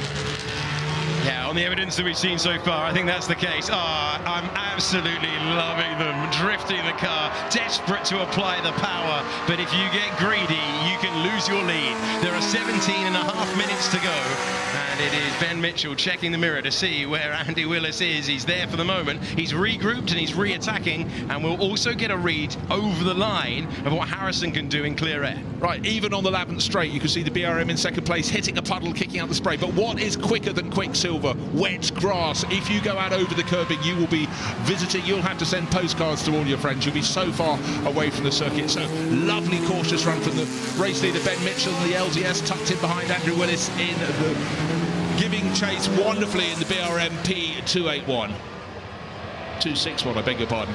Okay, it's a 1 second gap out front for these cars that raced here in the Bank Holiday Monday meetings when the Glover Trophy was originally up for grabs in the 1960s. These cars from 1961 to 1965, and there was just 1 year afterwards where they carried on racing here, and we're continuing to race out on the circuit. 25th anniversary of the revival, and another change for the lead. Willis regroups, and after that error, he's pulled alongside, he's gone past, and he's retaken first in the race. Absolutely magnificent progress through Madgwick, and then could carry that advantage all the way down the slope to Ford Water and then into St Mary's. Is he going into St Mary's? Yes, they both are, but again, they've got different points on the circuit in which they like to attack. Certainly every lap, Ben Mitchell's fabulous through St Mary's. Now, look, both these drivers taking the wider line there, which seems good on the way in, but on the way out, suddenly the track curves around in front of your car, and you want to stay off the white lines at the edge of the circuit. How far clear of the others are they? Ahead of Samuel Harrison, 5 seconds. So,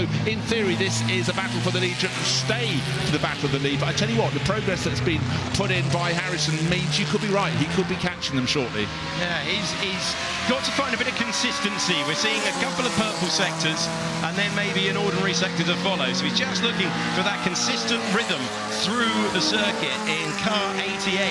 Made great progress from 9th on the grid in the Brabham Ford, the BT10, but these are the top 2 in the race, and we've got 15 minutes still to go. You really do feel that you're 1 application of the throttle away from your race slipping through your fingers. It's tough out there. Yeah, so when I explained about the smaller engine in the Samuel Harrison's car, I forgot to actually point out, in my excitement, that's a Formula 2 car against the Formula 1 cars. So the smaller engine, but actually, as you can see, when the puddles are lying even on the straights here, too much power can be a bit of an embarrassment. What you need is precision. But now, Ben Mitchell in the dark red LDS is trying his best to fight back, actually pulling out from the slipstream. It's not a slipstream, it's a wall of spray being provided by the race leader. Andrew Willis into Madgwick. This was the corner last lap where he was so good, and a brilliant exit line. Very brave to go all the way towards the outside of the circuit, because that thing called Beyond is the thing that has teeth. Yeah, that is the case, but I tell you what, last time around, Harrison in 3rd was not in the same league as Willis, who did a superb lap on the last tour. Yeah, they're settling in. In fact, most drivers setting their fastest lap of the race so far. So perhaps just little by little the track is starting to dry. But what Andrew Willis leading this race in the BRM is not doing is really dropping Ben Mitchell off his tail. That number 17 ex-Alan Bailey car, the LDS, created for Doug Serurier. So we've got a waved yellow flag out at St Mary's. Going to see, has someone reported in to the Boondocks? Yes, yeah, someone spun on the exit. It's car number 2, which is Federico Baratti, his Lotus BRM, 1 of 2 Parnell racing cars. Can that continue, or have we got too much left turn? Yeah, the nose is a little bit crimped, but has the suspension been damaged or the steering? But anyhow, he is parking that up. He's parking that up with 13 minutes to go. This was the car raced by Chris Amon, Maxton Gregory and Tim Parnell in 1963. He's actually broken some of the side element of the windscreen there, so clearly it's bounced into the tyre wall. Waved yellow flag. Novo taken out. Our race leader off. Andrew Willis off, and that's on the Lavant Straight of all places. But this is the thing. He's got the sensational pace out front, Willis, but it always is so easy, and that is the 2nd time that he's established a lead and lost it. Yeah, well, just pushing on as you have to, because Andrew Willis and Ben Mitchell fighting super hard. The BRM with that bright orange nose still coming back all over again. Was catching the Formula 2 car. It was nearly 6 seconds down in 3rd place for Sam Harrison. That is a driver driving off on a straight. That is how wet it is. And then you get the bucking Bronco ride, and then, oh, bless me, back on the track. A wry shake of the head as we see it again. Yeah, just very, very odd, but it isn't even easy in a straight line with these cars, with the power they're trying to apply. Was it not last lap I said what's quicker than Quicksilver? Wet grass. Well, we've been proved it's quick, but not quite as quick as staying on the track. So into the lead of the race goes Ben Mitchell, already passing some of the others. There's just making it easy going past. Now, look, go offline, off the racing line. Of course, it's much wetter, but when you're passing back-marking cars, as Andrew Willis was there in the BRM 261, that is what you have to do. So caution is required. Well, the LDS Climax F1 is its official title, and it's back in the lead, and maybe not with the ultimate pace of Andy Willis, but consistently keeping it on the road. And we'll have another edition of this battle out front, with Samuel Harrison trying to get closer and closer still and well, you can see now the gap is coming massively down in the battle for the lead. Yeah, it was 2.6 seconds. That lap, the lap before when the BRM went off Andrew Willis, it cost him 5 seconds, but he got it back on the track.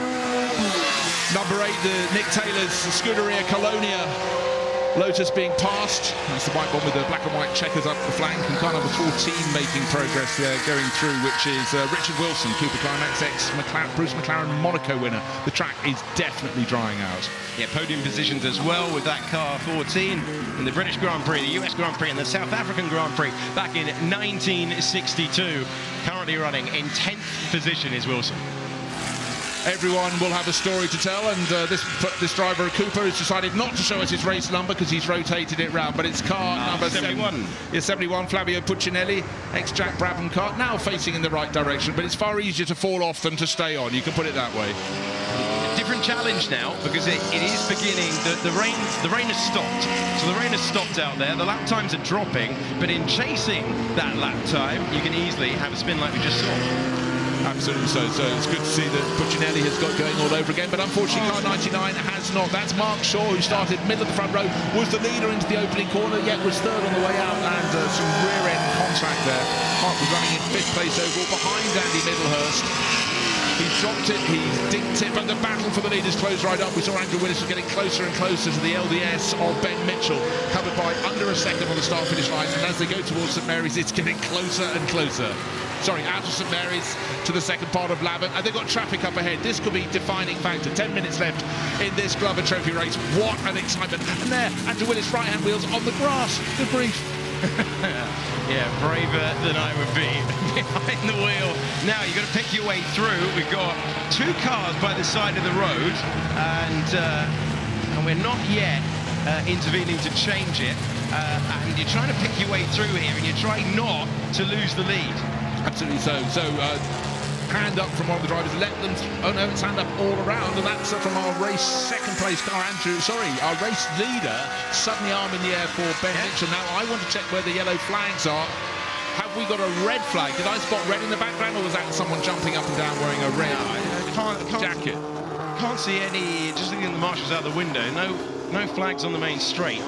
That is a change to the lead once again then. There's the yellow flag continuing to wave around the circuit. And the white flag denoting a slow-moving vehicle on the circuit. We saw, I think it was one of the UDT Laystall cars, or perhaps the BRP in that pale green, well, it was the pale green car, pulling to the side of the circuit there. So that was most likely cars off. Kurt Del Bene, maybe? Is that an issue for the LDS then, that was in the race lead? Because there was an arm up and there was a drop back. Let's have another look. And this is going to be, that is how easy it is. You are straight to the scene of the accident, and that's a disappointing way for Mark Shaw's afternoon to come to a close. Most certainly is, and that just shows how tricky the conditions are. Car number 15, the Lola of Patrick Jamin, who was going very early on. Can he miss the chicane? He's almost going at no speed at all and has come to a halt, but again, just when you turn in, there's no adhesion for the French racer. Round it goes. So, tiptoes, just as we were thinking the track was improving, it's now slowed down all over again, but a lot of it as our race leader, Andrew Willis, blasts by the P261. What is the gap back to Ben Mitchell? Nearly 5 seconds, but we saw an arm in the air, did we not, from Ben Mitchell and the LDS? We did. That wasn't one of the cars being lapped as he goes around the 81 there. That is the Lotus Alfa Romeo, driven by James Davidson. Further down the order, but this has been really, really eventful stuff for the last 2 races. So the yellow flag continues to be waved. They're not chucking the safety car out at this stage because I think it would interrupt the race time. And there are 8 minutes to go.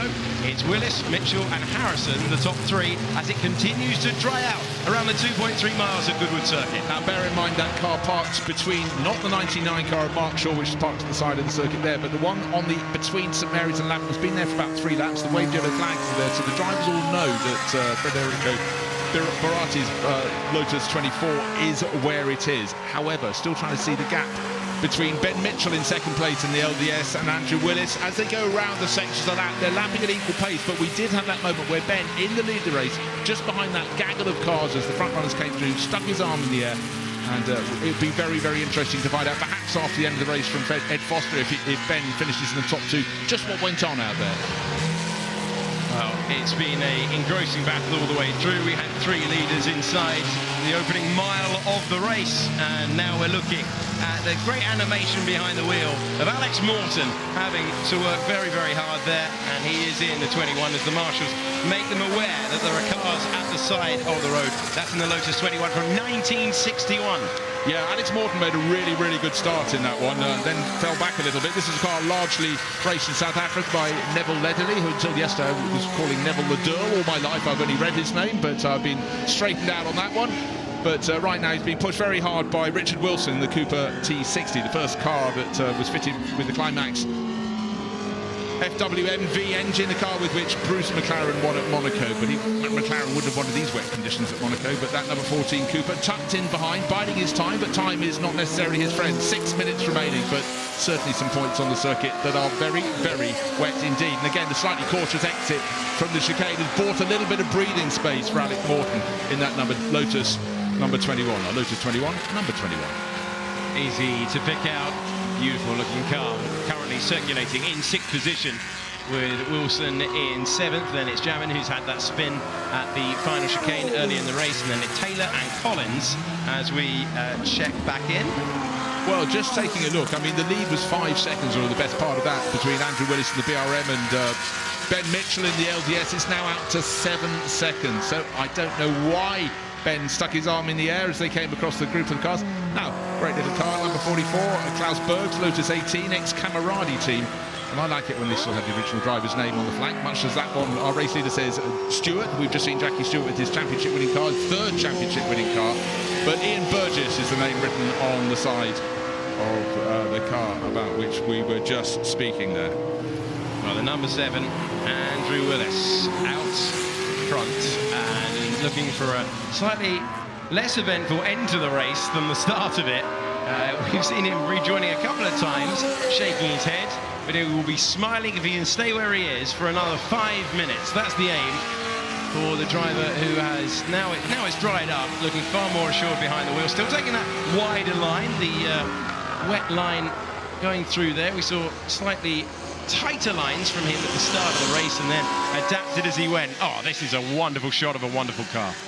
Coming into the chicane, the question is, well, how close would you like to go? Perhaps you allow a little less space to yourself because you know your car could carry on sliding towards the second part of the wall at the chicane, but that's a brilliant driving from Andrew Willis. The gap to second place has come down by over half a second, but it's 6.4 seconds at the moment, surely with 4 minutes to go.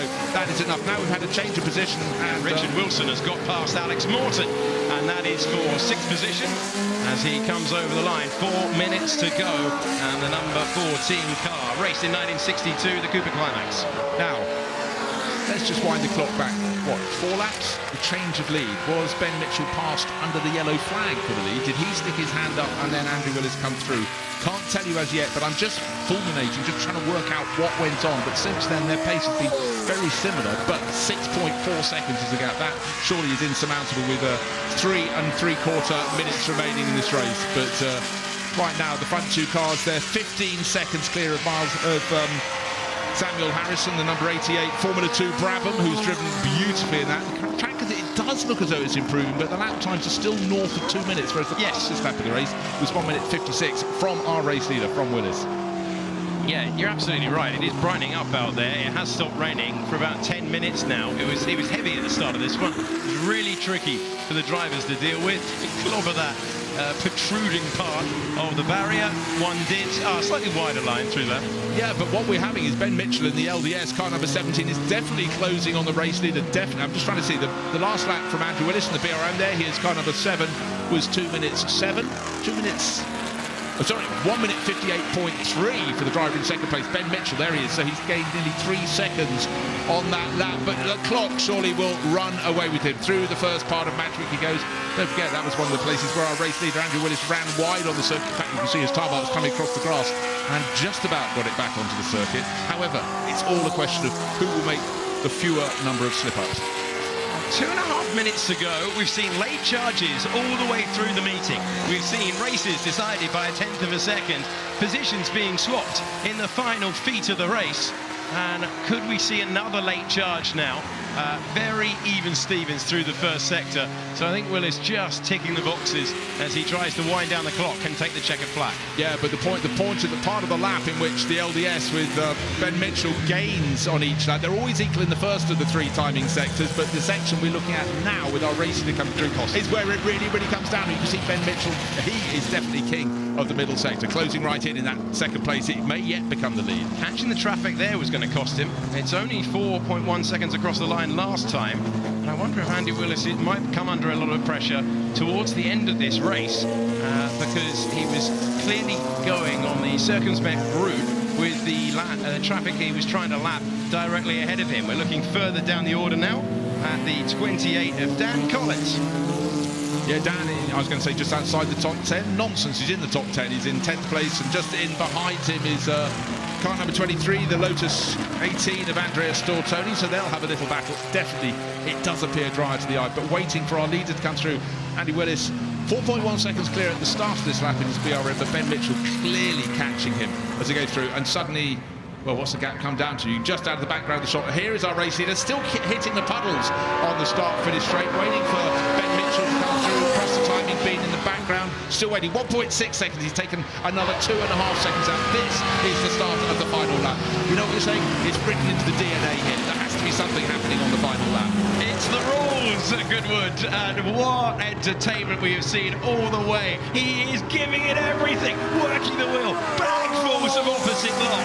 As the 17, the LDS tries to close up and snatch an unlikely win. Single-seaters should not go sideways. Oh, yes, they should, and particularly in the wet. So brilliant attacking drive from Andy Willis. He's had a couple of off-track moments in the race-leading BRM. There's the P261, but the 17, the LDS of Ben Mitchell getting closer and closer, but time running out. He's got half a lap to go. He's now within a second. Who's going to be better through this part of the circuit? Well, for the last 3 laps, it's been the driver in second place. Ben Mitchell, very, very confident and getting the tail out in the second part of St Mary's. Into the dip, up the rise into lap, but you're starting to run out of corners in which you can make that move. Is this the opportunity to take the lead on the last lap of the Glover Trophy? They're fighting over 6th position over and over again, with Morton and Wilson swapping that place, but we're looking at the battle for the lead in the final mile of the race now as they come back for home. Now, is that traffic going to get involved? It's been a good response from Andrew Willis, but this is the part of the track where Mitchell has been utterly sensational to close the gap down from 6 seconds to 4 seconds to 1 second across the line. But Andy Willis has responded, unless we can see something truly extraordinary. We're into Woodcote Corner, but he's hesitant, and there's half a chance here. How much are you prepared to risk going into the final chicane? Oh, it's going to be car lengths, but Andrew Willis has done the job. Well, I think he was actually slightly too cautious coming out of Lavant Corner, but then he got the power down. But then, as you say, on his tiptoes, he's got it under measure. We've had overtaking manoeuvres between the final chicane and the finish line, but today I think we're looking at a victory by about 0.3 of a second. But certainly the BRM of Andy Willis wins the race from Ben Mitchell. Still a question mark about why Ben's hand went up when he got to the back of those cars, but for now, race winner is Andy Willis. Second place, Ben Mitchell in the LDS, and third place, brilliant drive from Samuel Harrison. The Formula 2 Brabham car number 88, still snaking around, still having fun. It's over for now. We've got to slow it down, bring it in, but wave to the crowds, and they will wave to you. That was a fabulous drive from so many of the drivers in the field in what was a very, very tricky circuit on which to go racing. And even at the end, we still have spinners. Car number 15, he's already had a spin. Patrick Jamin, brilliantly avoided there, just outside, just at the tail of the top 10. Andrew Willis takes victory in the Glover Trophy in a terrific tussle with Ben Mitchell. They put on a great display for us all the way. It was a good drive from 9th on the grid to 3rd for Samuel Harrison, and then it was Andy Middlehurst who initially left at the line as the leader and then found himself swallowed up earlier on. A fine drive to 4th though for him, and then it was Buhofer, Wilson, and Wilson comes over the line, and Wilson beats Buhofer on the last lap and takes 5th place. But here is our winner. Andy Willis has taken the checkered flag. He's punching the air, and he had a race of high drama all the way through. He was off multiple times, but it doesn't matter what sort of race you've had when you take the checkered flag.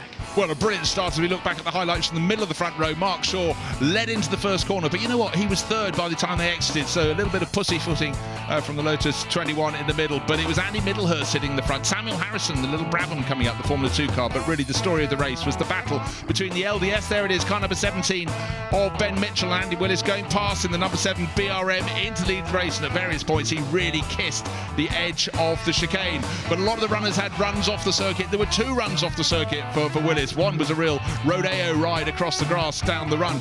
Right here, that was one lap where he hit the puddle. Race leader there is Ben Mitchell, twitching, trying to put the power down, waiting for the moment. Better exit there from Andy Willis, so the BRM goes back in front. Samuel Wilson still giving chase, falling away a little bit, but here is one of those moments that you remember. And how? Well, when you know how tough it is when you're going off in a straight line, and that's what happened, but Andrew Willis kept his head, fought back through and danced his way through the puddles to victory. Victory in the end by only 0.4 of a second as the 71 went round. That was the Cooper Climax T53 losing it. Wasn't the only one out there. Well, that was Mark Shaw getting it wrong on the exit of the second part of Lavant Corner. Hugely frustrating. He was working his way back up the order, and then right at the end, Patrick Germain going for a little spin. He had one later in the race as well, but victory went to this man, the number 7 BRM driver, Andy Willis. Ben Mitchell, brilliant run from him in the LDS. And here is the moment, just with a lap to go, when Andy Willis decided not to slide wide, he'd slide tight, and that's when he clipped the wall at the chicane. From 6 seconds to 4 seconds to 1 second, but in the end, it was good enough to take the win, and a fine drive from 9th to 3rd for Harrison. Let's hear from our top 3. They are speaking to Ed. Well, what a fantastic race that was. Needed a fair amount of talent to stay on the road. Andy, congratulations. That was like threading the eye of a needle. Thanks, Ed. I needed to make up for my average performance in the previous race, so I think I did that, and it was tricky keeping it on at times, but no, it was great fun, great to race with Ben. He was very fair, as I hope I was, and yeah, it was a lot of fun. The calmest winner I've seen. Congratulations. Thank you very much. Thank you. Right, we mentioned Ben there. Let's have a chat. Ben, I mean, it looked like you needed just one more lap. Yeah, that was very slippy. Yeah, I saw Andy getting closer and closer at the end there and just couldn't get traction out of the chicane, but gave it a damn good go. I got some pretty bad traffic around the back, just the fall of the dice, you know, so not quite enough, but a lot of fun. And thank you to Alan Bailey for inviting me to drive it. Yeah, we saw you put your hand up coming out of Lavant. Was there a problem, or was it traffic? Or? No, there were yellow flags there, so I had to get right out of it in order not to pass the lap of traffic. Andy got a bit of a big gap there, so that's where it all happened, really, because I think Mark Shaw had just dropped it coming out of Lavant and was in the wall on the right. Well, it was great to watch. Well done. Thank you very much. Let's find our 3rd place driver. Here he is. Wow. I mean, ninth to the podium. Yeah, it couldn't really have gone better. We've been doing our rain dance all weekend, looking at the weather for this. And it's brilliant. A Goodwood debut couldn't have gone much better. I mean, it's a tricky circuit in the dry, let alone in the wet. Oh, yeah, constantly working at the wheel. It couldn't, yeah. Running out of breath towards the end. It was, yeah. Well, look, you drove beautifully. Well done. Thank you. What a great drive. And let's go through the order then. Andrew Willis taking the checkered flag and winning the Glover Trophy race, race 14 of the meeting. Ben Mitchell, fantastic in that LDS, and really great to see him competing all the way to the end. Half a second, less than half a second separating them. Then it was Harrison, Middlehurst, Wilson, who offered Morton, Taylor, Jamin, who had a couple of spins but still finished 9th, ahead of Dan Collins. Those were the top 10. Really tricky conditions out there, so you have to doff your cap to all of the drivers that you can see there in the order. Some wonderful machinery, Brabhams, Lotuses, Derringtons in there as well, and all the way down to Charles McCabe, who was in 20th position. And then the last of the classification, Klaus Bergs, and then Kurt Delbin and James Hagan complete things for the Glover Trophy. Really enjoyed that one. Now, Nikki is downstairs and ready to talk to a familiar face. She is chatting to Tom Ingram. Well, I thought it was time for a tea break, so I'm going to interrupt Tom Ingram, who's on his British Touring Car Champion from 2022. Apologies, because you were just about to have a break, but before you do, how is it going? Because you were just in that, well, rather wet TT race. The terrifying TT race, exactly that.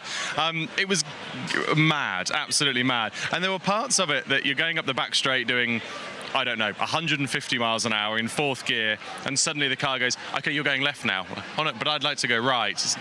You're almost a passenger in it. It's almost quite terrifying, but amazing fun all at the same time. It was madness, absolutely madness. Well, considering how many cars came off the track, you did very well to get to the end. Now, you were saying, Tom, earlier that you put on quite a lot of content on your Instagram, and it turns out that what most people that follow you are interested in is what you've been eating and things like this. I mean, this is obviously the Drivers Club, where you get to come for your breakfast, lunch and tea. What have you been eating that everyone's been loving? Well, I'm going to have to correct you, because it's breakfast, lunch and dinner. No, it's a cream tea. You've got to have a scone. It's a cream tea. Or it's 4 o'clock. You're not having your dinner at 4, are you? Well, I'll let you off that it is scone. You've got that correct. So yeah, this is our dining area. It's we've got the drivers lounge, so just behind you, so where we all get changed. So there's lots of very smelly and very sweaty racing drivers over that way. That's on the men's side, I'd like to clarify. The ladies' side is actually delightful. So yeah, we're thankfully there's a solid panel between the two. So yeah, bangers and mash, always a classic. However, it's a billion degrees, so you know, a billion degrees in sausage and mash, I don't think ever go too well. So I had to sort of come back and I had to go for a picnic. So I had to go for some prawns, but then I was thinking, it's hot. Are prawns the right thing in the summer? Honestly, it's such a dilemma, I must say. Big decisions here for Tom this weekend. Gosh, you poor thing. How are you, you goat? Well, it's an absolute pleasure to see you. I'm glad you managed to get across that finish line in one piece, and the car in one piece as well, because they didn't all, unfortunately. Yeah, absolutely, and honestly, those, I joke about it and I can laugh about it, but those conditions were so treacherous. It was because we've not had a huge amount of rain for 2 weeks, it feels like, that actually the circuit is so slick. There's oil, there's rubber, there's all sorts down. So as soon as you get the slightest bit of rain, it goes super slippy. So for my side, very pleased to get through it, and yeah, very, just all in all, a great weekend. And just finally, what are you having for your supper or your dinner? We haven't looked at the menu, have we? Not yet, no. I'm eyeing it up there. It sounds like some good stuff. Well, I can recommend the scone. Anyway, thank you very much. Tom Ingram, everyone. Well, one of the staples of the Goodwood Revival is the Bonhams auction. And it's a place where you can buy a Toyota for £700,000. But of course, it's not any old Toyota, is it? I'm here with Tim from Bonhams. Tell us about this car. £700,000? Well, yeah, £700,000, but it is probably the most famous Toyota made. It's the Toyota 2000 GT, made between, I think, 66, 67 up to about 1970. Only 351 examples were built of this 2-litre sleek sports car. And of course, a lot of people will recognise its shape without a roof, because out of those 351 that were built, 2 were roadsters, and they were both used for the Bond movie Spy Who Loves Me. No, You Only Live Twice. Sorry. You only live twice for 2 roadsters, but of course it's in a very good condition and very well sought after car. So did it make the sort of price you were expecting? Yep, it did. Estimate was £700,000 to £800,000, and it made £700,000 on the Hammer. Pegasus white with black. The car originally was an export model. It went out to Mozambique, one of 2 cars that were sent to Mozambique, and it was owned by the then Toyota distributor. It's a fantastic looking car, and you always bring such a great selection of cars. And I think there's so many people at the Revival just come along to look at the cars, even if they don't intend to buy them. Well, the beauty of the way Bonhams hold their sale here at Revival, and the sale is on a Saturday, so we have 2 out of the 3 days of being able to be open for view, is we also have the majority of our cars outside, and that gives everybody the opportunity of seeing something, with a select few inside. So we had 40 in and about 60 cars out. Anybody have too many champagnes and buy something they didn't want to buy? Oh, hopefully not. Hopefully not. But yeah, great atmosphere yesterday. The weather was fantastic, too hot, but it was air-conditioned splendour here in the Bonhams Marquee. And just looking up past the Toyota there, see this wonderful Jaguar race car. That sold as well? Yep, that was a lightweight E-Type racing rep in the evocative Briggs Cunningham colours with a very appropriate Works WK registration number. Quick car, actually. That car, I think, was recently timed here at Goodwood on one or two of its tests at about 1 minute 26, 1 minute 27. So I don't know how that compares with the bigger boys out there over this weekend. Current papers, fresh, I think restored. Completion of the restoration was about 2 or 3 years ago, and that made about 120, 130. Absolutely fantastic car, great looking collection. It's just a sort of fantasy garage in here, and as always, we love coming along to Bonhams at the Revival. Thanks very much. Thank you.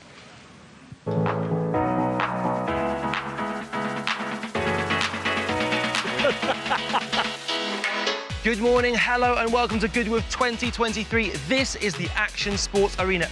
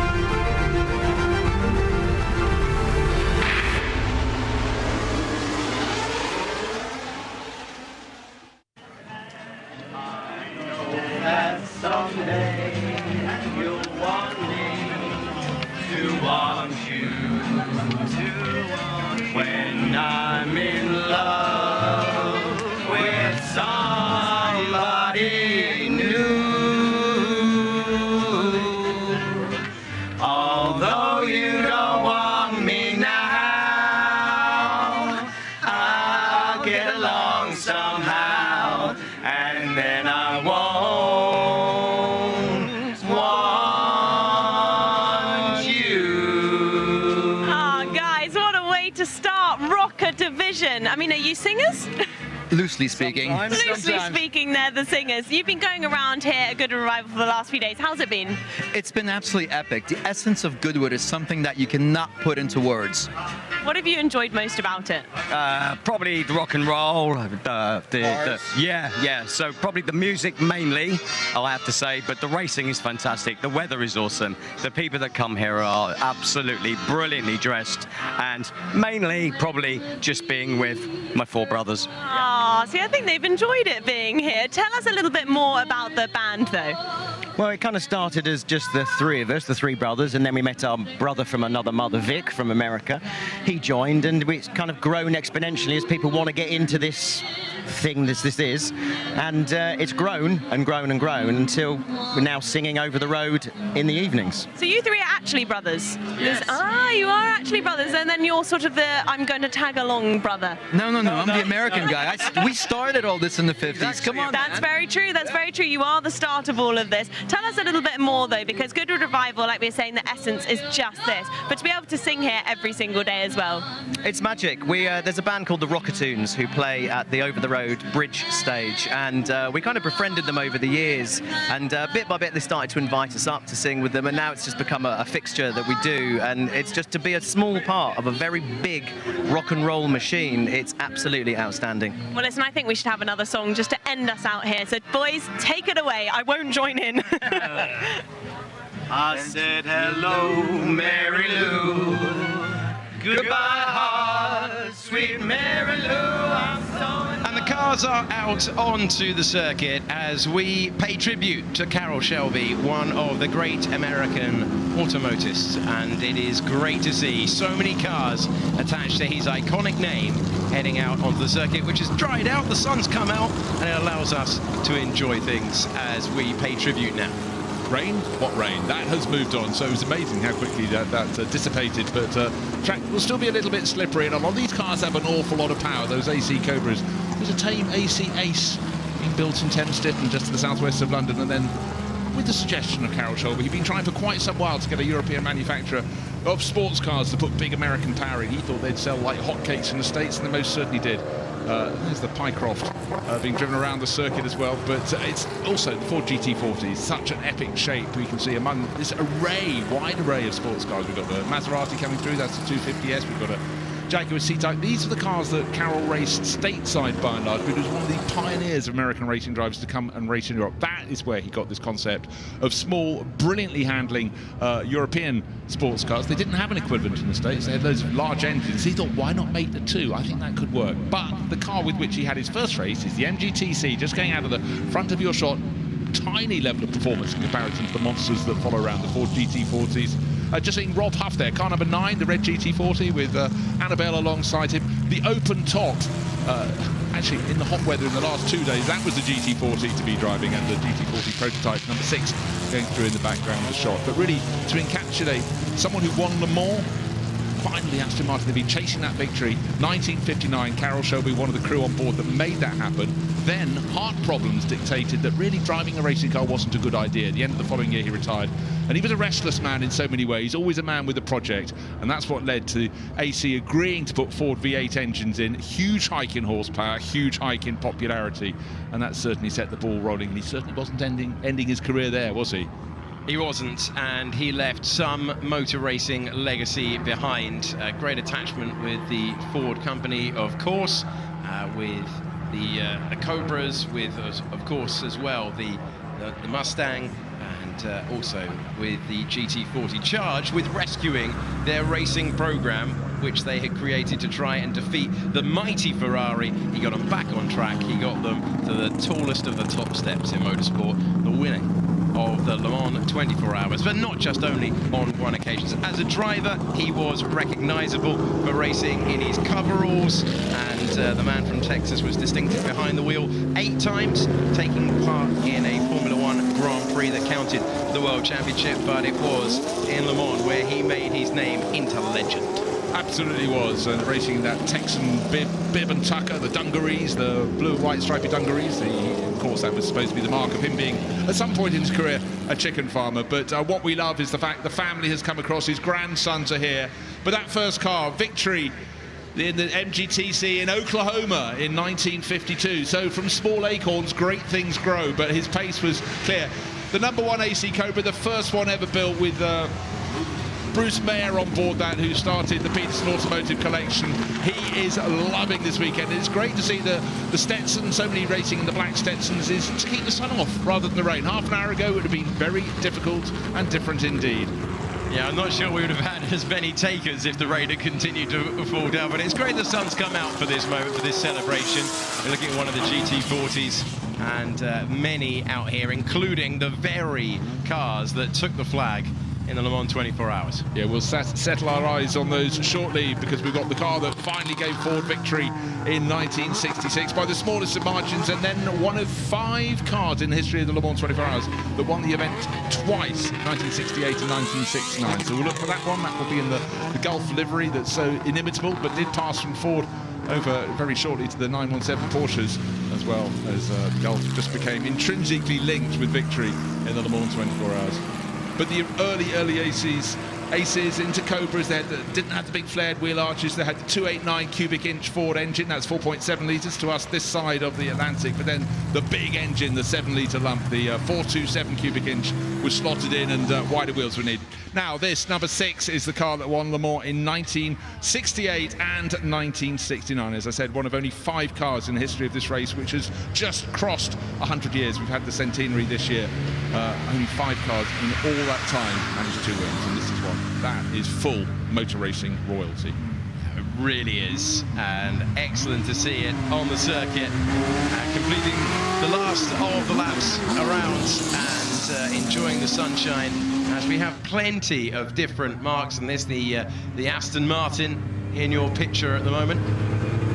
Yeah, that's the DBR2. They were mighty in sports car events, but the one they'd win at Nürburgring, at Spa, but the one that always got away was Le Mans until 1959, and then that was made to happen. In behind the much smaller, sleeker, slightly more recent Lotus, and again, that's a Lotus 11, and that was sold to Carroll Shelby and raced for him by Jim Hall in the Bahamas Speedway, which was a very popular event back in the late 1950s. Who wouldn't want to go to the Bahamas in the winter when the weather was very kind indeed, and had absolutely the tip-top level of sports car races coming to play.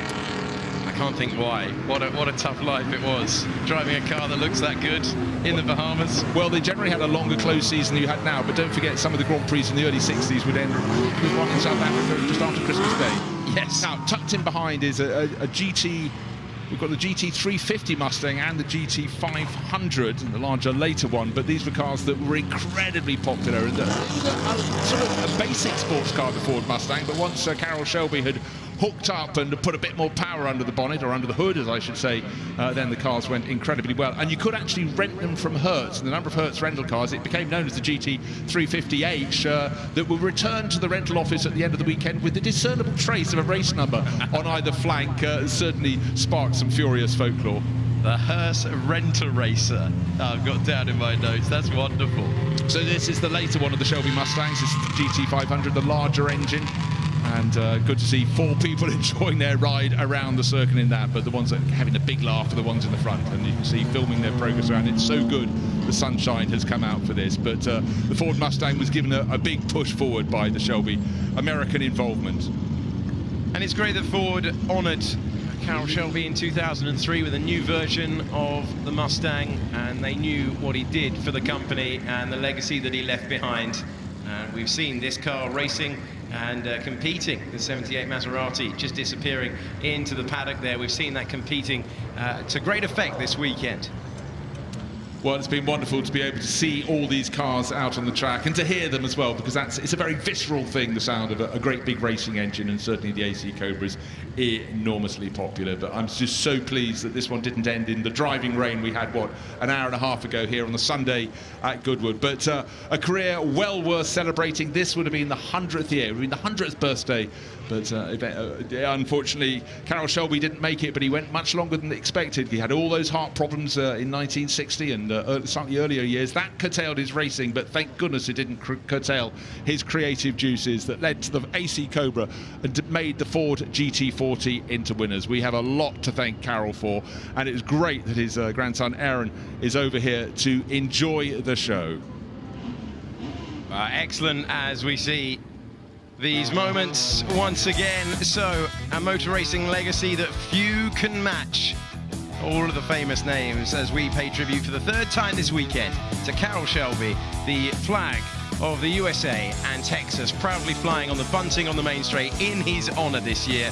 100 years on from his birth, the winner of Le Mans in 1959, and the man who took Ford past Ferrari to great effect on multiple occasions. Not just the GT40s and the AC Cobras, but also the Shelby Cobra Daytona Coupe, so spectacularly good at Le Mans. But so many people absolutely adore these cars, but it's putting the right cars in the right places, and Carroll Shelby's career was absolutely mighty, and we're absolutely delighted to be able to celebrate it here at the Goodwood Revival.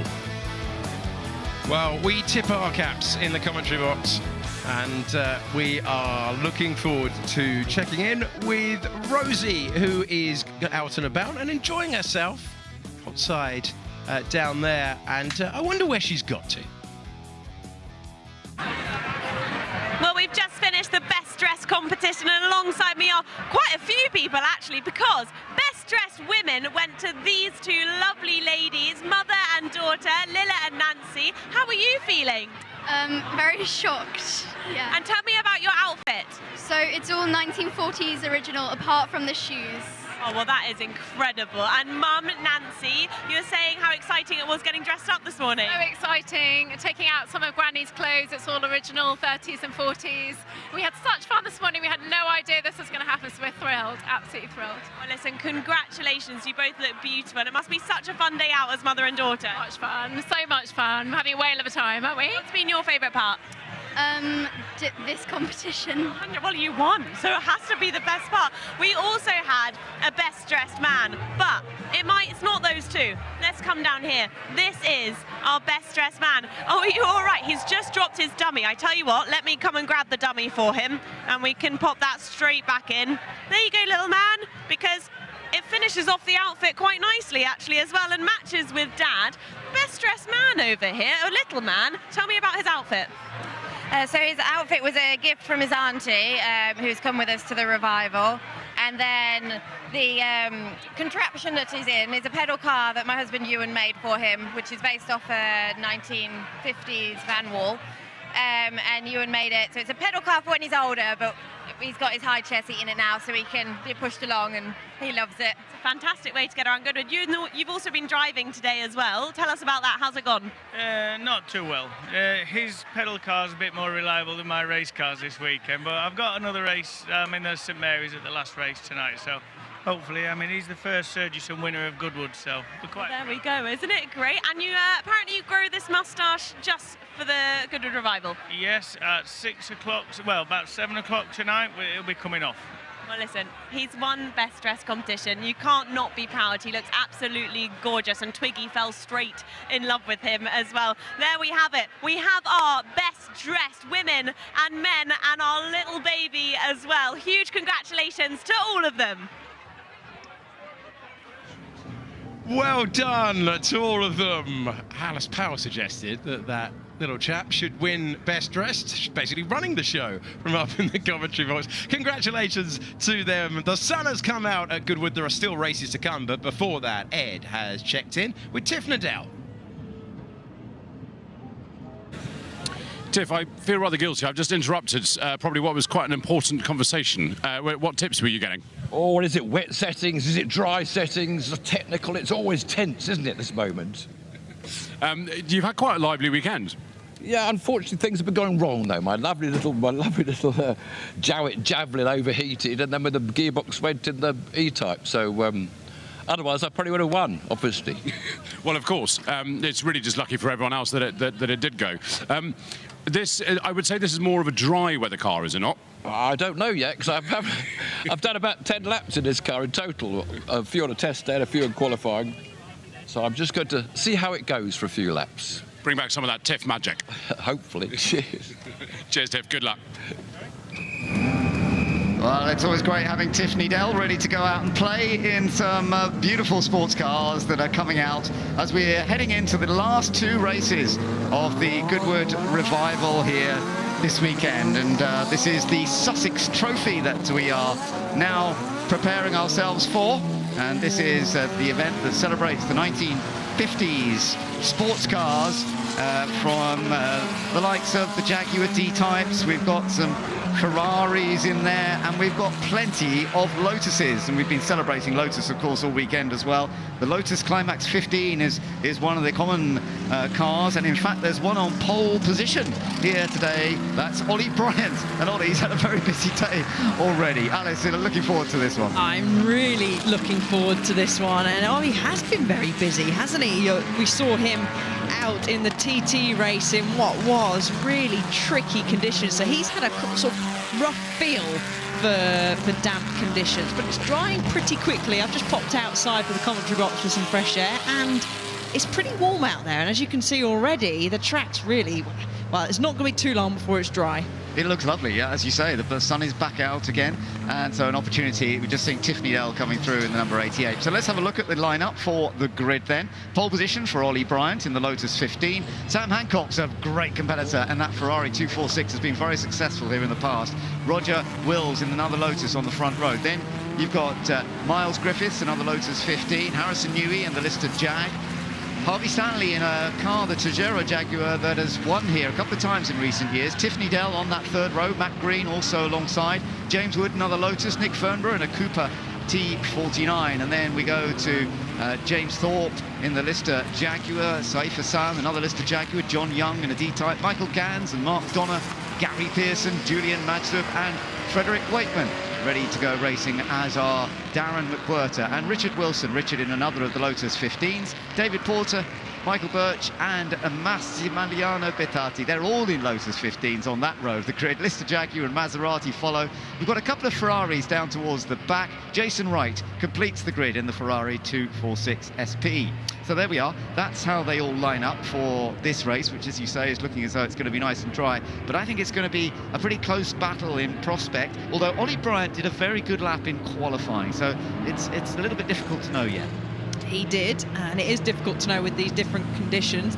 I expect to see a very close battle between him and Sam Hancock. Sam, of course, qualified on pole last year, but didn't finish the race, so he'll be looking to make amends. And we have Miles Griffiths, he qualified P2 last year. It was a very, very close qualifying. We had a close qualifying yesterday, so we were treated to some great driving out there. We're going to be treated to some even more great driving as the crowd watch on. Tiff Nadell, we had lunch with him, didn't we, in the Drivers' Club? He had his sausage and mash, so he's hoping that that's all settled down. Of course, he's been out already in the TT.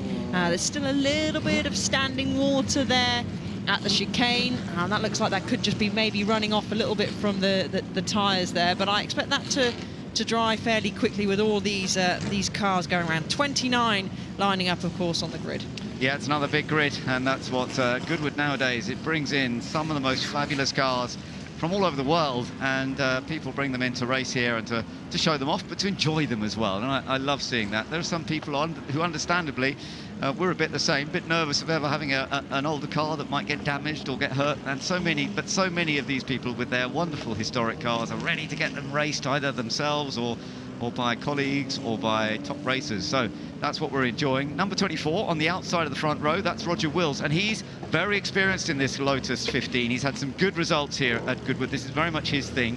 So let's see how he gets on. He was third in 2021 in that car. So let's see whether he can get another podium finish. He's starting from third place on the grid. Then alongside him on that front row, you've got the beautiful Ferrari 246S of Sam Hancock. There he is, and Sam with great experience in motorsport in a car that they only ever built two of these. It's had a second place in the Sussex Trophy before, but it's had plenty of wins at the Revival in different events over the years, so it has been a successful car, and actually back in its period it has been successful too. But there's the pole position car of Ollie Bryant, who, as you say, was the top Cobra that we saw racing in the wet earlier on. He got a third place finish. Now we're going to see him in a very different car, the beautiful little Lotus 15.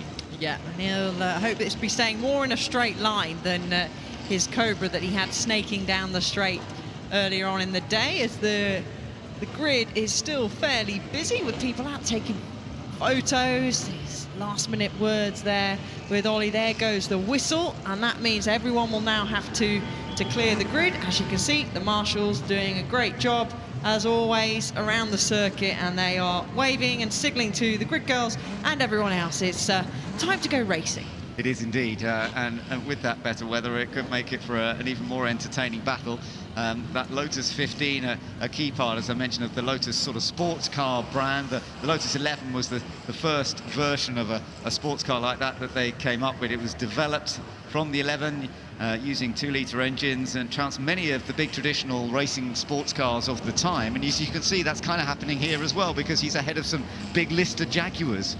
Yeah, he is. So we've got a nice variety there across the grid, and Ollie Bryant's had experience with this Lotus 15 as well, so it's not like it's sort of new to him. He's had numerous podium finishes as well, so he'll be looking that he gets quickly reacquainted with his machinery. His visor down now, and we wait to have the green flag for them to head off on the green flag lap. Right, so we're getting all set for the Sussex Trophy then, for World Championship sports cars from 1955 to 1960, the slightly earlier versions.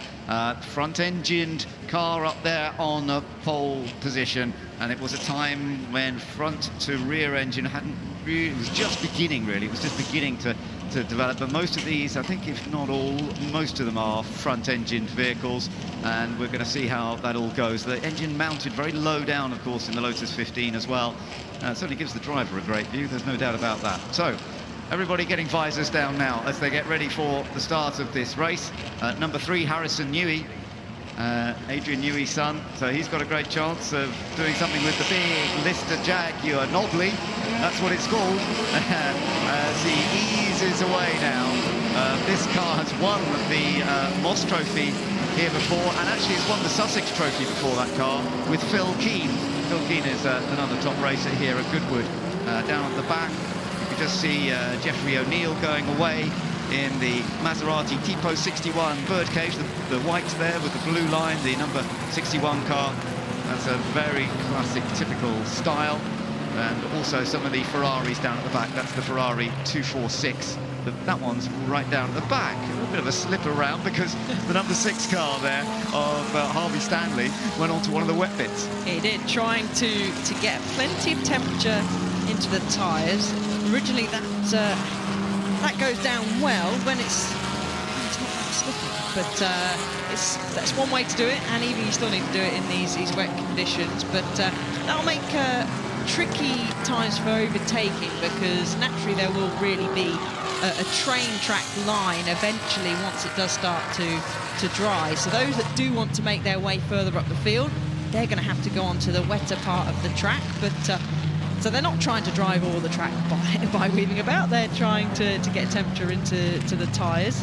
There's a few adjustments there from the number 16. Just having a little adjustment of the mirror is James Thorpe. So not to look at himself, of course, just to check the competition out behind if he needs to, and if he comes under pressure during the race. Yeah, no, and he's reasonably well up in the order as well, James Thorpe. So we'll see how that goes for him. He's 11th place on the grid, but I do think that there are some opportunities. That's in the Lister Jaguar Flat Iron. So that one actually did race at Le Mans back in the 1950s, Le Mans 1958. It was raced by Jim Clark as well, actually, in period, which is rather lovely to know. And it was altered a little bit. It was actually it crashed in 56, not by Jim Clark, but it was crashed in 56 and rebuilt as what they called flat iron.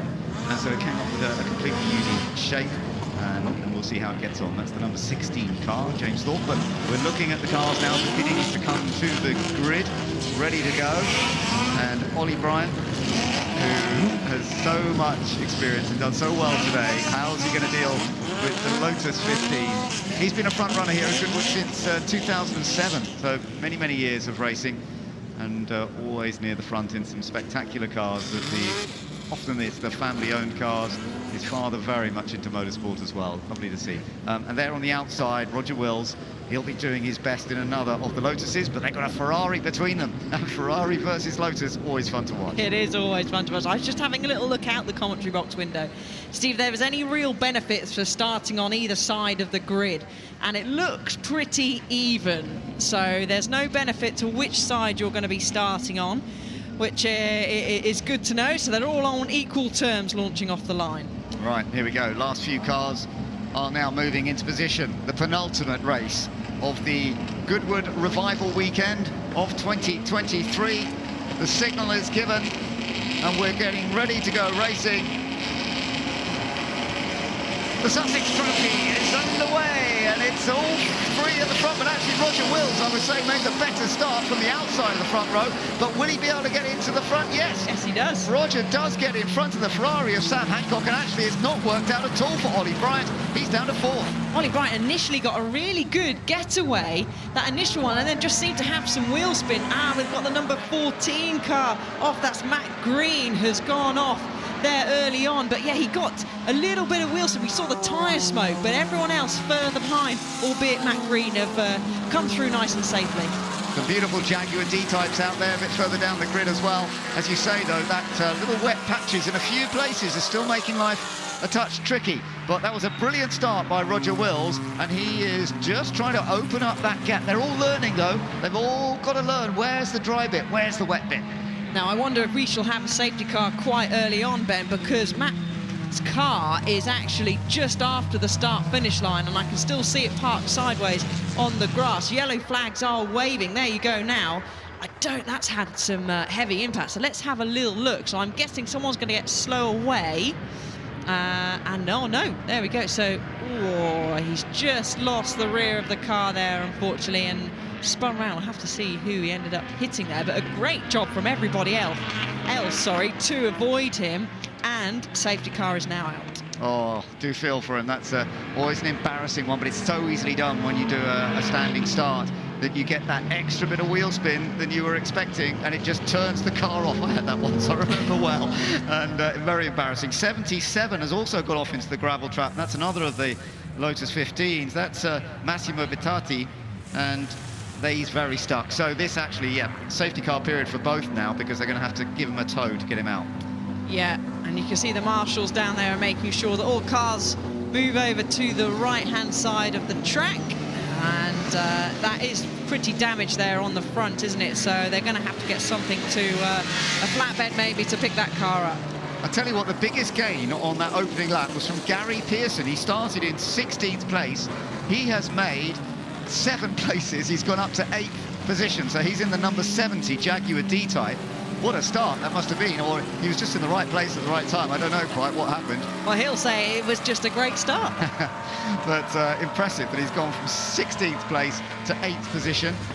Still waiting for the marshals to get clear to be able to come back out and try and move the car, if that is the plan. I would think they will be trying to. Just looking down there now with this under the safety car period. And there is the number 70 car I mentioned. It is Gary Pearson, so that was a brilliant start in this very beautiful Jaguar D-Type. It was a works car, this one, that would have raced. It actually retired, unfortunately, at Le Mans in 1955. And it was raced by Mike Hawthorne, partially, by Briggs Cunningham as well. I think it moved over to the USA to race. And the D-Type has such a distinctive style about it, and particularly the section behind the driver's head. Yeah, it does, and it's back out of retirement now in the Sussex Trophy here at Goodwood Revival, and I love the fact that he's kept in theme there with the goggles on, really keeping to the age of the car. Yeah, looks splendid, and that was a brilliant first lap. However it worked, we didn't quite see, because there was that incident. Maybe he was just on the correct side of the grid, but he got off the line well. Tiffany Dell enjoying himself. He's in 7th place. Actually, he didn't gain or lose. He's one of the few who actually either didn't lose places and didn't gain either. Ollie Bryant was one of the ones that lost more. Of course, he lost 2 places off pole position. So Ollie Bryant still going around in 3rd. Gary there gained the most. I don't think anybody else... Oh no, somebody further down gained 9. Who was that? Number 44. That's Jason Wright. So, oh yes, I did see the Ferrari 246 further up than I expected, because that started right at the back. So I think they may have had a mechanical problem with the number 44 Ferrari in qualifying, and it ended up at the back. And actually, he's made a good start and made 9 places. That puts him into 19th. You see it, the Ferrari there in the back of that little group. Always a distinctive colour. And we'll see if he can make more. Yeah, didn't actually set a lap time in qualifying, so certainly had an issue, and that's not hindered missing out on track time at all, because they haven't had any extra free practices. They have had the qualifying and then into the race, so a really great job there. Down at the back, Conrad Ulrich, that's one of the Maseratis. We've only got a couple of Maseratis in this today. The 300 SL, a car that raced in USA a lot. Apparently it had an accident at Sebring in 56, was rebuilt, and then that poor thing had another accident, that car, in Sebring in 1959. And then it was rebuilt. It was not used a lot for a while, but it came back to the UK, and then it was restored in the 1990s, that car, down towards the back of the field. And there we are. There's the number 44 car that has made 9 places, coming from the back, having not set a time earlier on in qualifying. Jason Wright in a very distinctive Ferrari 246. And we'll see how it goes in the next part of the race. Of course, when they do get going again, they will all be very close to one another. Now, whether they are sending a truck down there to pick that car up, or they may decide to leave it, I suppose. They're definitely going to get the car out of the gravel. I think there is a tow truck on the way, so we will, yes, I can see it coming past us now. It'd be probably a bit too dangerous, wouldn't it, to maybe leave it there. So it's pretty damaged. As I said, oh, we've got the 77 car. He's out. That's with the gravel. He's out of the gravel. Oh no, that's what I mean about when you can't get out of the gravel. And he's now spread that all over the track. But there we go. You can still see it's continuing to deposit a line of gravel all the way around. And when he hits the brakes further up the track into Woodcote Corner, he's going to hear it all slide forward. And that's not going to make the noise. You're absolutely right. The noise that must be going on in the car right now is just clattering, and you feel so guilty, don't you? Yeah, you do. All the car being bashed by all these little stones, but I'm so glad they've got it out. So there you are. The marshals are going to move that other car out, and do feel for him. It just didn't work getting off the line. Went a bit wrong. Still trucking the gravel out on the track as he goes through the chicane. Let's have a look. I guess he'll come into the pits. There we go. Shower of gravel. Oh, no, he carries on. Fair enough. Fair enough. The car is not actually damaged. He's putting a lot of gravel down there, as you say, because it's still falling out. He's done over a third of a lap here around the Goodwood circuit already, and he's still dropping more gravel. So if anyone gets a stone chip on their helmet throughout the race, I think they know who they're going to come to for the damage on the helmet. Yeah, although it's probably just as well he's doing this without being followed by other cars under safety car, because as you say, they would be being splattered. But at least by the time he catches them and he's with other cars, it might be clear. Yeah, exactly. So there we go. It almost looks like it's more flies or bees, doesn't it, showering behind the car? But I promise you, it's not. It is gravel. Yeah, so that's Massimo Bettati in his Lotus Climax, Lotus 15. He's hopefully going to join the back of the queue again.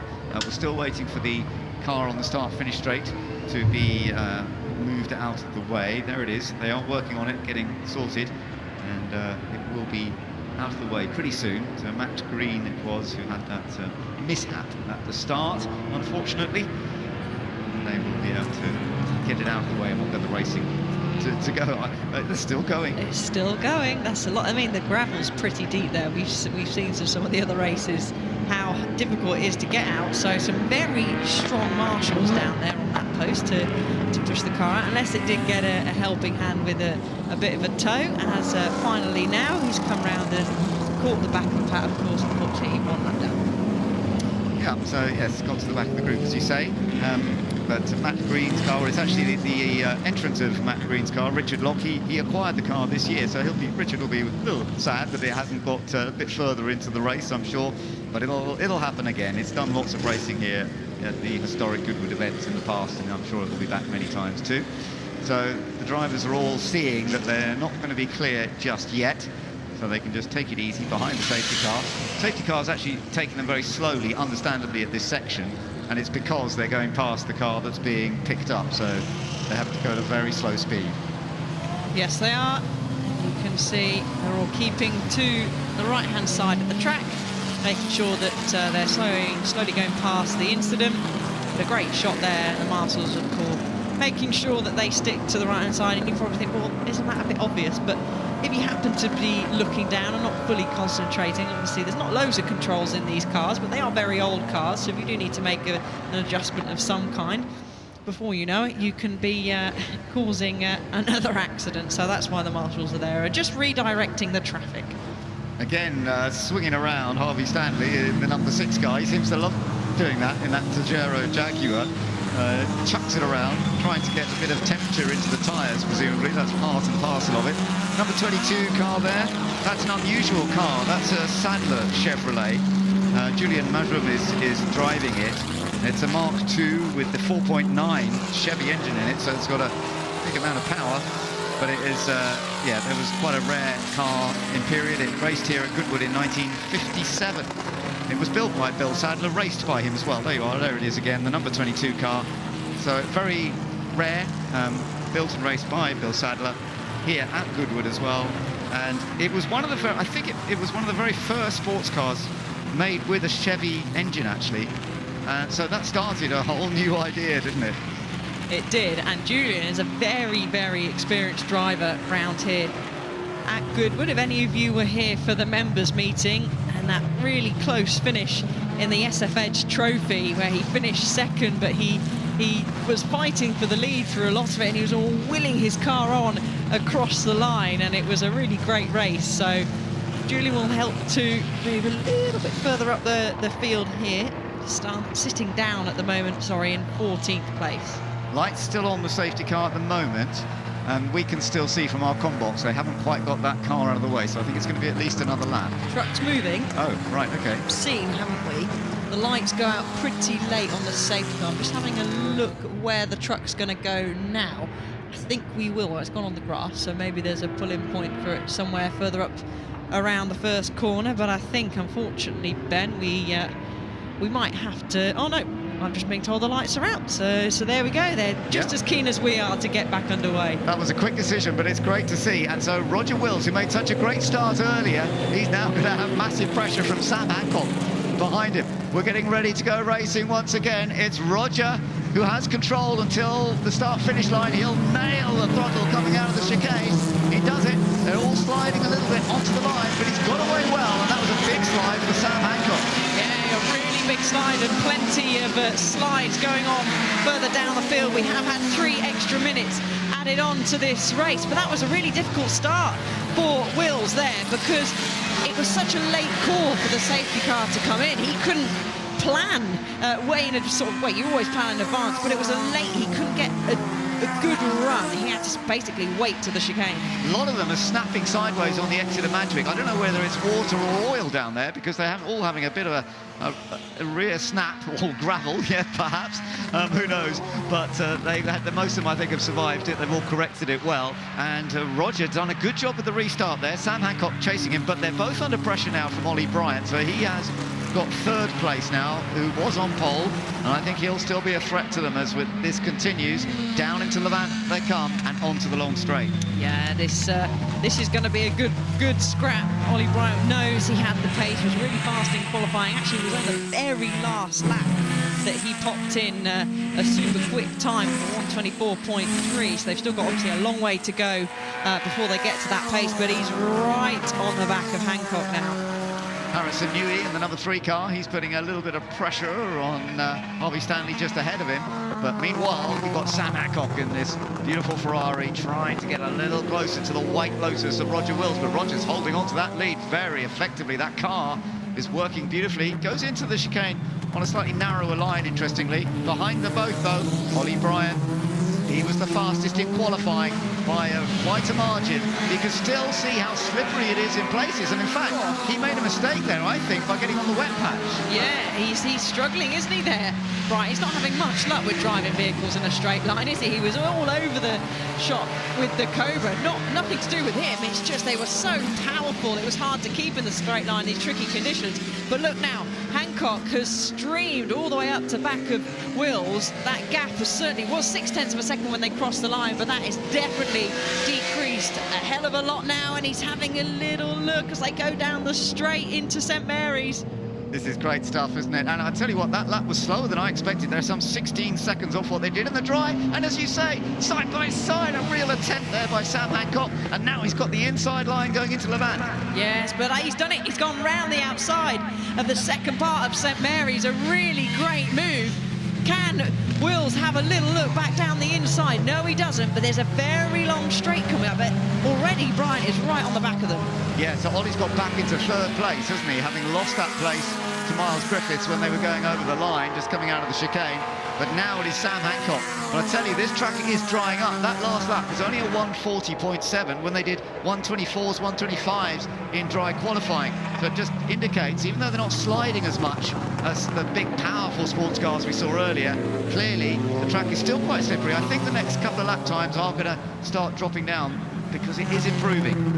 Yeah, Wills still feels like he needs to do that to narrow a line, doesn't he? As we can still see the gravel left there, but look at them snaking all over the place, down the straight, still driving on ice, many of the drivers said on some of the earlier races.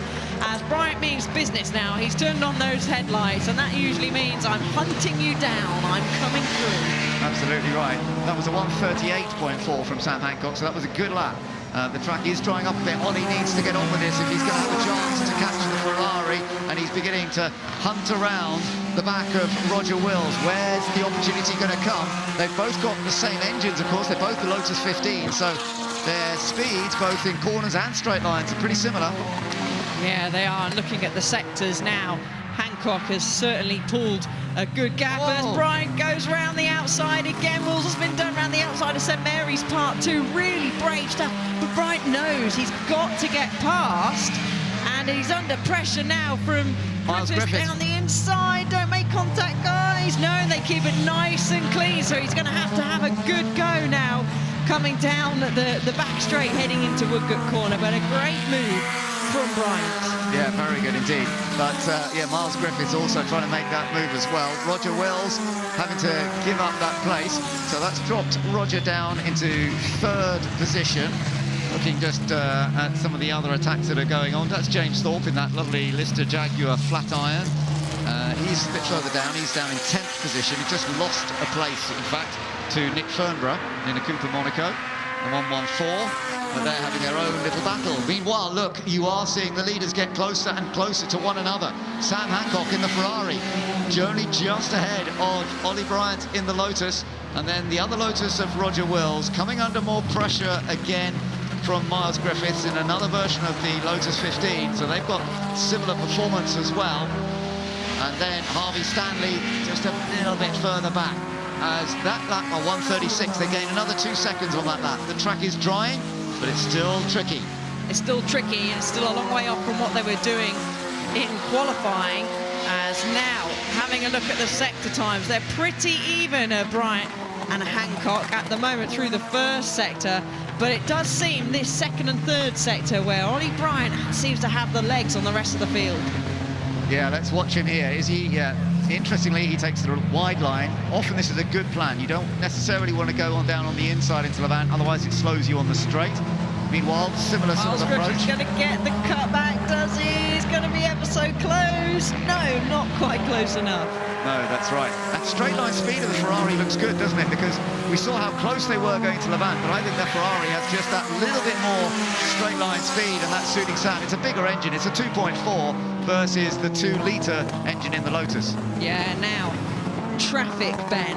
Traffic. Here is some traffic for these drivers to deal with. Not only these tricky conditions, and I was just about to say how it can really affect the leaders and affect position, and it is, look, Hancock's having to really slow down in the chicane as the drivers desperate. They're having their own race. The blue flags will be out, but it's hard to really pull over, especially in that chicane that's so narrow. So this will play a big part now with these lead track drivers and with this lead pack as to who can find themselves through the traffic the best.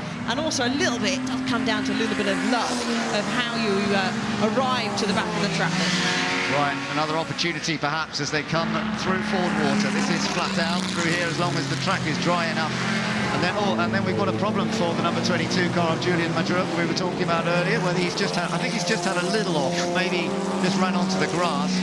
Back with the battle for the lead though, and still not quite the opportunity for Ollie Bryant. And if he can't get past on this section, he's trying though, he's got an opportunity, he's going for it. Ollie goes into the lead, Ollie Bryant into the lead, but we're coming down to a section where the Ferrari is so quick, it might be able to come back. He did that well, didn't he? He did that really well, and he knows I've got to get a good exit out of the Levant corner to really get the hammer down and stream down the straight. Let's have a little look.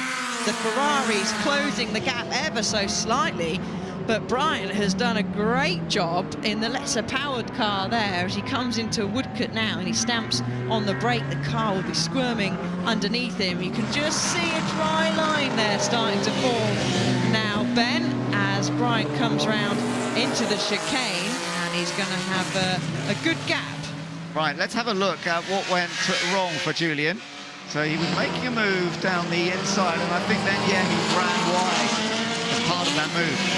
Yeah, once he got on the grass, I think that was it. He was always going to end up spinning around. Doesn't matter how much talent you had in car control, he was always be going round on the slippy grass.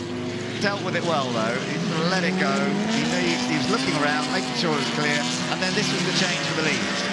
Yeah, and it really nicely done and really nicely timed as well. And even though Ollie Bryant was overtaking, he has set fastest lap of the race, but I don't think it will be over yet because, as I said earlier, the traffic will play a part, and the spread of the field compared to sort of the back of the field, the times that they're doing to those at the front is quite a big spread. So if Ollie's just going to hope that his luck is going to swing in his favour, and he's going to approach the traffic and be able to get past quite easily.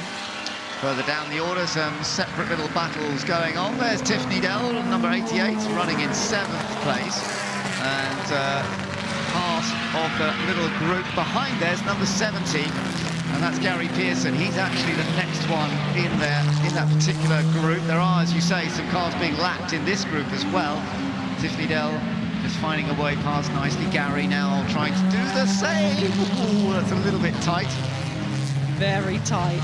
Was pretty tight there, but they just managed a kick of on the grass there. And I think I was that friendly hand gestures going on. Yes, I think he felt that. Keep an eye out because I was coming through, and he is lapping. It's not like he's racing against him for position. Jeffrey O'Neill, that is, in the Maserati, who just tightened it in a little bit too much. There's Gary Pearson in the stunning D-type, and that is now running in 8th position, chasing after Tiffany Dell.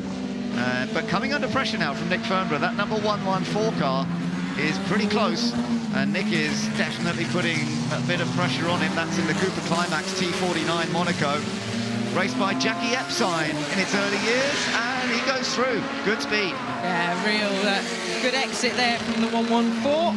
As you can see, his belt's flapping around there, so he is strapped in. He's strapped in nice and tight. It's just the end of the belts that you pull to strap the driver in, floating about there.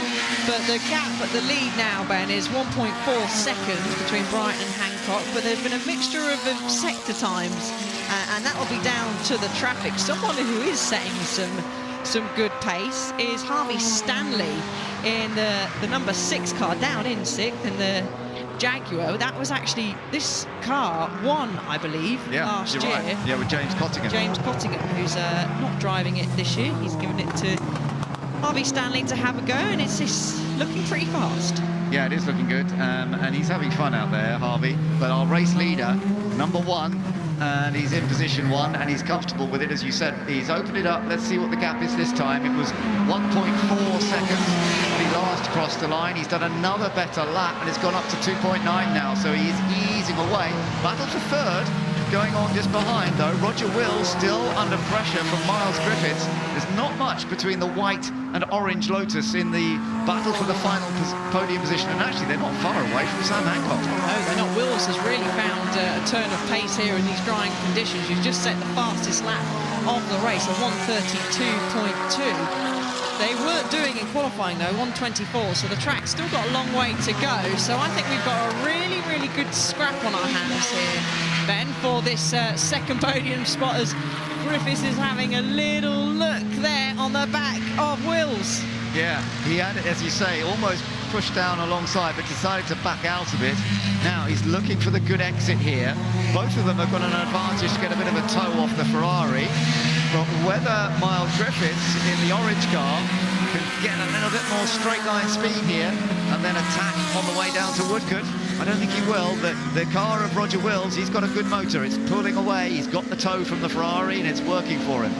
Yeah, it certainly is working for him. Going down the straight, the gap at the top has opened up even more, 2.9 seconds now. It's very, very good on the brakes there into Woodcote corner, still taking that tighter line. He feels that is the best way for him to navigate the entry into the chicane, as they're full chat now down the straight. Some of them finding the slightly wetter patches to maybe cool the tyres, treaded tyres, so they won't be slick tyre, but still I feel that tyre needs cooling down a little bit. Stanley, new fastest lap of 1:30.8. Good. So it won't be long, and there you go. You can see him in the background in the number 6. So it's not long before he's going to be joining this battle for the second place. There you are. You're watching him now, as you say, just set fastest lap and really beginning to go at good speed, as they are again lapping some other cars. So this could give opportunities for a change for second place. Up front, Ollie Bryant in a very comfortable position, and Tiffany Dell involved in another battle with Nick Finborough, who goes through. So Nick has now put himself up into 7th place. Tiff is down into 8th position, and Nick Finborough is really charging along well in number 114 Cooper Climax T49 Monaco. This car was restored relatively recently. It made its debut at Donington in May last year, and I tell you what, they've restored it extremely effectively. there's the battle for second position still going on. We've got under 2 minutes to go, and there's a good clear area for the race leader, but the other podium positions are still uncertain, aren't they? Look at this. And Will's got boxed there by a bit of traffic, but he's dealt with it really, really well. Covered off the tight line. He saw Miles Griffiths coming in the bright orange number 37. But that's now open to give Hancock a little bit of breathing space, and you can see in the background there, Stanley really getting the rear of his car out and getting it loose of the Jaguar as he desperately tries to close the gap. And it's now Hancock that has set fastest lap of the race, and the gap has gone from 2.9 for the lead down to 1.6. Yeah, I think Ollie Bryant's kind of taking it steady a little bit and trying to protect the car, but you're right, he's not going as quick as he was earlier, whereas this lot, which are they're all racing so hard, they're pushing, and Sam Hancock has managed to ease away a bit now from the two Lotuses. Yeah, and there you can see the Ferrari has got Bryant in his sights, but in Bryant's sights, further down the road, that looked like a lot of traffic. Right. Oh, this is a good move by Miles Griffiths. He's nipped past. He could be getting the podium after all. He's up into third place. Roger Wills is going to have to fight back. He is, and he's going to have a good go coming down the back straight. He's going to try and dummy, send it one way, have a look at the other, but he's being forced to go the long way round as they'll come heavy into the brakes into Woodcote Corner.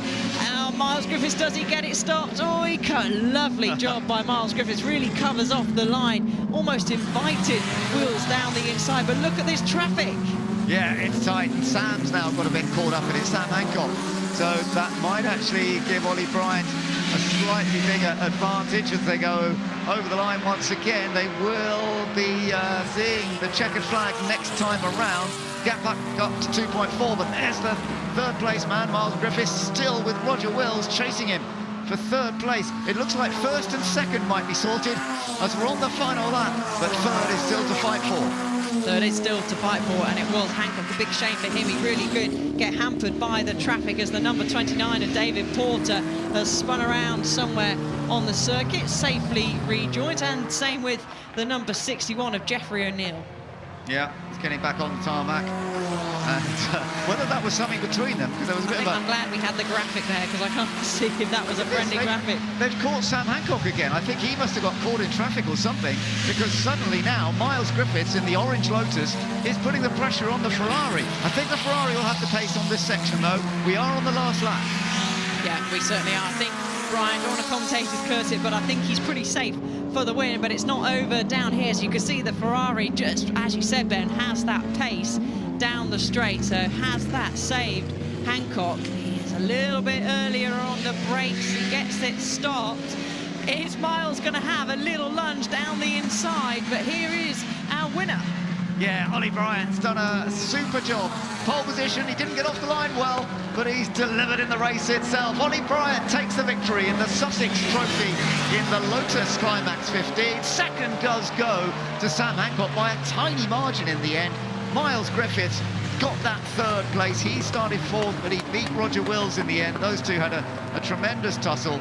And Harvey Stanley, he ends up outside the podium, but he still ends up with fastest lap, the 1:29.9. He did a good job, finished in 5th place. Some other battles still just being sorted out. It looks like Harrison Newey is, oh my goodness, that's been a big accident for the number 17. That's a real shame to see that. And the driver... Sam there, he's had a nasty incident. Where is that? I'm trying to work out if that is... down at Woodcote Corner, I think, maybe. So glad to see driver out. He was down in 15th place. Yeah, it's down at the first corner. Yeah, yes, correct, the first corner. And you can see the tyre barrier damage that's been done on, as you say, it's Saif Hassan, who has been out in a few different cars this weekend. And I do feel for him, that's a tough one in the Lister Jaguar Nobly. I don't know what happened, because the track has been drier, of course, but that's the same place where we saw some accidents when the track was wet.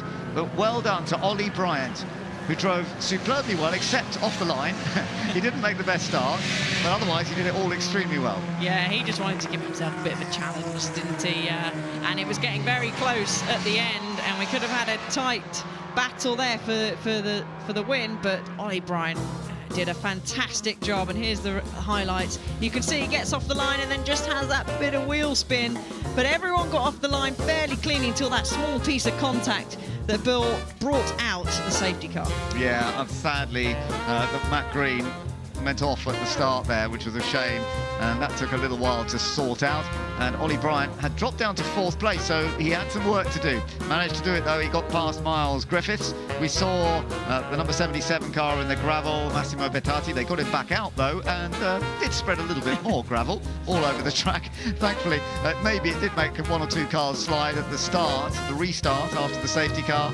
But everybody enjoying the sun shining as they had a little section behind the safety car before it all got going. And at that stage, Roger Wills was our race leader.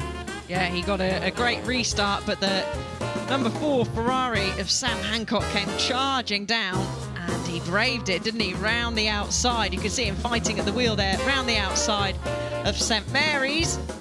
But then further on, battles rage, and this would be our eventual race winner, diving down the outside again round St Mary's. Yeah, some brave stuff, no doubt about it. It did go a little bit wrong for Julian Majrov, but he kept it all together, and he still managed to come through. Majrov finished in 12th place in the end, actually, Julian. So that was good. And then we saw this great move by Ollie Bryant to take the lead of the race. Tiffany Dell had a fun time out there, I'm sure. He finished in 8th position in the end. We had a fight, though, for the final podium slot right up towards the end. Yeah, it was very close on Miles Griffiths. A very smooth move there down the inside, and the number 24 of Roger Wills had a little bit to come back, but it was this man, Oliver Bryant, who drove home to take a sensational victory in the Sussex Trophy.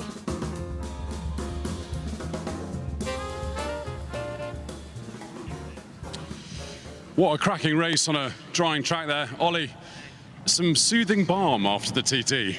Yeah, it was great. I mean, the inside was definitely the most wet bit of the track, so of course off the start I knew it was going to be tricky, and I just lit the wheels up in 1st, 2nd and 3rd and made it hard for myself. But after that it was good fun, battling with Roger and Sam and Miles as well. So yeah, fantastic in those tricky conditions, and great to finish the weekend on a high. This car's been here since 2007, and it's actually the first time we've won with it, so it's always in the mix, but it's the first time it's won, so fantastic. You love a challenge though, don't you? Yeah, well, sometimes. Right, well done, Ollie. Let's find Sam. Sam, here you are. God, you were having fun out there. It was like a sort of a youngster's kart race at some points. I'm glad it looked fun from your perspective. I can't say the entirety of the race was quite that fun from my side. You know, it's one thing to get into the lead, and I was pleased we did, because I thought I might have half a chance to allow Ollie to kind of get balked in traffic and things. But once he was clear, he was the man today. So there was no holding anything to him, and a thoroughly deserved win on his side. And we're happy enough with P2. It's just a real treat to drive this car every year. It's incredibly special, incredibly historic, and I'm so grateful to the Leventus family and to Tim Samways and his team for allowing me behind the wheel. Well done, Sam. Let's go and find 3rd place man, Miles. Miles, I mean, well, it didn't look like you were going to get a podium, and then suddenly you almost got 2nd. Yeah, it all seemed to bunch up at the end. The guys put L1 on the board, so I thought I'd better get my act into gear. Got past Roger, and then the checkered flag didn't come out, so I was a bit concerned we weren't going to get a podium in the end, but it all worked out. Big thanks to Philip who owns the car. Been a great weekend. Fantastic, well done. Cheers.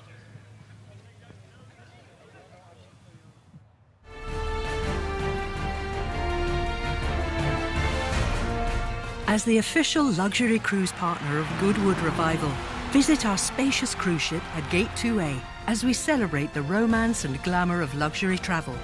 We'll capture you looking your very best. You can chat with the crew and enter to win an unrivaled VIP experience with Regent 7 Seas Cruises aboard the world's most luxurious fleet. Come on board and discover why Regent is the best luxury cruise experience on the 7 Seas.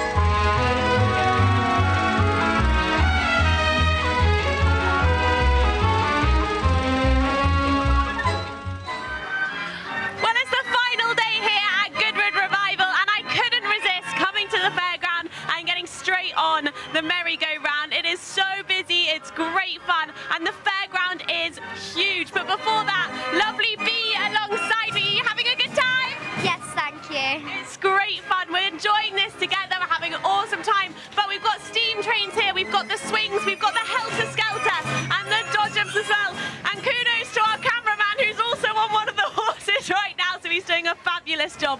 But it is the fairground, it is the final day, and I know this place lights up as well when it comes to the evening. So come down to the fairground, you just can't help but to smile on a merry-go-round. Bye!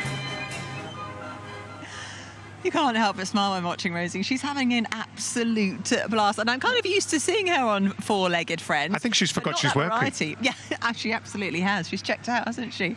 But I can't believe I'm about to say this.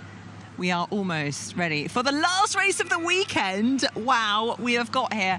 But the sun is almost setting. It's such a beautiful time of day to go into the St Mary's Trophy Part 2. Now, this is a two-part race split into 25 minutes each. And what tends to happen is we've got the racers that take the first part, and then this, we're going into the second part, tends to be the owners of the cars that are going in. However, we do have a couple of big names. Yes, of course, we had Romain Dumas in that wonderful Ford Thunderbird there, just sitting in the assembly area. He won yesterday in that car. We've got the owner there, Bill Shepherd, driving the car today. But we do have a few specialist drivers. If we look at the red Alfa Romeo there, that's Richard Meaden, very, very good driver, motoring journalist. He's taken over the car that Jenson Button drove, a very pretty car. Jenson had a great tussle with Jimmy Johnson in that little grey A40 there. Smallest car I think Jimmy Johnson's ever been in, never mind raced. NASCAR legend there. It's Matt Manderson driving that car today, so that will be fun. And then right in the middle of those two, you have that great-looking standard car there that Karun was driving so well. Had a little bit of a spin coming onto the back straight, but that car will be out there today. And looking forward to a great race. Yeah, it's a wonderful mix of British saloon cars from 1950 to 1959. A fantastic range. And it really is a highlight of the weekend. Everyone loves coming down and watching this race.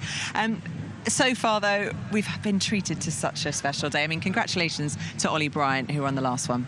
Yeah, it's been another great day of racing. We've had great racing yesterday, great racing today. I'm sad that this is the last race of the weekend, but if it lives up to the St Mary's Part 1, we're in for a treat, because that race yesterday was spectacular. Some of the best races we've seen, real crowd pleaser. As I say, the Jenson Button, Jimmy Johnson tussle was absolutely fantastic. So it's going to be a good way to end the Revival 2023. Yeah, it is indeed. What a way to celebrate 25 years of Goodwood Revival, and with the perfect conditions as well. Fortunately, we've now got blue skies, the rain has dried up, the sun has come out, the engines are roaring once again, and we really hope you had a spectacular time watching the racing over the course of the weekend. But it is now time to settle in, sit back, relax, and enjoy the St Mary's Trophy Part 2. Let's go to our commentators, Ben and Alice. Thanks, Nikki. Let's see the cars out. We had such a wonderful time enjoying the St Mary's Part 1. Let's see what they can do for us this time, Alice. That was a great race that we were able to see yesterday, wasn't it? There were so many scraps throughout the field, but this is now the turn of, well, majority of them are the owners of these cars driving around, so it's a combined result at the end of it, but so it's Part 1 and Part 2 that will be combined to make the overall winner of the St Mary's Trophy as they come back onto the track, and it seems to be fairly dry now, which I'm sure majority of these drivers will be very pleased of. Yeah, and what we're looking for to see whether Romain Dumas and the Shepherd family, although they have split the car between father Bill and son Fred over the last 3 years, are going to get the overall hat-trick. So Romain's done a hat-trick in the one race of St Mary's every weekend now for 3 years here in that Ford Thunderbird that you're looking at right now. But now it's the Shepherd family who are hoping that they're going to make it an all-round hat-trick for the official win, because you only get the official win after both races have been run, and we get a complete result then to see who wins. Fred Shepherd won with Romain Dumas last year, and Fred was the winner of race 2 in the previous year, I believe. So, no, Bill was the winner the previous year. So, yeah, the Shepherd family, but it's Romain Dumas who's definitely going to go for the complete hat-trick. On board as well, we're going to get some lovely views around the track, and we will see how it all... Oh, that's not such a good view, is it? Dear, oh dear, car pulling off already. One of the Alphas, the Giulietta, is pulling off. Oh, that's a great shame. And that might slow things down, although, of course, we know that the track isn't completely ready yet. And we'll have to see how that comes together. I think that's Tom Shepherd getting out of his Alfa Giulietta, and he's the owner of that car. That was one that was driven by Max Chilton yesterday, but sadly not gone well for him. He was due to start down in 20th position, so hopefully that will get sorted out in some way. They can at least get the car into a safe position, and it won't deny us getting this race started. Yeah, hopefully not, as the car's weaving to get a little bit of tyre temperature. Flash of the lights from one of the cars there as well. And great to see that they are giving us some entertainment on the warm-up lap all the way to the grid. Yeah, it's good to see, and so many people still enjoying the final race here at Goodwood Revival. So many of you have been looking after yourselves, I hope, and having a wonderful time. Going through the rain a little bit earlier on, back out in the sunshine again, and I'm sure many of you will be staying overnight as well, maybe in the campsites, enjoying some of the other aspects of Goodwood that continue after the racing on the track finishes, before it all shuts down a little bit later on. And we are looking for these 1950s saloon cars. Are wonderful machines. You get such variety, from quite big lumpy machines to little tiny machines. There are no minis, because they came on just a little bit afterwards, but the big Ford Thunderbird up on the front row of the grid, massive car, and then you've got little Austin A40s. They're tiny, but they can be very rapid as well. Yeah, they certainly can. 7 litres in that Ford Thunderbird, and didn't we experience that yesterday, Ben, when it was streaming down the straight? But it's pulled up into position now, starting P3, and they'll be looking to have a really good launch off the line. Again, I'm just having a little look to see if there's any real benefits. And there we go, hood up on the Alpha. And, well, we wait for that to be cleared. Let's see who Ed can have a chat to down on the grid. Right, well, we've got all the St Mary's Trophy cars lined up. I'm going to dive straight into a mechanic, because that's obviously seems to be the right place to go. He's running away, I just saw you having a wee look underneath the bonnet there. Is everything all right? Everything looks fine, yeah, all good. Last minute change. It was either something was wrong or you just love the smell of Castrol R. Oh yeah, very addictive. Right, okay, thanks for that. Let's go over to the pole man. Sorry, Scott, I'm getting your steps in today. Let's go, Huppy, an innocent bystander this time. You're ruining my photo, Ed. Right, okay, we'll get out of it. Let's have a quick chat to Chris. Chris, I'm sorry, I'm just going to have a... Chris, an amazing pole time you did, but you've done enough racing to know it's not going to be that easy in the race. For sure it's not, especially there's some still quite damp patches out there, so the first lap will be interesting, but I've got a good car beneath me, so fingers crossed everything runs well. In these sort of couple of laps you do, one out of the pits and one green flag lap, do you actually get a chance to see what the grip's like? Not so much on the green flag, well, on the formation lap then, because the Mini was driving quite slow, but we'll have a feel of what it's like on the green flag lap now, and then hopefully that'll give me an indication of what it's like for that first run into the first corner. Cheers, Chris, good luck. Right, why don't we have a chat to Justin Law, who's in a similar Jaguar. Justin, it's all to play for. Oh yes, certainly is. It's still a bit greasy out there, but knowing you, it's not a case of dialing yourself in, you're just going to launch it. Well, yeah, we can normally get straight onto the pace straight away. It looks fairly dry out there, so a few little wet patches. Yeah, I mean, as they say, anything can happen, and it usually does, so let's just see what happens. Cheers, Justin. Okay, so this race has always been a sort of David versus Goliath, as we hear Goliath still ticking over there. The massive Ford that Fred Shepherd is on, is in. Let's have a look. We haven't got Mike Jordan here. We've got Dickie Meaden. In these conditions, I think it's going to be really difficult for Fred to actually get the power down. We'll see. If it dries up, he will probably have an advantage, just the sheer grunt down the straights. But a little bit wet, a little bit greasy. Look out for the smaller engine cars, like the one that you are driving, Dickie Meaden. Dickie, just what you want, someone sticking a microphone in your face. What are you thinking about? Exactly. I'm thinking there's quite a lot of cylinders in front of this little Alfa Romeo, aren't there? It's, yeah, it's quite a mixed-up grid, isn't it, compared to previous St Mary's, so it's going to be a right old bum fight, as usual, I think. There's a lot of cylinders, but there's also a lot of weight, which you don't have. Exactly, yeah. So we're good through the corners. I think these guys can afford to not be quite so quick, or if they get balked, they've still got the power to get away. So we'll probably get mugged a little bit at the start, and then we just have to hope we can pick our way through. So it's the usual St Mary's scrap, I think. Cheers, Dickie. Literally popping with energy there. Let's. I wanted to try and get down to the 7th row. We've got a certain Chris Harris down there. The smile of Duncan Pittaway, I cannot resist. Duncan, bearing in mind that the last time we chatted on one of these live grid walks, you completely mugged me.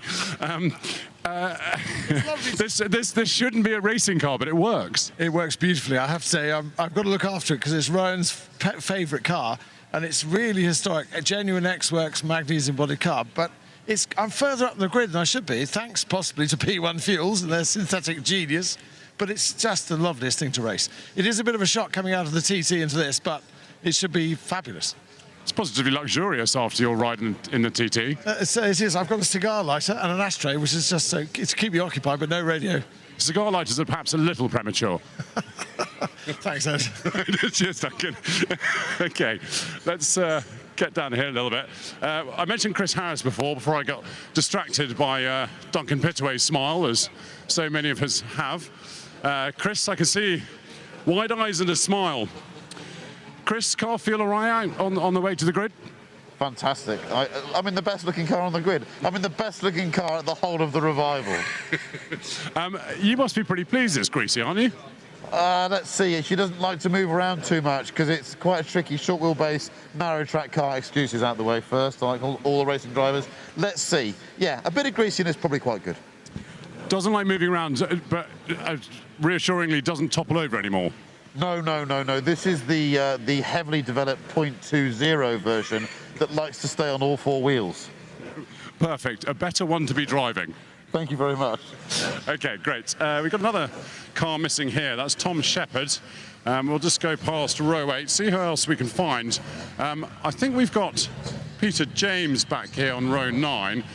Should be... Oh, Amy Shaw taking a photograph. Are you having a good weekend? I'm having a fantastic weekend. Thank you very much. Good, excellent. I haven't seen anyone that hasn't yet. Who have we got here? I thought we'd... Well, no, that is not Peter James. I don't think it is.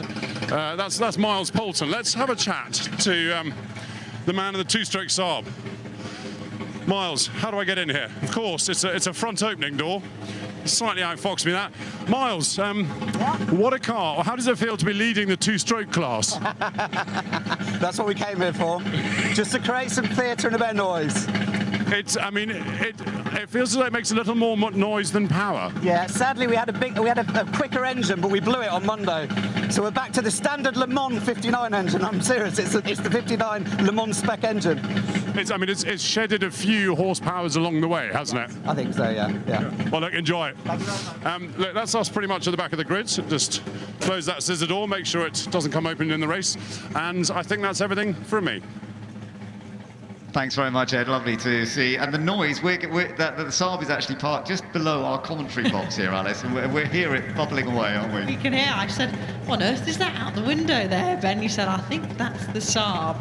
And it certainly was, and hopefully that door is firmly shut. We know who to blame if the door happens to swing open on the Saab. Ed, we will be blaming you as we wait now for some cars to be collected on the grid. On the side of the track, and also the tyre barrier to finish off being repaired as well. And let's just quickly explain what we're looking for in terms of the overall victory. Are those two cars you're looking at the front? Number 73, you can't see the 7 very easily, Fred Shepherd, alongside Justin Law. Now, those cars were first and second yesterday in the hands of Romain Dumas and Rob Huff, but the gap was only 2.1 seconds. So, if, for example, Justin Law in the Jaguar finishes this race ahead, battling for the lead, perhaps, with Fred Shepherd by more than 2.1 seconds, they can take the overall victory. That would be him and Rob Huff, but who knows, because Fred Shepherd is very quick as well, and we saw the Ford Thunderbird win yesterday in the hands of Romain Dumas. The two of them actually had a very big gap then over the rest. It was Tom Christensen who came from miles back on the grid because they'd had a wheel come off in qualifying. Tom actually came up to finish in third. He was delighted. He was on the Austin A90, and actually it's not too far down. It's lined up on 10th place on the grid.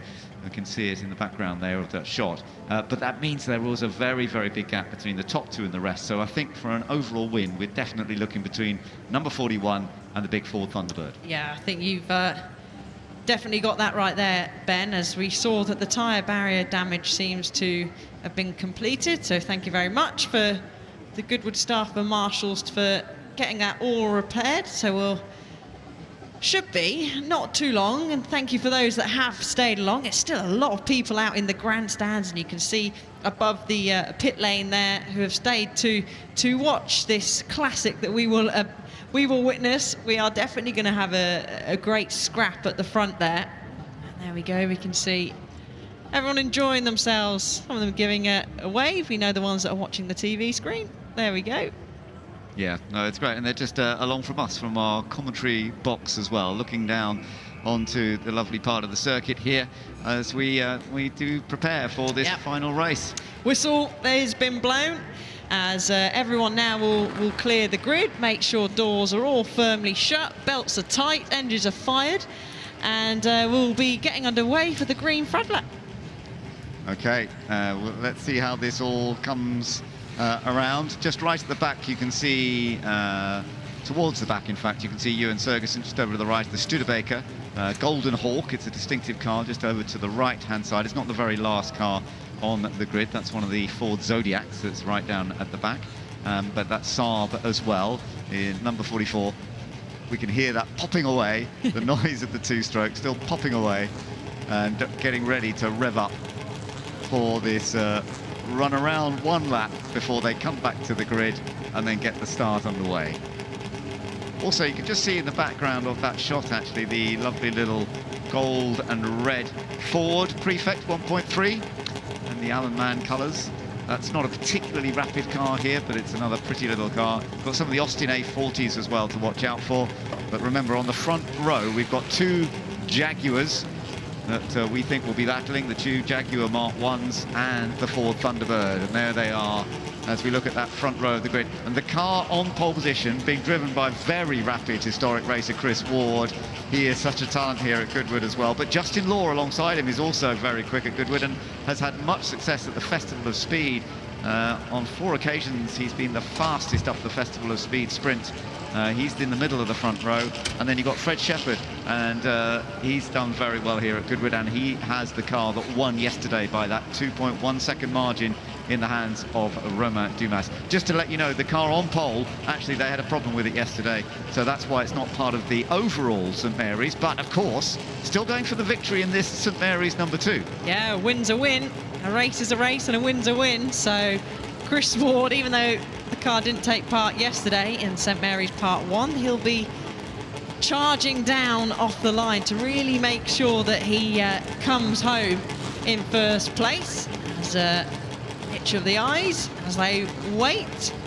Hopefully we will be underway at the green flag lap very shortly, and all we can smell now, we've got the windows open in our commentary box window, is that Saab with the two-stroke fumes coming in through our commentary box window. But what a lovely smell. And there we go, green flag is waved as they light up the rear tyres, and they're off for the green flag lap. Yeah, Chris Ward leads the path. Looks as though all the cars are getting away cleanly. We've got the lovely Ford Prefect, the Saab two-stroke down the back there as well, and the Studebaker, very distinctive, and a tiny little BMW in the middle of all that, little white car. You wouldn't really know that it is a BMW. It looks very, very different in many ways. There's the Saab, number 44, that we heard from on the grid in all sorts of ways. Actually heard from the battering noise. And it's lovely to see this collection of 1950s saloon cars. Jowett Javelin as well. Julian Crosley's in that. Tiffany Dell was in it yesterday. And it's not the fastest car, but it is still lovely. It's just over far right towards the back of the field in the number 53 car. And it was the last year of Jowett. Let's have a look at the lineup on the grid then. Chris Ward, Justin Law and Fred Shepherd on that front row. 2 Jaguars and the Ford Thunderbird. Another Jaguar, Thomas Butterfield alongside Ben Colburn on the second row. Third row, Dickie Meaden, James Colburn and Mike Jordan. Mike Jordan, of course, father to Andrew Jordan, who's had some great success and difficult times this weekend already. Matt Manderson and Harry Naismith complete that fourth row of the grid. Then we go back down the field.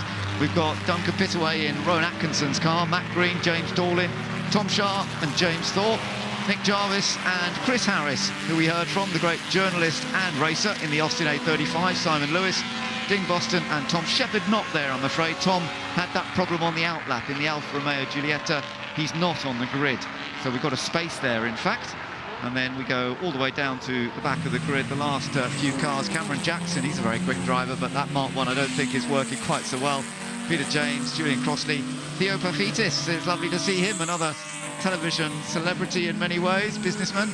He's down towards the back of the grid in his Ford Zodiac, and then the Saab Miles Polton down there, and Ewan Sergeson in the Studebaker Golden Hawk. So lovely to see the grid line up, and as the sun just beginning to set a little bit towards the last race here at the Goodwood Revival in 2023, we can still enjoy another tremendous race potentially between these 1950 saloon cars, the Jaguar Mark 1s that are going to line up 1 and 2 on the grid, the big Ford Thunderbird. It was a time in the late 50s when American-powered machinery was recognised as being rather rapid, particularly in a straight line, and this is a track that suits those powerful cars. 20 seconds and counting. Well, the mixture of gasoline and air can be exploded just the way it is. Ignition sequence start. But we get more power out of it 7, 6, 5. If we compress it before we explode it. 2, 1. We're all set. All engine running. Go, go, go! The final cars for the St Mary's Trophy are just moving into position on the grid lineup. Up front, we have Chris Ward on pole position in the Jaguar Mark 1. Alongside him, Justin Law in another Jaguar Mark 1. And then Fred Shepherd in the Ford Thunderbird. And it's Justin Law and Fred Shepherd who are really going for the outright combined victory. But we've got the part 2 of St Mary's to go. Green flag from the back. St Mary's underway, the last race in 2023. It's a slow start for Fred Shepherd, but he's got a powerful car. He may well come back, even though he didn't get off the line particularly well. Excellent start for Justin Law, but no, it's Chris Ward. Chris Ward who has the advantage, and the Ford Thunderbird has lost some key places there. Yeah, you can see just got so much wheel spin with the 7-litre there, but it's Jack's Gilmore, and we've got the 34. The Meaden car getting all out of shape on the exit of the first corner, but the Thunderbird is trying to sneak back down the inside through Ford water, and will certainly have the legs and the pace, but maybe he won't be able to find a way through as he has to back off going into the first part of St Mary's. This is a tough one now for Fred Shepherd. Oh, we've got a car on the grass as well. Hope, can it come back? Oh, bouncing, and everyone going to try and avoid it in the background. Oh, I think they've managed to avoid it. What a camera shot we got. Let's have a look, trying to work out which car that was. Was that the... One of the Austins. Yes, it is. Let's see which one it was. We'll check the number. Again, it's side by side with another of them. The 70 car of Harry Naismith on the outside, but it was the grey one that I think that actually went off. Meanwhile, though, the Ford Thunderbird got to get through. If they're going to take the overall victory today, then he needs to get past as quickly as possible. Going on board now with Dickie Meaden, and in fact the Thunderbird's got past him. So the Thunderbird's got past Meaden, but he's still got several positions to try and regain. That really didn't go particularly well off the start, but we know this Thunderbird is mighty quick in a straight line. It's so quick in a straight line as they come round now to complete the lap. The gap at the front is 9/10 of a second between Ward and Law, and then Butterville. Javelin's very smoky. I'm not sure that's going to last very long. I think that hopefully will get safely into the pits. Yeah, pulled off to the side, and that's Dickie. Is that Dickie off on the grass? Yeah, so it's still pretty slippy. It is slippy offline, so if you just run slightly wide, and even more so on the grass. Then we got that. I think there must be oil down. Oh no! Contact made between several Austins there. Oh, that's very disappointing. That's the car Tom Christensen drove so well, number 70, and the other Austin there, that's the Australian version, number 39, Matt Green at the wheel of that one. Oh, I'm so sorry that happened. Harry Naismith got caught out in that, and I wonder if there is oil down from the Jowett that was smoking away or something like that. I don't know. Yeah, I think you could be right, but we're on board with James Colburn. I'm expecting to see a safety car at some point as James is fighting the car now. You can see and grabs an extra gear. He's got in his sights, he's going to be hunting down quite quickly the Meaden car, number 34. So James in the vanguard, of course, as they come down this long straight. A bit of a stretch of the arms, as you can do down the very long back straight, and then onto the brakes into a good corner. So no sign of any yellow, safety car at least yet. So we'll keep an eye on that just to see what happens. But as you say, the standard vanguard of James Colburn is trying to catch up with Dickie Meaden. Through the chicane they come. Always want to try and avoid the barrier if you can. It is Chris Ward who leads this race currently in the Mark 1 Jaguar, and he's in good position. He's done another good lap. 2 seconds his advantage ahead of Justin Law. And right now, this is good news for Justin Law as well, because the outright overall combined victory in St Mary's might go to him. But it depends on what happens with this car of Fred Shepherd, who's trying to close up the gap. Number 41, that's Justin Law in second, but he's in a good position right now, but he actually needs to be more than 2 seconds ahead of the Ford that is running in 4th place. And at the moment, I'm not sure that we're even at that difference as yet. So it still suits the Ford, even though it had a poor start. Meanwhile, here's a lovely little move down the inside. Oh no, not so good, it goes off. The number 6 standard vanguard, James Colburn, trying to sort it out, get it back on. Can he do it? Just about. Off rally crossing there. I'm not sure whether he saw that car down the inside. I think it was well down the inside, wasn't it? We had to catch another replay there as he's had a little trip off. Lost a little bit of time, but did a good job not to spin the car around, because the grass, of course, would be very wet. There's more battles further on up the road. Yeah, I think it was Matt Madison who was in that little battle there with the Austin A40. It's the car that Jimmy Johnson was in yesterday. Number 11 Jaguar there that's heading down. That's Simon Lewis. And it's raced under the Lister name back in the 1970s, funnily enough, as sort of partly historic racing already. It's being chased down by Alistair Dyson in the Ford Zephyr, another big machine, sliding away and just about controlling things. But for now, you can see Simon Lewis is holding the position. Yeah, holding it very nicely. They're weaving around and feathering through the chicane. You can see the number 105 car of Peter James, author, sold 2.21 million copies, so a very successful author. And we're just going to see the crash in the background. The little BMW there escaped. So it was the spin that sort of set that up. There was the 55 car spun there, Alistair Dyson, and I think that sort of started off a whole train of things for the other cars that were following. Now, this was the battle that we saw, the little A40 going through. That was Matt Manderson, and the contact that was made with James Colburn, but he did get back on. Yeah, and not surprised that James was maybe a little bit upset with that. He left room, and it was quite an aggressive move from Madison down the inside. Yeah. And you can hear from on board there, not a very smooth ride. So from this angle, it didn't look as bad. I mean, well, yeah, actually, I take that back. It did, so that's why we have replays, to see it over again, get another look, another opinion. So, but they're still going, and there is Madison. Yep. Carries on. Still running. Just, I think the car ran a bit wider than he was expecting it to. It was his mistake, as you say. He ran too wide. I don't think he was expecting it to run so wide. Meanwhile, we've got this race going on up near the front. This is for second place. So there's your race leader, the green Jaguar Mark 1.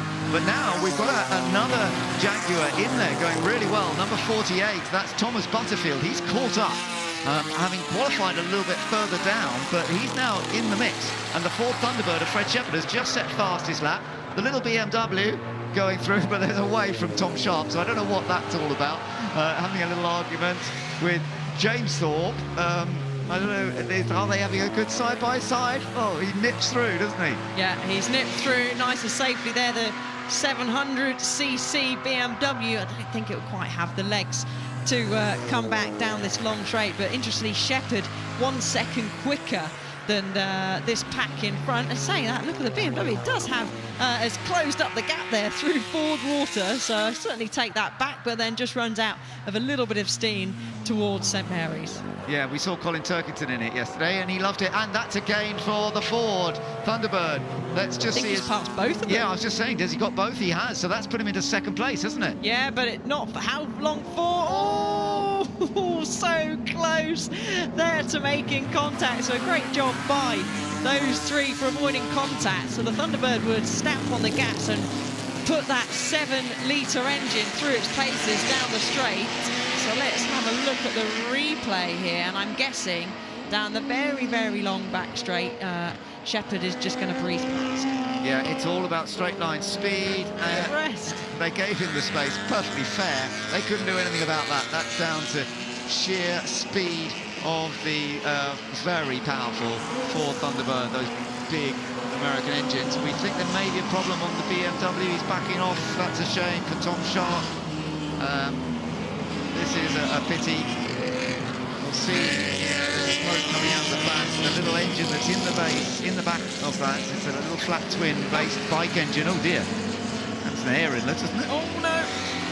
Yeah, it looks like it, and it's in the middle there. The leaders come through. They will, well, I'll say they've avoided. They've gone over the top of it.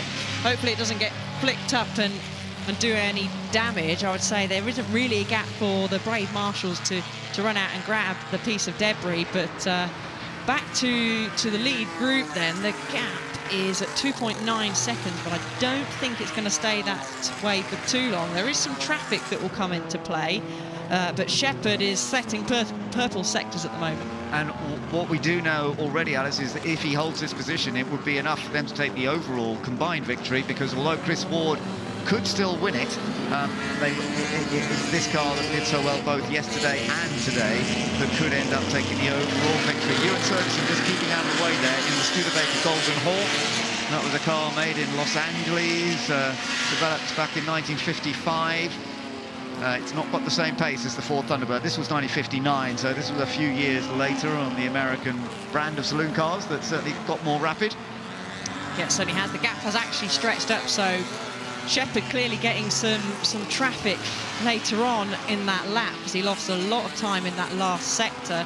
There he is on your screen now. So the gap is now 3.8 seconds. They continue to feather past the traffic. Race time left, just over 14.5 minutes remaining. As wherever you look on track, there are close battles going on. Yeah, actually, that's quite interesting. At the back of that little group is Chris Harris, well, not in the middle, in this sort of little blue Austin A35. Chris Harris is in the middle of that group. As you say, it's quite a tight group that we're watching. Chris Harris is currently running in 13th position. Number 1 Jaguar, that's Cameron Jackson. So Cameron's running in 11th place. 12th place, we've got the number 22 car of Ben Colburn. That's the Austin A105. That's sort of the grey colour car. There's Chris Harris, the Top Gear man, great journalist, and he's having a bit of fun out there in his Austin A35, one of the tiny little cars. Very complete combination, or contrast, I should say, to the Ford Thunderbird. And then this little battle that's going on a bit further down as well. Actually, that's for 8th place, so that's still up there in the top 10. And we've now got number 55 car of Alistair Dyson. Actually, it's Dorlin in the car. It's Dorlin in the car in that one, and it's managed to get past James Thorpe in the Austin. Yeah, so that will move Dorlin up into P8 as they go down the back straight now. And the battle for the lead has come down ever so slightly, 3.1 seconds now. But Law there, who shared the car with Rob Huff, is sitting in 4th place, and as Ben said, needs to find a little bit of pace if we want the battle for the overall combined result between the Shepherd car that's sitting in 2nd place. But the gap seems to be stretching, but out in front, Chris Ward is continuing to lead the way. Shepherd hunting him down. He's gained actually in the first sector this lap 0.4 of a second on Ward, so they haven't actually got that much traffic. Maybe a little bit further up the road, but this seems for them it'll be finally a clear lap. Okay, yeah, so let's get another comparison on the lap times, as you say. It's going to be interesting to see, because Chris Ward has done a fantastic job so far. We've got another Jaguar little tussle going on here. Simon Lewis in the white car. He's now under a bit of pressure from Cameron Jackson. Cameron is a very rapid driver in little single-seaters as well, but he's enjoying himself in the Jaguar. It must feel very, very different to some of the cars he's raced, but that's what we love seeing about historic racing. Oh, well, he does put a wheel on the grass, but he gets away with it, actually doesn't get into a big slide, and he's keeping the pressure on Simon Lewis. Is there a chance to get alongside, or is he going to wait for the straight? He's going to have a little look, is he now? I think a correct decision to wait to the straight. Is he going to go down the inside? It does then bend to the right slightly. We're going to have a drag race of drags down the back straight. Who's going to have the smoothest gear changes? And then coming up a little bit further behind is the number 35 of Chris Harris. Yeah, that's right. So he's joining in. That 11 car's got good straight line speed, doesn't it? Simon Lewis got down the straight very effectively. But now Cameron Jackson, who's a Formula Junior champion in 2020 in a Brabham VT2. He's also won the historic Formula 4 championship in the past as well, a classic Formula 4 champion. So as I say, he's used to little single-seaters, but he's doing a good job in this Jaguar. I'm not sure it's got quite the engine power of some of its rival cars, but he's having a go at it. Certainly is having a go, and Simon Lewis's concentrations on his face is strong, as around the outside, unfortunately, though, he loses 2 positions and has dropped down a couple of spots now, but really nice stuff from everyone racing on track, and Jackson and Harris. He's pulled off. He's pulled off. Simon Lewis has pulled off on the inside there. So I don't know what went, because he was quick down the straight, but he's pulled off down the inside. Yeah, there you are. Oh, that's a shame, isn't it? It must be a mechanical problem. Yeah, it must be very well spotted there, Ben. So he pulls it way out of the ray, but wherever you look, that is the 111 car of Boston going through. Oh no! Oh dear! And he just made a good move. Oh, stay off the barrier. Oh, we didn't quite see where it went in the end. There is quite a lot of runoff there, but I think he's... Oh, he has damaged the back. Look, it has made contact. A little bit. Oh no, I don't think it did there. Maybe that damage was already there. Yeah, maybe that damage was there. Like you said, Marshall straight over, checking driver out. All okay, just be really disappointed. I was going to say that's a really good, brave move there, and unfortunately wasn't able to slow it down enough, was he? And we actually saw something similar from Jensen there, didn't we? He went down the inside and wasn't able to slow it down. Look at this again then. There we go. Oh, the number 7 thinks, please spin the opposite direction. That's Duncan Pittaway in the number 7 car. Yes, he did make contact, yeah, with the barrier. Ooh. Ouch. Yeah, that's a shame. That's a shame. Because he, as you say, it was a brave move, but it just got away. It's an unusual place to lose it quite like that, but yeah, unfortunate. But wait for the bang. He was hard on the brakes, but of course the wet grass, he was never going to have a chance of slowing down. So dropping all the way down the order, and the marshals giving it a good push to make sure we don't have a safety car, and the car is out the way, and that is the number 105 car there of author Peter James. He is down in 16th place. So, yeah, Ding Boston's Riley being pushed away. It's the only Riley in the race, actually. The Riley 1.5 was the one that hit the barrier just then. So, OK, now this is the battle that's still going on in this race for 3rd position between the number 48 car there of Thomas Butterfield. So that's holding on to 3rd, just by a tiny margin from Justin Law. Lead change. We have a lead change there. So... we'll have to have a look where that was. We're getting a word in our ear that it might have been under a yellow flag. So we'll have a little look at that, if we can get a replay to you shortly. So Shepherd now has launched himself into the lead and already has a gap of 1.2 seconds. So, yes, Shepherd managing to find a way past Chris Wall. We'll try and look back to find out how he did it. But he's got a little advantage already now over Chris Ward. There's the man who's been leading this race from the beginning. Very good start, but he doesn't have the straight line speed. He's very quick through the corners, but Fred's quick everywhere. He's a very rapid driver, but he's got that little more horsepower in the big Ford Thunderbird. And he's charging down the straight once again. So the lead last lap was 1.2 seconds, but it's putting good pace together, and I think he's going to further extend that. We've got 7.5 minutes still to go in this final race of the weekend. I think he's going to put on a little bit of a display for us now that he's got out in front. Yeah, always ever getting it sideways. A big car there. So Richmond will be obviously disappointed to losing that place.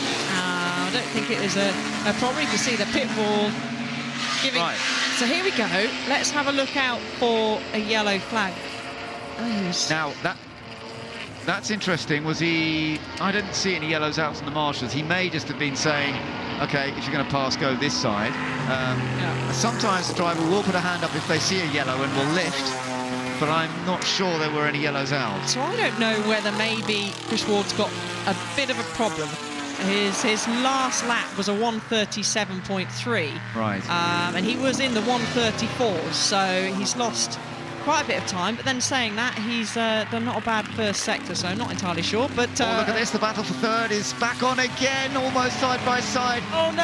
And onto the grass goes Thomas Butterfield. Oh. That has not worked out for him, and he's certainly lost that third place. Justin Law's got it back. Is there damage underneath? Oh, I think there is. He's not only just lost third place, there's bits of the car underneath there that have been scattered all over the grass. Certainly some damage underneath that car. It would have been a lot easier if the grass was dry to pull it back on. And there we go, there's the shot. The marshals will collect that back up and return it to them. So, yeah, just down the inside. I don't think there was any contact made. But the number 48 of Butterfield thought, well, I'm going to try and hang it out round the outside. Oh, and it was just a bit too slippy to do so, and he ran off wide. Let's see, he may still keep going. It was just a little bit of debris that's come off the car, but I'm not sure it will have damaged it. Oh, there's a bit of smoke, but let's keep an eye on it. He may be able to stay out there, but that has changed third place in this race now. Justin Law has got that third place. And Thomas, yeah, as you say, there wasn't anything done wrong there, but he just tried to carry a little too much speed and the car ran out of space and onto the grass. Yeah, it did.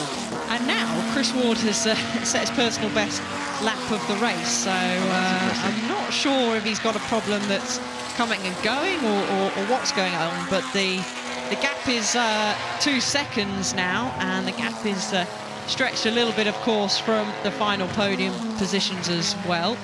As back to the scene of the incident, he keeps it nice and tight this time, but as you can see, Ward is now, that looks like to me like that gap might be closed down ever so slightly. Yeah, he doesn't seem too far away from Fred Shepherd. As you say, it was 2.0 seconds when they came across the line last time. Sort of similar at this stage. If the car is working well, despite that one slow lap, maybe there's a chance to come back, but I think the Ford Thunderbird is just in such a good zone at the moment. It's going to be tough. Peter James in the red Jaguar Mark 1 there, having a nice little battle further down the order. This is he's in 15th position and busily chasing after the number 26 of Kerry Michael as well. That actually the Ford Zodiac just being passed, I think. Kerry Michael just being passed anyway. And just up ahead of them is the Peter James is part of that group, as I say, in that Jaguar Mark 1.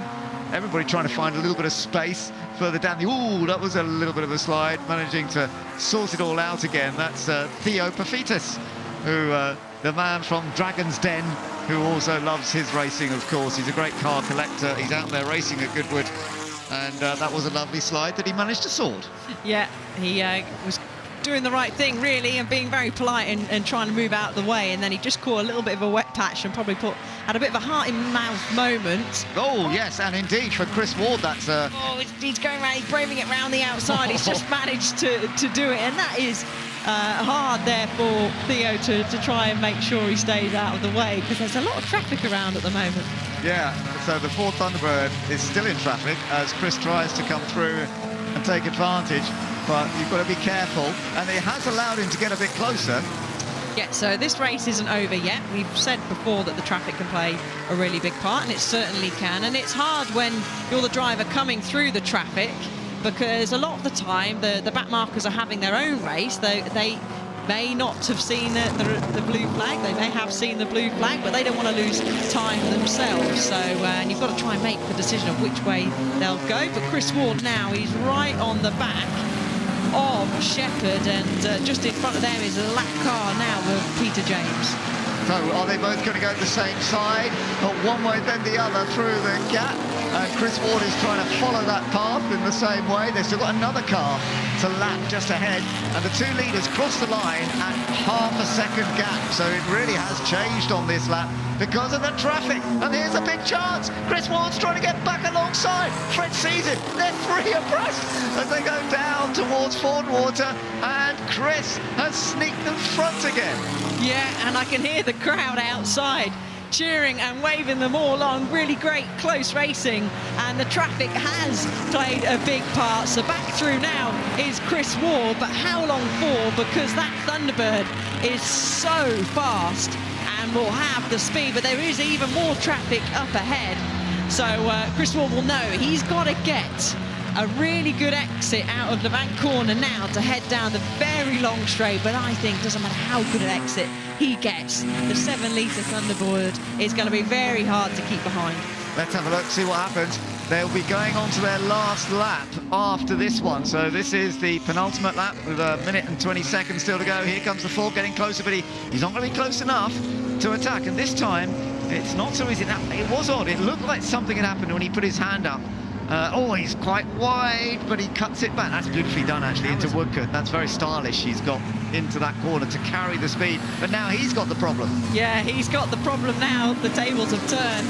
He's got the number 7 car in front of him. That is Duncan Pittaway, who's waving them through, keeping out of the way, and the Thunderbirds go charging down the straight. Is he going to have a little look down the inside? No, thinks better of it. There is more traffic further up the road, but we are on the last lap. It's Chris Harris who's up ahead of them, so this is going to be interesting. He's in the little Austin. He's running in 11th place. Whoa, big slide there for Fred. This is going all the way to the flag, I think, although he's going to have a go to try and come through. No, that was where the pass was done last time, but he doesn't quite make it. The traffic could make a difference, but Chris Harris keeps well out of the way. Yeah, Chris in the little car. Look at the size difference between the two cars, and there's definitely a size difference in the engine as well. He's got a little bit of a gap now, has Ward. Can he keep up the momentum? Oh, he is dragging this car. He is trying to claw every piece of speed out of it as he can, as he goes so close to the exit there of the grass through St Mary's. And now the charge down the straight. Can the Thunderbird overtake with all its power, charge down Chris Ward? This is it, the final straight run. They're coming up to the checkered flag in the final corners. The Ford Thunderbird is closing up on Chris Ward. But Chris, we know, could break as late as anybody going into Woodcote. He's still got control. As long as he doesn't run too wide, I think he can hold on. Unless he makes a mistake at the chicane, surely he's going to take the victory ahead of the Ford. Into the chicane they come. Look at the power. But it's a long run down to the line, Ben. It's a long run. I think the Thunderbird's going to do it. Oh, he's had to back off. And it is the Ford Thunderbird, as you say. We've seen this so many times coming out of the chicane. Has he run out of fuel? I don't know. But suddenly he's lost so much time. Oh, no. And also off the car that was running so well, Justin Law. Oh, my goodness. Hope everything's okay there. I don't know whether there was contact, but no, I have no idea. This is separate, of course. This is Ward, who's just pulled off. Driver out okay. Oh, what a shame. What a shame for Chris Ward. He seemed to have it sorted. You were absolutely right, a powerful car, but there was something more to it than that even, wasn't there? This is the accident. Oh, that's down at Woodcote Corner, so that's a fast place and a tricky place to get right at the best of times, but driver okay. That's real.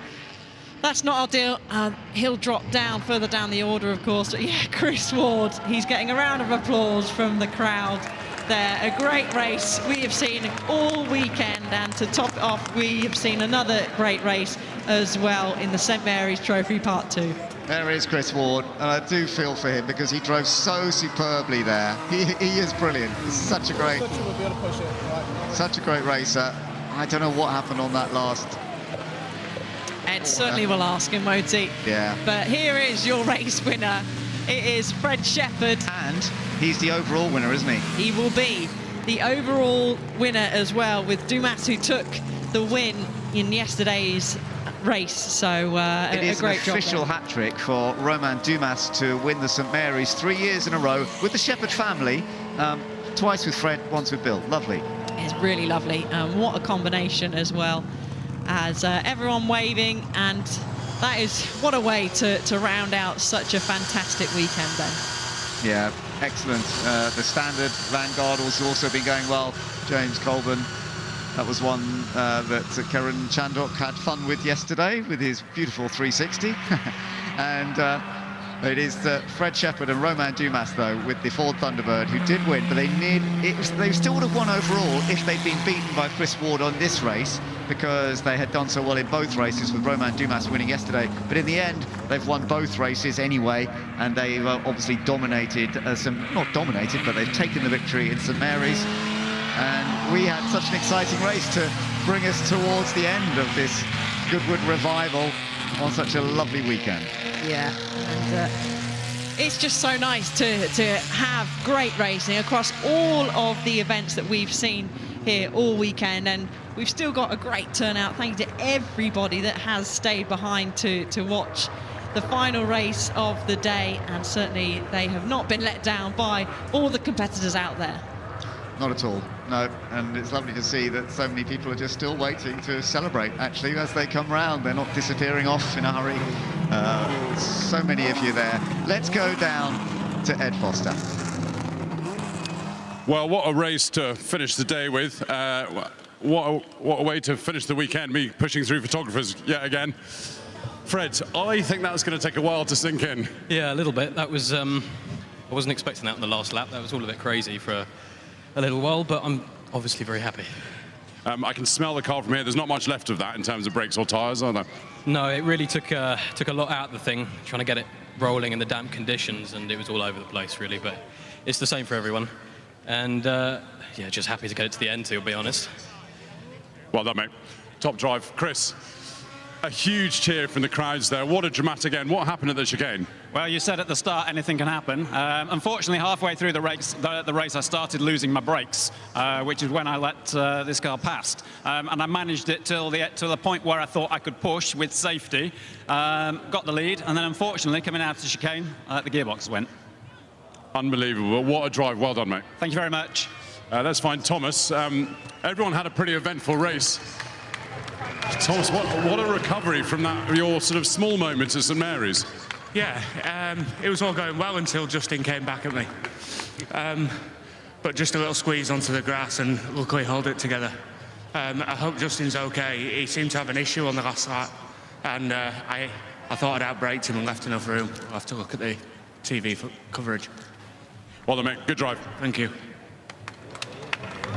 Oh, well, that's a shame that it went a little bit wrong on that last lap, but it was such great racing, and we thoroughly enjoyed watching the St Mary's, both elements of St Mary's this weekend. The St Mary's Part 1, which had the superstar, very famous professional drivers, and then today as well, we saw some great quality from the drivers. So here's the combined classification, and Romain Dumas does take a hat-trick of St Mary's Trophy wins here at Goodwood with the Shepherd family. Fred driving with him, and they took both victories in the end. And actually, second place overall in the end, the number 48 of Thomas Butterfield, that's got that second place, which is impressive, with Stuart Graham. So Stuart Graham, one of the older drivers, I'm sure he'll be very happy to have earned that second place here. And in third place, interestingly, the Jimmy Johnson, Matt Manderson, Austin A40, that finished in third on the combined classification. So they can celebrate as well, even though they didn't actually get a podium finish in either of the two races. So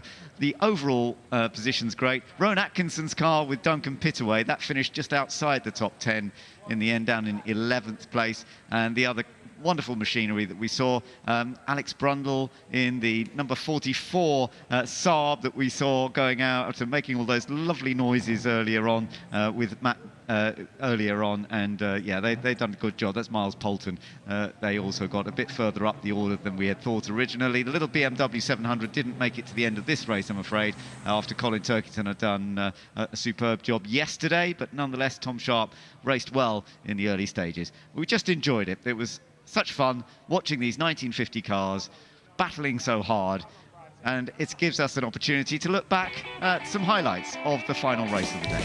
Yeah, so it was an ideal getaway, was it, from our overall winner there, Fred Shepherd, but everyone was fairly cleanly off the line, and it was Jax leading the way into turn 1. Yeah, that Ford had some work to do to come back, and we saw various little incidents, didn't we? A little bouncing there.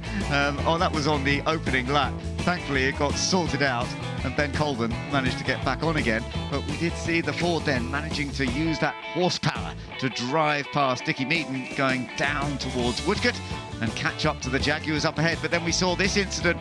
One spin led to another spin, which led to other spins, and unfortunately a bit of contact as well. Yeah, very well said there, Ben, and really unfortunate for those cars to end the race. It was very tricky conditions from these drivers, and then this was a bit too much rubbing as James Colburn was sent bouncing across the grass. Did a very good job there to keep it in one piece, and this wasn't the first time we had a few bits that weren't meant to be lying on the road there, and a great shot of Chris Ward getting ever so close in the final part of the chicane.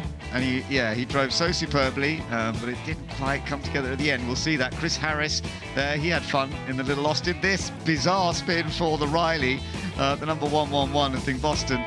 Sadly, it hit the barrier, took him out of the race after what looked like he'd made a great move, but it just didn't quite get it right.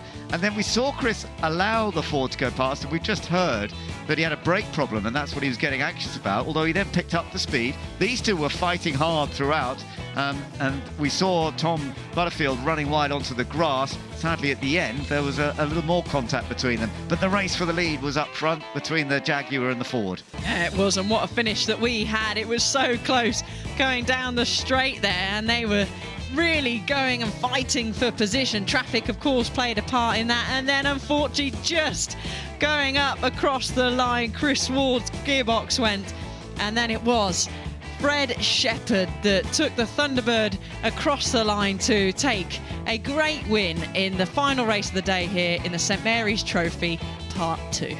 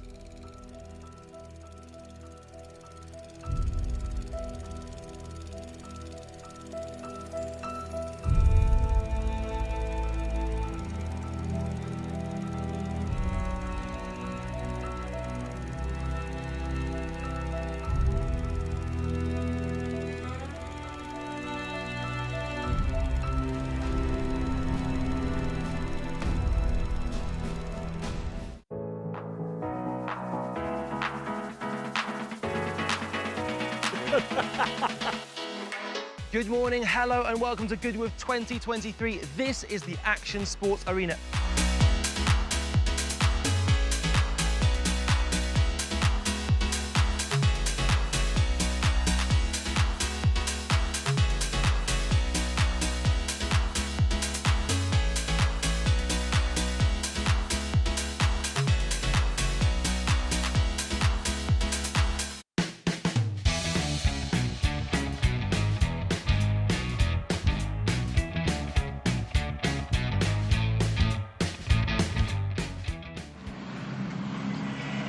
Well, huge congratulations once again to Fred Shepherd and Romain Duban. What a way to finish.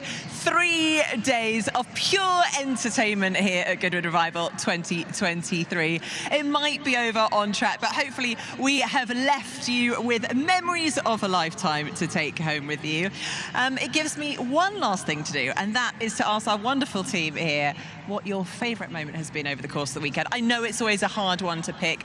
Rosie, you look like you've been having so much fun over the road, but if there was a highlight, what's it going to be? Well, I was about to say, it's probably hardest for me because I've seen every other part off the track, so it has been so much. I have to say, I have been Lindy hopping, which I didn't even really know was a thing, and I am terrible at dancing, but I have loved Lindy hopping. Lovely Mark there was teaching me some of the steps, which took a while for me to pick up, but I think I got there just about in the end. But it really did light everyone up. We had a great time spinning around. I think they did rock and roll later on as well, but I've been lucky enough. I've been going around having ice creams on the beach. I've been at the circus. I've been over the road at the fairground on the merry-go-round, so I don't know what you guys will be doing. You see there, we just had such a fun time. You got offered a job as well, didn't you? I got offered a job today as well, yeah, absolutely. And I've been gilding glass, which I also got offered a job to start gilding gold plating onto glass as well, so I've done quite well. You really have. I think you've had the most productive weekend out of all of us. Congratulations, well done.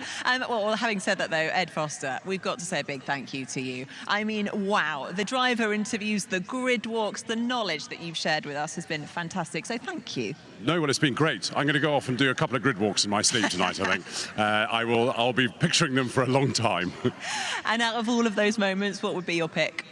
I mean, there's been so many, but I think for me, it's dancing of a different kind. And there was Jimmy Johnson and Jenson Button in that first part of the St Mary's Trophy in cars that they have never driven before, and they had such a good battle. Apparently, they shared a beer over it last night. We can see them here. Jenson Button, the Alfa Romeo that he drove so beautifully. Jimmy Johnson driving a car that he'd never driven anything similar. This guy's a 7-time NASCAR champion, and NASCAR can't be any more different than what he was driving yesterday, but he put on such a good show. Jenson Button as well, 2009 Formula One world champion. He's always had more grip than he had yesterday, but they were absolutely fantastic, the pair of them. They were indeed. What a sight to see. And then, last but by no means least, David Green, you've also been very busy as well this weekend. I've had a fantastic weekend. I enjoyed it. I've enjoyed that part of the racing so much. I think the racing has been incredible. So close, so exciting. But I think for me, looking back, I think if the Goodwood Revival coincides with the 50th anniversary to the day of Sir Jackie Stewart's 3rd World Championship win, I think you're somewhat obliged to celebrate the great man. And what better way than to take a lap of the track in that Tyrrell 006 and a guard of honour from the likes of Derek Bell and Jackie Inks. It was absolutely fantastic. Wow, and that really was a car that kind of properly kick-started his career with Tyrrell. So thank you for sharing all of those memories with us. I'm going to choose one as well. I think I had a special moment here. Of course, the Settrington Cup, which is our next generation of racers.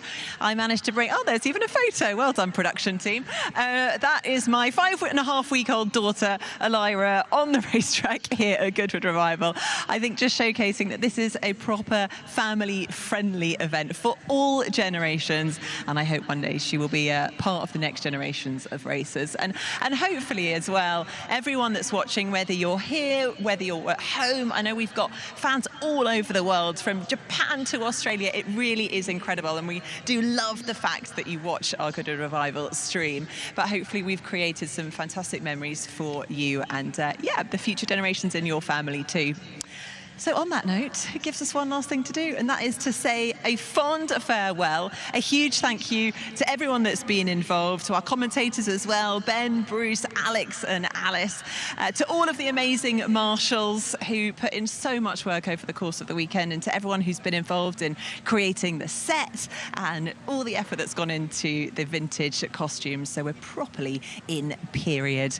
And of course, our final thank you must go to the Duke of Richmond for making it all possible and inviting us here today. And we look forward to seeing you. It is the 13th and 14th of April for the Goodwood members meeting. Don't miss it.